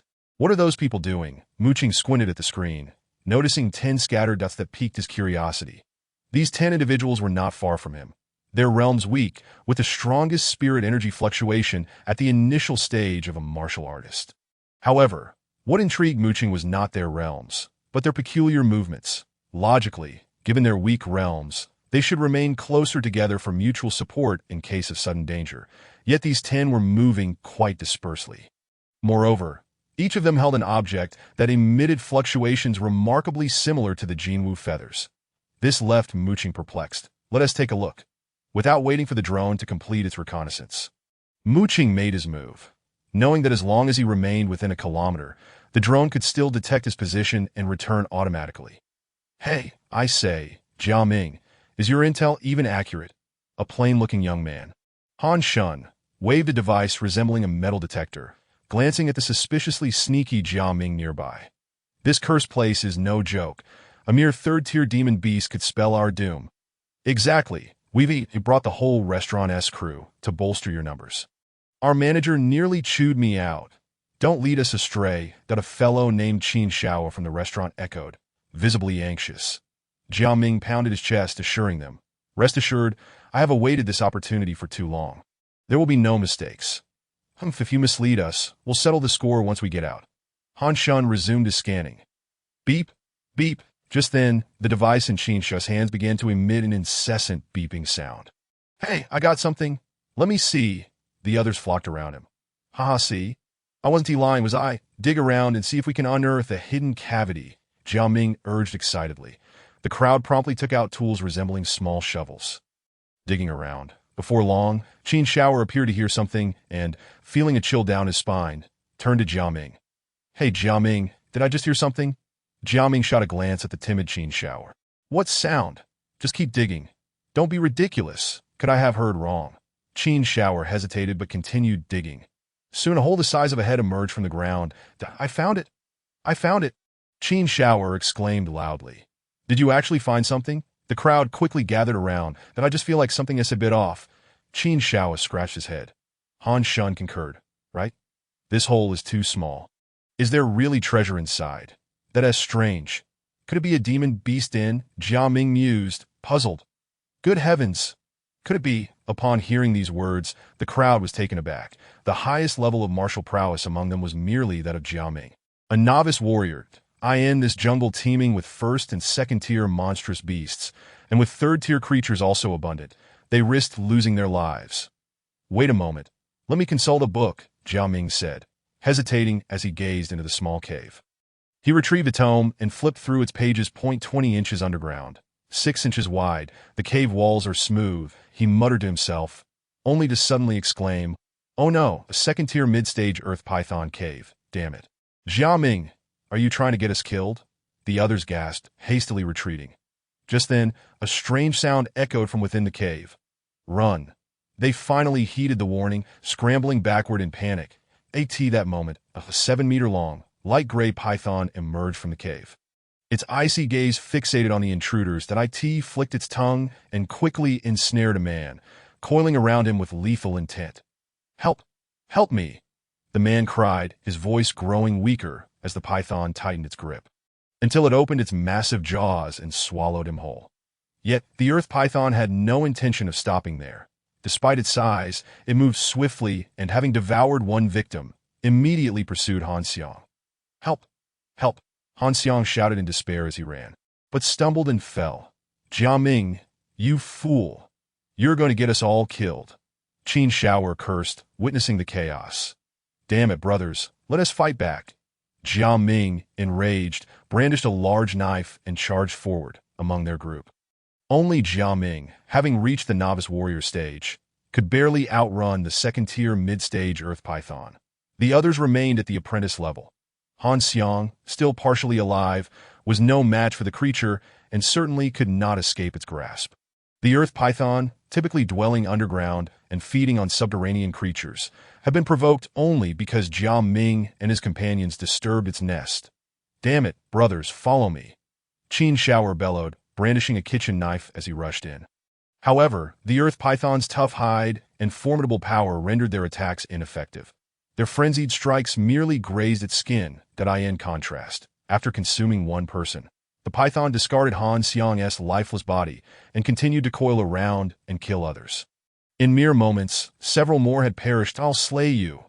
Jia Ming, in a frenzy, unleashed a flurry of strikes against the earth python, but to no avail. The creature's strength far surpassed theirs, and typical weapons had little effect against it. Jia Ming, you fool! You've doomed us all. You promised treasures, yet we've found nothing, and now my brothers are gone. Qin Shower lamented, tears welling in his eyes as he slumped to the ground beside the fallen. Brothers, I failed you. I shall join you in death. Jia Ming gritted his teeth, resigning himself to charge at the earth python. Jia Ming, you bastard! Qin Shower shouted in despair, then, with determination, followed suit. As they charged, the earth python coiled itself and lunged at Jia Ming, ensnaring him instantly. Jia Ming, damn it, let him go, Qin Shower cried, wildly swinging his knife. Suddenly, 2 gunshots rang out. Just as Jia Ming appeared on the brink of suffocation, the python's head was pierced by 2 ethereal bolts of light. Yet even after sustaining such a blow, the creature paused briefly before tightening its grip once more. It's not dead yet. Indeed, serpent-like beasts were notoriously difficult to defeat. Seeing this, Mu Qing swiftly produced the spirit-gathering cannon. With a resounding blast, the earth python's corpse was obliterated, scattered into pieces. The force of the attack rivaled that of an initial stage warrior, effortlessly dispatching a mid-tier beast. Jia Ming rolled a few times, disoriented and drenched in serpent blood, before struggling to his feet. What just happened? How am I still alive? He asked, rubbing his head and glancing at Qin Shower. To his surprise, Qin Shower stood gaping in horror at the scene before them. Following his gaze, Jia Ming looked ahead. Oh my! Elder Mu from Taichu sect. Is he here for our treasures? His eyes widened in disbelief as he stared at Mu Qing. Qin Shower, feeling the tension, asked nervously. What should we do? Jia Ming responded urgently. Damn it. Elder Mu just saved our lives. Let us quickly gather our belongings and present them to him. The remaining 5 immediately understood and scattered to collect whatever they could find. Bringing it to Mu Qing, Qin Shower pointed nervously at the ground, where a hoe, shovel, pots, pans, and over 200 spirit stones lay. Elder, we're quite poor. This is all we have. There's nothing valuable. Damn it. What nonsense are you spouting? Jia Ming scolded, then turned to Mu Qing, saying, Elder, we are eternally grateful for your help. These items are a humble offering to you that I don't cook. Why would you bring me pots and pans? Mu Qing replied, bewildered, as he looked at the group, that he had merely stopped by out of curiosity and intervened to save them. Yet they seemed so eager to please him. That am I some sort of bandit? What is going on here? Not robbery, but rather a misunderstanding, Jia Ming stammered, slightly taken aback. What are you doing? What are these things? Mu Qing asked, pointing at 10 metallic devices on the ground. Jia Ming quickly explained. Elder, these are my spirit energy detectors. They can sense powerful energy fluctuations deep underground. Spirit energy detectors. Are you serious with these broken devices? You really believe I'd find treasure with them? Mu Qing asked, his expression skeptical. Jia Ming insisted, I swear, there's a cave of a powerful warrior nearby. We came here hoping to discover something. Translation. You've come to dig for treasure? Mu Qing shook his head, increasingly puzzled. And you brought along restaurant staff to assist you. Truly remarkable. Qin Shower interjected, Elder, don't listen to his nonsense that he fabricated a sect just to gather enough participants for this trial in the beast-infested jungle. Jia Ming retorted, Elder, while the sect's name may be fictitious, the cave of the powerful warrior is undoubtedly real. Are you really here to dig for treasure? Mu Qing mused, piecing together their intentions. You probably caught wind of the cave's existence and decided to use your homemade detectors while creating a diversion with your numbers. Jia Ming, feeling indignant, protested, Elder, we are legitimate treasure hunters. Mu Qing gazed at him, bewildered, as he recited a line of poetry. Finding dragons in the mountains, one must dig through layers of earth that if the door is locked, there must be nobility within. Are you skilled? He asked, though it seemed less complicated. Merely a matter of digging in the right place. Jia Ming stared incredulously at Mu Qing. You think I'm just a treasure hunter? I'm genuinely here for treasure. Mu Qing sighed in disbelief. Jia Ming, sensing the skepticism, quickly handed Mu Qing a treasure hunting manual. Elder, I assure you, I am a genuine treasure hunter. This is a family heirloom. Just take a look. Enough that I merely passed by and helped you out. Here, Mu Qing tossed the spirit-gathering gun, which he had previously discarded, to Jia Ming. You all seem quite incapable. Take this for self-defense that IT can be used 7 times every 2 hours, effective against beasts of the initial 3rd tier. Jia Ming gazed incredulously at the spirit-gathering spear in his hand, but he was well aware that Mu Qing had used this very weapon to slay Yang Xiu. The sudden bestowal of such a valuable item left him momentarily speechless. Master Mu, should any fortune come my way, I shall promptly deliver it to you. Jia Ming exclaimed with excitement. Very well. What is your name? Mu Qing inquired without much interest. Jia Ming, he replied that Mu Qing retorted. I want your true name. Ah, Jia Ming responded, somewhat perplexed that Mu Qing's expression darkened. Your real name. At this, Qin Shower cautiously interjected, Master Mu. His true name is indeed Jia Ming. I am Qin Shower, Mu Qing exclaimed. What kind of ridiculous name is that? Never mind, I have matters to attend to. With a dismissive wave of his hand, he turned to leave the Tio Mu Qing. The group held little value. He merely found amusement in their camaraderie during a moment of crisis, and chose to gift the eliminated spirit-gathering spear to Jia Ming. Sparing them from a potential demise, the IT also served to ensure that his name would not be immediately associated with robbery. After all, it was hardly plausible that these individuals could uncover the lair of a formidable warrior. Such places are not easily found, especially those of beings stronger than grandmasters, none of whom had ever been rumored to exist near Tiansheng, that Mu Qing couldn't shake the feeling that Jia Ming, who had arrived in this chaotic scenario, might not be entirely sane. Qin Shower, isn't Master Mu known as a notorious little demon? After Mu Qing's departure, Jia Ming found himself bewildered. Why would he give us such a precious item? How would I know what Master Mu is thinking? Are we to plunder or not? Qin Shower replied, equally confused. Jia Ming declared, What do you mean by plundering? I am a treasure hunter, despite the unfortunate loss of a few comrades. Opportunities often arise from crises. With the weapon gifted by Master Mu, what could they possibly fear? This treasure shall be mine today, he announced to the others. How about that? After distancing themselves from Jiang Ming and his seemingly deranged companions, Mu Qing finally inquired about the Diaobao AI. Diaobao AI. No targets detected within maximum scanning range. What the hell? Mu Qing was left in utter confusion. When he left, he was not far from Nangong Li and the others. How could they be untraceable now? He pressed on. What about Jiang Tao and his group? Diaobao AI. No targets detected within maximum scanning range. They vanished entirely. Surely nothing has happened to them. Bah, my senior sister Yu is still here. Nothing would happen. Furrowing his brows, Mu Qing navigated deeper into the unknown, evading danger by following the energy fluctuations detected by his drone. Chapter 56. They even robbed my pants. Deep within the beast forest, brother, let us wait for Mu Qing, Nangong Yu urged, pulling on Nangong Li's hand, her brow furrowed. After Mu Qing departed, they followed his indicated path and soon encountered a team from a low-level sect, which led to Nangong Li's inevitable urge to rob. Logically, they should have waited for Mu Qing, but Nangong Li, caught up in the thrill of robbery, led the group on a spree, plundering four small sects and venturing deep into the beast forest. What does it matter? We can continue without him. Nangong Li scoffed upon hearing Mu Qing's name. Nangong Yu, however, was concerned, but if we don't wait for him, he could be in danger, that my dear sister. Nangong Li replied, frowning as he placed his hands on her shoulders.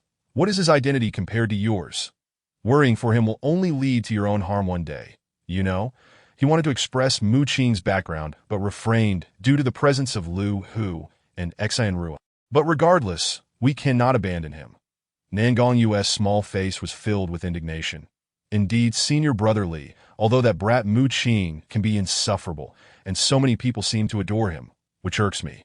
I must admit I admire how he transformed from a hopeless case into someone so formidable, Lu Hu said, thumping his chest earnestly. Exactly, chimed in. We can't leave senior brother Mu behind. She pouted, distributing the small flowers she had picked along the way to Lu Hu and Nangong Yu, while withholding one from Nangong Li to express her discontent. Naturally, Lu Hu and Xian were oblivious to the underlying meaning of Nangong Li's words. Hey, you little brat. Nangong Li was at a loss for words.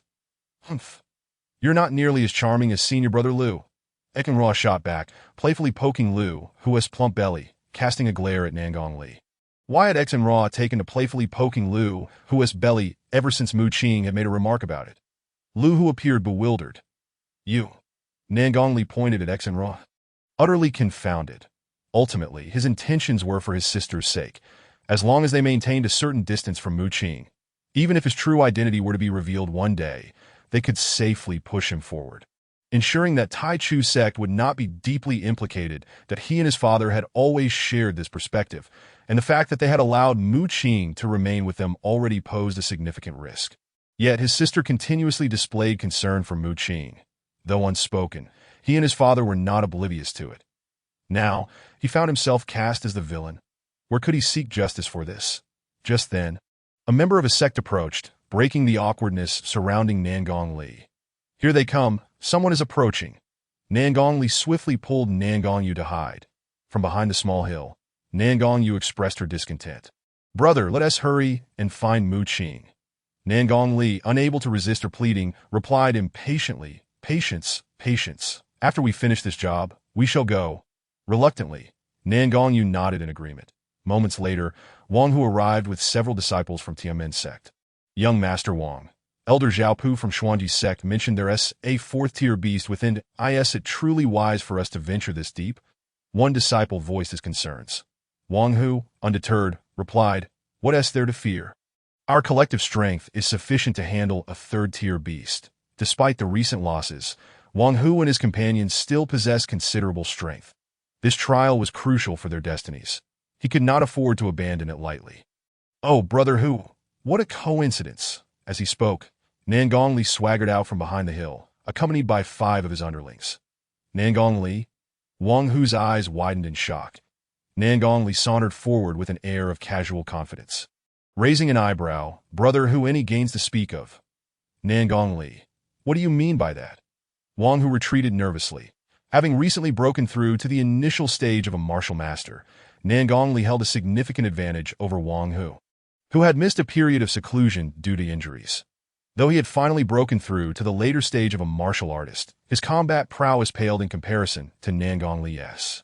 While their combined efforts could potentially contend against Nan Gongli, the motley crew of ruffians behind him was certainly not to be underestimated, especially with Nan Gongyu and the others still present on the hill. Nan Gongli casually plunged his weapon into the ground, stating nonchalantly, "I have no ulterior motives. I merely find my brothers to be a bit short on funds." "Robbery?" Wang Hu was taken aback. Nan Gongli pouted. Laying a hand on Wang Hu's shoulder, his other hand outstretched, "What are you saying, Brother Hu? I am not a brute like Mu Qing, that I simply wish to borrow a bit of money from you." "Is this really just about borrowing?" Wang Hu felt utterly bewildered. They had just been robbed, and now they were facing Nan Gongli's demands of robbery again. "What? You've already been robbed?" Nan Gongli's displeasure was palpable. After all, he had finally stumbled upon a lucrative target, only to find it had already been plundered. "Who did this?" "It was that Mu Qing from Taichu sect." Wang Hu lamented, "Please spare me. I've already been robbed by you people twice today. Is it everywhere we go that we encounter thieves?" Wang Hu's frustration was evident. "What? You've already been robbed?" Nan Gongli's anger flared. "What a shame. I've finally found a good target, and it has already been picked clean. This is intolerable. Bring out everything you have." Wang Hu, feeling utterly defeated, retorted, "We have nothing left, just 2 second-tier beast cores and 1 third-tier beast core." "How absurd. They've stripped me of both clothes and pants." Nan Gongli seethed. "They have even robbed me more thoroughly than I could." The more he thought about it, the angrier he became. "You want my pants too?" Wang Hu was left utterly speechless. While it was one thing for Mu Qing to steal spirit stones and magical artifacts, how could they encounter Nan Gongli, who would not even spare their trousers? What manner of rascals were the Taichu sect? Wang Hu was deeply distressed. However, at present, he found himself utterly incapable of contending with Nan Gongli and could only suppress his anger. Nan Gongli, indifferent to the situation, brandished his large blade menacingly at the crowd, commanding, "Hurry up and strip off your clothes. Is it not possible to remove them?" Wang Hu hesitated for a moment, then, gritting his teeth and stamping his foot, he shed his garments until only his underpants remained. "Tfhe, and you dare to marry 4 wives?" Nan Gongli cast a disdainful glance at Wang Hu's underpants, which were audaciously leopard print, that its tiger print. Wang Hu murmured defensively, "What's the difference between tiger print and leopard print? Hurry up and get lost after you're done." Nan Gongli shouted at Wang Hu and the others. Damn it, some gritted their teeth, but ultimately complied and removed their trousers. "Young Master Wang, can we still enter?" asked a disciple after everyone had left in a state of undress. "Enter? What the hell for? We're left with nothing but our underpants. If we go in, we'll be stripped of them too." Wang Hu seethed, "Damn a bunch of bastards. I will make you pay for this." He slapped the disciple in frustration. Initially, he had thought that even after being robbed by Mu Qing, he could still contend within the monster beast forest, but after battling for so long, he was robbed again. These people were clearly there to cause trouble. Chapter 57. Professional troublemakers outside the monster beast forest. Disciples from the 4 major sects and Zhao Pu awaited. Naturally, there were also members from other smaller sections historically. This 3-day sect trial would typically see some smaller sect disciples retreating by the 2nd day. But on this first day, several disciples from smaller sects left with gritted teeth and tails between their legs, without even reporting their scores. The disheartened departure of these sect disciples must surely be the result of someone instigating trouble. Xia Jiang remarked coldly that it was evident to all that Nan Gonglin was deliberately allowing his disciples to behave this way. While the sect trials did not prohibit friction between sects, the major sects had always prioritized competing for better results. Unfortunately, this time, Nan Gonglin had emerged as the instigator. Nan Gonglin, unfazed, chuckled, "The sect trials are a fair competition. Where is the notion of instigation?" "Fair?" The word spoken by Nan Gongli sounded like a mockery. Everyone knew that Nan Gonglin had shown his intent to disrupt the order from the very beginning. Yet he now had the audacity to speak of fairness. The crowd's expressions darkened, but they refrained from voicing their thoughts. Are you not concerned about your esteemed son, Brother Li and Brother Wang? Xia Jiang pointedly asked Li Yuan, and Wang Biao. Li Yuan replied coldly, "Umph. Whoever dares to harm my son will face my wrath." As his words fell, the disciples of the Taiyu sect brought Li Muqing out. Upon seeing this, Li Yuan erupted in fury. Who did this? Who is responsible? Father, it was that bastard Muqing who robbed us and even injured me. You must seek justice for your son. Li Muqing could no longer contain his humiliation upon seeing Li Yuan. Bastard! Nangong old dog! If you do not provide an explanation today, I, Li Yuan, will not let this matter rest. Li Yuan's anger flared, and he drew the seal of demon's sword towards Nangong Li Yuan. The sect trials are a fair competition. Disciples have the right to slay monsters for achievements, and there is no rule against robbery. Is there? Your son's incompetence is his own fault. This wretched boy is becoming increasingly unrestrained. But I find it amusing, Nangong Lin remarked, a smirk playing on his lips, evidently pleased with the situation unfolding before him. Bastard! Li Yuan cursed angrily, stepping forward to Zhao Pu. Senior Zhao Pu. Nangong Lin's blatant disregard for order and his encouragement of his disciples' misdeeds.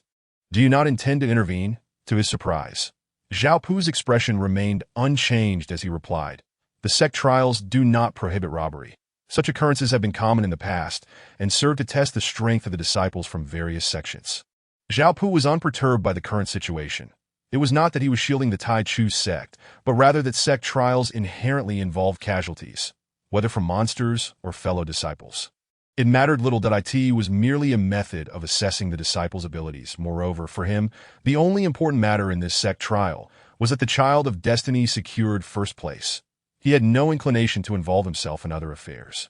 Senior Zhao Pu, this, Li Yuan seethed with frustration but dared not argue. Umph, Nangong old dog, our Taiyu sect will not rest until we settle this matter. We shall see.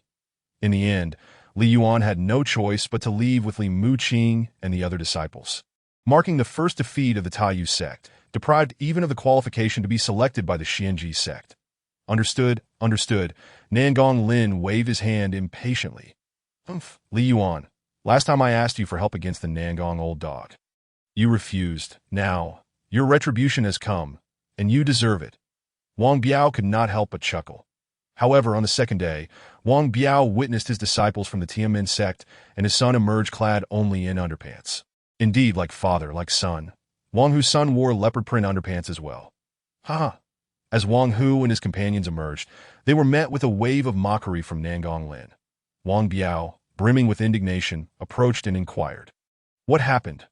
Wang Hu, feeling wrong, lamented, "Father, I was robbed by Muqing, and then that scoundrel Nangong Li was even more shameless, not sparing my trousers, bastard. Nangong old dog, you have gone too far."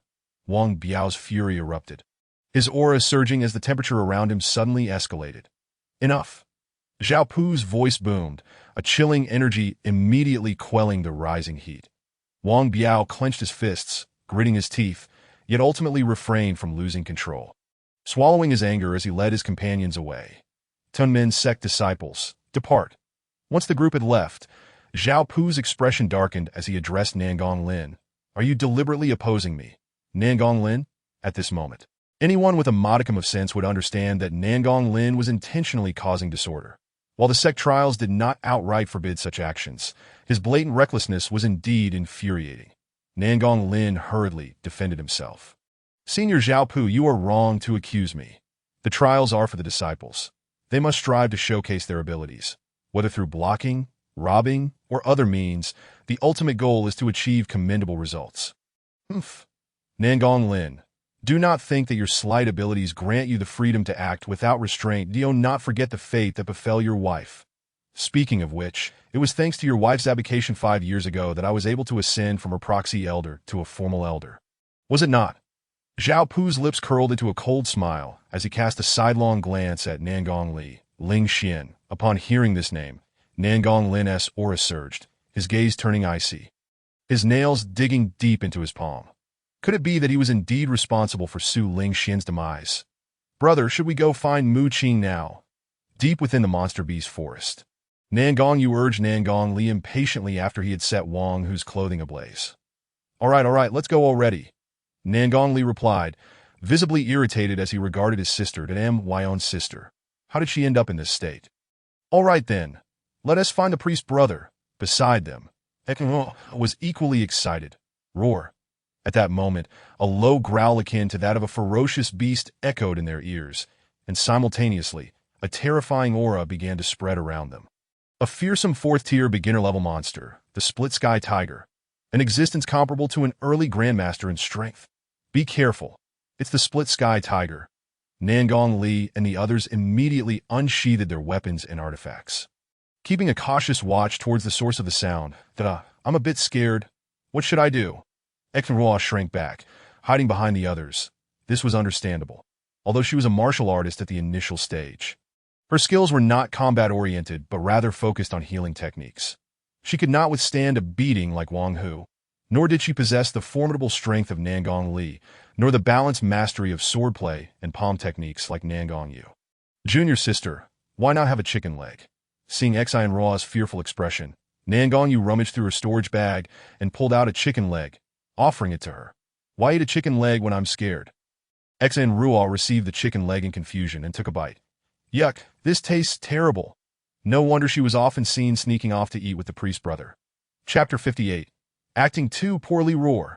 The group cautiously gazed towards the direction of the Split Sky Tiger's growl, but strangely, it seemed the beast was not coming for them, and from the sound, it appeared to be some distance away. Brother, what is going on?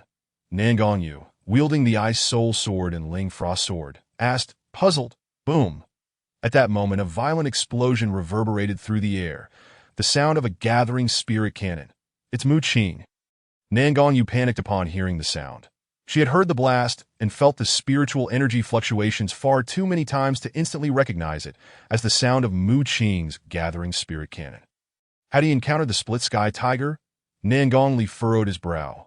Brother, let us hurry and help Mu Qing. Nangong Yu urged that it is indeed a necessity. Without a moment's hesitation, Nangong Li brandished his sword and called out to his 5 brothers. Brothers, let us make haste. However, after just a few strides, he abruptly halted, one hand resting against a great tree while the other pressed against his abdomen, his expression contorted in agony. Brother, what is the matter? Nangong Yu inquired, a hint of urgency in her voice. With a furrowed brow, Nangong Li grimaced. It seems I have upset my stomach. Are you jesting? Assisting that wretched lad. He is perfectly aware of how he was treated back in Heyang City. If we are to aid him, it would be best after he has been thoroughly battered by the Lieta Tiger, ideally left with nothing but his head intact. Nangong Yu shot him a blank stare before turning to Xinruo and Lu Hu. Xinruo, Lu Hu, let us proceed to assist Mu Qing and ignore him. Xinruo huffed at Nangong Li before turning away. Brotherly, let us cease this charade. Your acting is abysmal, Lu Hu remarked, unable to bear the poor performance. With such skills, you would surely be pelted with tomatoes on stage. Hey, seeing that the others disregarded him and moved on, Nangong Li was left utterly bewildered. Am I truly that dreadful? Brotherly, shall we not go to their aid? One of the younger brothers approached, noticing Nangong Li's confusion, that in a fit of rage. Nangong Li slapped the young man on the head and barked, My sister is already gone. Can't you think for yourself? Charge forward. Understood, Brotherly, onward. The 5 young men brandished their swords and surged alongside Nangong Li towards the Lieta Tiger. The 4th-tier Lieta Tiger possessed a strength akin to that of an initial Grandmaster. And given the capabilities of Nangong Li and his companions, they were ill-equipped to confront it. However, with Mu Qing as assistance, they could potentially find an opportunity to vanquish the beast. Damn it. Why would that brat provoke the Lieta Tiger? Father clearly stated to ignore this sect trial and allow the disciples of Ziyun's sect to deal with it while we reap the rewards. Nangong Li found himself utterly perplexed by Mu Qing's reckless actions. Forward, everyone charge! As the aura of the Lieta Tiger drew nearer, Nangong Li commanded his 5 brothers to advance ahead of Nangong Yu and her companions.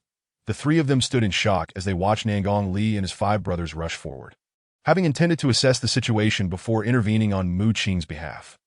Little did they expect Nangong Li to charge ahead so recklessly. Before them stood a colossal tiger beast, towering at 2 zhang. Its menacing teeth bared, its musculature exuding an unparalleled raw power. It was the fearsome 4th-tier Lieta Tiger, a creature of both terrifying strength and agility.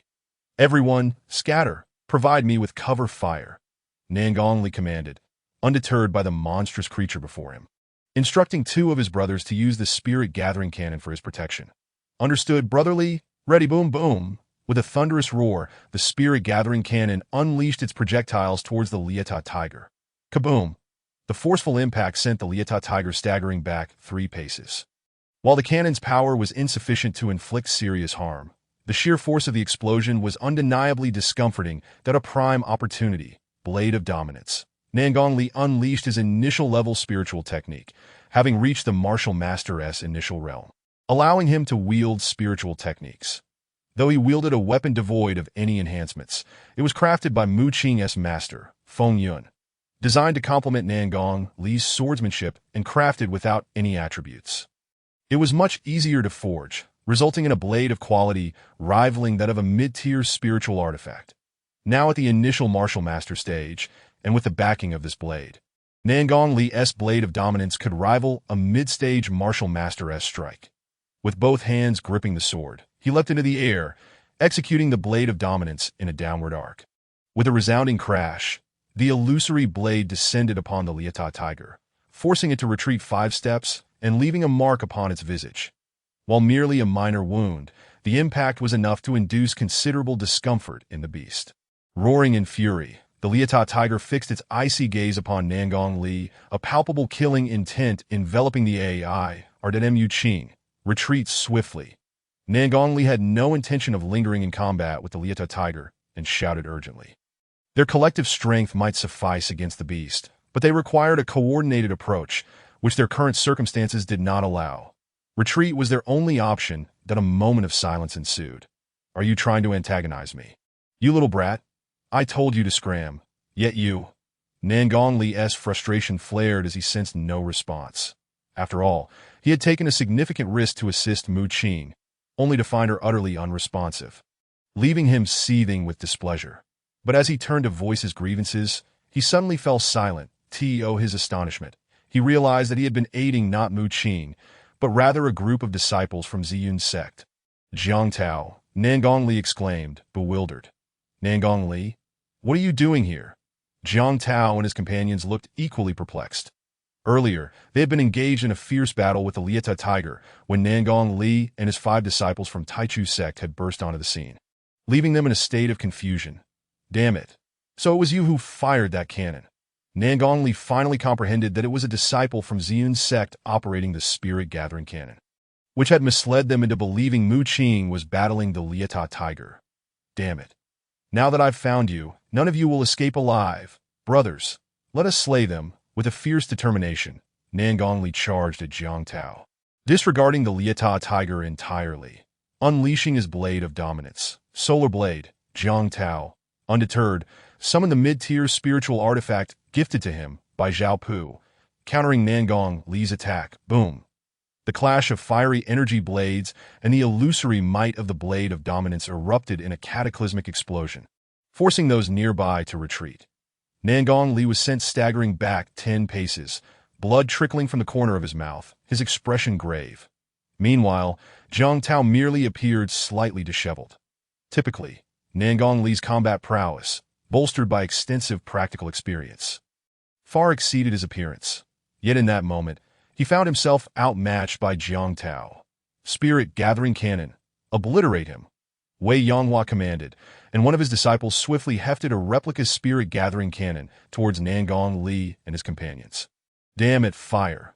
Nangong Li barked, prompting one of his disciples to retaliate with a shot at Ziyun's sect. Chapter 59. The Battlefield Engagement Boom. In an instant, the close-range confrontation transformed the surroundings into a crater. Both sides narrowly evading serious injury while sustaining some damage and creating distance between them. "Where in the world did you acquire that spirit-gathering cannon?" Nangong Li fumed, his anger boiling over as he realized that the cannon had somehow found its way into their possession. Wei Yonghua declared triumphantly, "Do not think that with Mu Qing and Taichu sect you can act with impunity. We of Ziyun sect have my master, Lu Tao, who has forged 10 spirit-gathering cannons for this trial. Moreover, we have the favored son of fortune, Jiang Tao, who is highly esteemed even by Elder Zhao Pu. What qualifications do you possess to contend with us? Bah! A petty man reveling in his fortune. Nan Gongli spat at Jiang Tao. Brother, are you all right? At that moment, Nan Gongyu and Lu, who rushed to his side. Nan Gongyu was utterly speechless at her brother's antics. He had just been feigning illness. Yet now he charged into battle without a second thought, leaving her in a state of anxiety. Xinrua did not join them, as her purpose for being there was not to engage in combat, but to tend to the injured. She discreetly observed from a distance, keeping Mu Qing's spirit-gathering cannon close by. Having encountered you, may you pray for your own fortune. Jiang Tao brandished his daylight blade, surging towards Nan Gongli. Damn it. Do you think I fear you? Sister, let us confront Jiang Tao together. Fatty, take the brothers and eliminate the others. With sword in hand, Nan Gongli summoned his spirit energy and charged forward, closely followed by Nan Gongyu, who deftly wielded her ice soul sword and frost blade in a dazzling display. Scatter and fire. Lu commanded the remaining disciples to disperse. Wei Yanghua likewise instructed all his disciples to spread out. Disperse and engage. Do not harm your own. As the great battle commenced, both sides brought forth 10 spirit-gathering cannons. Although Wei Yanghua and his companions utilized the inferior, non-overclock versions, Lu Tao managed to enhance the power of a single shell from his meager variant of the spirit-gathering cannon to a level nearly comparable to that of Mu Qing's authentic model. This single shot possessed the capability to breach the protective aura of martial artists, rendering it an exceedingly formidable weapon. Consequently, both factions were compelled to consider the safety of their comrades, opting to disperse and seek refuge in order to find opportunities to deploy the spirit-gathering cannons. In an instant, both sides took cover, transforming what was initially a direct confrontation into a protracted siege. Boom! The spirit-gathering cannons from both sides struck their respective targets, deliberately avoiding the main forces, yet leaving the disciples engaged in combat far less fortunate. 2 deep craters materialized upon the ground, incapacitating 2 disciples from Taichu sect, while Xian sect suffered the immediate loss of 2 as well. Don't expose yourselves, be cautious, cover me. Anyone on the opposite side who dares to show themselves. Blast them! Lu Hu bellowed, promptly retreating with 2 disciples to where Exin Rual was hiding, seeking treatment. Then on Wei Yanghua's side, the 9 disciples spread out slightly, taking cover behind a small hill. Wei Yanghua. Target the 3rd large tree 30 meters ahead, commanded Han Xiang, who had assumed the guise of an ordinary disciple that an assassin. His vision was greatly enhanced by the eagle-eye skill, and even without it, his hearing surpassed that of ordinary individuals. With these abilities, he could more easily discern the hiding spots of others. Yes, Elder. Wei Yanghua immediately ordered his comrades to take aim and fire. Boom! With a deafening explosion. 1 disciple from Taichu sect was obliterated by the terrifying power of the spirit-gathering cannon. Not far away, a series of cracking sounds indicated the realignment of bones, as Exer used her spiritual energy to swiftly treat the disciples from her sect who had sustained multiple fractures from the residual force of the cannon. Although her healing techniques were not yet enhanced by spiritual-level medical skills, the method she employed, nurturing with spiritual energy and manual treatment, sufficed to rapidly restore some combat capability, at least temporarily. Nan Gongli wielded a domineering blade technique, while Nan Gongyu showcased agile swordsmanship with dual artifacts.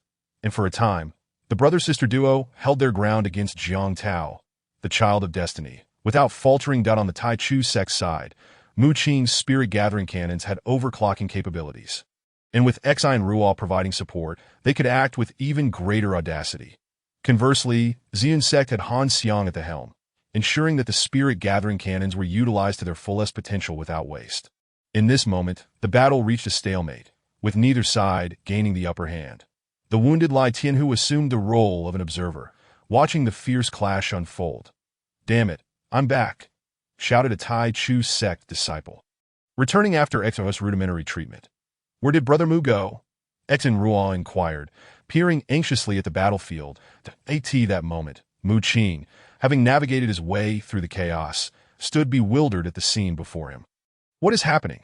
He wondered, having heard Lai Tianhu's voice, and immediately deployed a drone for reconnaissance, only to discover that Nan Gongli and the others were engaged in combat with Jiang Tao. Prompting his swift arrival, startled by Mu Qing's sudden appearance, inadvertently swung the spirit-gathering cannon, striking him on the head. Bang! Mu Qing felt a whirlwind of dizziness, tears brimming in his eyes from the pain. "Damn it, little junior sister. Your strength is too much," he exclaimed, incredulous that this seemingly delicate girl could wield the heavy cannon with such ease. Brother Mu, is that you? I'm so sorry. I didn't mean to," Ekenra said, her face filled with confusion as she rushed over to rub his head. As a wave of coolness emanated from her small hands, Mu Qing felt the fiery pain in his head subside significantly. Expressing surprise, "Is this your healing technique?" "Yes, brother. Don't you think Ekenra is impressive?" she replied, her face glowing with pride. "Not really," he muttered, casting a sidelong glance at her while refocusing on the battle. "Why don't you think I'm impressive, brother? Everyone else does. What did I do wrong?" Ekenra questioned, her voice tinged with distress. Buzzing incessantly, a swarm of flies filled the air, and Mu Qing finally understood why Sun Wukong, a Chinese odyssey, felt compelled to silence Tang Sung. It was truly maddening. "Brother, could you please talk to Ekenra? I'll give you a little flour, and then you won't be mad at me anymore, okay?" she proposed, offering a small flower to Mu Qing, who was busy adjusting a long object on the ground. Mu Qing, disinterested, thought to himself that while the girl appeared adorable, anyone ensnared by her charm would surely be in for an explosive experience, that if it weren't for her cuteness, he would have been tempted to ensure she had a more complete childhood. He resolved to keep a safe distance from her in the future. "Diao Bao, mark Han Xiang," he instructed, as he integrated the properties of Jin Wu Ling into his scope, allowing him to observe marked enemies with the aid of the drone. Thanks to the specially crafted flame spirit stone ammunition, his scope was impervious to external factors, achieving a magnification of up to 32 times, compensating for his less-than-accurate shooting. With such technological support, as long as he could enlarge his target sufficiently, even the most inept marksman could become a formidable sniper. Chapter 60. A Missed Opportunity. Diao Bao AI. Target marked. With the confirmation from Diao Bao AI, Mu Qing's scope now locked onto the specially marked Han Xiang. This marking was merely precautionary due to Han Xiang's dangerous nature. Mu Qing intended to keep a close watch on him, while his ultimate target remained Jiang Tao, the child of destiny. "Ah, brother, who are you talking to?" Ekenra inquired, glancing around in confusion. Hearing voices, yet seeing no one, Mu Qing had no time to engage with her, focusing instead on adjusting his position and seeking an opportunity to aim at Jiang Tao. If this chatty little girl were in the previous world, she wouldn't just be a nuisance. Even brands like Louis Vuitton and Crocodile would struggle to endure her chatter. "Brother, do you think we can defeat the insect? I hope our sister won't be harmed. You care a lot about her, right? If she gets hurt, you'd be really sad, wouldn't you?" Ekenra continued her incessant chatter, and Mu Qing could no longer contain himself. With a forced smile, he pinched her bewildered little face with his left hand while his right made a couple of playful gestures. "Junior sister, with your adorable demeanor, if I were to land a punch with this massive fist of mine, you would surely cry for quite some time, wouldn't you?" Ekenra paused. "No way, brother. Don't worry. Among us in Taichu sect, you are the most useless. Even though I seem fragile if it comes to blows. It will be you crying, but you just said I'm really cute, so why would you want to hit me?" She pressed, her eyes wide with concern. Buzzing. Mu Qing continued to swat away the incessant flies surrounding him, eventually realizing that he could not drive them away and simply chose to move further away. Meanwhile, on the other side, Elder, this situation cannot continue. While your goal is Mu Qing, prolonging this battle is detrimental to us. And Mu Qing has yet to appear. Why not assist Jiang Tao for now? Wei Yanghua observed that both sides had become cautious after a fierce exchange, considering the use of the spirit-gathering cannons to break the deadlock. However, the cannon's lethal radius was too vast and would inevitably harm Jiang Tao at this moment. Both sides were experiencing a lull. If Han Xiang were to strike unexpectedly at Nan Gongli and his sister, it would undoubtedly shift the tide of battle. Han Xiang glanced at the three engaged in combat with Jiang Tao. Although Jiang Tao, the child of destiny, gradually gained the upper hand over the Nangong siblings through various advantages in his mid-stage martial artist realm, his original target was Lai Tianhu, that if this dragged on, even if he defeated Nangongli and his sister, he would expend excessive spiritual energy. When the time came to confront the lurking Lai Tianhu, it would prove even more challenging. "All right, I'll take a shot and eliminate Nangongyue." After a moment of hesitation, Han Xiang retrieved one of the three remaining soul-extinguishing arrows, although all the arrows had been stolen. He was fortunate that Mu Qing, in a fit of arrogance, had thrown him too, and with the swift assistance of Lu Tao, who managed to forge another in the final moments, he found himself with 3 arrows to confront Mu Qing. His decision to eliminate Nan Gongyu was not due to her being easier prey than Nan Gongli. In his eyes, the two were indistinguishable in terms of strength. The fact that Mu Qing harbored feelings for Nan Gongyu was no longer a secret known only to the Taichu sect. Han Xiang could discern the nature of their relationship from their actions at the Qi Pavilion. Moreover, their coordinated counterattacks had instilled a sense of caution in Han Xiang. Thus, targeting Nan Gongyu would effectively cripple Mu Qing's right hand, while also allowing him to take vengeance for himself. Drawing his bowstring silently, the soul-extinguishing arrow was aimed stealthily at Nan Gongyu as a sharp fluctuation of spiritual energy was detected from the target. Just as Xian Ruo was chattering incessantly and Mu Qing was preoccupied seeking an opportunity to aim at Jiang Tao, the warning radar of the AI suddenly blared. There was no time to waste. Mu Qing had intended to find the perfect moment to obliterate Jiang Tao's head, but the intense combat between Jiang Tao and Nan Gongli made it nearly impossible to find an opening. Additionally, Mu Qing was no expert marksman, and his aim was lacking to that critical moment. Han Xiang, marked by Mu Qing, sensed the imminent danger as the bullet whizzed past him. In that instant, he abandoned his intention to shoot Nan Gongyu and instinctively sought cover. Just as he made that decision, a terrifying force brushed past him, so potent that it shattered the air around him, tearing his sleeve apart. Trembling with fear and a chill down his spine, Han Xiang pondered the grim consequences had he hesitated even for a split second. Wei Yanghua and the others stood in stunned silence, gazing at the nearly 2-meter-wide hole that had been blasted through the ground. It was unfathomable to comprehend the kind of weapon that possessed such devastating penetrative power. Be cautious. There is a formidable adversary lurking in the shadows, Han Xiang urged, regaining his composure at a simple statement. Yet it carried a weight that rendered his subordinates powerless. For a master assassin, who had never missed a target, to utter such words spoke volumes about the gravity of the situation. What do we do now? Wei Yanghua asked, his face stricken with fear. Han Xiang replied gravely, stay alert, do not remain stationary for too long, and look for an opportunity to ascertain his location, that he understood that an assassin requires the element of surprise. The more they remained in one place, the easier they became targets. After all, their evasion seemed futile in the face of the recent attack. The best strategy to counter an assassin was to keep moving and hiding. This predicament indeed placed Mu Qing in a helpless position, as his aim struggled against a target that moved erratically that moment. Mu Qing's voice shattered the silence. Sister, Han Xiang is concealed among the crowd across from us. He possesses 3 soul-extinguishing arrows. You all continue to press Jiang Tao. I will handle him. Understood, but not without caution. You find opportunities to advance, while I will suppress them. This command was relayed by Mu Qing through a drone that soared high above.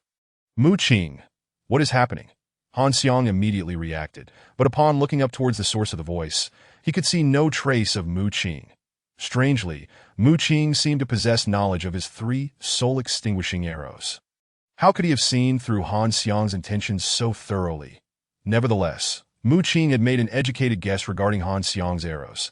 He had given Lu Tao 2, and Lu Tao managed to forge 1 more in the end, leading Mu Qing to deduce that Han Xiang had 3 brothers. Follow me.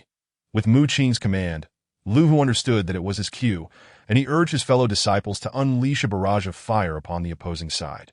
Advancing steadily in an instant, Han Xiang and his companions hesitated to retaliate. Observing this scene, Mu Qing could not help but smile slightly. His true objective was not to engage in a war of attrition with these individuals. Nor was it Han Xiang. Despite their skills, they were not his true rivals. It was Jiang Tao, the fated child created by the system, who stood as his destined enemy.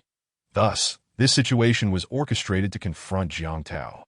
With Lu Hu's group pressing forward, Han Xiang was reluctant to strike back, as Mu Qing's position had yet to be fully revealed, and Han Xiang could only approximate Mu Qing's location based on the bullet hole. We must wait for Mu Qing to fire again to ascertain his precise position, Han Xiang thought, knowing that this shot was equally crucial for Mu Qing. What do we do, Elder? Wei Yanghua asked, anxiously observing Lu Hu's advancing group. After a moment of contemplation, Han Xiang replied, do not rush. Send a disciple to probe the situation. Wei Yanghua nodded and immediately commanded one of the disciples to stick their head out and fire a spirit-gathering cannon. However, as the trembling disciple was about to reveal himself to attack, Mu Qing's voice rang out from above. Lu Hu, 30 meters to the left of the second tree. Got it. Lu Hu, though puzzled by how Mu Qing knew this, wasted no time and fired a spirit-gathering cannon at the designated location. Dust erupted as the massive tree was obliterated, leaving a crater in its wake, along with scattered remnants at that moment. Han Xiang was thrown into a state of panic. Despite his mid-stage martial prowess and the agility of an assassin, he could only pursue Mu Qing if he knew his position.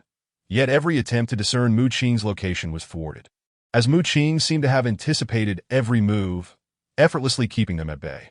Although Mu Qing's marksmanship was not exceptional and required substantial assistance to reach the level of a true sniper, he was once a prodigy and understood the dynamics of sniping, that if he were to reveal his position now, Han Xiang would undoubtedly close in on him, making this shot crucial. Meanwhile, Nangong Li and Nangong Yu, though struggling against Jiang Tao, held their ground for the time being that Mu Qing needed to seize the opportunity to fire his shot within this window of distraction. To his surprise, Nangong Yu truly wielded dual weapons. Mu Qing was momentarily taken aback, realizing that wielding two weapons was not merely a game mechanic. Nangong Yu adeptly wielded the Eye Soul Sword for offense and the Frost Sword for defense and counterattacks, demonstrating a remarkable balance of attack and defense as the three engaged in chaotic combat. Mu Qing awaited his moment. That it was undeniable that Jiang Tao's fated essence was extraordinary. Amidst the fray, he found opportunities to unleash other artifacts for surprise attacks, catching the siblings off guard at times. That in no time, Nangong Li was struck by one of Jiang Tao's hidden weapons, prompting Nangong Yu to hold the line while swiftly retreating to Exine Ruo's side. "Ekin, please help me," Nangong Li pleaded, his fractured arm resting in front of her. Of course. Ekin immediately set to work, deftly resetting Nangong Li's bones, who surprisingly remained silent throughout the ordeal. "Hey, doesn't it hurt? Why aren't you crying out in pain?" Nangong Li ignored Exine Ruo entirely, and once her task was complete, he intended to quickly assist Nangong Yu, who was being pushed back by Jiang Tao. Wait! Nangong Li soon discovered Muxing, who was hiding behind the hillside, camouflaged with grass and foliage. "Well done," he chuckled, observing Muxing's motionless figure. With a derisive snort, Nangong Li dashed out again to assist Nangong Yu. Before long, Nangong Yu, having sustained some injuries, came looking for Shinra. Muxing watched with a pang of pain in his heart, but did not divert his focus to Nangong Yu, as he needed to concentrate his mental energy. As a faux sniper, he bore responsibility for himself as well as for others. "All right, Sister Yu. Your heart's desire." After swiftly tending to Nangong Yu's wounds, Shinra playfully pointed toward Muxing in the distance. "You little minx. There is no such thing." The initially flushed Nangong Yu, embarrassed by Shinra's teasing, grew displeased upon seeing Muxing sprawled out like a defeated dog, utterly still. "Well done." She shot a glare in Muxing's direction before promptly rushing to assist Nangong Li, who was struggling against Jiang Tao's relentless attacks. Muxing, hidden in the grass, felt that the words exchanged between the siblings were rather unflattering. "Shinra, I got hit. Quickly help me." Not long after, Lu Hu returned, injured from an ambush due to Muxing's delay in reporting. Brother Muxing was right. Bouncing around is truly amusing. After swiftly healing Lu Hu, Shinra playfully patted his belly, Lu, who was at a loss for words, glancing at Muxing concealed in the grass. He initially wanted to commend his shooting, but was irked at the thought of Shinra's playful slap. "Well done," he scoffed, expressing his dissatisfaction before retreating again. Observing the remarks directed at Muxing, Shinra was left puzzled, feeling as though they were complimenting him, yet sensing something amiss. However, it seemed rather entertaining, since everyone was saying so. Perhaps she should also express her admiration to Brother Muxing. Would he be pleased? If he was happy, would he come to like Shinra? "Well done." Shinra shouted excitedly at Muxing. Bang, just as her words faded. Muxing seized the opportunity, pulling the trigger at the moment Nangong Li and his sister managed to push Jiang Tao back by 2 steps. Whoosh, the bullet shot forth, aimed directly at Jiang Tao. At that instant, everyone was captivated by the sound of the gunshot. Muxing's breath became erratic with anxiety. This shot would determine whether his prolonged efforts would yield the deserved results or end in vain. Just 10 centimeters away from Jiang Tao's forehead, the bullet was unexpectedly halted by an invisible force. However, this strike possessed enough power to overcome all defenses beneath the level of a grandmaster. The terrifying bullet continued to scorch the surrounding air, gradually pressing toward Jiang Tao. 9 centimeters, 8 centimeters, 7 centimeters, 1 centimeter. This seemingly slow process transpired in less than a second. Nan Gongli and the others gaped in disbelief while Muxing's palms were slick with cold sweat. As he watched the bullet approach Jiang Tao's brow, his pupils constricted sharply. In that moment, a horrifying sense of crisis spread within Jiang Tao. Facing this small bullet, he felt as though he were standing at the edge of an abyss. Yet to everyone's astonishment, just as the bullet was about to pierce through the invisible force and penetrate Jiang Tao's head, it inexplicably veered off course. The bullet's force was nearly dissipated by the intangible power, merely grazing Jiang Tao's cheek and leaving behind a trail of blood. What the hell?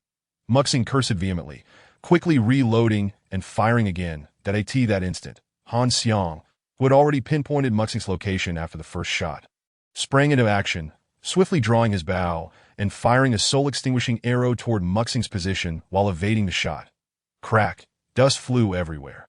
However, Han Xiang did not anticipate that the bullet would pierce the hillside and fatally strike Wei Yanghua, creating a massive hole in his chest and killing him instantly. Chapter 62. A sudden turn in battle. Muxing was no fool. After firing the first shot, he knew Han Xiang would be on guard. Hitting him would be nearly impossible, while targeting Wei Yanghua, who had no time to react, would be a piece of cake. Thus, Muxing's shot was aimed squarely at Wei Yanghua. Wei Yanghua didn't even have time to respond before the bullet pierced through him.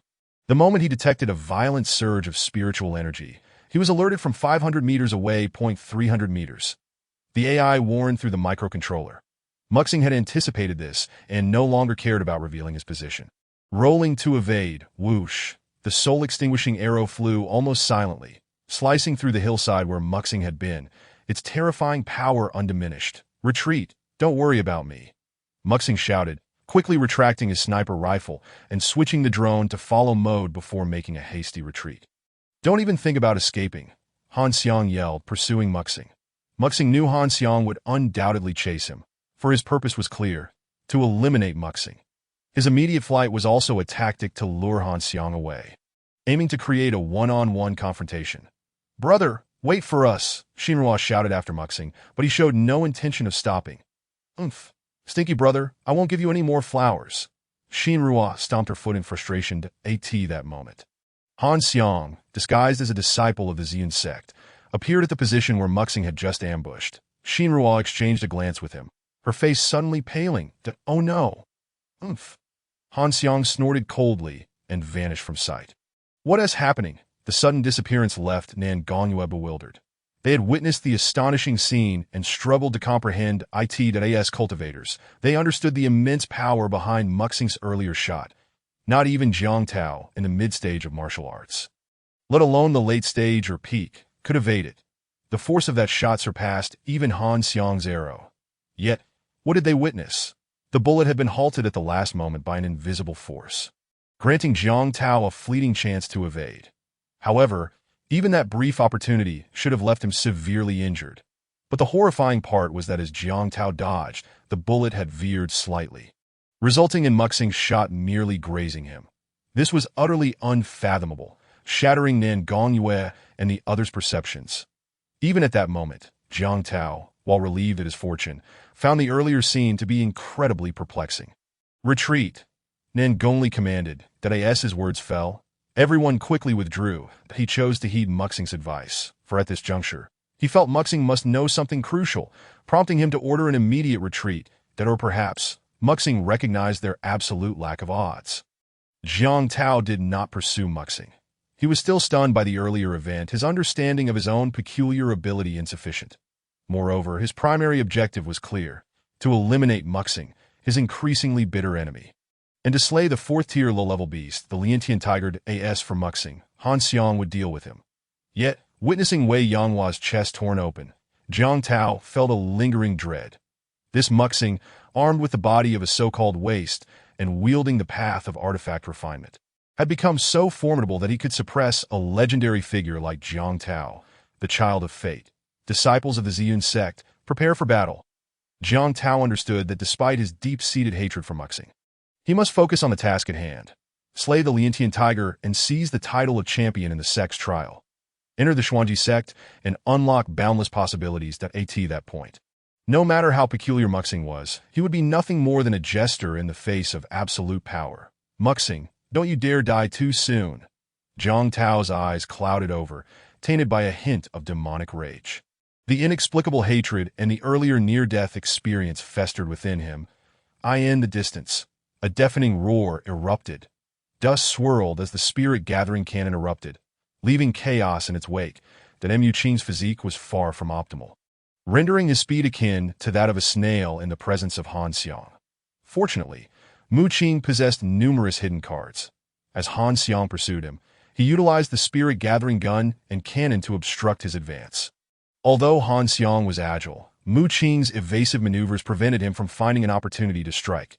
With only 2 soul-destruction arrows remaining, Mu Qing could not afford a misfire, necessitating a well-timed shot. Naturally, Mu Qing was also awaiting the perfect moment. Han Xiang sought to eliminate him, and Mu Qing had the same intention. When Mu Qing failed to dispatch Jiang Tao with a single shot, he immediately shifted his focus to Han Xiang, a being adept at concealment and assassination, posing a significant latent threat to Mu Qing. Most importantly, this scoundrel had the audacity to sabotage his relationship with Nan Gongyu. An ambush, such a breach of martial ethics. Could he endure it? Absolutely not. Mu Qing, today you shall meet your demise. Though Han Xiang was continually restrained by Mu Qing's weaponry, his speed allowed him to easily close the gap. With a fierce shout, Han Xiang leaped into the air, drawing his bow to unleash an arrow towards Mu Qing. The soul destruction arrow hurtled forth. With the drone's warning, Mu Qing fixed his gaze on the arrow's trajectory, refusing to retreat even a half-step as he fired the second round from the spirit-gathering cannon. Boom! The terrifying force collided with the soul destruction arrow, diverting its path at the moment the arrow grazed Mu Qing. He swiftly retrieved the spirit-gathering machine gun, aiming at Han Xiang suspended in midair. Han Xiang found it exceedingly challenging to adjust his position in the air, granting Mu Qing a prime opportunity. Rat-a-tat-tat. Under the influence of a third-tier demon core, the blue light of the spirit-gathering machine gun transformed into lethal rays. Not good. Han Xiang's eyes narrowed. With only 2 soul destruction arrows remaining, he had chosen to shoot from the air because he could retract the arrows afterward. However, should he miss Mu Qing, he would become the target himself. Lu Tao had already warned him about the terrifying potential of Mu Qing's weaponry. His mid-tier martial artist physique stood no chance against it. In this precarious situation, he had to evade using any means necessary, and hesitation was not an option. Whoosh! A barely perceptible sound of air being sliced echoed as Mu Qing launched his attack.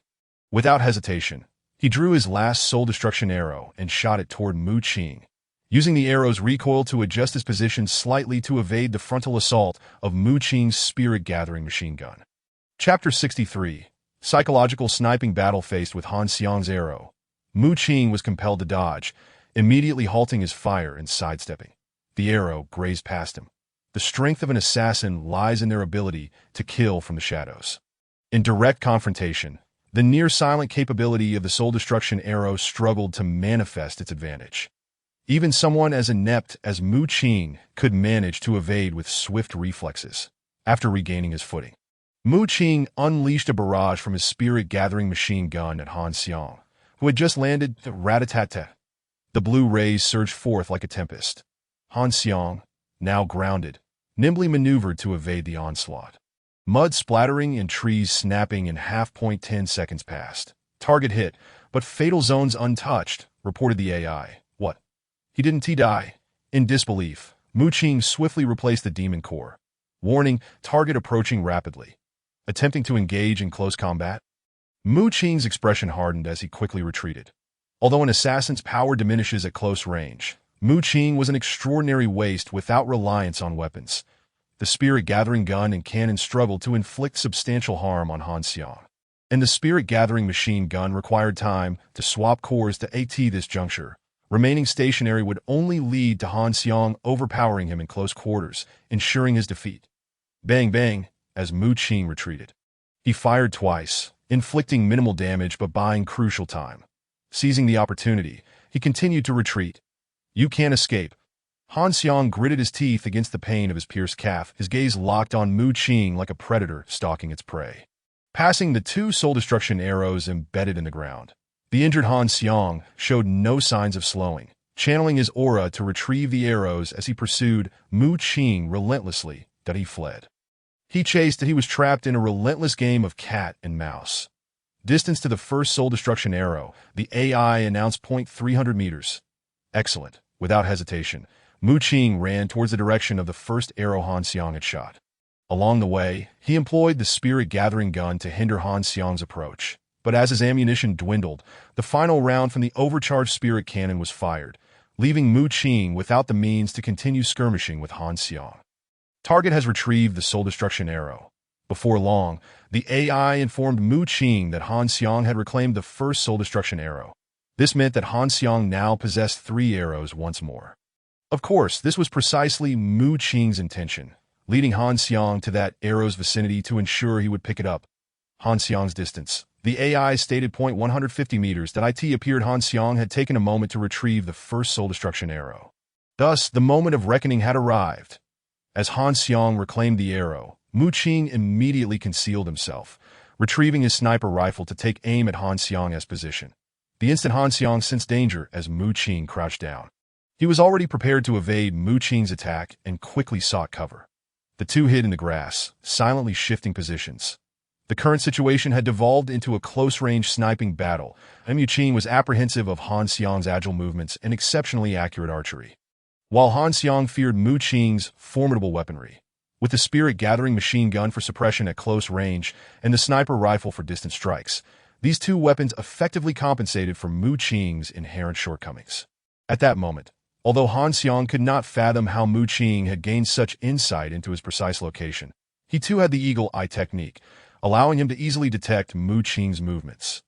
Even when concealed, with 3 arrows at his disposal, he felt confident in countering Mu Qing that he merely needed to wait for Mu Qing to fire to pinpoint his exact location, that I end this close-quarters sniping duel. Both were on guard, engaging in a psychological battle. While hidden, but alas, futile, that Mu Qing aimed through the scope at Han Xiang's position. Thanks to the drone's markings, he effortlessly discerned Han Xiang's whereabouts, having concealed himself beforehand. As long as he remained still, Han Xiang's eagle eye would be unable to penetrate the cover to see him. Thus, the power to control the first shot lay firmly in Mu Qing's hands. "Let us see you chase me, bang." Mu Qing fired the first shot. The sniper round tore through the air. Target missed as expected. The moment Mu Qing pulled the trigger, Han Xiang instantly sensed the impending danger and evaded. Warning, detecting significant fluctuations in target's aura. Whoosh! Before the AI could finish its warning, the faint sound of the soul destruction arrow zipped past Mu Qing, who had been prepared to dodge, but he could not help but admire Han Xiang's assassination prowess. The arrow had nearly been silent, as it barely made a sound as it whizzed by, and oh wonder, people trembled at the mere mention of Han Xiang's name. Bang! Regaining focus, Mu Qing quickly fired again to evade the soul destruction arrow. Target missed. Warning, detecting significant fluctuations in target's aura. Whoosh! The second arrow once more narrowly grazed past Mu Qing as he evaded. Adjusting his position, he prepared for a third shot. However, this time, as he readied himself to fire, he refrained from pulling the trigger. Instead, he executed a peculiar maneuver, dodging at the very moment the AI reported the fluctuations from Han Xiang's previous attack. In the next instant, whoosh! The third soul destruction arrow whizzed past Mu Qing's ear. Warning, detecting significant fluctuations in target's aura. Only after the arrow had passed did the AI belatedly report its findings. Now it's over. You little brat who doesn't know when to strike. Bang! Mu Qing swiftly maneuvered his drone, utilizing its marking and targeting capabilities, and squeezed the trigger towards Han Xiang, who had just evaded after his third shot. On the other side, Han Xiang had already discerned Mu Qing's attack rhythm through the 2 shots he had endured. As Mu Qing prepared for his third assault, Han Xiang unleashed the third arrow he had retrieved. He surmised that Mu Qing, believing he had only 2 soul-destroying arrows left after wasting one on the first attempt, would see the decisive moment as his third arrow. With the third soul-destroying arrow, unknown to Mu Qing, he intended to catch him off guard. His plan was to lock onto Mu Qing and launch a preemptive strike before the latter's third shot, evading it just in time, but he was convinced that Mu Qing would fire, as Mu Qing was aware of the number of soul-destroying arrows he possessed. After 2 shots, it was precisely the moment Mu Qing would feel compelled to attack. This battle, for him, was a matter of exploiting the information gap. Everything seemed poised to conclude, but a bizarre scene unfolded as Han Xiang confirmed Mu Qing's position through his eagle eye and saw him about to fire. He immediately shot his final arrow and dodged Mu Qing's third bullet. Yet, Mu Qing had not fired his third shot. In that moment, Han Xiang was bewildered, as if suddenly grasping some profound truth. A chill creeping down his spine. Just as he regained his senses, an overwhelming sense of crisis washed over him. Boom! The bullet shattered the massive rock, shielding him in an instant, sending debris flying. Han Xiang's left chest, along with his shoulder and arm, was instantly obliterated. How could this be? Han Xiang stared helplessly into the distance that Ashura lay. Mu Qing brandished a glowing blue spirit-gathering machine gun. Charging towards him. Chapter 64. Ice Flame Lion. 10 seconds passed, and Han Xiang's body lay in ruins. Apart from the soul-destroying bow, there was no trace left of Han Xiang's identity on the battlefield. After equipping the last Tier 3 Demon Core, Mu Qing stowed away the spirit-gathering machine gun and let out a slight sigh of relief as he retrieved the soul-destroying BOW. In this battle, Han Xiang had relied on the information gap, while Mu Qing had engaged in psychological warfare. From the very beginning, he had lured Han Xiang into the situation he had meticulously crafted. Once Han Xiang retrieved the third arrow, Mu Qing felt assured of victory, having already calculated the second layer of their encounter. The final shot from the spirit-gathering machine gun, often referred to as a supplementary shot, was more about Mu Qing venting his frustrations. Disrupting Han Xiang at a critical moment, he had pursued him relentlessly. Excluding Jiang Tao, who had momentarily left Mu Qing at a loss, he could think of no justification for sparing someone like Han Xiang. If he did not curb Xia Zhang's arrogance, Xia Zhang would continue to believe he was easy prey. It was time to return. The battle had concluded, and Mu Qing surmised that Nangang Yu and the others had already retreated. This trial from the sect was never about contention. Remaining any longer held no significance. Eliminating Han Xiang was a reluctant yet necessary choice, as he could not yet confront Jiang Tao and had to first remove the greatest threat posed by Han Xiang. Jiao Bao, report the data on the attack against Jiang Tao. Mu Qing inquired as he walked. Jiao Bao AI. Target hit. Bullet was obstructed for approximately 0.9 seconds, deviating at a 35-degree angle. Non-fatal. A 35-degree angle. Meaning if the bullet had not been obstructed for nearly a second, granting Jiang Tao ample reaction time, even with luck on his side, he would have undoubtedly perished. The drone's assault was at a 75-degree angle. Due to the compression of the spirit-gathering gun's size, its power was akin to that of a mid-tier martial artist. The sniper bullet's attack had transformed into a 35-degree angle, injuring Jiang Tao, and its power was sufficient to annihilate any opponent below the Grandmaster level. This demonstrated that the luck bestowed upon Jiang Tao by the system was not without limits. Mu Qing simply had not yet attained the strength to forcibly overcome that luck and eliminate Jiang Tao. Thus, as long as Mu Qing grew sufficiently strong, he could extinguish the life of the Son of Luck.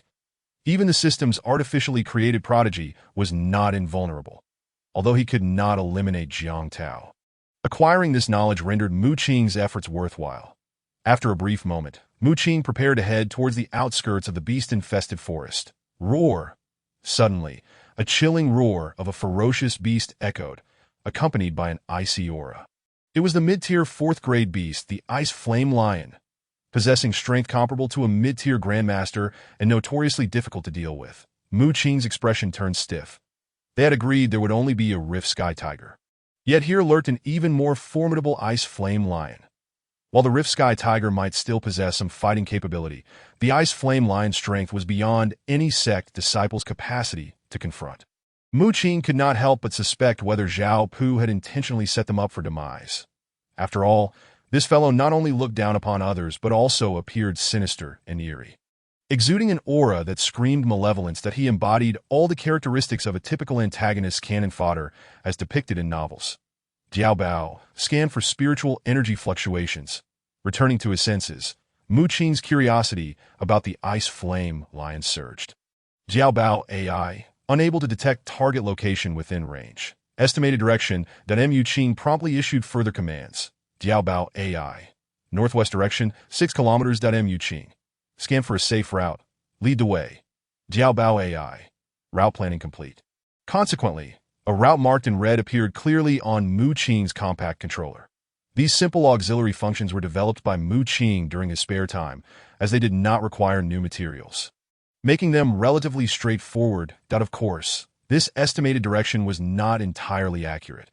It was based on the drone's general assessment of the source of spiritual energy fluctuations, making precision difficult. However, it was sufficient to indicate a rough direction. In the distance, a lion-like beast with ice-blue pupils and fur ablaze with chilling blue flames fixated its piercing gaze on the two individuals nearby.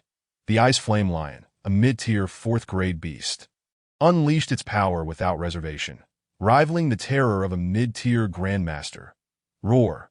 With a fearsome roar, the surrounding flora was transformed into ice crystals by the extreme coldness of its spiritual energy, while several individuals simultaneously turned into ice sculptures. Ah, Jiaming, you bastard. Dig your own grave. All the brothers have been left behind, and now we're doomed. Qin Shao Air trembled in terror, regretting his decision to heed Jiaming's advice to venture out for dumplings, only to find themselves in this dire predicament before even gathering any. How could there be an ice flame lion here? Jiaming's pupils widened in horror.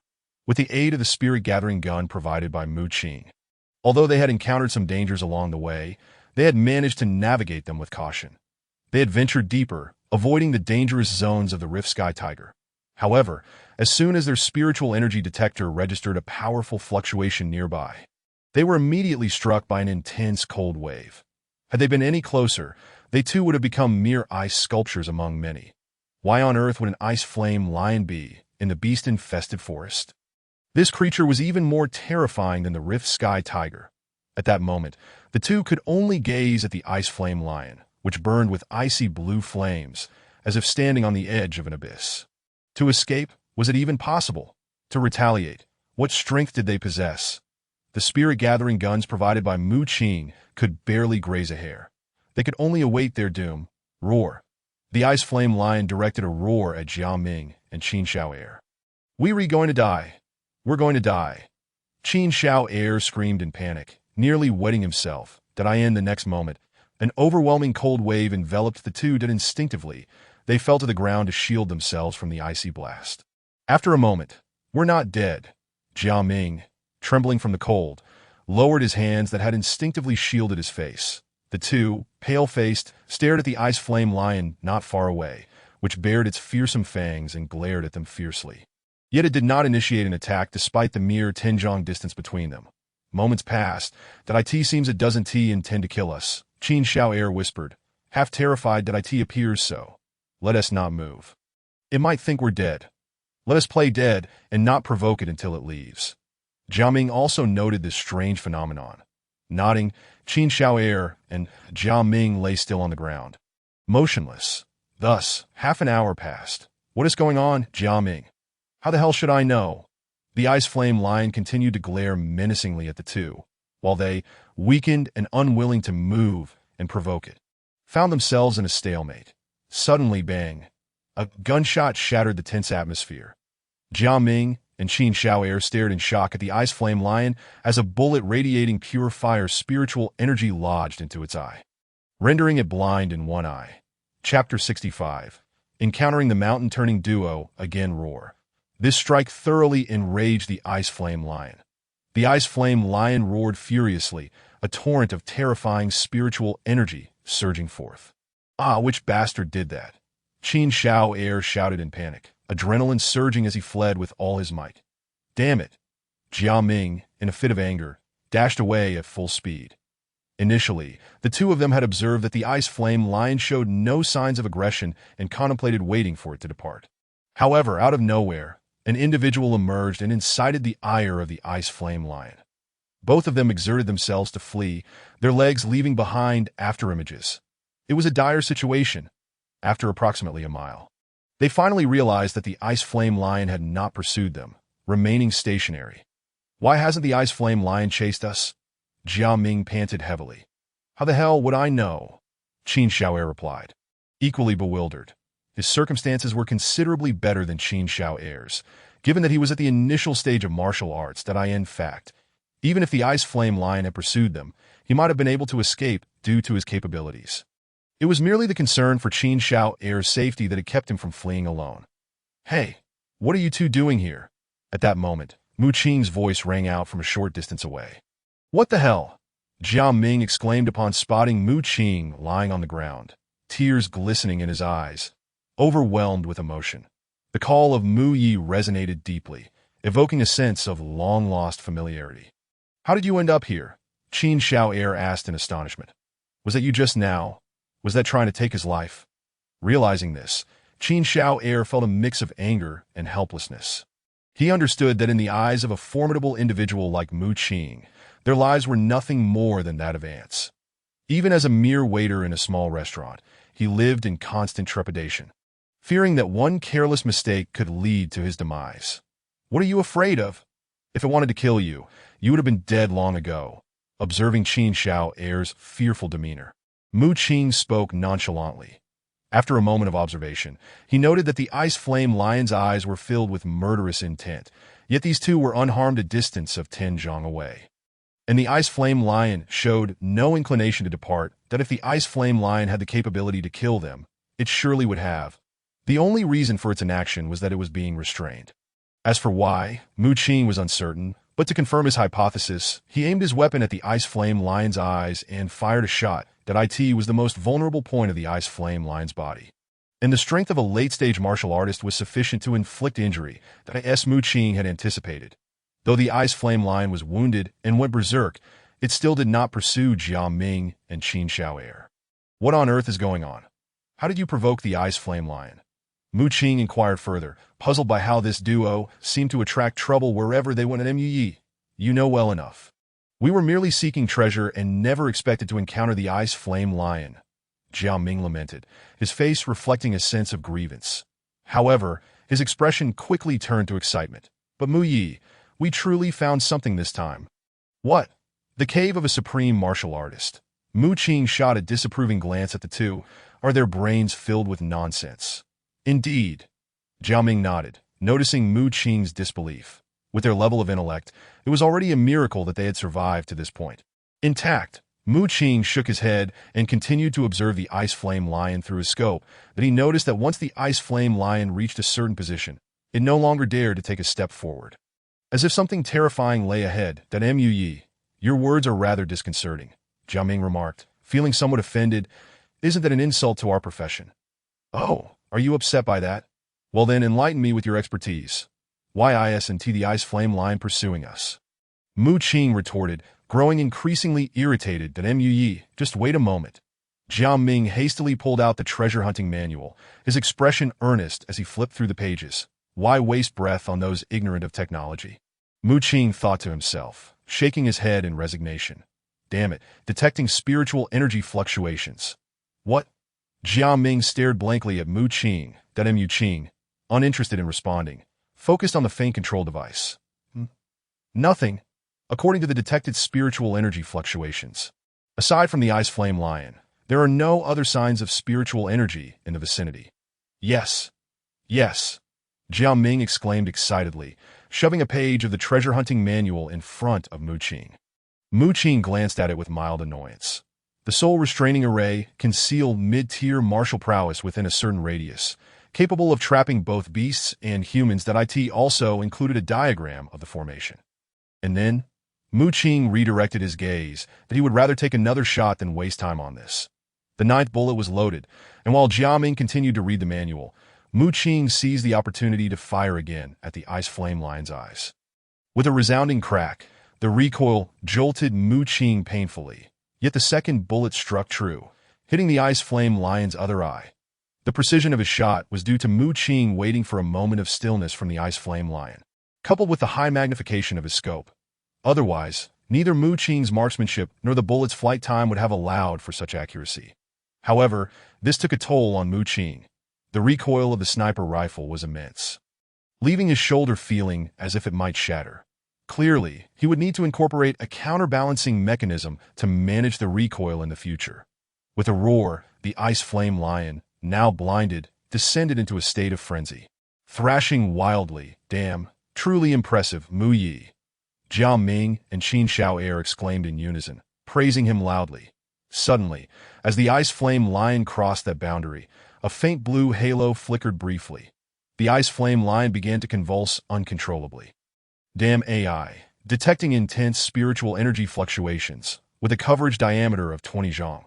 Upon hearing this warning, Mu Qing directed his gaze at the screen of the miniaturized control device, but found the display too small to discern anything.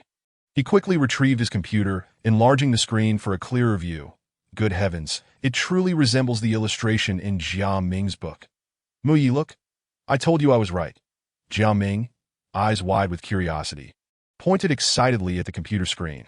How the hell did this brat manage to install it here? Are you certain there's a cave inside? Mu Qing felt a tinge of doubt creeping in, momentarily swayed by Jia Ming's confidence. Damn, I almost believe this little brat, he thought, though he recognized that even if it weren't the lair of a supreme martial artist, it might still be a grandmaster's tomb. Absolutely, Mu Yi. You need not worry about that, Jia Ming assured, thumping his chest. Although this brat caused the deaths of my brothers, it truly seems like we've discovered something here.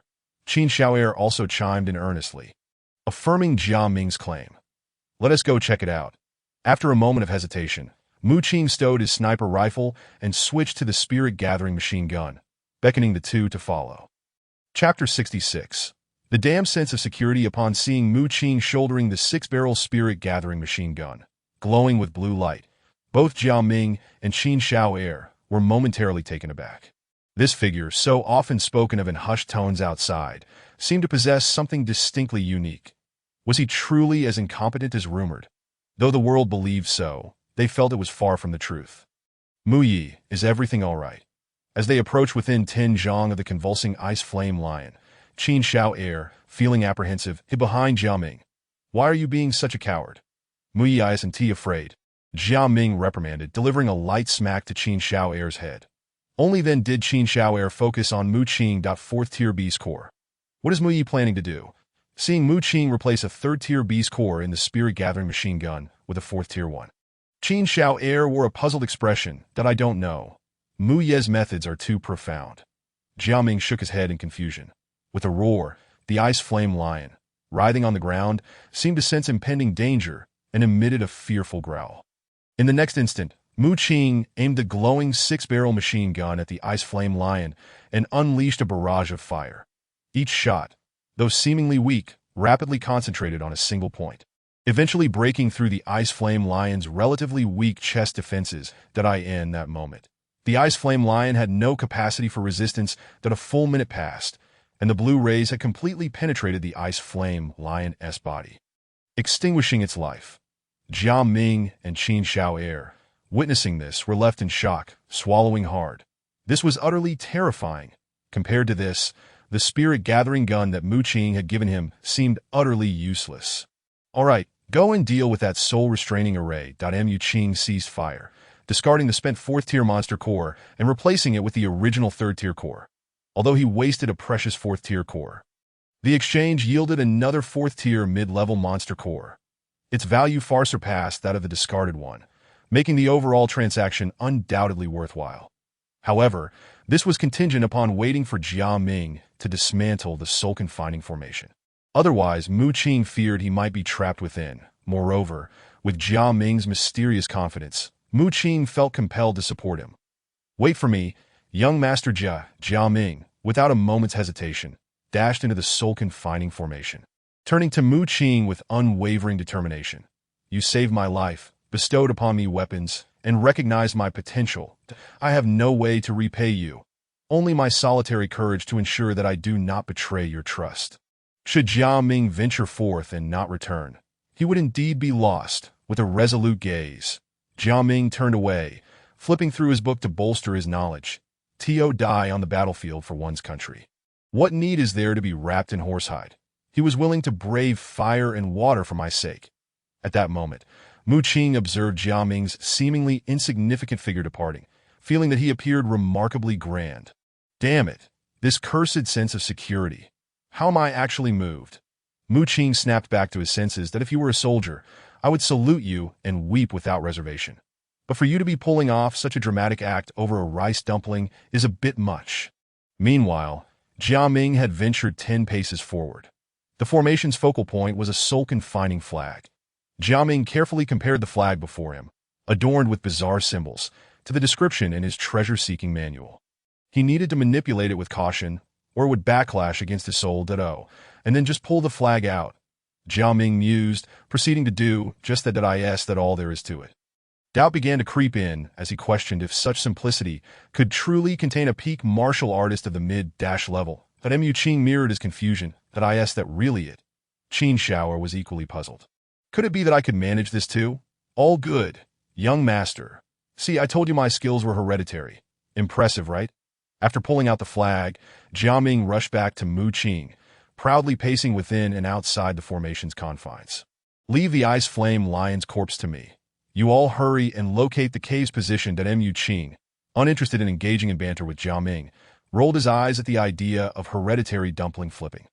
He then fixed his gaze on the ice flame lion, a mid-level 4th-tier creature brimming with treasures, particularly the crucial mid-level 4th-tier monster core it possessed. All right, let's go find the location, without a moment's hesitation. Jia Ming seized Qin Shower, scanning the surroundings with their spirit power detectors, occasionally glancing sadly at the frozen figures of their comrades. Beep, beep, beep.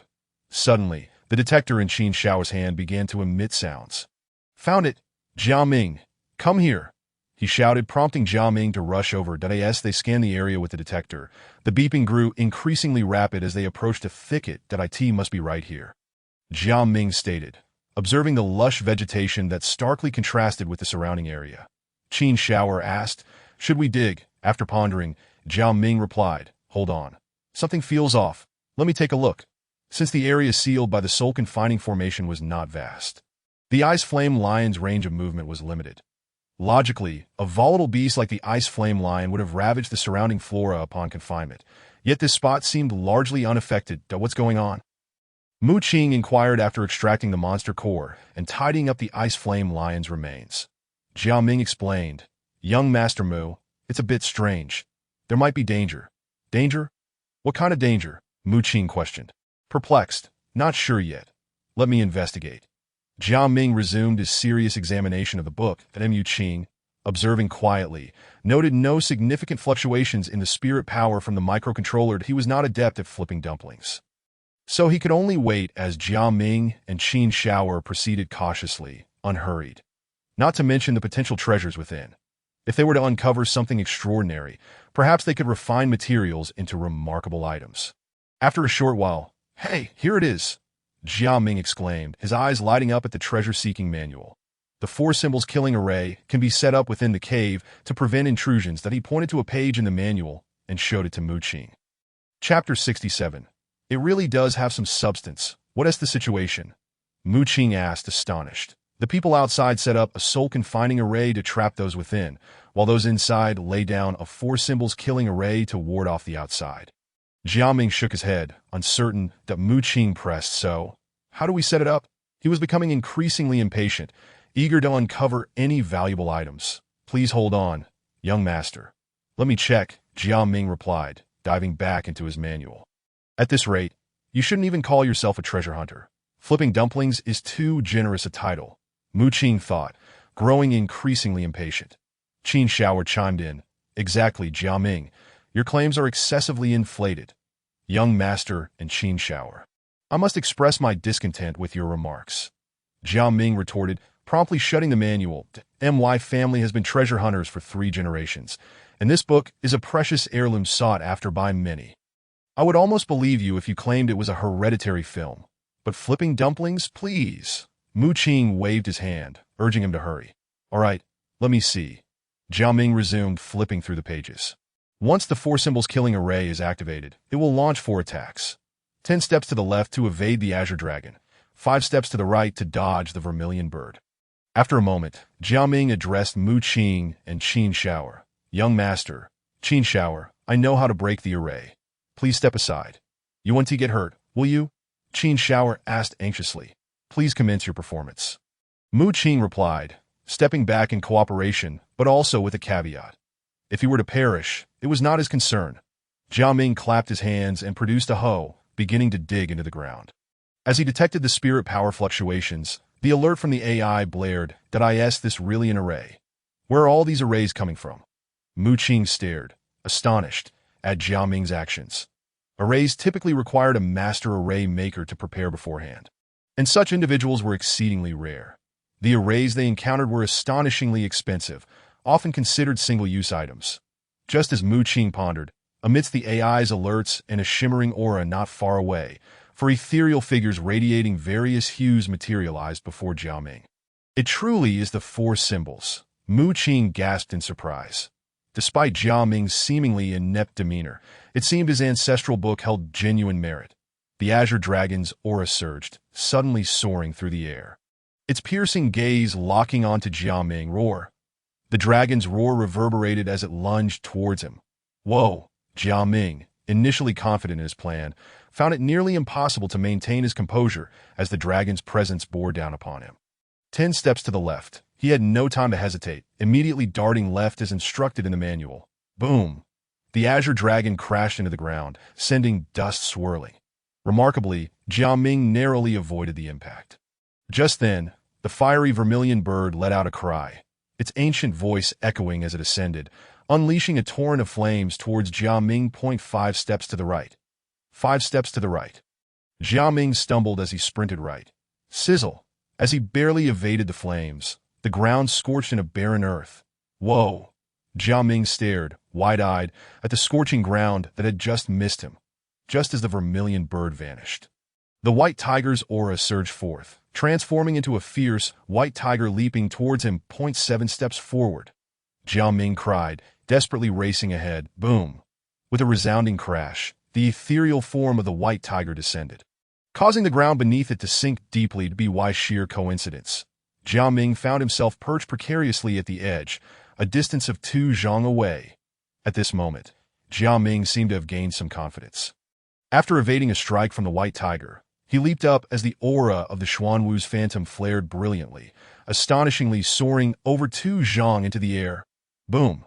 Just then, the Xuanwu's phantom crashed down to the ground. And simultaneously, beneath Jia Ming's feet, a sharp spike of earth shot up. Rising 2 zhang high, Jia Ming landed, a triumphant expression adorning his face. Wow, Jia Ming, you truly are impressive, Qin Shower observed, cautiously approaching Jia Ming and giving him a thumbs up after a prolonged silence. I told you, my family has been treasure hunters for generations. I wasn't lying, was I? Mu Yi, you can see it, right? Jia Ming declared with pride that I didn't expect you to actually possess some skill. Mu Qing admitted, somewhat astonished. Jia Ming indeed bore the semblance of a true treasure hunter. Had he not appeared so much like a novice, he might have truly made a name for himself. All right, enough chatter. What is our next move? Seeing the formation shattered, Mu Qing promptly urged Jia Ming. He had already spent so much time here with the two of them, uncertain if they could uncover anything worthwhile. Moreover, if he didn't hurry to leave, his senior sister and the others would surely grow worried for him. Qin Shower, let us dig.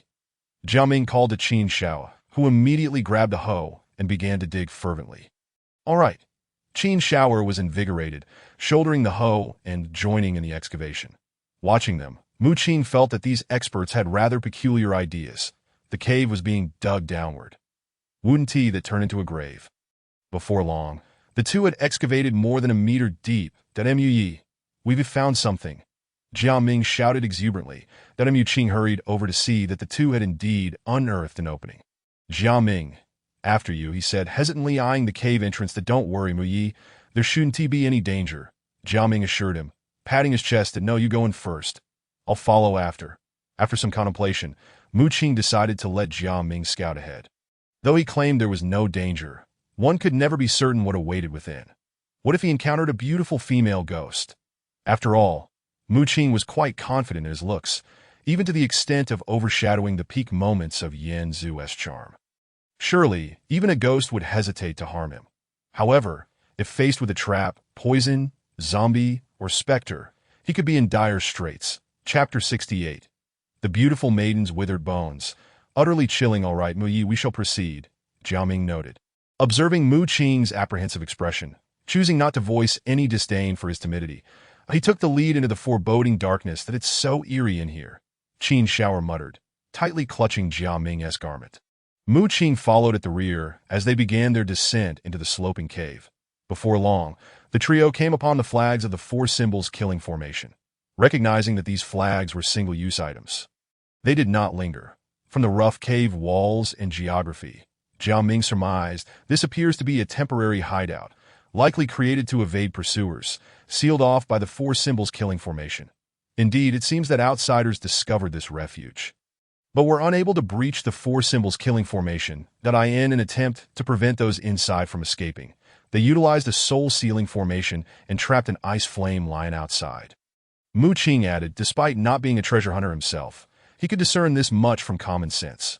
What you say makes perfect sense. Jia Ming nodded in agreement. Before long, the group arrived at a pitch-black cavern.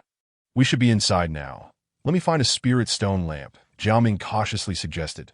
Jia Ming, I can't see you. Where are you? Qin Shao fumbled in the dark. You just touched my chest. Mu Qing smacked Qin Shao on the head with a resounding slap. Da-da. My apologies, Mu Yi. Qin Shao quickly withdrew his hand, apologizing profusely. Jia Ming, are you done yet? Mu Qing asked, growing impatient after a moment. The cave was shrouded in darkness, rendering it impossible to see anything.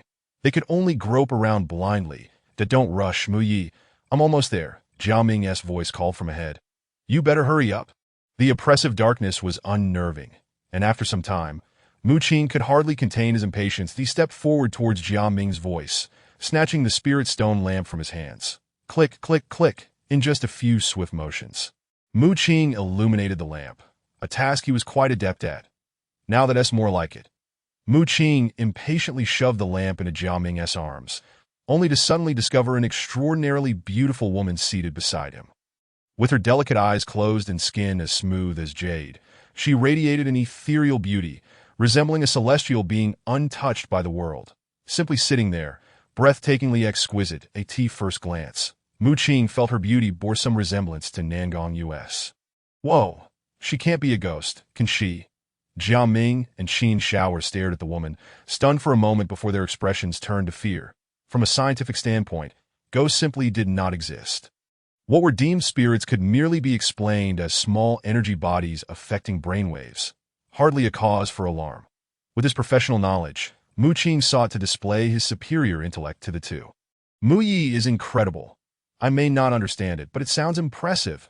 Jia Ming admired him with awe. However, a chilling gust swept through. The woman's flawless skin began to age rapidly, as countless wrinkles spread across her body. Her long hair turning white, each strand wilting away, in the end, her flesh disintegrated into dust, leaving only a pair of withered bones. The transformation occurred so swiftly, akin to a tornado. One moment she was a stunning beauty. The next she was nothing but bones. This scene was utterly terrifying, and the three of them erupted into screams that no offense intended. Please don't take it amiss. Jia Ming and the others were so frightened they dropped to the ground.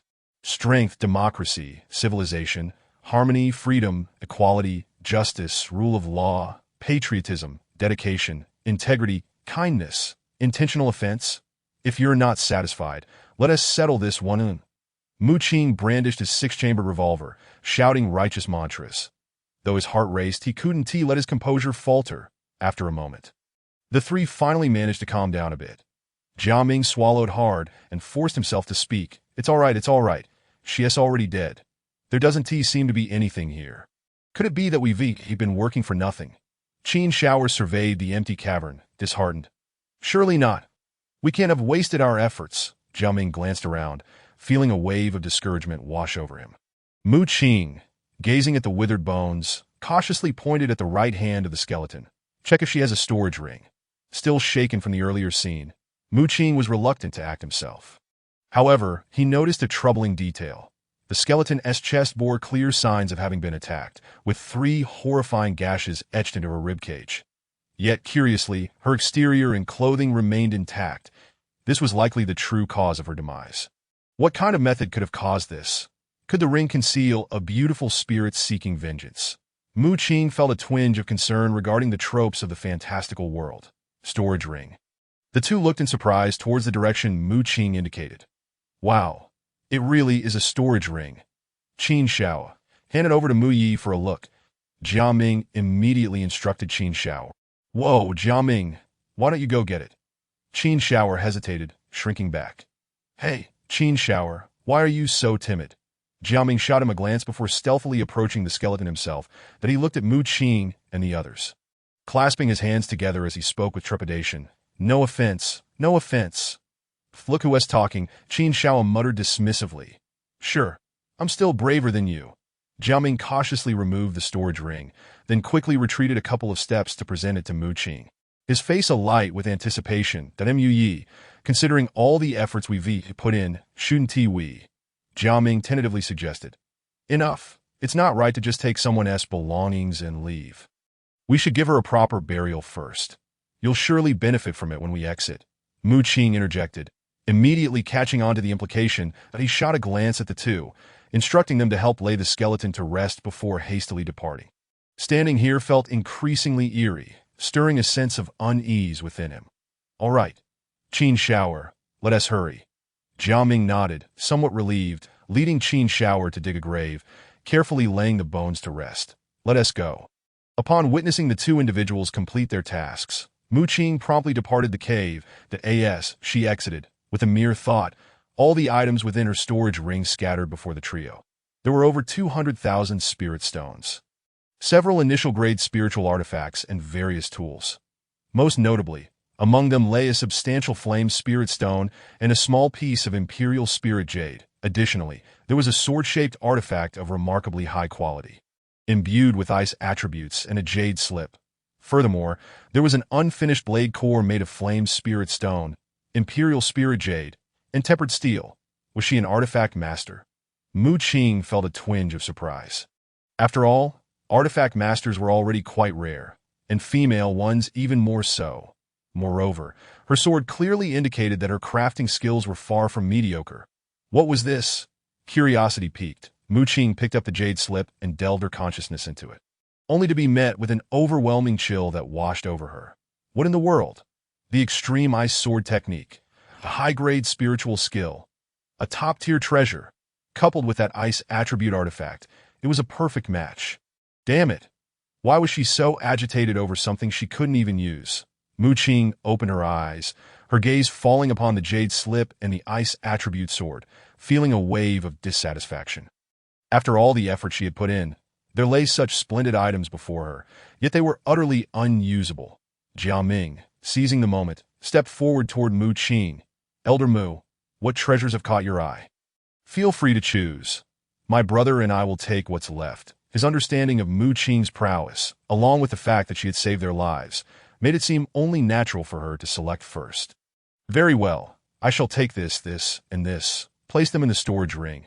The rest shall belong to you. Mu Qing claimed the precious materials of flame spirit stone and imperial spirit jade, of course, not neglecting the extreme ice sword technique and the ice attribute sword.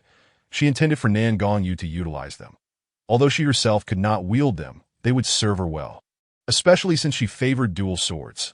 Observing her battle with Jiang Tao previously, it was evident that her techniques had evolved from her past encounters with Lu Tao's Willow Palm, allowing her to master a balance of softness and strength.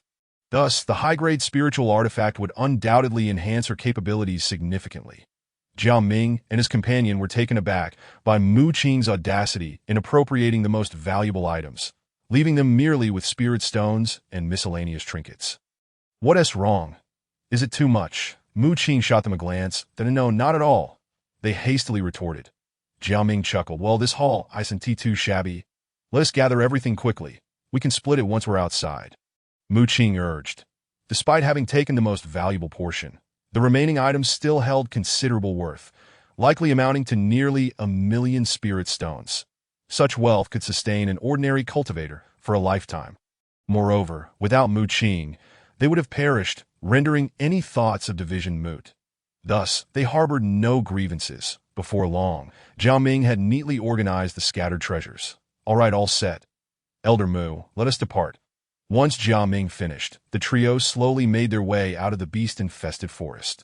They had lingered too long, and their companions were likely already outside, perhaps even worried about them, except for Nan Gonglin and Nan Gongli. Those two brats would undoubtedly be hoping for his demise. With a lightness to her step, Mu Qing ventured forth. Outside the beast-infested forest, Father, the Ziyun sect has resorted to treachery. They sent Han Xiang to disguise himself as a Ziyun sect disciple infiltrating our ranks. Then ambushed Mu Qing. Our junior brother's life hangs in the balance. As soon as Nan Gongyu and the others emerged from the forest, she rushed forward to report Xia Zhang's vile actions. Elder Xiaopu, isn't it rather inappropriate for our sect's elder to infiltrate and commit murder? Upon hearing this, Nan Gonglin's countenance darkened, but he was acutely aware of Zhao Pu's partiality towards the Ziyun sect, which naturally colored his tone. What infuriated him further was that this outer sect elder of the Xuanji sect had only assumed the role temporarily when his wife, Su Lingxian, had fallen into trouble. Now that Su Lingxian was missing, he had taken the position one would expect him to show some loyalty, yet here he was, shielding the Ziyun sect, which left Nan Gonglin deeply aggrieved at Sect Master Xia Jiang. Is this true? Zhao Pu immediately turned to inquire of Xia Jiang. Xia Jiang hesitated momentarily, sensing Zhao Pu's growing impatience, before dismissively replying, "There is no evidence. How can one take such claims seriously?" "You." Nan Gongyu was incensed by Xia Jiang's denial. "Villains! You are all a bunch of villains," she shouted, pointing an accusatory finger at him. "Very well. Since you refuse to acknowledge it, I shall personally enter and apprehend the culprits." Nan Gonglin wasted no more breath. He knew his daughter would not deceive him, and he had indeed not seen Mu Qing emerge, indicating her circumstances were dire. "That cannot be." Xia Jiang stepped forward to block Nan Gonglin. Nan Gonglin's expression darkened. "That I, too, wish to forfeit my sect's results in this trial. What objection can there be?" Xia Jiang quickly replied, "Brother Nan Gong, we are still within the trial period. If you recklessly enter, it would be unfair to others. Moreover, this trial is overseen by Elder Zhao Pu. If I allow you to act recklessly, what face would that give Elder Zhao Pu? With Zhao Pu present, how could I let you succeed so easily?" Xia Zhang's gaze turned icy as he regarded Nan Gonglin. "You are clearly guilty." Nan Gonglin's eyes narrowed, and in the next moment he leaped into the beast-infested forest. However, unexpectedly, Zhao Pu's ominous presence materialized before Nan Gonglin. "Nan Gonglin, this trial concerns the futures of others. Do not act recklessly." Zhao Pu's gaze was akin to a specter in the night, causing chills to run down one's spine. Yet Nan Gonglin remained undeterred. His spiritual energy surged as the late-stage Grand Master realm erupted forth. "Zhao Pu, while you choose to disregard the old ties with Lingxian, your consistent cover-up for the fated child Jiang Tao is intolerable. I, Nan Gonglin, can endure this once or twice, but your continued arrogance in allowing him to arrange assassins against our disciples is utterly unworthy of your position as an elder of the Xuanji sect." With a grim expression, Nan Gonglin stood resolute. Although Mu Qing was a ticking time bomb, her accomplishments were undeniable, even if her life were of little consequence. Zhao Pu's blatant favoritism towards the Ziyun sect and indifference to his own sect's disciples' fates left him feeling a deep-seated resentment. If he were to endure this any longer, it would only serve to make the Tai Chu sect appear weak and vulnerable. Was that what he wanted? "Am I unworthy?" Zhao Pu's voice was cold, a mocking smile gracing his lips. Su Lingxian was worthy. What became of her? "I may be unworthy, but I am currently the outer sect elder of the Xuanji sect. If you had not been so obstinate, how could she have gone missing? So perhaps I should thank you for your stubbornness." Zhao Pu's gaze bore in Nan Gonglin, filled with derision. "Zhao Pu, do not push me too far." Nan Gonglin's nails dug into his palms, his teeth grinding, his pupils suffused with blood. The events of that year were a painful memory he wished to forget. 5 years ago, when Mu Qing's lineage was revealed, the Yi family's spies uncovered the truth, and Zhang Yu of the Zhang family came seeking retribution. Nan Gonglin had intended to protect Mu Qing, but Su Lingxian, the outer sect elder of the Xuanji sect, had rushed to her aid only to vanish midway. The loss of his wife left Nan Gonglin despondent. Witnessing Mu Qing perish at Zhang Yu's hands without putting up any resistance shattered him. That on the surface, it seemed he was the instigator, with Mu Qing at the heart of the matter, but he could not believe that he, a powerful figure at the peak of the extreme martial realm, could simply vanish without a trace. He also refused to accept that either he or Mu Qing had been the cause of Su Lingxuan's demise. Thus, for all these years, he had sought clues about her disappearance in this matter.